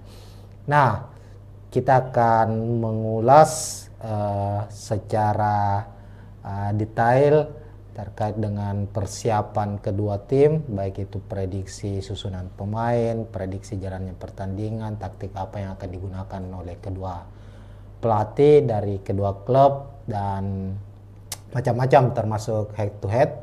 Dan saya kali ini tidak sendiri, saya akan ditemani oleh jurnalis Tribun Timur, jurnalis PSM ataukah jurnalis olahraga dari Tribun Timur, ada Kaswadi Anwar. Ya, halo Tribuners. Untuk saat ini ya memang kita akan membahas bagaimana prediksi jalannya pertandingan antara Persebaya lawan PSM. Tentu saja laga ini sangat dinanti karena menjadi salah satu laga yang diprediksi akan berjalan sengit di pekan ke-9, mempertemukan dua klub tertua di Liga 1. Persebaya yang berdiri 1927 akan bertindak sebagai tuan rumah, dan PSM Makassar yang berdiri 1915 akan menjadi tamu. Dan kalau menarik secara rivalitas, kedua tim ini memang punya sejarah panjang dalam pertarungan di kasta tertinggi sepak bola Indonesia, utamanya di masa era perserikatan. Betul. Ya, karena kan kita tahu kedua klub ini seperti dibahasakan tadi ya, rivalitasnya kan memang sangat kuat. Bukan hanya di perserikatan ya, di era perserikatan, bahkan di era-era awal Liga Indonesia saat itu masih dua wilayah lah. PSM sering bertemu karena mereka tergabung di wilayah yang sama, wilayah timur. Kalau tidak salah waktu itu, bahkan sempat di tahun 2002 atau 2003 ya, waktu itu bersaing ketat sebagai juara dan runner. Hanya dibedakan selisih gol. Waktu itu poinnya sama, Persebaya keluar sebagai juara 2003 ya, kalau bukan 2023, kalau tidak salah 2004 itu Persik Kediri. Oh, berarti ya yang Persebaya 2002-2023 yang waktu itu juara, PSM runner up. Nah, itu sedikit review tentang bagaimana rivalitas antara Persebaya dan PSM Makassar. Dan tentu di musim ini, di Liga 1 musim 2024-2025 ini keduanya juga hingga pekan ke-8 terlihat cukup bersaing ketat ya untuk memperebutkan posisi puncak, karena kedua tim baik Persebaya maupun PSM ini hingga 8 pertandingan yang sudah dilakoni di Liga 1 ini saling berganti untuk mengisi posisi puncak klasemen. Betul. PSM sempat menjadi pemuncak klasemen selama 3 pekan ya, kalau tidak salah, di pekan pertama hingga pekan ketiga. Kemudian Persebaya setelah itu naik di puncak klasemen hingga ke pekan ke-7 ya. Pekan ke-8 baru ini, yang ketika Persebaya yang kalah terakhir lawan Persib. Itulah artinya dia di di pekan ke-8 ini harus turun. Iya, baru. Persebaya turun di posisi kedua setelah Bali United berhasil mengkudeta. Cuma secara hitung-hitungan hasil pertandingan nanti, siapapun yang memenangkan laga, apakah Persebaya atau PSM Makassar, tentu dia yang akan menjadi pemuncak klasemen sementara. Makanya duel ini adalah duel klasik memperebutkan puncak klasemen. Terlepas dari hasil dari tim-tim lainnya, nantinya masih ada Bali United maupun Persib Bandung dan Borneo FC juga ada di posisi 5 besar. Nah, pertama-tama ini Kak Swadi, saya ingin kita bahas dulu soal head to head dari kedua tim. Secara gambaran kan betul bahwa untuk hingga pekan ke-8 ini artinya PSM maupun Persebaya itu cukup baik lah secara statistik, berada di papan atas ya. Namun untuk pertemuan terakhir, kita ke pertemuan terakhir antara kedua tim dulu. Bagaimana melihatnya itu, Kak Sadi? Iya, kalau kita lihat kan mungkin secara keseluruhan dulu dari 2018 hingga musim terakhir 2023-2024, total kan Persebaya dan PSM ini sudah bertemu sebanyak 10 kali. Di mana 5 pertandingan berhasil dimenangkan PSM, 4 laga dimenangkan Persib dan 1 laga lainnya berakhir imbang. Nah, untuk musim terakhir memang lebih didominasi oleh Persebaya karena musim lalu ya? Iya, musim lalu Persebaya menang 1-0 di kandang, kemudian bermain imbang lawan PSM Makassar di Batakkan pada musim lalu. Nah, yang menjadi catatan tersendiri dari head to head ini sebenarnya dari kedua tim ini ketika main kandang dan tandang ini saling mengalahkan. Dan di lain sisi juga untuk di PSM Makassar ketika bermain di Stadion Gelora Bung Tomo ini selalu sulit meraih kemenangan. Mungkin pada musim 2022-2023 sempat menang waktu PSM juara ya? Iya, PSM juara, tapi saat itu PSM dan Persebaya bermain di Stadion Gelora Joko Samudro, bukan di Gelora Bung Tomo. Jadi di situ kalau tidak salah PSM menang 1-0 lewat gol bunuh diri Alwi Selamat. Nah, tentu pertemuan ini menjadi tantangan mungkin bagi PSM, utamanya Bernardo Tavares sendiri, bagaimana bisa meraih 3 poin di Stadion Gelora Bung Tomo, apalagi mungkin dengan tekanan bonek dan bonita yang bisa saja mungkin menghadiri memenuhi Stadion Gelora Bung Tomo. Artinya tantangan untuk PSM ini meruntuhkan keangkeran GBT ya, karena sejauh ini memang di kompetisi profesional yang terbaru lah Liga 1, PSM mungkin tidak pernah menang di GBT. Artinya ini kesempatan bagi PSM untuk bisa meraih kemenangan. Tapi memang dalam catatan 5 pertandingan terakhir, tadi kan 10 pertandingan terakhir ini cukup berimbang. Ini juga 5 pertemuan terakhir, meskipun ya kita tahu musim lalu saat PSM Makassar kurang stabil ya secara permainan. Artinya musim lalu itu PSM gagal memenangkan pertandingan dari 2 pertemuan menghadapi Persebaya. Tapi secara umum kedua tim terlihat cukup seimbang ya secara head to headnya.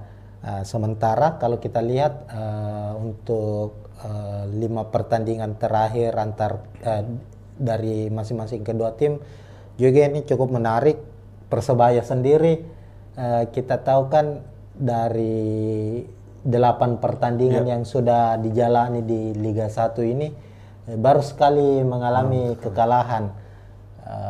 Itu pun terjadi di pekan ke-8 saat bertandang ke markas Persib Bandung. Sementara itu PSM kalau kita lihat memang baru sekali mengalami kekalahan, yakni lawan Arema, tapi juga sulit meraih kemenangan. Bahkan ada 4 pertandingan, 4 pertandingan di Liga 1 itu secara beruntun itu tidak pernah menang. Tapi di pekan ke-8 akhirnya bisa memutus hasil minor, akhirnya meraih kemenangan atas Madura United dengan skor 2-0. Ini berarti ada dua hal yang hasil berbeda yang diraih dari kedua tim yang tentunya ini mempengaruhi secara psikologis. Kira-kira begitu ya, Kak Sadi? Iya, betul. Kalau kita memang lihat PSM baru-baru ini baru kembali ke jalur kemenangan setelah menang 2-0 lawan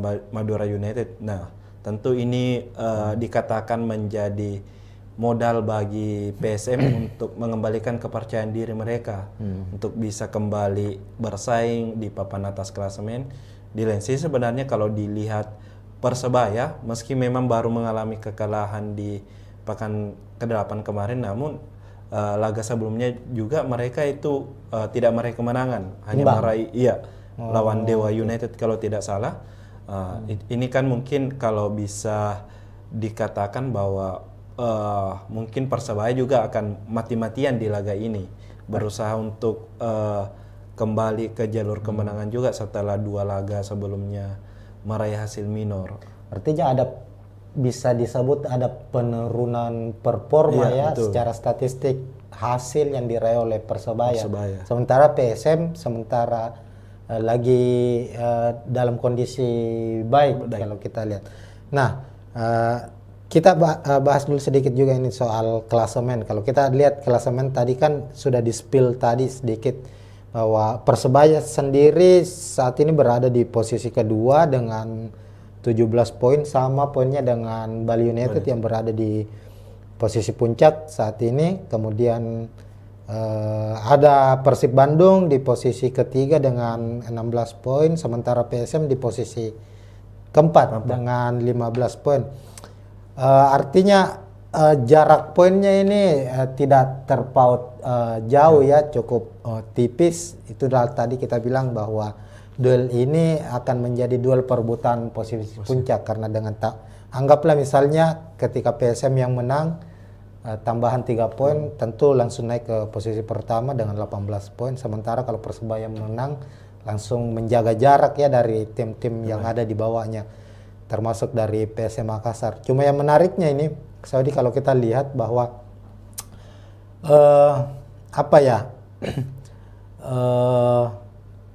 statistik gol dari kedua tim dan kebobolan ini cukup berbeda. Persebaya misalnya kita lihat memang hasil yang diraih cukup baik secara hasil secara hasil pertandingan cukup baik, tapi untuk produktivitas golnya ini terbilang cukup minim. Dari 8 pertandingan baru mencetak 7 gol. Artinya kurang dari 1 gol per 1 pertandingan. Tapi memang secara sisi pertahanan ini cukup baik, baru kebobolan 4 gol. Sementara itu PSM Makassar sudah mencetak 11 gol ya dari 8 pertandingan dan pertahanannya sama baiknya dengan Persebaya dengan baru kebobolan 4 gol. Bagaimana Kak Swadi melihat ini, melihat statistik ini? Ya, tentu kalau kita melihat statistik dari mungkin secara pertahanan dulu, ya kedua pelatih ini memang bisa dikatakan pelatih yang pragmatis. Dalam hal ini tidak mengandalkan permainan yang indah dari kaki ke kaki, cukup dengan hanya hasil dilihat. Dan kedua pelatih ini memang baik Paul Munster maupun Bernardo Tavares fokus pada pertahanan yang dibuktikan dengan baru kebobolan 4 gol di musim ini. Keduanya baru kebobolan 4 gol. Itu tak lepas mungkin dari bagaimana mereka bertahan di apalagi sepertiga pertahanan mereka dan memiliki memang pemain-pemain yang kuat. Ada Persebaya. Artinya kita langsung ke prediksi susunan pemain ya Kak Sadia kalau kita membahas. Ya karena kita sudah membahas soal soal taktikal kedua pelatih yang akan bermain nantinya. Langsung saja kita bisa lihat juga Tribuners ini kita sudah menyusun daftar prediksi daftar susunan pemain dari kedua tim.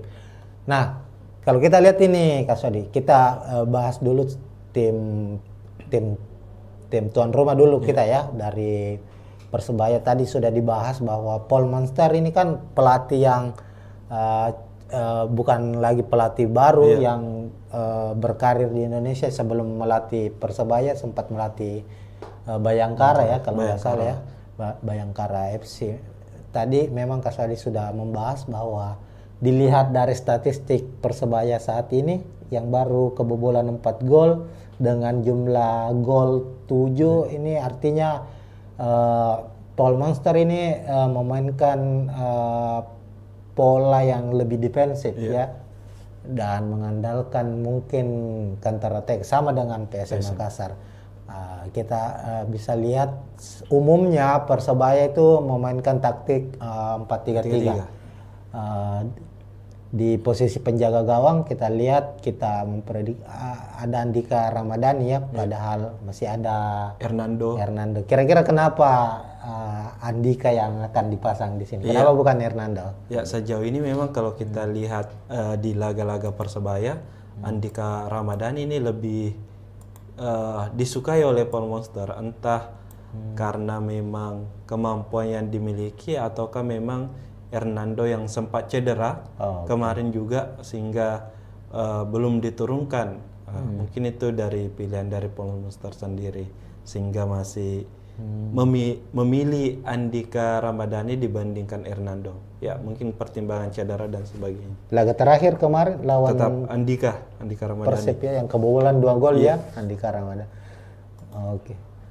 Lalu untuk dua center back ada Slavko Damjanovic dan Kadek Raditya. Kemudian dua fullback, sisi kiri ada Ardi Drus, lalu ada Mikel Tata, lalu di lini tengah 3 gelandang Muhammad Rashid, gelandang serangnya Muhammad Rashid ya. Francisco Rivera. Francisco Rivera. Sepertinya ini posisinya atau memang lebih sejajar ya? Iya, lebih sejajar. Lebih sejajar. Lalu ada Gilson Costa, lalu trio lini depan ada Bruno Moreira, Flavio Silva, dan striker timnas ada Malik Rizaldi.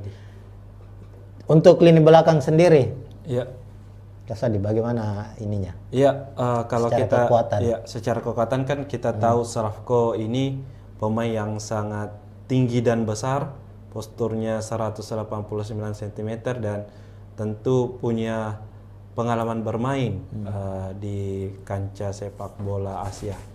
Musim lalu dia juara di Liga India kalau tidak salah. Kemudian Kadek Raditya ini dan Mikel Tata sendiri itu merupakan pemain muda, masih sekitar di bawah U22 tahun. Kemudian ada Adri Idrus, pemain yang bisa dikatakan cukup berpengalaman ya. Iya, cukup berpengalaman, sudah membela Persib, kemudian membela Bali United juga. Tentu dengan kolaborasi keempatnya ini akan mungkin bisa merepotkan dari lini sarang PSM Makassar, meskipun di laga terakhir mereka keempat pemain ini gagal membendung mungkin serangan dari Persib Bandung yang memang memakai formasi baru di bawah asuhan Bojan Hodak. Lalu di lini tengah ini cukup menarik karena trio asing juga ya. Betul. Secara pengalaman dan kemampuan ini sudah tidak bisa diragukan lagi, seperti ada Muhammad Rashid yang juga cukup berpengalaman bermain di Liga 1, pernah membela Persib juga, sama dengan Ardi Drus membela Bali United juga, lalu menyeberang ke Persebaya musim ini. Kemudian ada Gilson Costa, ini kayak pemain baru ya? Iya, dia pemain baru dan mantan pemain U20 dari Portugal. Nah, ini sudah salah satu pemain yang diwaspadai juga oleh dari pelatih PSM Bernardo Tavares dengan kekuatan yang dimiliki, ditambah lagi ada Muhammad Rashid yang pemain timnas Palestina, ditambah Francisco Rivera yang pemain terbaik Liga 1 musim lalu bersama Madura United. Ini pemain terbaik. Ini berarti kekuatan lini tengah dari Persebaya ini apa ya? Bukan kaleng-kaleng ini kalau kita lihat ya. Memangnya secara penampilan di 8 pertandingan terakhir, meskipun mengalami kekalahan kemarin ya lawan lawan Persib Bandung, namun kita lihat di lini tengah Persebaya itu cukup rapi cara bermainnya, bagaimana mereka bisa memutus serangan awal dari serangan dari tim lawan dan umpan-umpan ke area-area vital lini pertahanan lawan itu cukup baik. Bisa dijalan, artinya secara kreativitas serangan ini Persebaya ini cukup menarik. Meskipun ya untuk finishingnya, kalau kita lihat finishingnya masih cukup bermasalah. Itulah yang terjadi di lini depan. Kalau kita lihat misalnya Malik Rizaldi yang baru-baru ini dipanggil membela timnas Indonesia, sudah mencetak 2 gol ya. Betul. Itu pun terjadi di satu pertandingan, mencetak 2 gol. Ini tentu yang juga harus diwaspadai oleh PSM Makassar. Bruno Moreira yang menjadi pemain ini menjadi musim kedua ya Bruno. Musim kedua ketiga ya. Kemarin sempat membela, kalau tidak salah di musim 2021-2022 bela Persebaya, kemudian sempat hengkang sempat musim lalu kembali dan sekarang dipertahankan lagi. Artinya ini musim ketiga bersama dengan Persebaya. Kemudian ada Flavio Silva, kemarin Persik ya? Iya, Persik Top Kediri. skor dari Persik ini kalau 23 kalau 23 gol musim lalu bersama Persik. Musim ini sudah mencetak berapa? Baru 1 gol. Intinya kalau kita lihat trio Persebaya ini sebenarnya dari 7 gol Persebaya itu 6 gol tercipta dari trio ini. Bruno Moreira 3 gol, Flavio 1 gol dan Malik Rizaldi 2 gol. Jadi secara komposisi golnya ya memang diciptakan oleh para pemain lini depan dari Persebaya. Kemudian kita ke PSM Makassar, asuhan Bernardo Tavares, tim tamu dengan strategi atau formasi yang digunakan musim ini cukup berbeda dari musim-musim sebelumnya. Jika musim sebelumnya Tribuners PSM itu mengandalkan 3 back ya. Iya, betul. Banyak mengandalkan 3 back. Musim ini mengandalkan 2 stopper, artinya dengan skema 4-5-1. Kalau musim lalu itu lebih ke 3-5-2 ya, kalau tidak salah. Nah, di posisi penjaga gawang Hilmansyah sudah 8 pertandingan di Liga 1 selalu menjadi pilihan utama. Meskipun kabar terakhirnya kiper utama PSM musim lalu Reza Arya sudah pulih ya, sudah mengikuti latihan reguler bersama PSM Makassar, tapi kemungkinan menghadapi Persebaya tetap akan menjadi starter ya. Ya, sejauh ini sepertinya masih Hilmansyah yang menjadi starter karena dari latihan Reza Arya sendiri memang sudah ikut gabung latihan bersama 4 kiper lainnya. Utamanya dalam latihan ringan seperti menangkap bola, masalah positioning. Tapi ketika latihan dengan intensitas tinggi bersama tim dalam hal taktik dan sebagainya ini, Reza belum bisa ikut secara full. Mungkin masih ada fase yang harus dilewati untuk bisa benar-benar bisa turun membela PSM Makassar. Jadi mungkin masih butuh waktu dan kemungkinan Hilmansyah masih jadi tumpuan utama. Sejauh ini juga Hilmansyah sepertinya sudah 4 kali catatkan clean sheet. Ya, penampilan Hilmansyah juga setelah kembalinya bersama PSM ini cukup konsisten. Artinya ada beberapa save krusial yang dilakukan dan komunikasi dengan pemain belakang PSM juga cukup baik antara Hilmansyah dengan utamanya duo pemain duo stopper asing dari PSM Makassar. Nah, kita ke back lini belakang dari PSM. Di 2 back tengah ada Yuram Fernandes dan Lucio Neto yang sejauh ini tidak tergantikan. Ya, betul. Posisinya Yuran sekaligus sebagai kapten tim untuk musim ini.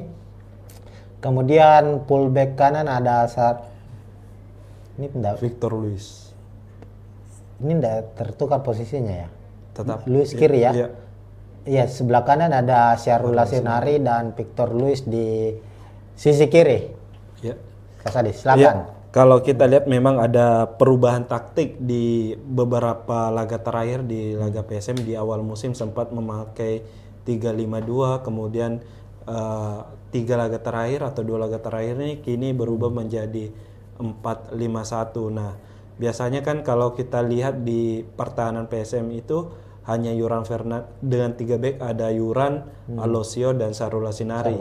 Victor Luis ini fokus sebagai winger, memang menyerang dan sesekali hanya menurun bertahan. Namun di laga terakhir ini Victor Luis juga membantu pertahanan menjadi 4 back, kemudian dengan kemampuannya ini tetapi tetap didorong untuk membantu penyerangan. Nantinya kan ada Victor Detang atau ada Ananda yang mengisi posisi jika meninggalkan posisinya di back kiri ini Victor Luis. Jadi sebenarnya lebih fleksibel posisi dari Victor Luis ini dibandingkan Alosio Neto, Yuran maupun Syahrul Lasinari. Ini lini belakang PSM memang ini cukup solid ya sejauh ini. Baru kebobolan 4 gol. Ini tak terlepas dari kalau kita lihat memang Yuran ini kan menjadi musim ketiga Yuran bersama PSM Makassar. Memang secara penampilan ini pemain yang sangat tenang di belakang, punya taktik pembacaan situasi yang baik ditambah dengan Alosio. Ini tapi yang menariknya ini adalah Victor Luis. Ini salah satu pemain yang ya awal-awalnya mungkin belum mendapat banyak sorotan karena jelaslah bahwa kalau pemain asing kan biasanya sering mendapat sorotan itu kan pemain depan, striker. Ini cukup menarik, PSM mendapatkan pemain asing tapi posisinya fullback atau back sayap kiri, dan Victor Luis sejauh ini penampilannya terbilang bukan lagi baik, sangat baik ya. Kalau kita lihat secara penampilan punya akurasi umpan yang sangat baik, rajin membantu lini serang, bertahan sama baiknya, dan sudah mencetak 2 assist ya. 2 assist. 2 assist saja, termasuk assist di salah satu gol yang terjadi saat menghadapi Madura ya. Itu Victor Luis. Lalu di lini tengah ada 5 gelandang ya. Untuk gelandang bertahan itu ini ada kemungkinan ada Ananda Raihan dan Zaki Ashraf. Kenapa kira-kira? Kan biasanya Akbar Tanjung yang di tempat biasanya diduetkan dengan Ananda Raihan. Zaki Ashraf biasanya bermain sebagai pemain pelapis. Ya betul. Kemungkinan ini kan kalau Zaki Ashraf kenapa diturunkan saat ini Akbar Tanjung dalam kondisi pemulihan cedera kemarin. Di sesi latihan di Stadion Kalegoa itu Akbar Tanjung masih latihan terpisah dengan tim, tidak masuk dalam skema pematangan pelatih, dan di lutut kiri itu dipasang taping. Kemungkinan kalaupun dimainkan Akbar Tanjung itu mungkin sebagai tim pemain pengganti di babak kedua, karena mungkin secara kondisi fisik mungkin agak meragukan dimainkan sejak menit pertama, apalagi mungkin dengan intensitas pertandingan yang kemungkinan sangat tinggi lawan Persebaya ini. Kira-kira untuk PSM Makassar apakah ini akan menjadi salah satu kerugian, karena mengingat Akbar Tanjung kan saat menghadapi Madura ini mencatatkan salah satu statistik terbaiknya itu tackle terbanyak, betul. dengan 7 tackle sukses dan bermain sangat baik menurut saya ya. Kira-kira tanpa Akbar Tanjung ini bagaimana dengan area gelandang bertahan dari PSM Makassar ini? Iya, sejauh ini kita kan kalau lihat peran Akbar Tanjung itu sebagai benar-benar penyambung dan pemutus serangan. Penyambung ini dia mampu mengalirkan bola ke lini depan dengan ciri khas bermainnya dengan long ball-nya yang akurat, yang langsung memang menyasar ke sisi kiri maupun kanan. Kedua, dia yang selalu mengambil eksekusi bola mati yang berada di tengah lapangan. Gol kalau tidak salah peluang pertama kayaknya atau gol peluang pertama yang didapatkan PSM lawan Madura kan berawal dari tendangan bebas dari Akbar Tanjung yang kemudian dipantulkan oleh Yurang, kemudian disambut oleh Adilson kalau tidak salah. Dia kan di situ sebagai pengalir bola dan dia menjadi pemain kunci di lapangan tengah. Kemudian sebagai pemutus serangan, dia ini selalu bisa dikatakan apapun akan dilakukan untuk menghentikan serangan awal lawannya, entah itu melanggar hingga berhadiah kartu kuning ataupun tackle. Intinya adalah memutus serangan secara pertama. Tentu jika dilihat dengan perannya digantikan dengan Saki Ashraf yang memiliki bisa dikatakan karakter berbeda, mungkin akan sulit tertutupi. Kita tahu Saki ini pemain winger sebenarnya, posisi aslinya ya winger kanan, namun selalu dicoba di 3 posisi dari fullback kanan, kemudian kerap juga menjadi gelandang. Dan secara tipikal kalau bermain gelandang sebenarnya Saki Ashraf ini lebih mirip seperti Ananda Rehan, memang punya daya jelajah tinggi, tapi di lain sisi memang kalau saat ini Bernardo Tavares tidak mempunyai pilihan lain tipikal seperti Akbar Tanjung. Mungkin ada Sultan Sakit, tapi kan secara mungkin pengalaman bermain masih kurang. Sejauh ini juga baru bermain 1 laga, itu pun di menit-menit akhir diberikan. Jadi mungkin opsi yang tersedia saat ini yang bisa mengawal tengah ya Saki Ashraf. Tapi ya bermain sebagai pemain pengganti saat menghadapi Madura, Saki cukup punya kontribusi ya. Utamanya di gol kedua itu kalau tidak salah. Bagaimana dia kerjasamanya dengan Ricky Pratama waktu itu dan akhirnya terjadi gol. Lalu ada gelandang serang dari PSM Makassar, terbenur Latirpal yang belum tergantikan juga sejauh ini, pemain kreator lini tengah dari PSM Makassar. Kira-kira ada tidak kemungkinan Latirpal akan digantikan atau opsi lain yang akan diturunkan oleh Bernardo Tavares? Kalau saya sendiri melihatnya bahwa Latirpal ini masih tetap jadi pilihan utama. Jika banyak yang bertanya-tanya kenapa tidak pernah dicoba Daisuke mungkin sebagai starter, Daisuke Sake. Saya melihatnya Latirpal ini punya tipikal pemain yang memang mampu mengatur serangan dan mampu bertahan sama baik. Posisi aslinya dia sendiri kan sebenarnya gelandang box to box dari Latirpal ini, tapi permainnya sangat simpel, cukup dengan umpan-umpan terupasnya, kemudian sekali sentuhan. Di lain sisi Daisuke Sake ini memang tipikal bisa dikatakan gelandang, bisa bermain winger, mirip-mirip mantan pemain PSM lah, Kenzo Nambu yang sekarang di Bali. Namun untuk kemampuan bertahannya bisa dikatakan masih kurang jika dibandingkan dengan Latirpal. Makanya kalau kenapa Latirpal selalu jadi pilihan utama ya karena itu mampu menyerang dan bertahan sama baiknya. Secara kebutuhan tim kan kita tahu skema yang selalu diandalkan oleh Tavares kan lebih mengutamakan pertahanan ya, pertahanan kuat, mengandalkan counter attack. Latirpal lebih cocok untuk skema itu dibanding dengan Daisuke Sakai. Ya bisa saja mungkin kalau Daisuke Sakai ya menjadi pelapis ataupun memberi pembeda lah di lapangan tengah. Memang kita tahu kan Daisuke juga sempat cetak gol ketika lawan Dewa United sebagai pemain pengganti. Lalu gelandang sayap ini 2 pemain muda ini, Ricky Pratama dan Victor Detan. Kalau Victor Detan kan saat menghadapi Madura United memang bermain sebagai starter, sementara Ricky Pratama bermain sebagai pemain pengganti tapi mencetak 1 assist. Dan prediksinya kemungkinan Ricky Pratama akan kembali menjadi starter ya kira-kira.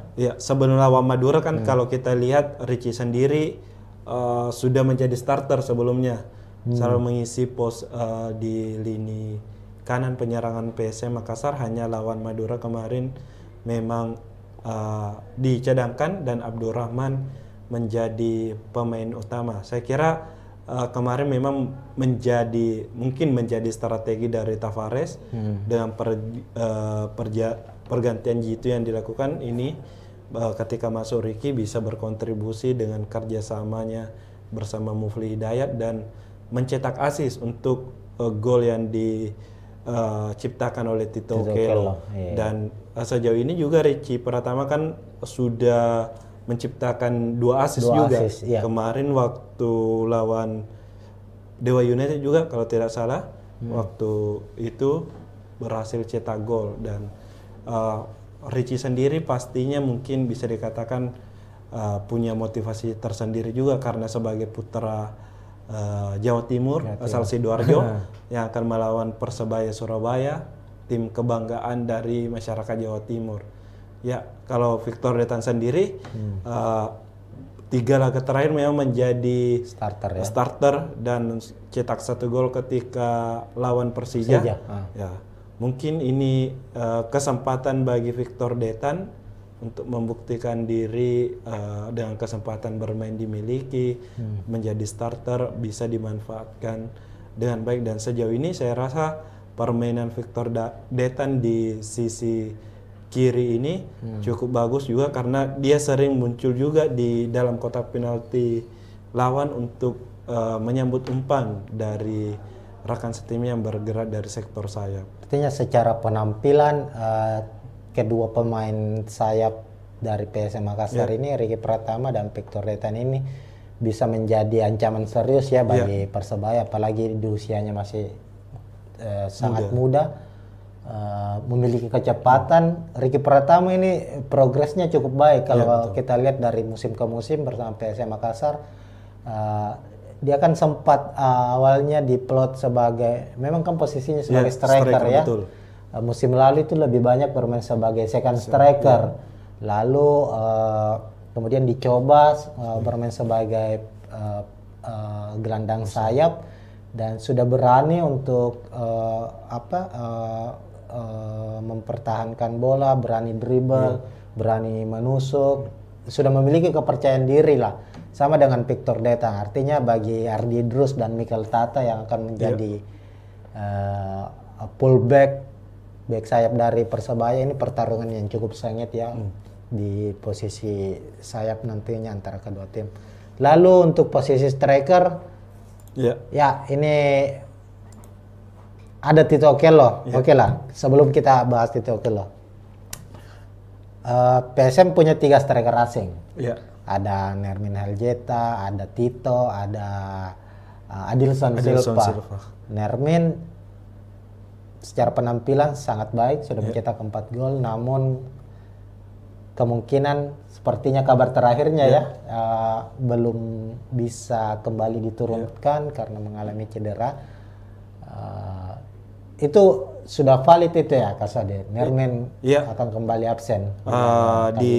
Ya betul, kalau saat ini bisa dikatakan mungkin Nermin bisa dipastikan absen karena di saat tadi sesi konferensi pers Bernardo Tavares sendiri mengatakan bahwa Nermin sampai saat ini belum bisa dimainkan bersama Reza dan Arfan sendiri. Kita tahu Reza kan masih pemulihan, Arfan pun begitu.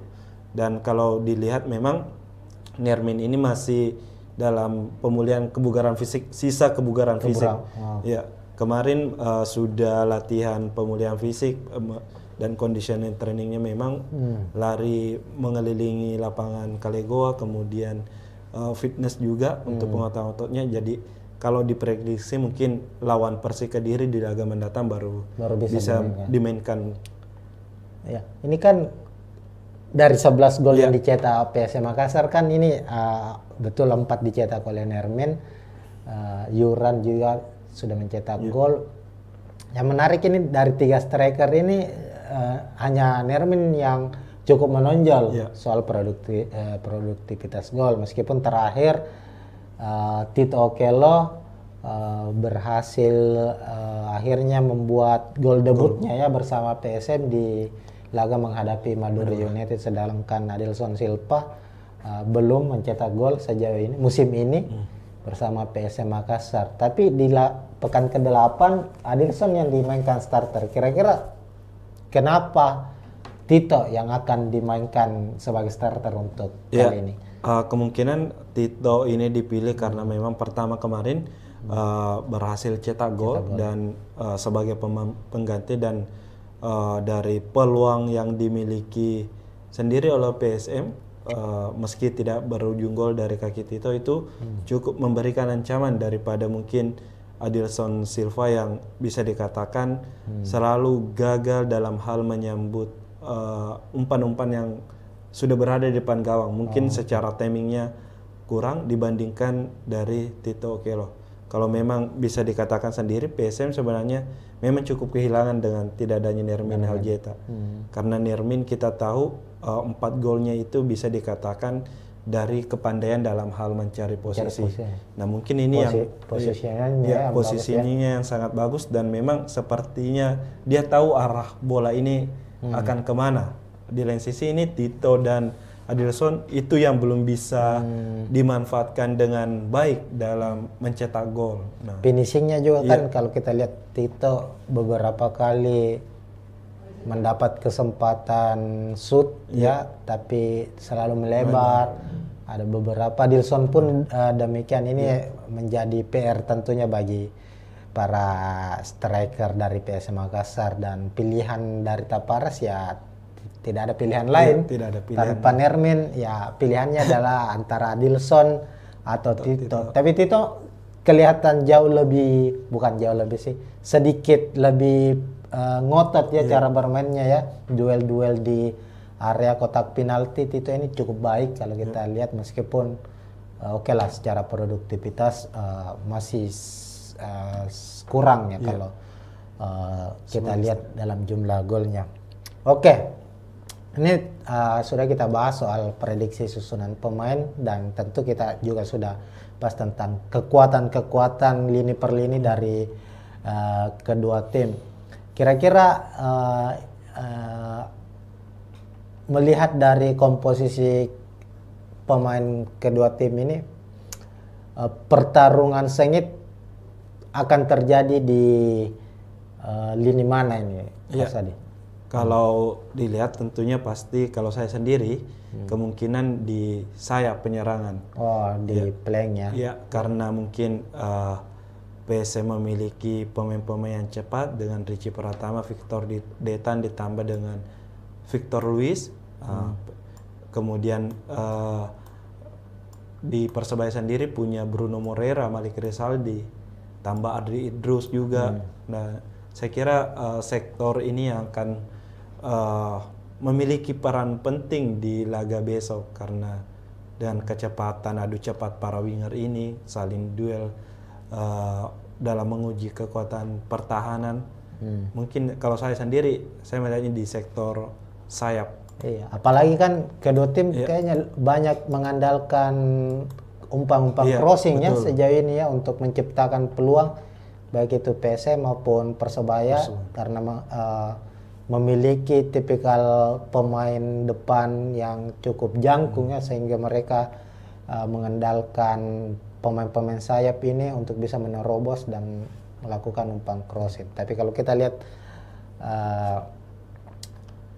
kira-kira untuk PSM Makassar ini selain mengandalkan sisi sayapnya ini untuk bisa menerobos sisi pertahanan dari Persebaya ini bisa mengandalkan sisi mana saja ini? Kalau kita lihat kan mungkin dari selain sayap yang bisa dimanfaatkan untuk mencetak gol mungkin dari lapangan tengahnya mungkin dengan kehadiran Ananda Rehan dan Latirval ditambah mungkin dengan kita tidak boleh melupakan apalagi set piece, bola-bola set piece dari PSM Makassar. Ya, baik itu skema tendangan bebas, tendangan sudut maupun lemparan ke dalam karena hal gol-gol yang bisa dikatakan dari PSM yang dari skema bola mati baik tendangan bebas itu memang adalah skema yang dirancang di latihan dan bagaimana pemain pertama memberikan bola ke pemain kedua, kemudian disambut untuk jadi gol. Itu merupakan memang skema yang sudah dilatih oleh Bernardo Tavares. Itu Dan gol Yuran dari tendangan dari sudut. tendangan sudut ya Iya. Kemarin ada gol Alosio juga dari tendangan sudut, kemudian sempat kalau tidak salah gol berawal dari lemparan ke dalam Saki Ashraf yang juga berujung gol, meskipun bukan dari lemparan langsung ke dalam, yang sempat disambut kayak kalau tidak salah Yuran, kemudian diselesaikan lagi. Oke. Secara kekuatan tim kita sudah bahas, artinya ini kita berada di penghujung ini. Ya. Melihat kekuatan dari Persebaya dan PSM Makassar secara naluri mencetak gol, tadi Kak Sadi sudah bilang bahwa tumpuan mesin gol dari Persebaya itu ada di lini depan mereka, trio Bruno Moreira, Flavio Silva, dan Malik Rizaldi. 6 dari 7 gol yang dicetak Persebaya itu dicetak oleh ketiga pemain ini. Artinya kalau saya melihat bahwa PSM punya cukup keuntungan secara taktikal ya, paling tidak mengunci ketiga pemain ini agar bisa meminimalisir terjadinya gol di gawang sendiri. Sementara itu di sisi lain bagi Persebaya menahan PSM untuk tidak mencetak gol ini mungkin agak cukup sulit. Iya. Karena persebaran gol, 11 gol yang dicetak PSM ini tidak hanya tertumpu di para pemain depan, tapi bahkan pemain belakang seperti Yuran ini sudah mencetak gol. Siapa lagi ya sudah mencetak gol? Victor Beta, Alosio juga. Ini pemain ya, lagi-lagi ini tinggal bagaimana set piece ya. Iya, betul. Persebaya harus bisa paling tidak membaca bagaimana arah set piece atau skema-skema set piece yang akan dimainkan oleh PSM Makassar agar terhindarlah dari kebobolan. Kira-kira begitu. Jadi untuk prediksi skor? Ya, kalau dibilang prediksi skor ini cukup sulit. Ya. Kalau saya sih sebenarnya kemungkinan berakhir imbang 1-1, tapi saya berharap sebenarnya PSM menang. PSM menang di laga ini mungkin dengan skor 2-1. 2-1 ya? Iya. Oke, itu prediksi dari Kak Suadi. Dari saya sendiri prediksinya sepertinya PSM bisa memenangkan laga dengan skor tipis lah. 0-1 di laga kali ini. Gol akan dicetak Tito. Ini kan Tito Okello sekarang ini kepercayaan dirinya ini sedang baik. Setelah karena biasanya itu striker kalau dia sudah mencetak, sudah membuka kerang golnya itu dia akan semakin termotivasi untuk mencetak gol kedua, ketiga, dan seterusnya. Nah, itu mungkin Tribuners, ini prediksi skor dari kami ya. Kalau kalian juga ingin memprediksi skor laga Persebaya menghadapi PSM, silahkan tulis di kolom komentar. Dan ini akhir dari preview pertandingan PSM menghadapi Persebaya di laga pekan ke-9 Liga 1. Terima kasih. Kalau ada salah kata mohon maaf. Intinya bahwa ini adalah prediksi dari kami, apapun yang di lapangan itu bisa terjadi. Ini hanya berdasarkan data yang kami kumpulkan secara statistik, secara hasil pertandingan dari kedua tim, pertemuan terakhir kedua tim, dan komposisi pemain terbaru dari kedua tim, dan ya inilah sepak bola. Semua bisa diprediksi, hasil di lapangan itu bisa berbicara lain. Kira-kira begitu Tribuners. Sekian, kita tentunya akan jumpa lagi di preview pertandingan yang lebih menarik lainnya. Baik pertandingan Liga 1, pertandingan Timnas Indonesia juga, Tribuners. Sekian dari saya, Alfian dan Kaswadi Anwar. Assalamualaikum warahmatullahi wabarakatuh. Ya, Assalamualaikum warahmatullahi wabarakatuh, Tribuners. Jumpa lagi di preview pertandingan Liga 1, khususnya membahas soal klub kebanggaan masyarakat Sulawesi Selatan, masyarakat Kota Makassar, PSM Makassar. Nah, saat ini Tribuners, PSM akan melakoni laga klasik, laga super big match di Liga 1 musim ini, bertandang ke markas Persebaya Surabaya pada pekan ke-9 dan pertandingan akan berlangsung hari Rabu 23 Oktober 2024, kick off pukul 8 malam waktu Indonesia Tengah di Stadion Gelora Bung Tomo, Surabaya. Nah, kita akan mengulas secara detail terkait dengan persiapan kedua tim, baik itu prediksi susunan pemain, prediksi jalannya pertandingan, taktik apa yang akan digunakan oleh kedua pelatih dari kedua klub, dan macam-macam termasuk head to head. Dan saya kali ini tidak sendiri, saya akan ditemani oleh jurnalis Tribun Timur, jurnalis PSM ataukah jurnalis olahraga dari Tribun Timur, ada Kaswadi Anwar. Ya, halo Tribuners.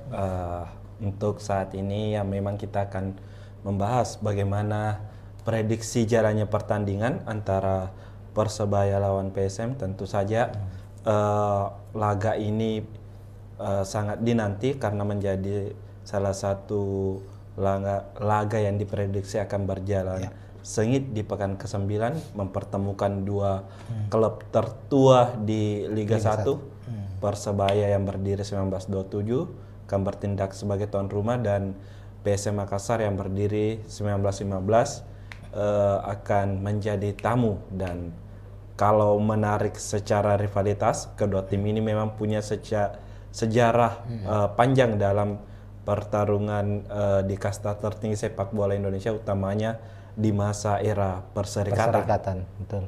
Ya, karena kan kita tahu kedua klub ini seperti dibahasakan tadi ya, rivalitasnya kan memang sangat kuat. Bukan hanya di perserikatan ya, di era perserikatan, bahkan di era-era awal Liga Indonesia saat itu masih dua wilayah lah.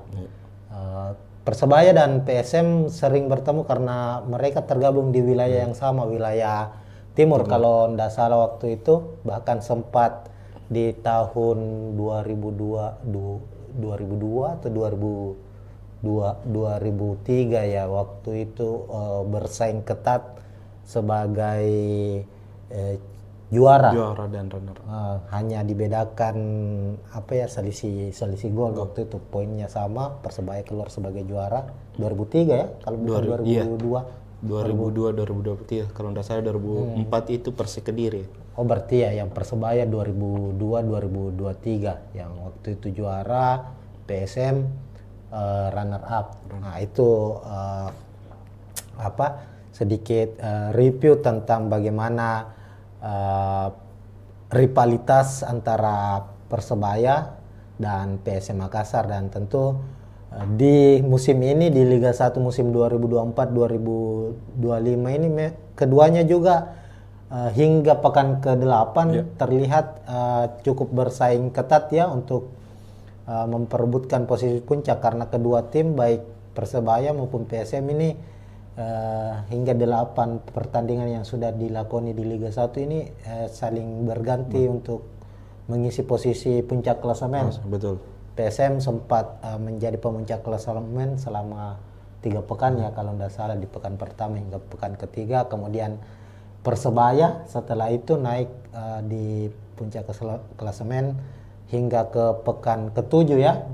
Pekan ke-8 baru ini, yang ketika Persebaya yang kalah terakhir lawan Persib. Itulah artinya dia di pekan ke-8 ini harus turun. Persebaya turun di posisi kedua setelah Bali United berhasil mengkudeta. Cuma secara hitung-hitungan hasil pertandingan nanti, siapapun yang memenangkan laga, apakah Persebaya atau PSM Makassar, tentu dia yang akan menjadi pemuncak klasemen sementara. Makanya duel ini adalah duel klasik memperebutkan puncak klasemen. Terlepas dari hasil dari tim-tim lainnya, nantinya masih ada Bali United maupun Persib Bandung dan Borneo FC juga ada di posisi 5 besar. Nah, Pertama-tama ini Kak Swadi, saya ingin kita bahas dulu soal head to head dari kedua tim.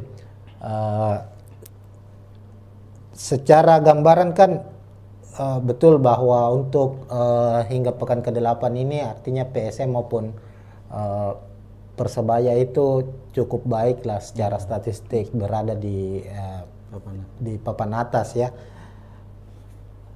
Namun untuk pertemuan terakhir, kita ke pertemuan terakhir antara kedua tim dulu. Bagaimana melihatnya itu Kak Swadi? Iya, kalau kita lihat kan mungkin secara keseluruhan dulu dari 2018 hingga musim terakhir 2023-2024, total kan Persebaya dan PSM ini sudah bertemu sebanyak 10 kali. 10 kali. Di mana 5 pertandingan berhasil dimenangkan PSM, 4 laga dimenangkan Persib dan 1 laga lainnya berakhir imbang.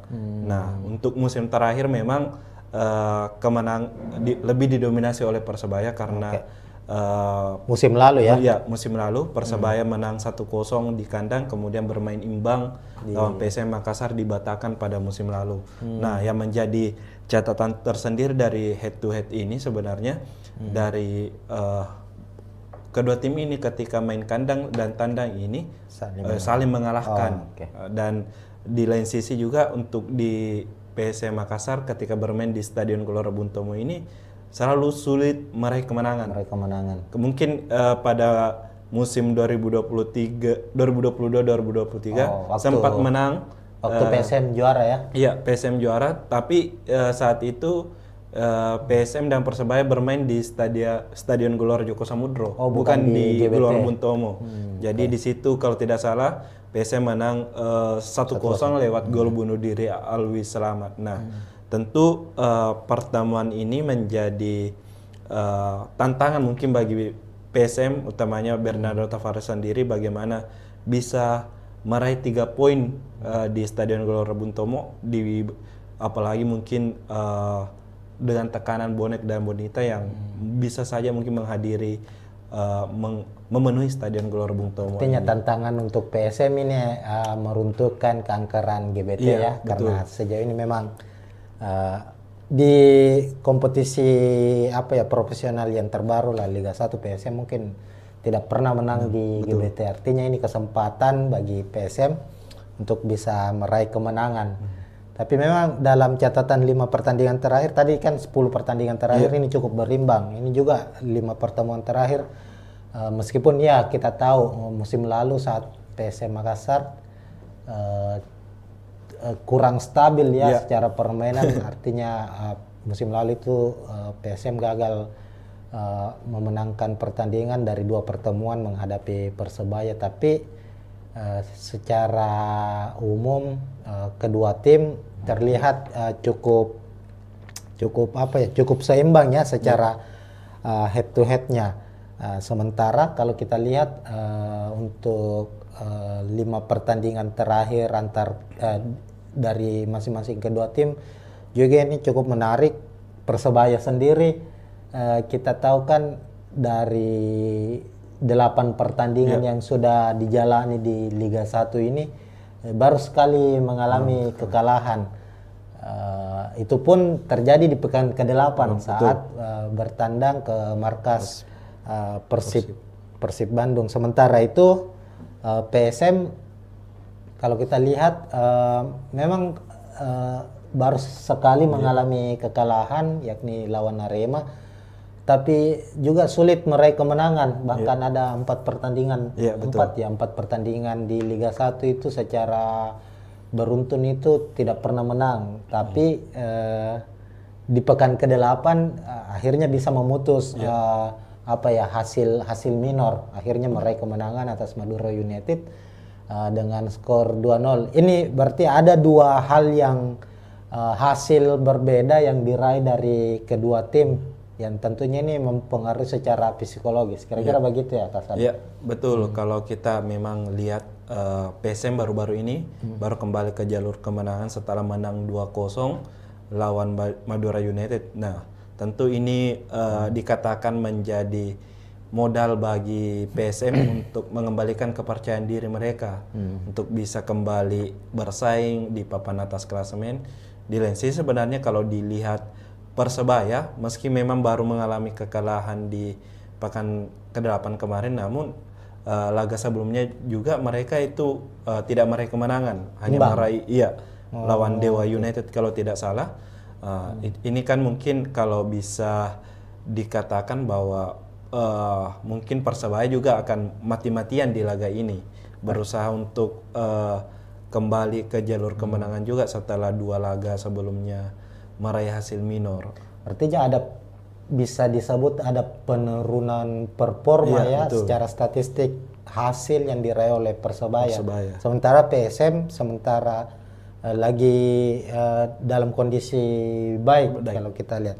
Nah, kita bahas dulu sedikit juga ini soal klasemen. Kalau kita lihat klasemen tadi kan sudah di-spill tadi sedikit bahwa Persebaya sendiri saat ini berada di posisi kedua dengan 17 poin, sama poinnya dengan Bali United yang berada di posisi puncak saat ini. Kemudian ada Persib Bandung di posisi ketiga dengan 16 poin, sementara PSM di posisi keempat dengan 15 poin.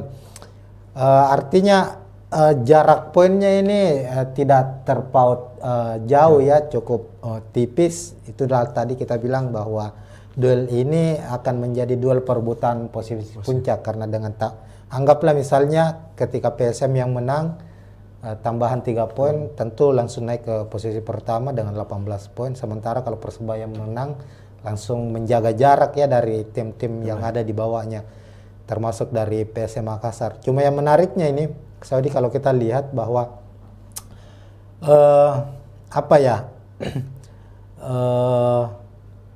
statistik gol dari kedua tim dan kebobolan ini cukup berbeda.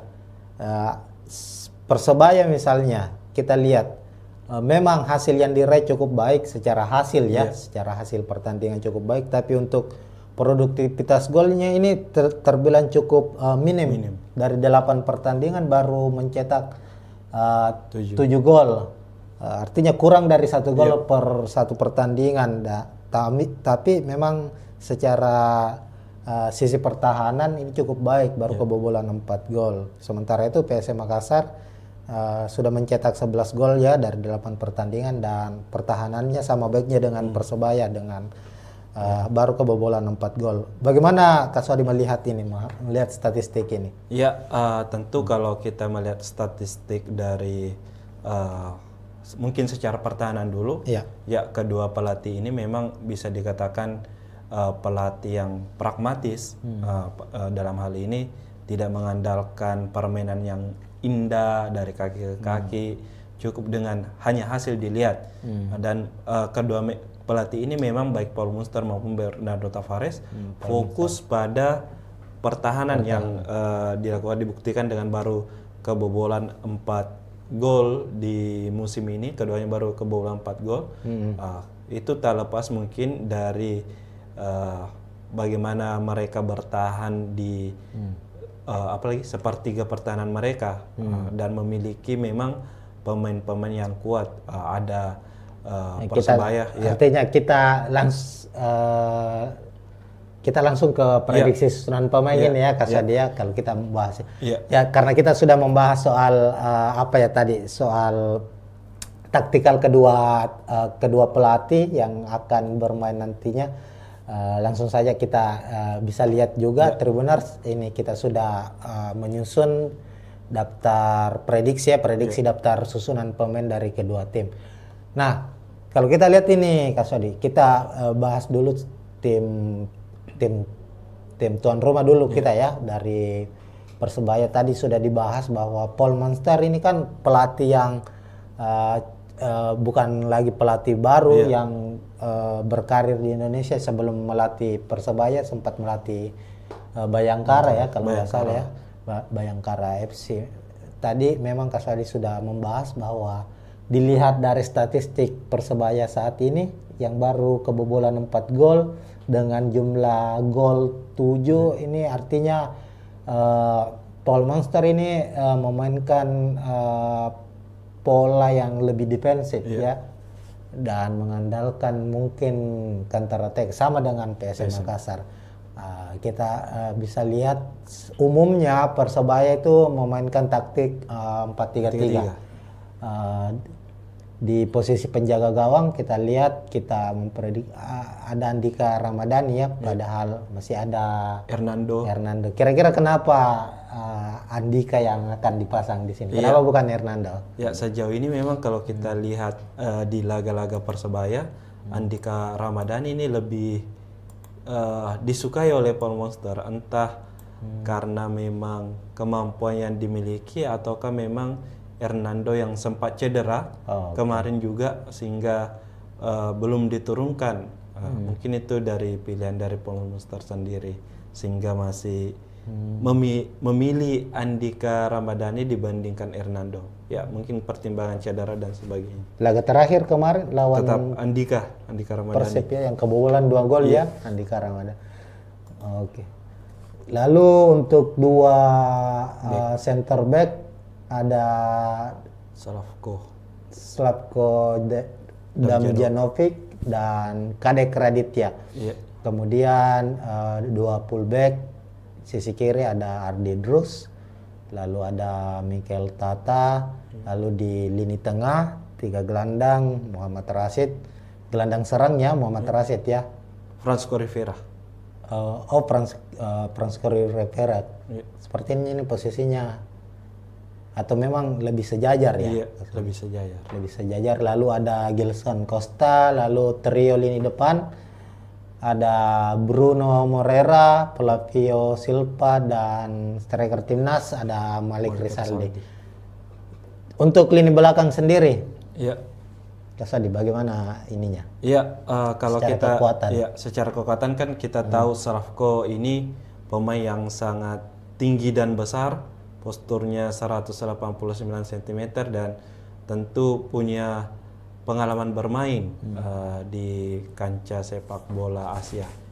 Musim lalu dia juara di Liga India kalau tidak salah. Kemudian Kadek Raditya ini dan Mikel Tata sendiri itu merupakan pemain muda, masih sekitar di bawah U22 tahun. Kemudian ada Adri Idrus, pemain yang bisa dikatakan cukup sudah berpengalaman cukup berpengalaman, sudah membela Persib, kemudian membela Bali United juga. Tentu dengan kolaborasi keempatnya ini akan mungkin bisa merepotkan dari lini sarang PSM Makassar, meskipun di laga terakhir mereka keempat pemain ini gagal membendung mungkin serangan dari Persib Bandung yang memang memakai formasi baru di bawah asuhan Bojan Hodak. Lalu di lini tengah ini cukup menarik karena trio asing juga ya. Betul. Secara pengalaman dan kemampuan ini sudah tidak bisa diragukan lagi, seperti ada Muhammad Rashid yang juga cukup berpengalaman bermain di Liga 1, pernah membela Persib juga, sama dengan Nardi Drus membela Bali United juga, lalu menyeberang ke Persebaya musim ini. Kemudian ada Gilson Costa, ini kayak pemain baru ya? Iya, dia pemain baru dan mantan pemain U20 dari Portugal. Nah, ini sudah salah satu pemain yang diwaspadai juga oleh dari pelatih PSM Bernardo Tavares dengan kekuatan yang dimiliki, ditambah lagi ada Muhammad Rashid yang pemain timnas Palestina, ditambah Francisco Rivera yang pemain terbaik Liga 1 musim lalu bersama Madura United. Ini pemain terbaik. Ini berarti kekuatan lini tengah dari Persebaya ini apa ya? Bukan kaleng-kaleng ini kalau kita lihat ya. Memangnya secara penampilan di 8 pertandingan terakhir, meskipun mengalami kekalahan kemarin ya lawan lawan Persib Bandung, namun kita lihat di lini tengah Persebaya itu cukup rapi cara bermainnya, bagaimana mereka bisa memutus serangan awal dari serangan dari tim lawan, dan umpan-umpan ke area-area vital lini pertahanan lawan itu cukup baik. Bisa dijalan, artinya secara kreativitas serangan ini Persebaya ini cukup menarik.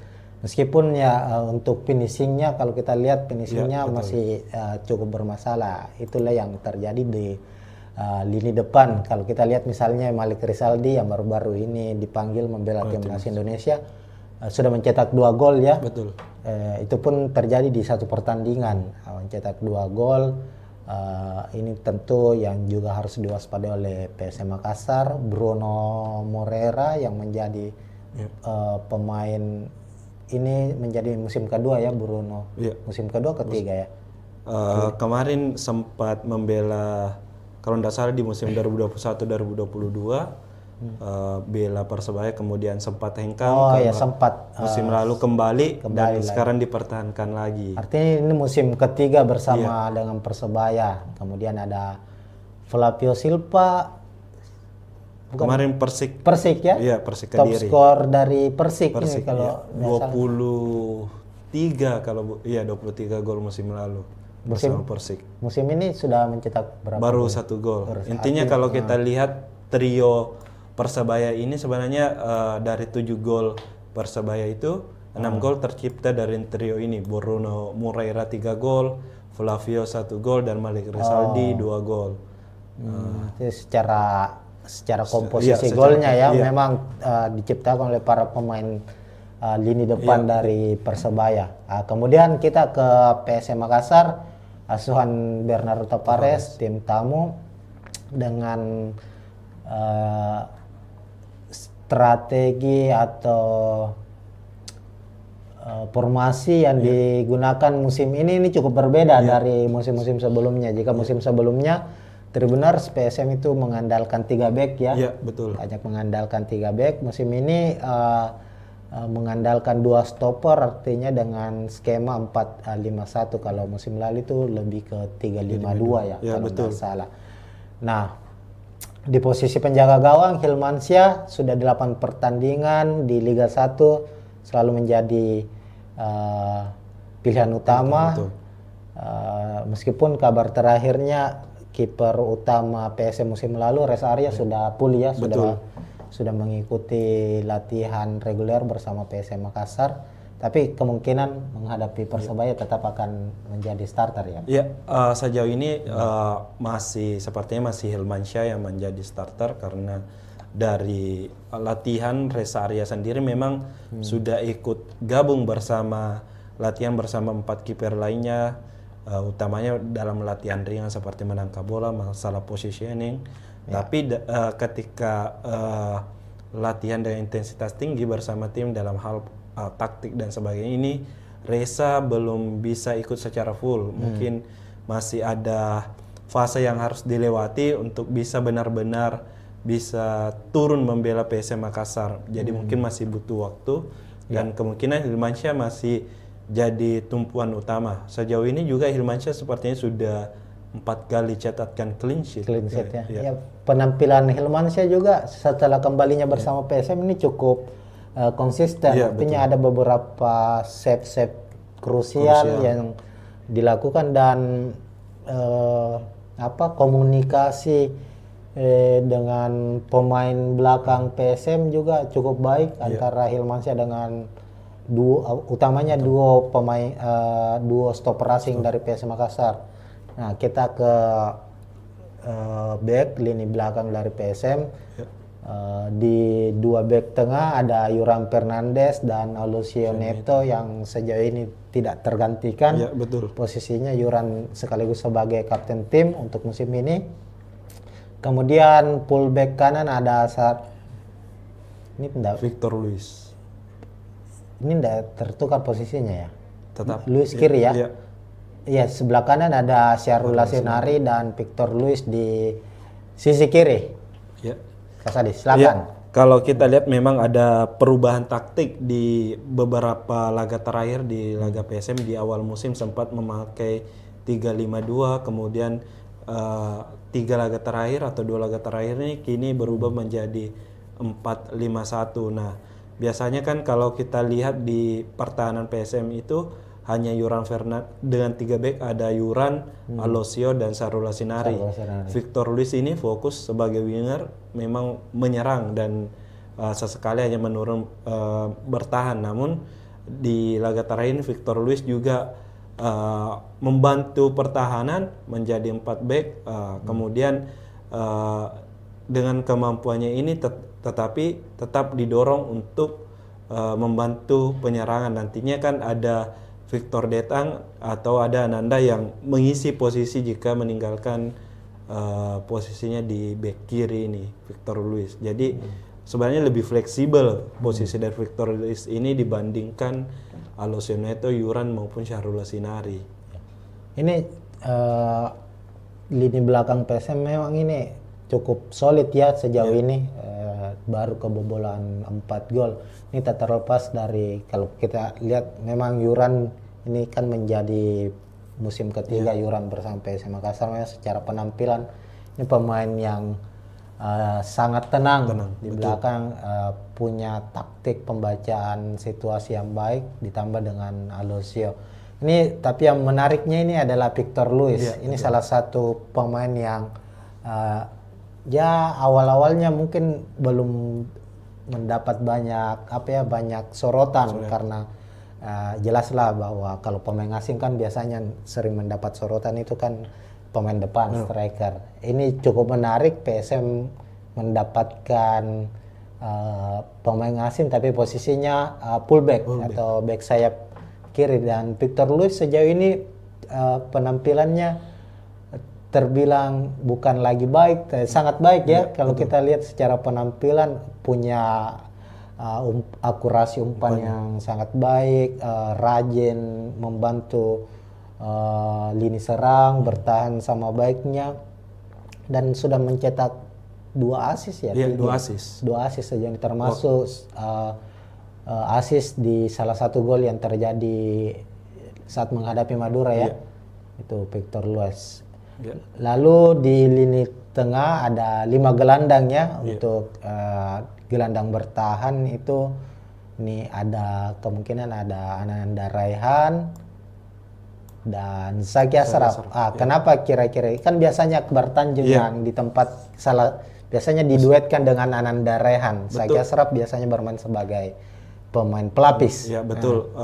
Kemungkinan ini kan kalau Zaki Ashraf kenapa diturunkan saat ini Akbar Tanjung dalam kondisi pemulihan cedera kemarin di sesi latihan di Stadion Kalego itu Akbar Tanjung masih latihan terpisah dengan tim, tidak masuk dalam skema pematangan pelatih dan di lutut kiri itu dipasang taping. Kemungkinan kalaupun dimainkan Akbar Tanjung itu mungkin sebagai tim pemain pengganti di babak kedua, karena mungkin secara kondisi fisik mungkin agak meragukan dimainkan sejak menit pertama, apalagi mungkin dengan intensitas pertandingan yang kemungkinan sangat tinggi lawan Persebaya ini. Kira-kira untuk PSM Makassar apakah ini akan menjadi salah satu kerugian, karena mengingat Akbar Tanjung kan saat menghadapi Madura ini mencatatkan salah satu statistik terbaiknya itu tackle terbanyak, betul. dengan 7 tackle sukses dan bermain sangat baik menurut saya ya. Kira-kira tanpa Akbar Tanjung ini bagaimana dengan area gelandang bertahan dari PSM Makassar ini? Iya, sejauh ini kita kan kalau lihat peran Akbar Tanjung itu sebagai benar-benar penyambung dan pemutus serangan. Penyambung ini dia mampu mengalirkan bola ke lini depan dengan ciri khas bermainnya dengan long ball-nya yang akurat, yang langsung memang menyasar ke sisi kiri maupun kanan. Kedua, dia yang selalu mengambil eksekusi bola mati yang berada di tengah lapangan. Gol kalau tidak salah peluang pertama kayaknya atau gol peluang pertama yang didapatkan PSM lawan Madura kan berawal dari tendangan bebas dari Akbar Tanjung yang kemudian dipantulkan oleh Yuran, kemudian disambut oleh Adilson kalau tidak salah. Dia kan sebagai di situ sebagai pengalir bola dan dia menjadi pemain kunci di lapangan tengah. Kemudian sebagai pemutus serangan, dia ini selalu bisa dikatakan apapun akan dilakukan untuk menghentikan serangan awal lawannya, entah itu melanggar hingga berhadiah kartu kuning ataupun tackle. Intinya adalah memutus serangan secara pertama. Tentu jika dilihat dengan perannya digantikan dengan Zaki Ashraf yang memiliki bisa dikatakan karakter berbeda, mungkin akan sulit tertutupi. Kita tahu Zaki ini pemain winger sebenarnya, posisi aslinya ya, winger kanan, namun selalu dicoba di 3 posisi dari fullback kanan, kemudian kerap juga menjadi gelandang. Dan secara tipikal kalau bermain gelandang sebenarnya Zaki Ashraf ini lebih mirip seperti Ananda Rehan, memang punya daya jelajah tinggi, tapi di lain sisi memang kalau saat ini Bernardo Tavares tidak mempunyai pilihan lain tipikal seperti Akbar Tanjung. Mungkin ada Sultan Sakit, tapi kan secara mungkin pengalaman bermain masih kurang. Sejauh ini juga baru bermain 1 laga, itu pun di menit-menit akhir diberikan. Jadi mungkin opsi yang tersedia saat ini yang bisa mengawal lapangan tengah ya Zaki Ashraf. Tapi ya bermain sebagai pemain pengganti saat menghadapi Madura, Zaki cukup punya kontribusi ya. Utamanya di gol kedua itu kalau tidak salah. Bagaimana dia kerjasamanya dengan Ricky Pratama waktu itu dan akhirnya terjadi gol. Lalu ada gelandang serang dari PSM Makassar, Tribuners Latirpal yang belum tergantikan juga sejauh ini, pemain kreator lini tengah dari PSM Makassar. Kira-kira ada tidak kemungkinan Latirpal akan digantikan atau opsi lain yang akan diturunkan oleh Bernardo Tavares? Kalau saya sendiri melihatnya bahwa Latirpal ini masih tetap jadi pilihan utama. Jika banyak yang bertanya-tanya kenapa tidak pernah dicoba Daisuke mungkin sebagai starter, Daisuke Sake. Saya melihatnya Latirpal ini punya tipikal pemain yang memang mampu mengatur serangan dan mampu bertahan sama baik. Posisi aslinya dia sendiri kan sebenarnya gelandang box to box dari Latirpal ini, tapi permainnya sangat simpel, cukup dengan umpan-umpan terupasnya, kemudian sekali sentuhan. Di lain sisi Daisuke Sake ini memang tipikal bisa dikatakan gelandang, bisa bermain winger, mirip-mirip mantan pemain PSM lah, Kenzo Nambu yang sekarang di Bali. Namun untuk kemampuan bertahannya bisa dikatakan masih kurang jika dibandingkan dengan Latirpal. Makanya kalau kenapa Latirpal selalu jadi pilihan utama ya karena itu mampu menyerang dan bertahan sama baiknya. Secara kebutuhan tim kan kita tahu skema yang selalu diandalkan oleh Tavares kan lebih mengutamakan pertahanan ya, pertahanan kuat, mengandalkan counter attack. Latirpal lebih cocok untuk skema itu dibanding dengan Daisuke Sakai. Ya bisa saja mungkin kalau Daisuke Sakai ya menjadi pelapis ataupun memberi pembeda lah di lapangan tengah. Memang kita tahu kan Daisuke juga sempat cetak gol ketika lawan Dewa United sebagai pemain pengganti. Lalu gelandang sayap ini 2 pemain muda ini, Ricky Pratama dan Victor Detan. Kalau Victor Detan kan saat menghadapi Madura United memang bermain sebagai starter, sementara Ricky Pratama bermain sebagai pemain pengganti tapi mencetak 1 assist.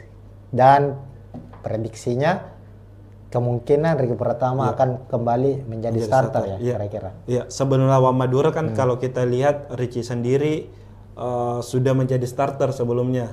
Selalu mengisi pos di lini kanan penyerangan PSM Makassar. Hanya lawan Madura kemarin memang dicadangkan dan Abdurrahman menjadi pemain utama. Saya kira kemarin memang mungkin menjadi strategi dari Tavares dengan pergantian Jitu yang dilakukan ini, ketika masuk Ricky bisa berkontribusi dengan kerjasamanya bersama Mufli Hidayat dan mencetak assist untuk gol yang diciptakan oleh Tito Tito Okello. Okello, iya. Dan sejauh ini juga Richie Pratama kan sudah menciptakan 2 assist Dua juga. assist, iya. Kemarin waktu lawan Dewa United juga kalau tidak salah, waktu itu berhasil cetak gol. Dan Richie sendiri pastinya mungkin bisa dikatakan punya motivasi tersendiri juga karena sebagai putra Jawa Timur asal Sidoarjo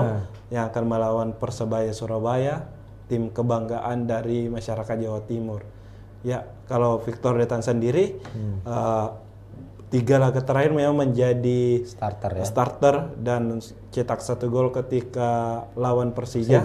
Ya, mungkin ini kesempatan bagi Victor Detan untuk membuktikan diri dengan kesempatan bermain dimiliki, menjadi starter bisa dimanfaatkan dengan baik. Dan sejauh ini saya rasa permainan Victor Detan di sisi kiri ini cukup bagus juga karena dia sering muncul juga di dalam kotak penalti lawan untuk menyambut umpan dari rekan setimnya yang bergerak dari sektor sayap. Artinya secara penampilan kedua pemain sayap dari PSM Makassar ini, Ricky Pratama dan Victor Detan ini bisa menjadi ancaman serius ya bagi Persebaya, apalagi di usianya masih sangat muda, memiliki kecepatan. Ricky Pratama ini progresnya cukup baik kalau kita lihat dari musim ke musim bersama PSM Makassar.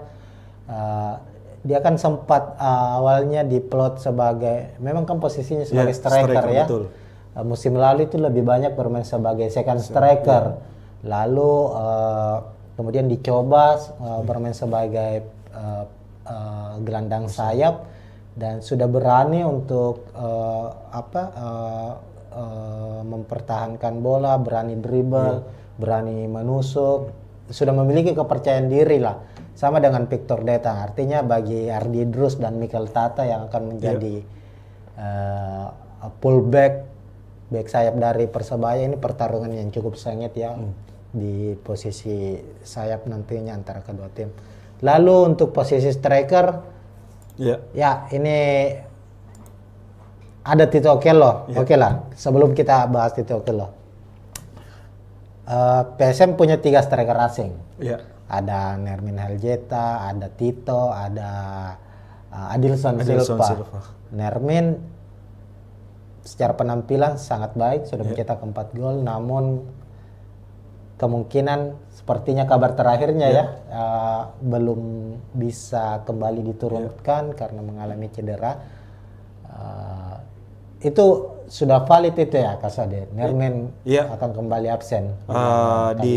Ya betul, kalau saat ini bisa dikatakan mungkin Nermin bisa dipastikan absen karena di saat tadi sesi konferensi pers, Bernardo Tavares sendiri mengatakan bahwa Nermin sampai saat ini belum bisa dimainkan bersama Reza dan Arfan sendiri. Kita tahu Reza kan masih pemulihan, Arfan pun begitu. Dan kalau dilihat memang Nermin ini masih dalam pemulihan kebugaran fisik, sisa kebugaran fisik. Ya, kemarin sudah latihan pemulihan fisik dan conditioning trainingnya memang lari mengelilingi lapangan Kalegoa, kemudian fitness juga untuk penguatan ototnya. Jadi kalau diprediksi mungkin lawan Persik Kediri di laga mendatang baru bisa dimainkan. Ya, ini kan dari 11 gol yang dicetak PSM Makassar kan ini betul 4 dicetak oleh Nermin. Yuran juga sudah mencetak gol. Yang menarik ini dari 3 striker ini hanya Nermin yang cukup menonjol soal produktivitas gol, meskipun terakhir Tito Okello berhasil akhirnya membuat gol debutnya ya bersama PSM di laga menghadapi Madura United, sedangkan Adilson Silva belum mencetak gol sejauh ini musim ini bersama PSM Makassar. Tapi di pekan ke-8 Adilson yang dimainkan starter. Kira-kira kenapa Tito yang akan dimainkan sebagai starter untuk kali ini? Kemungkinan Tito ini dipilih karena memang pertama kemarin berhasil cetak gol dan sebagai pengganti, dan dari peluang yang dimiliki sendiri oleh PSM, meski tidak berujung gol dari kaki Tito itu cukup memberikan ancaman daripada mungkin Adilson Silva yang bisa dikatakan selalu gagal dalam hal menyambut umpan-umpan yang sudah berada di depan gawang. Mungkin secara timingnya kurang dibandingkan dari Tito Okello. Kalau memang bisa dikatakan sendiri, PSM sebenarnya memang cukup kehilangan dengan tidak adanya Nermin Haljeta. Karena Nermin kita tahu 4 golnya itu bisa dikatakan dari kepandaian dalam hal mencari posisi.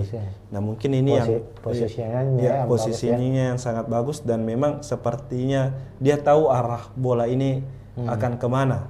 Di lain sisi ini Tito dan Adilson itu yang belum bisa dimanfaatkan dengan baik dalam mencetak gol. Nah, finishingnya juga kan kalau kita lihat Tito beberapa kali mendapat kesempatan shoot tapi selalu melebar. Ada beberapa, Adilson pun demikian. Ini menjadi PR tentunya bagi para striker dari PSM Makassar, dan pilihan dari Taparas ya tidak ada pilihan lain. Tidak ada pilihan. Tanpa Nermin ya pilihannya adalah antara Adilson atau Tito. Tapi Tito kelihatan sedikit lebih ngotot ya cara bermainnya ya. Duel-duel di area kotak penalti Tito ini cukup baik kalau kita lihat, meskipun oke lah secara produktivitas masih kurang ya kalau kita lihat dalam jumlah golnya. Oke.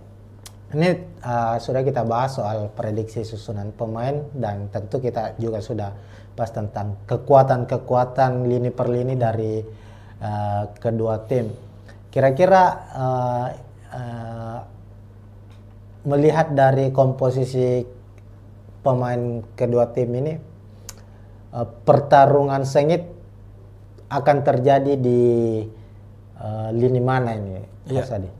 Kalau dilihat tentunya pasti kalau saya sendiri kemungkinan di sayap penyerangan. Oh, di flanknya. Ya, karena mungkin PSM memiliki pemain-pemain yang cepat dengan Richie Pratama, Victor Detan ditambah dengan Victor Luis. Kemudian di Persebaya sendiri punya Bruno Moreira, Malik Rizaldi, tambah Adri Idrus juga. Nah, saya kira sektor ini yang akan memiliki peran penting di laga besok, karena dengan kecepatan adu cepat para winger ini saling duel dalam menguji kekuatan pertahanan. Mungkin kalau saya sendiri, saya melihatnya di sektor sayap. Iya, apalagi kan kedua tim kayaknya banyak mengandalkan umpan-umpan crossing ya sejauh ini ya untuk menciptakan peluang, baik itu PSM maupun Persebaya, karena memiliki tipikal pemain depan yang cukup jangkung ya, sehingga mereka mengandalkan pemain-pemain sayap ini untuk bisa menerobos dan melakukan umpan crossing. Tapi kalau kita lihat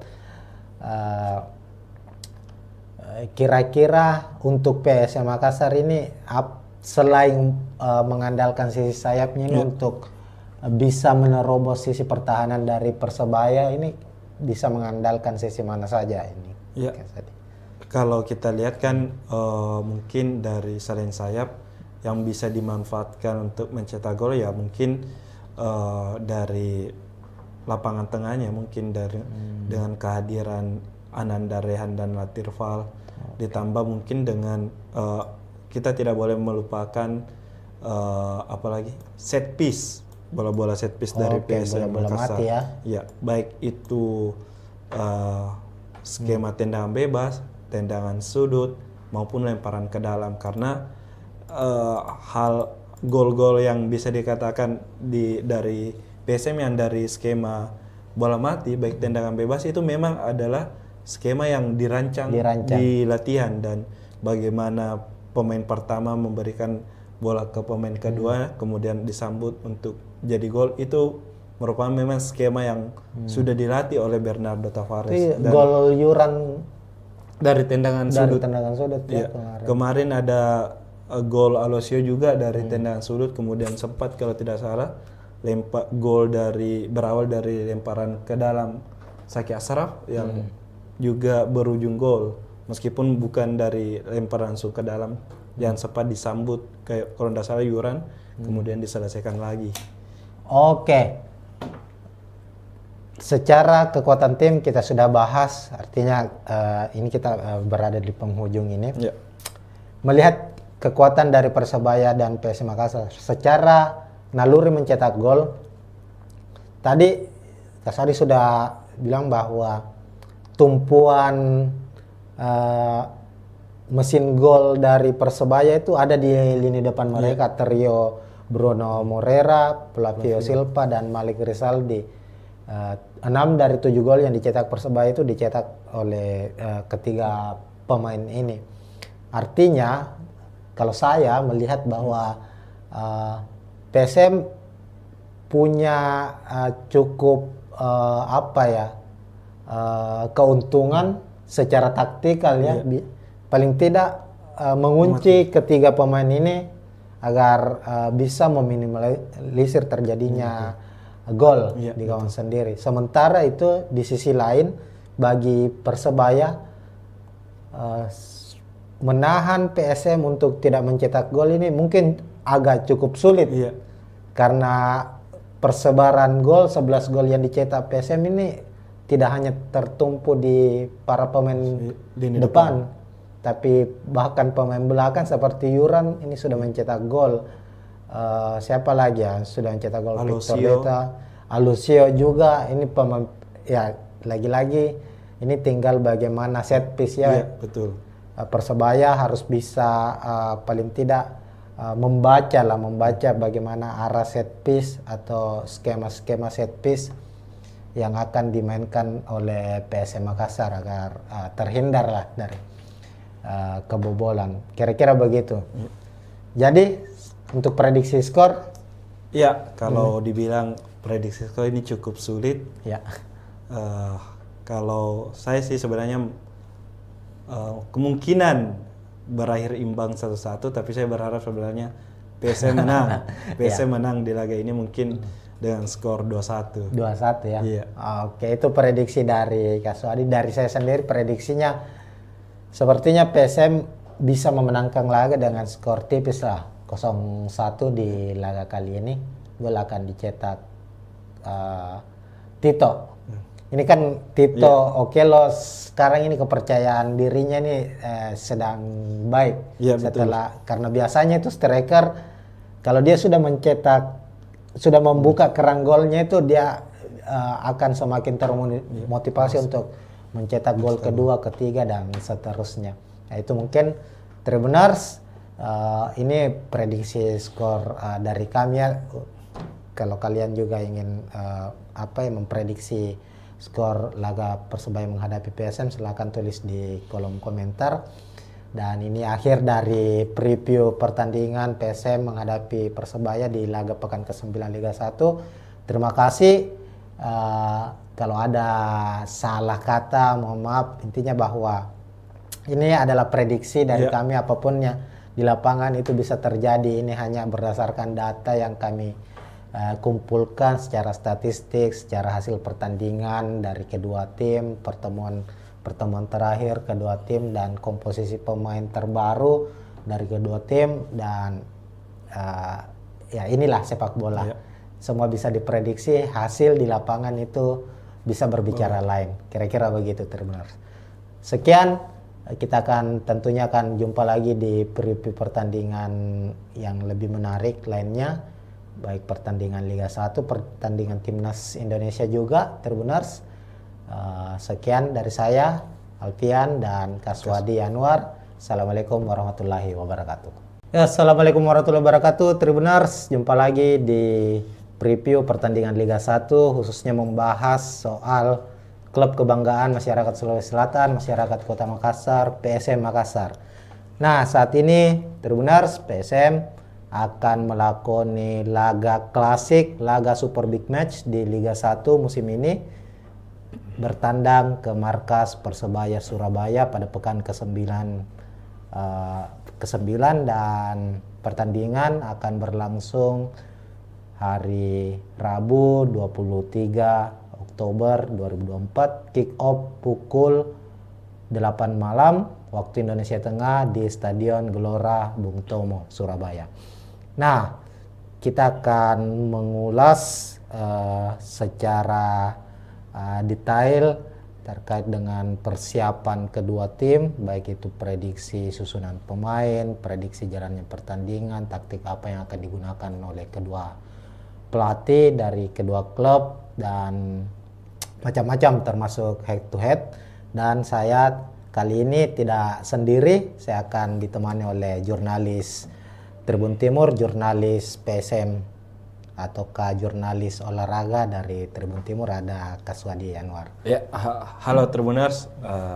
Untuk saat ini ya memang kita akan membahas bagaimana prediksi jalannya pertandingan antara Persebaya lawan PSM. Tentu saja laga ini sangat dinanti karena menjadi salah satu laga yang diprediksi akan berjalan sengit di pekan ke-9, mempertemukan dua klub tertua di Liga 1. Persebaya yang berdiri 1927 akan bertindak sebagai tuan rumah, dan PSM Makassar yang berdiri 1915 akan menjadi tamu. Dan kalau menarik secara rivalitas, kedua tim ini memang punya sejarah panjang dalam pertarungan di kasta tertinggi sepak bola Indonesia, utamanya di masa era perserikatan. Betul. Ya, karena kan kita tahu kedua klub ini seperti dibahasakan tadi, rivalitasnya kan memang sangat kuat. Bukan hanya di perserikatan ya, di era perserikatan, bahkan di era-era awal Liga Indonesia saat itu masih dua wilayah lah. Persebaya dan PSM sering bertemu karena mereka tergabung di wilayah yang sama, wilayah timur. Kalau tidak salah waktu itu bahkan sempat di tahun 2002 atau 2003 ya, waktu itu bersaing ketat sebagai juara dan runner.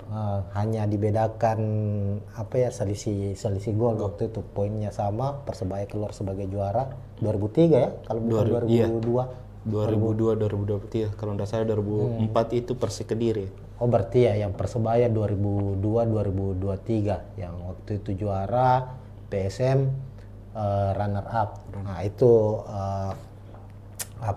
sedikit review tentang bagaimana rivalitas antara Persebaya dan PSM Makassar. Dan tentu di musim ini di Liga 1 musim 2024-2025 ini keduanya juga hingga pekan ke-8 terlihat cukup bersaing ketat ya untuk memperebutkan posisi puncak, karena kedua tim baik Persebaya maupun PSM ini hingga 8 pertandingan yang sudah dilakoni di Liga 1 ini saling berganti untuk mengisi posisi puncak klasemen. Betul. PSM sempat menjadi pemuncak klasemen selama 3 pekan ya, kalau tidak salah, di pekan pertama hingga pekan ketiga. Kemudian Persebaya setelah itu naik di puncak klasemen hingga ke pekan ke-7 ya. Pekan ke-8 baru ini, yang ketika Persebaya yang kalah terakhir lawan Persib. Itulah artinya dia di pekan ke-8 ini harus turun. Persebaya turun di posisi kedua setelah Bali United berhasil mengkudeta.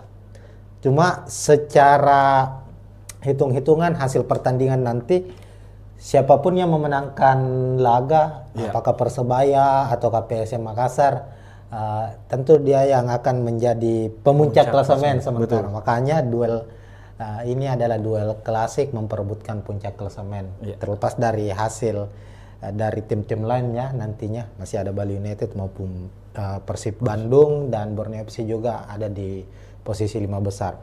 Nah, pertama-tama ini Kaswadi, saya ingin kita bahas dulu soal head to head dari kedua tim. Secara gambaran kan betul bahwa untuk hingga pekan ke-8 ini artinya PSM maupun Persebaya itu cukup baik lah secara statistik, berada di papan atas ya. Namun untuk pertemuan terakhir, kita ke pertemuan terakhir antara kedua tim dulu. Bagaimana melihatnya itu, Kak Sadi? Iya, kalau kita lihat kan mungkin secara keseluruhan dulu dari 2018 hingga musim terakhir 2023-2024, total kan Persebaya dan PSM ini sudah bertemu sebanyak 10 kali. 10 kali. Di mana 5 pertandingan berhasil dimenangkan PSM, 4 laga dimenangkan Persib dan 1 laga lainnya berakhir imbang. Nah, untuk musim terakhir memang lebih didominasi oleh Persebaya karena Musim lalu ya? iya, musim lalu Persebaya menang 1-0 di kandang, kemudian bermain imbang lawan PSM Makassar di Batakkan pada musim lalu. Nah, yang menjadi catatan tersendiri dari head to head ini sebenarnya dari kedua tim ini ketika main kandang dan tandang ini saling mengalahkan. Dan di lain sisi juga untuk di PSM Makassar ketika bermain di Stadion Gelora Bung Tomo ini selalu sulit meraih kemenangan. Mungkin pada musim 2022-2023 sempat menang. Waktu PSM juara ya? Iya, PSM juara, tapi saat itu PSM dan Persebaya bermain di Stadion Gelora Joko Samudro, bukan di Gelora Bung Tomo. Jadi di situ kalau tidak salah PSM menang 1-0 lewat gol bunuh diri Alwi Selamat. Nah, tentu pertemuan ini menjadi tantangan mungkin bagi PSM, utamanya Bernardo Tavares sendiri, bagaimana bisa meraih 3 poin di Stadion Gelora Bung Tomo, apalagi mungkin dengan tekanan bonek dan bonita yang bisa saja mungkin menghadiri memenuhi Stadion Gelora Bung Tomo. Artinya tantangan untuk PSM ini meruntuhkan keangkeran GBT ya, karena sejauh ini memang di kompetisi profesional yang terbaru lah Liga 1, PSM mungkin tidak pernah menang di GBT. Artinya ini kesempatan bagi PSM untuk bisa meraih kemenangan. Tapi memang dalam catatan 5 pertandingan terakhir, tadi kan 10 pertandingan terakhir ini cukup berimbang. Ini juga 5 pertemuan terakhir, meskipun ya kita tahu musim lalu saat PSM Makassar kurang stabil ya secara permainan. Artinya musim lalu itu PSM gagal memenangkan pertandingan dari 2 pertemuan menghadapi Persebaya. Tapi secara umum kedua tim terlihat cukup seimbang ya secara head to headnya. Sementara kalau kita lihat untuk 5 pertandingan terakhir dari masing-masing kedua tim juga ini cukup menarik.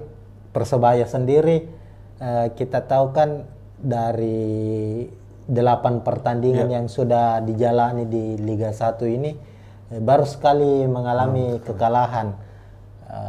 Itu pun terjadi di pekan ke-8 saat bertandang ke markas Persib Bandung. Sementara itu PSM kalau kita lihat memang baru sekali mengalami kekalahan, yakni lawan Arema, tapi juga sulit meraih kemenangan. Bahkan ada 4 pertandingan, 4 pertandingan di Liga 1 itu secara beruntun itu tidak pernah menang. Tapi di pekan ke-8 akhirnya bisa memutus hasil minor, akhirnya meraih kemenangan atas Madura United dengan skor 2-0. Ini berarti ada 2 hal yang hasil berbeda yang diraih dari kedua tim, yang tentunya ini mempengaruhi secara psikologis. Kira-kira begitu ya, Kak Sadi? Iya, betul. Kalau kita memang lihat PSM baru-baru ini baru kembali ke jalur kemenangan setelah menang 2-0 lawan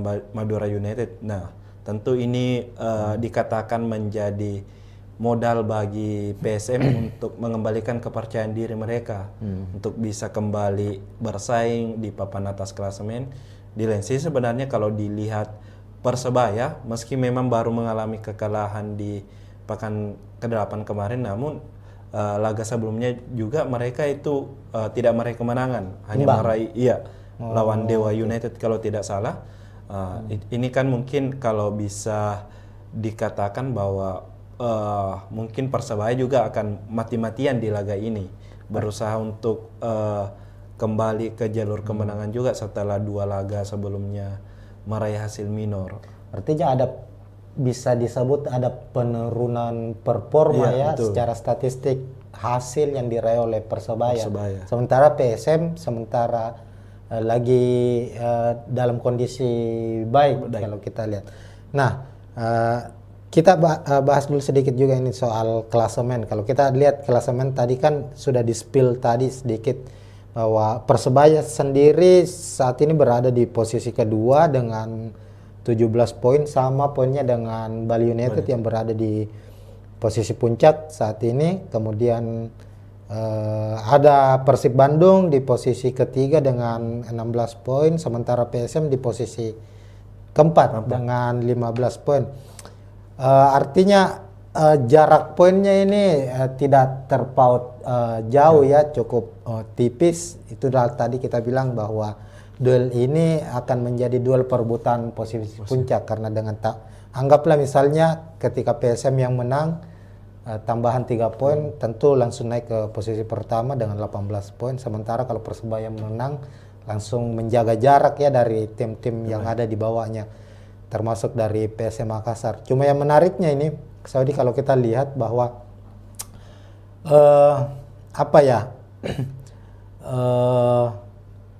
statistik gol dari kedua tim dan kebobolan ini cukup berbeda. Persebaya misalnya kita lihat memang hasil yang diraih cukup baik secara hasil ya, secara hasil pertandingan cukup baik, tapi untuk produktivitas golnya ini terbilang cukup minim. Dari 8 pertandingan baru mencetak 7 gol. Artinya kurang dari 1 gol per 1 pertandingan. Tapi memang secara sisi pertahanan ini cukup baik, baru kebobolan 4 gol. Sementara itu PSM Makassar sudah mencetak 11 gol ya dari 8 pertandingan, dan pertahanannya sama baiknya dengan Persebaya dengan baru kebobolan 4 gol. Bagaimana Kak Swadi melihat ini, melihat statistik ini? Ya, tentu kalau kita melihat statistik dari mungkin secara pertahanan dulu, ya kedua pelatih ini memang bisa dikatakan pelatih yang pragmatis. Dalam hal ini tidak mengandalkan permainan yang indah dari kaki ke kaki, cukup dengan hanya hasil dilihat. Dan kedua pelatih ini memang baik Paul Munster maupun Bernardo Tavares fokus pada pertahanan yang dibuktikan dengan baru kebobolan 4 gol di musim ini. Keduanya baru kebobolan 4 gol. Itu tak lepas mungkin dari bagaimana mereka bertahan di apalagi sepertiga pertahanan mereka, dan memiliki memang pemain-pemain yang kuat. Ada Persebaya. Artinya kita langsung ke prediksi susunan pemain ini ya Kak Swadi ya, kalau kita membahas ya, karena kita sudah membahas soal soal taktikal kedua pelatih yang akan bermain nantinya. Langsung saja kita bisa lihat juga Tribuners ini kita sudah menyusun daftar prediksi daftar susunan pemain dari kedua tim. Nah, kalau kita lihat ini Kak Swadi, kita bahas dulu tim tuan rumah dulu kita ya. Dari Persebaya tadi sudah dibahas bahwa Paul Munster ini kan pelatih yang bukan lagi pelatih baru yang berkarir di Indonesia. Sebelum melatih Persebaya sempat melatih Bayangkara ya kalau nggak salah ya, Bayangkara FC.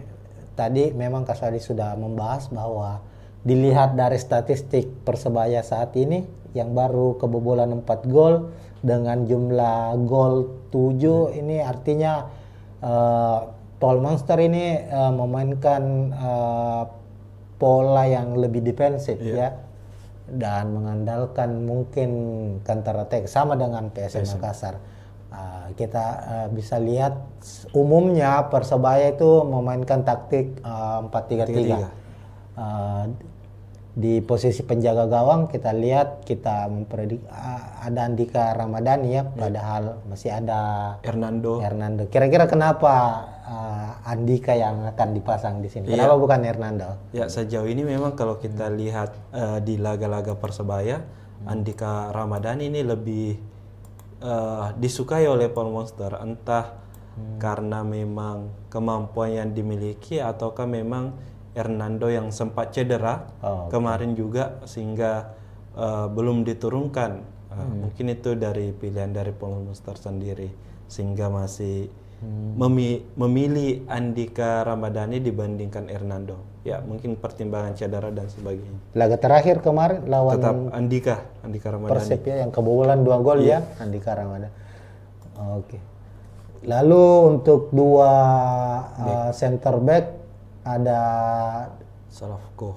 Slavko Damjanovic dan Kadek Raditya. Iya. Kemudian dua fullback, sisi kiri ada Ardi Drus, lalu ada Mikel Tata, lalu di lini tengah 3 gelandang Muhammad Rashid, gelandang serangnya Muhammad Rashid ya.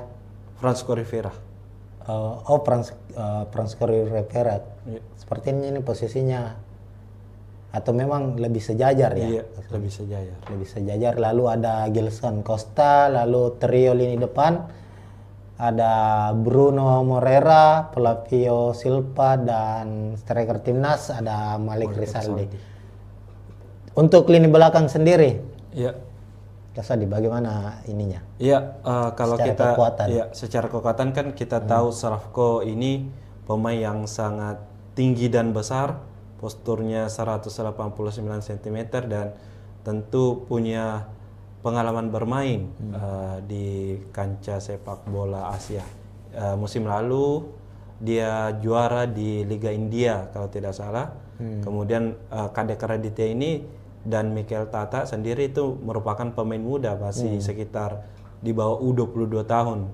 Kemudian ada Adri Idrus, pemain yang bisa dikatakan Cukup berpengalaman ya. Iya, cukup berpengalaman, sudah membela Persib, kemudian membela Bali United juga. Tentu dengan kolaborasi keempatnya ini akan mungkin bisa merepotkan dari lini sarang PSM Makassar, meskipun di laga terakhir mereka keempat pemain ini gagal membendung mungkin serangan dari Persib Bandung yang memang memakai formasi baru di bawah asuhan Bojan Hodak. Ya. Lalu di lini tengah ini cukup menarik karena trio asing juga ya. Ya, betul. Secara pengalaman dan kemampuan ini sudah tidak bisa diragukan lagi, seperti ada Muhammad Rashid yang juga cukup berpengalaman bermain di Liga 1, pernah membela Persib juga, sama dengan Nardi Drus membela Bali United juga, lalu menyeberang ke Persebaya musim ini. Kemudian ada Gilson Costa, ini kayak pemain baru ya? Iya, dia pemain baru dan mantan pemain U20 dari Portugal. Nah, ini sudah salah satu pemain yang diwaspadai juga oleh dari pelatih PSM Bernardo Tavares dengan kekuatan yang dimiliki, ditambah lagi ada Muhammad Rashid yang pemain timnas Palestina, ditambah Francisco Rivera yang pemain terbaik Liga 1 musim lalu bersama Madura United. Ini pemain terbaik. Ini berarti kekuatan lini tengah dari Persebaya ini apa ya? Bukan kaleng-kaleng ini kalau kita lihat ya. Memangnya secara penampilan di 8 pertandingan terakhir, meskipun mengalami kekalahan kemarin ya lawan lawan Persib Bandung, namun kita lihat di lini tengah Persebaya itu cukup rapi cara bermainnya, bagaimana mereka bisa memutus serangan dari tim lawan dan umpan-umpan ke area-area vital lini pertahanan lawan itu cukup baik. Bisa dijalan, artinya secara kreativitas serangan ini Persebaya ini cukup menarik, meskipun ya untuk finishingnya kalau kita lihat finishingnya masih cukup bermasalah. Itulah yang terjadi di lini depan. Kalau kita lihat misalnya Malik Rizaldi yang baru-baru ini dipanggil membela timnas Indonesia, sudah mencetak 2 gol ya. Betul. Itu pun terjadi di satu pertandingan, mencetak 2 gol. Ini tentu yang juga harus diwaspadai oleh PSM Makassar. Bruno Moreira yang menjadi pemain ini menjadi musim kedua ya Bruno. Iya. Musim kedua ketiga ya. Kemarin sempat membela, kalau tidak salah di musim 2021-2022 bela Persebaya, kemudian sempat hengkang Oh karena ya sempat musim lalu kembali dan lagi. sekarang dipertahankan lagi. Artinya ini musim ketiga bersama dengan Persebaya. Kemudian ada Flavio Silva, Kemarin Persik ya. Iya, Persik Top Kediri. skor dari Persik, Persik ini kalau iya. 23 kalau 23 gol musim lalu bersama Persik. musim ini sudah mencetak berapa? Baru 1 gol. Intinya kalau kita lihat trio Persebaya ini sebenarnya dari 7 gol Persebaya itu 6 gol tercipta dari trio ini. Bruno Moreira 3 gol, Flavio 1 gol, dan Malik Rizaldi 2 gol. Jadi secara komposisi golnya ya memang diciptakan oleh para pemain lini depan dari Persebaya. Kemudian kita ke PSM Makassar, asuhan Bernardo Tavares, tim tamu dengan strategi atau formasi yang digunakan musim ini cukup berbeda dari musim-musim sebelumnya. Jika musim sebelumnya Tribuners PSM itu mengandalkan 3 back ya. Iya, betul. Banyak mengandalkan 3 back. Musim ini mengandalkan 2 stopper, artinya dengan skema 4-5-1. Kalau musim lalu itu lebih ke 3-5-2 ya, kalau betul. nggak salah. Nah, di posisi penjaga gawang Hilmansyah sudah 8 pertandingan di Liga 1 selalu menjadi pilihan utama. Meskipun kabar terakhirnya kiper utama PSM musim lalu Reza Arya sudah pulih ya, sudah mengikuti latihan reguler bersama PSM Makassar, tapi kemungkinan menghadapi Persebaya tetap akan menjadi starter ya. Ya, sejauh ini sepertinya masih Hilmansyah yang menjadi starter, karena dari latihan Reza Arya sendiri memang sudah ikut gabung latihan bersama 4 kiper lainnya, utamanya dalam latihan ringan seperti menangkap bola, masalah positioning. Tapi ketika latihan dengan intensitas tinggi bersama tim dalam hal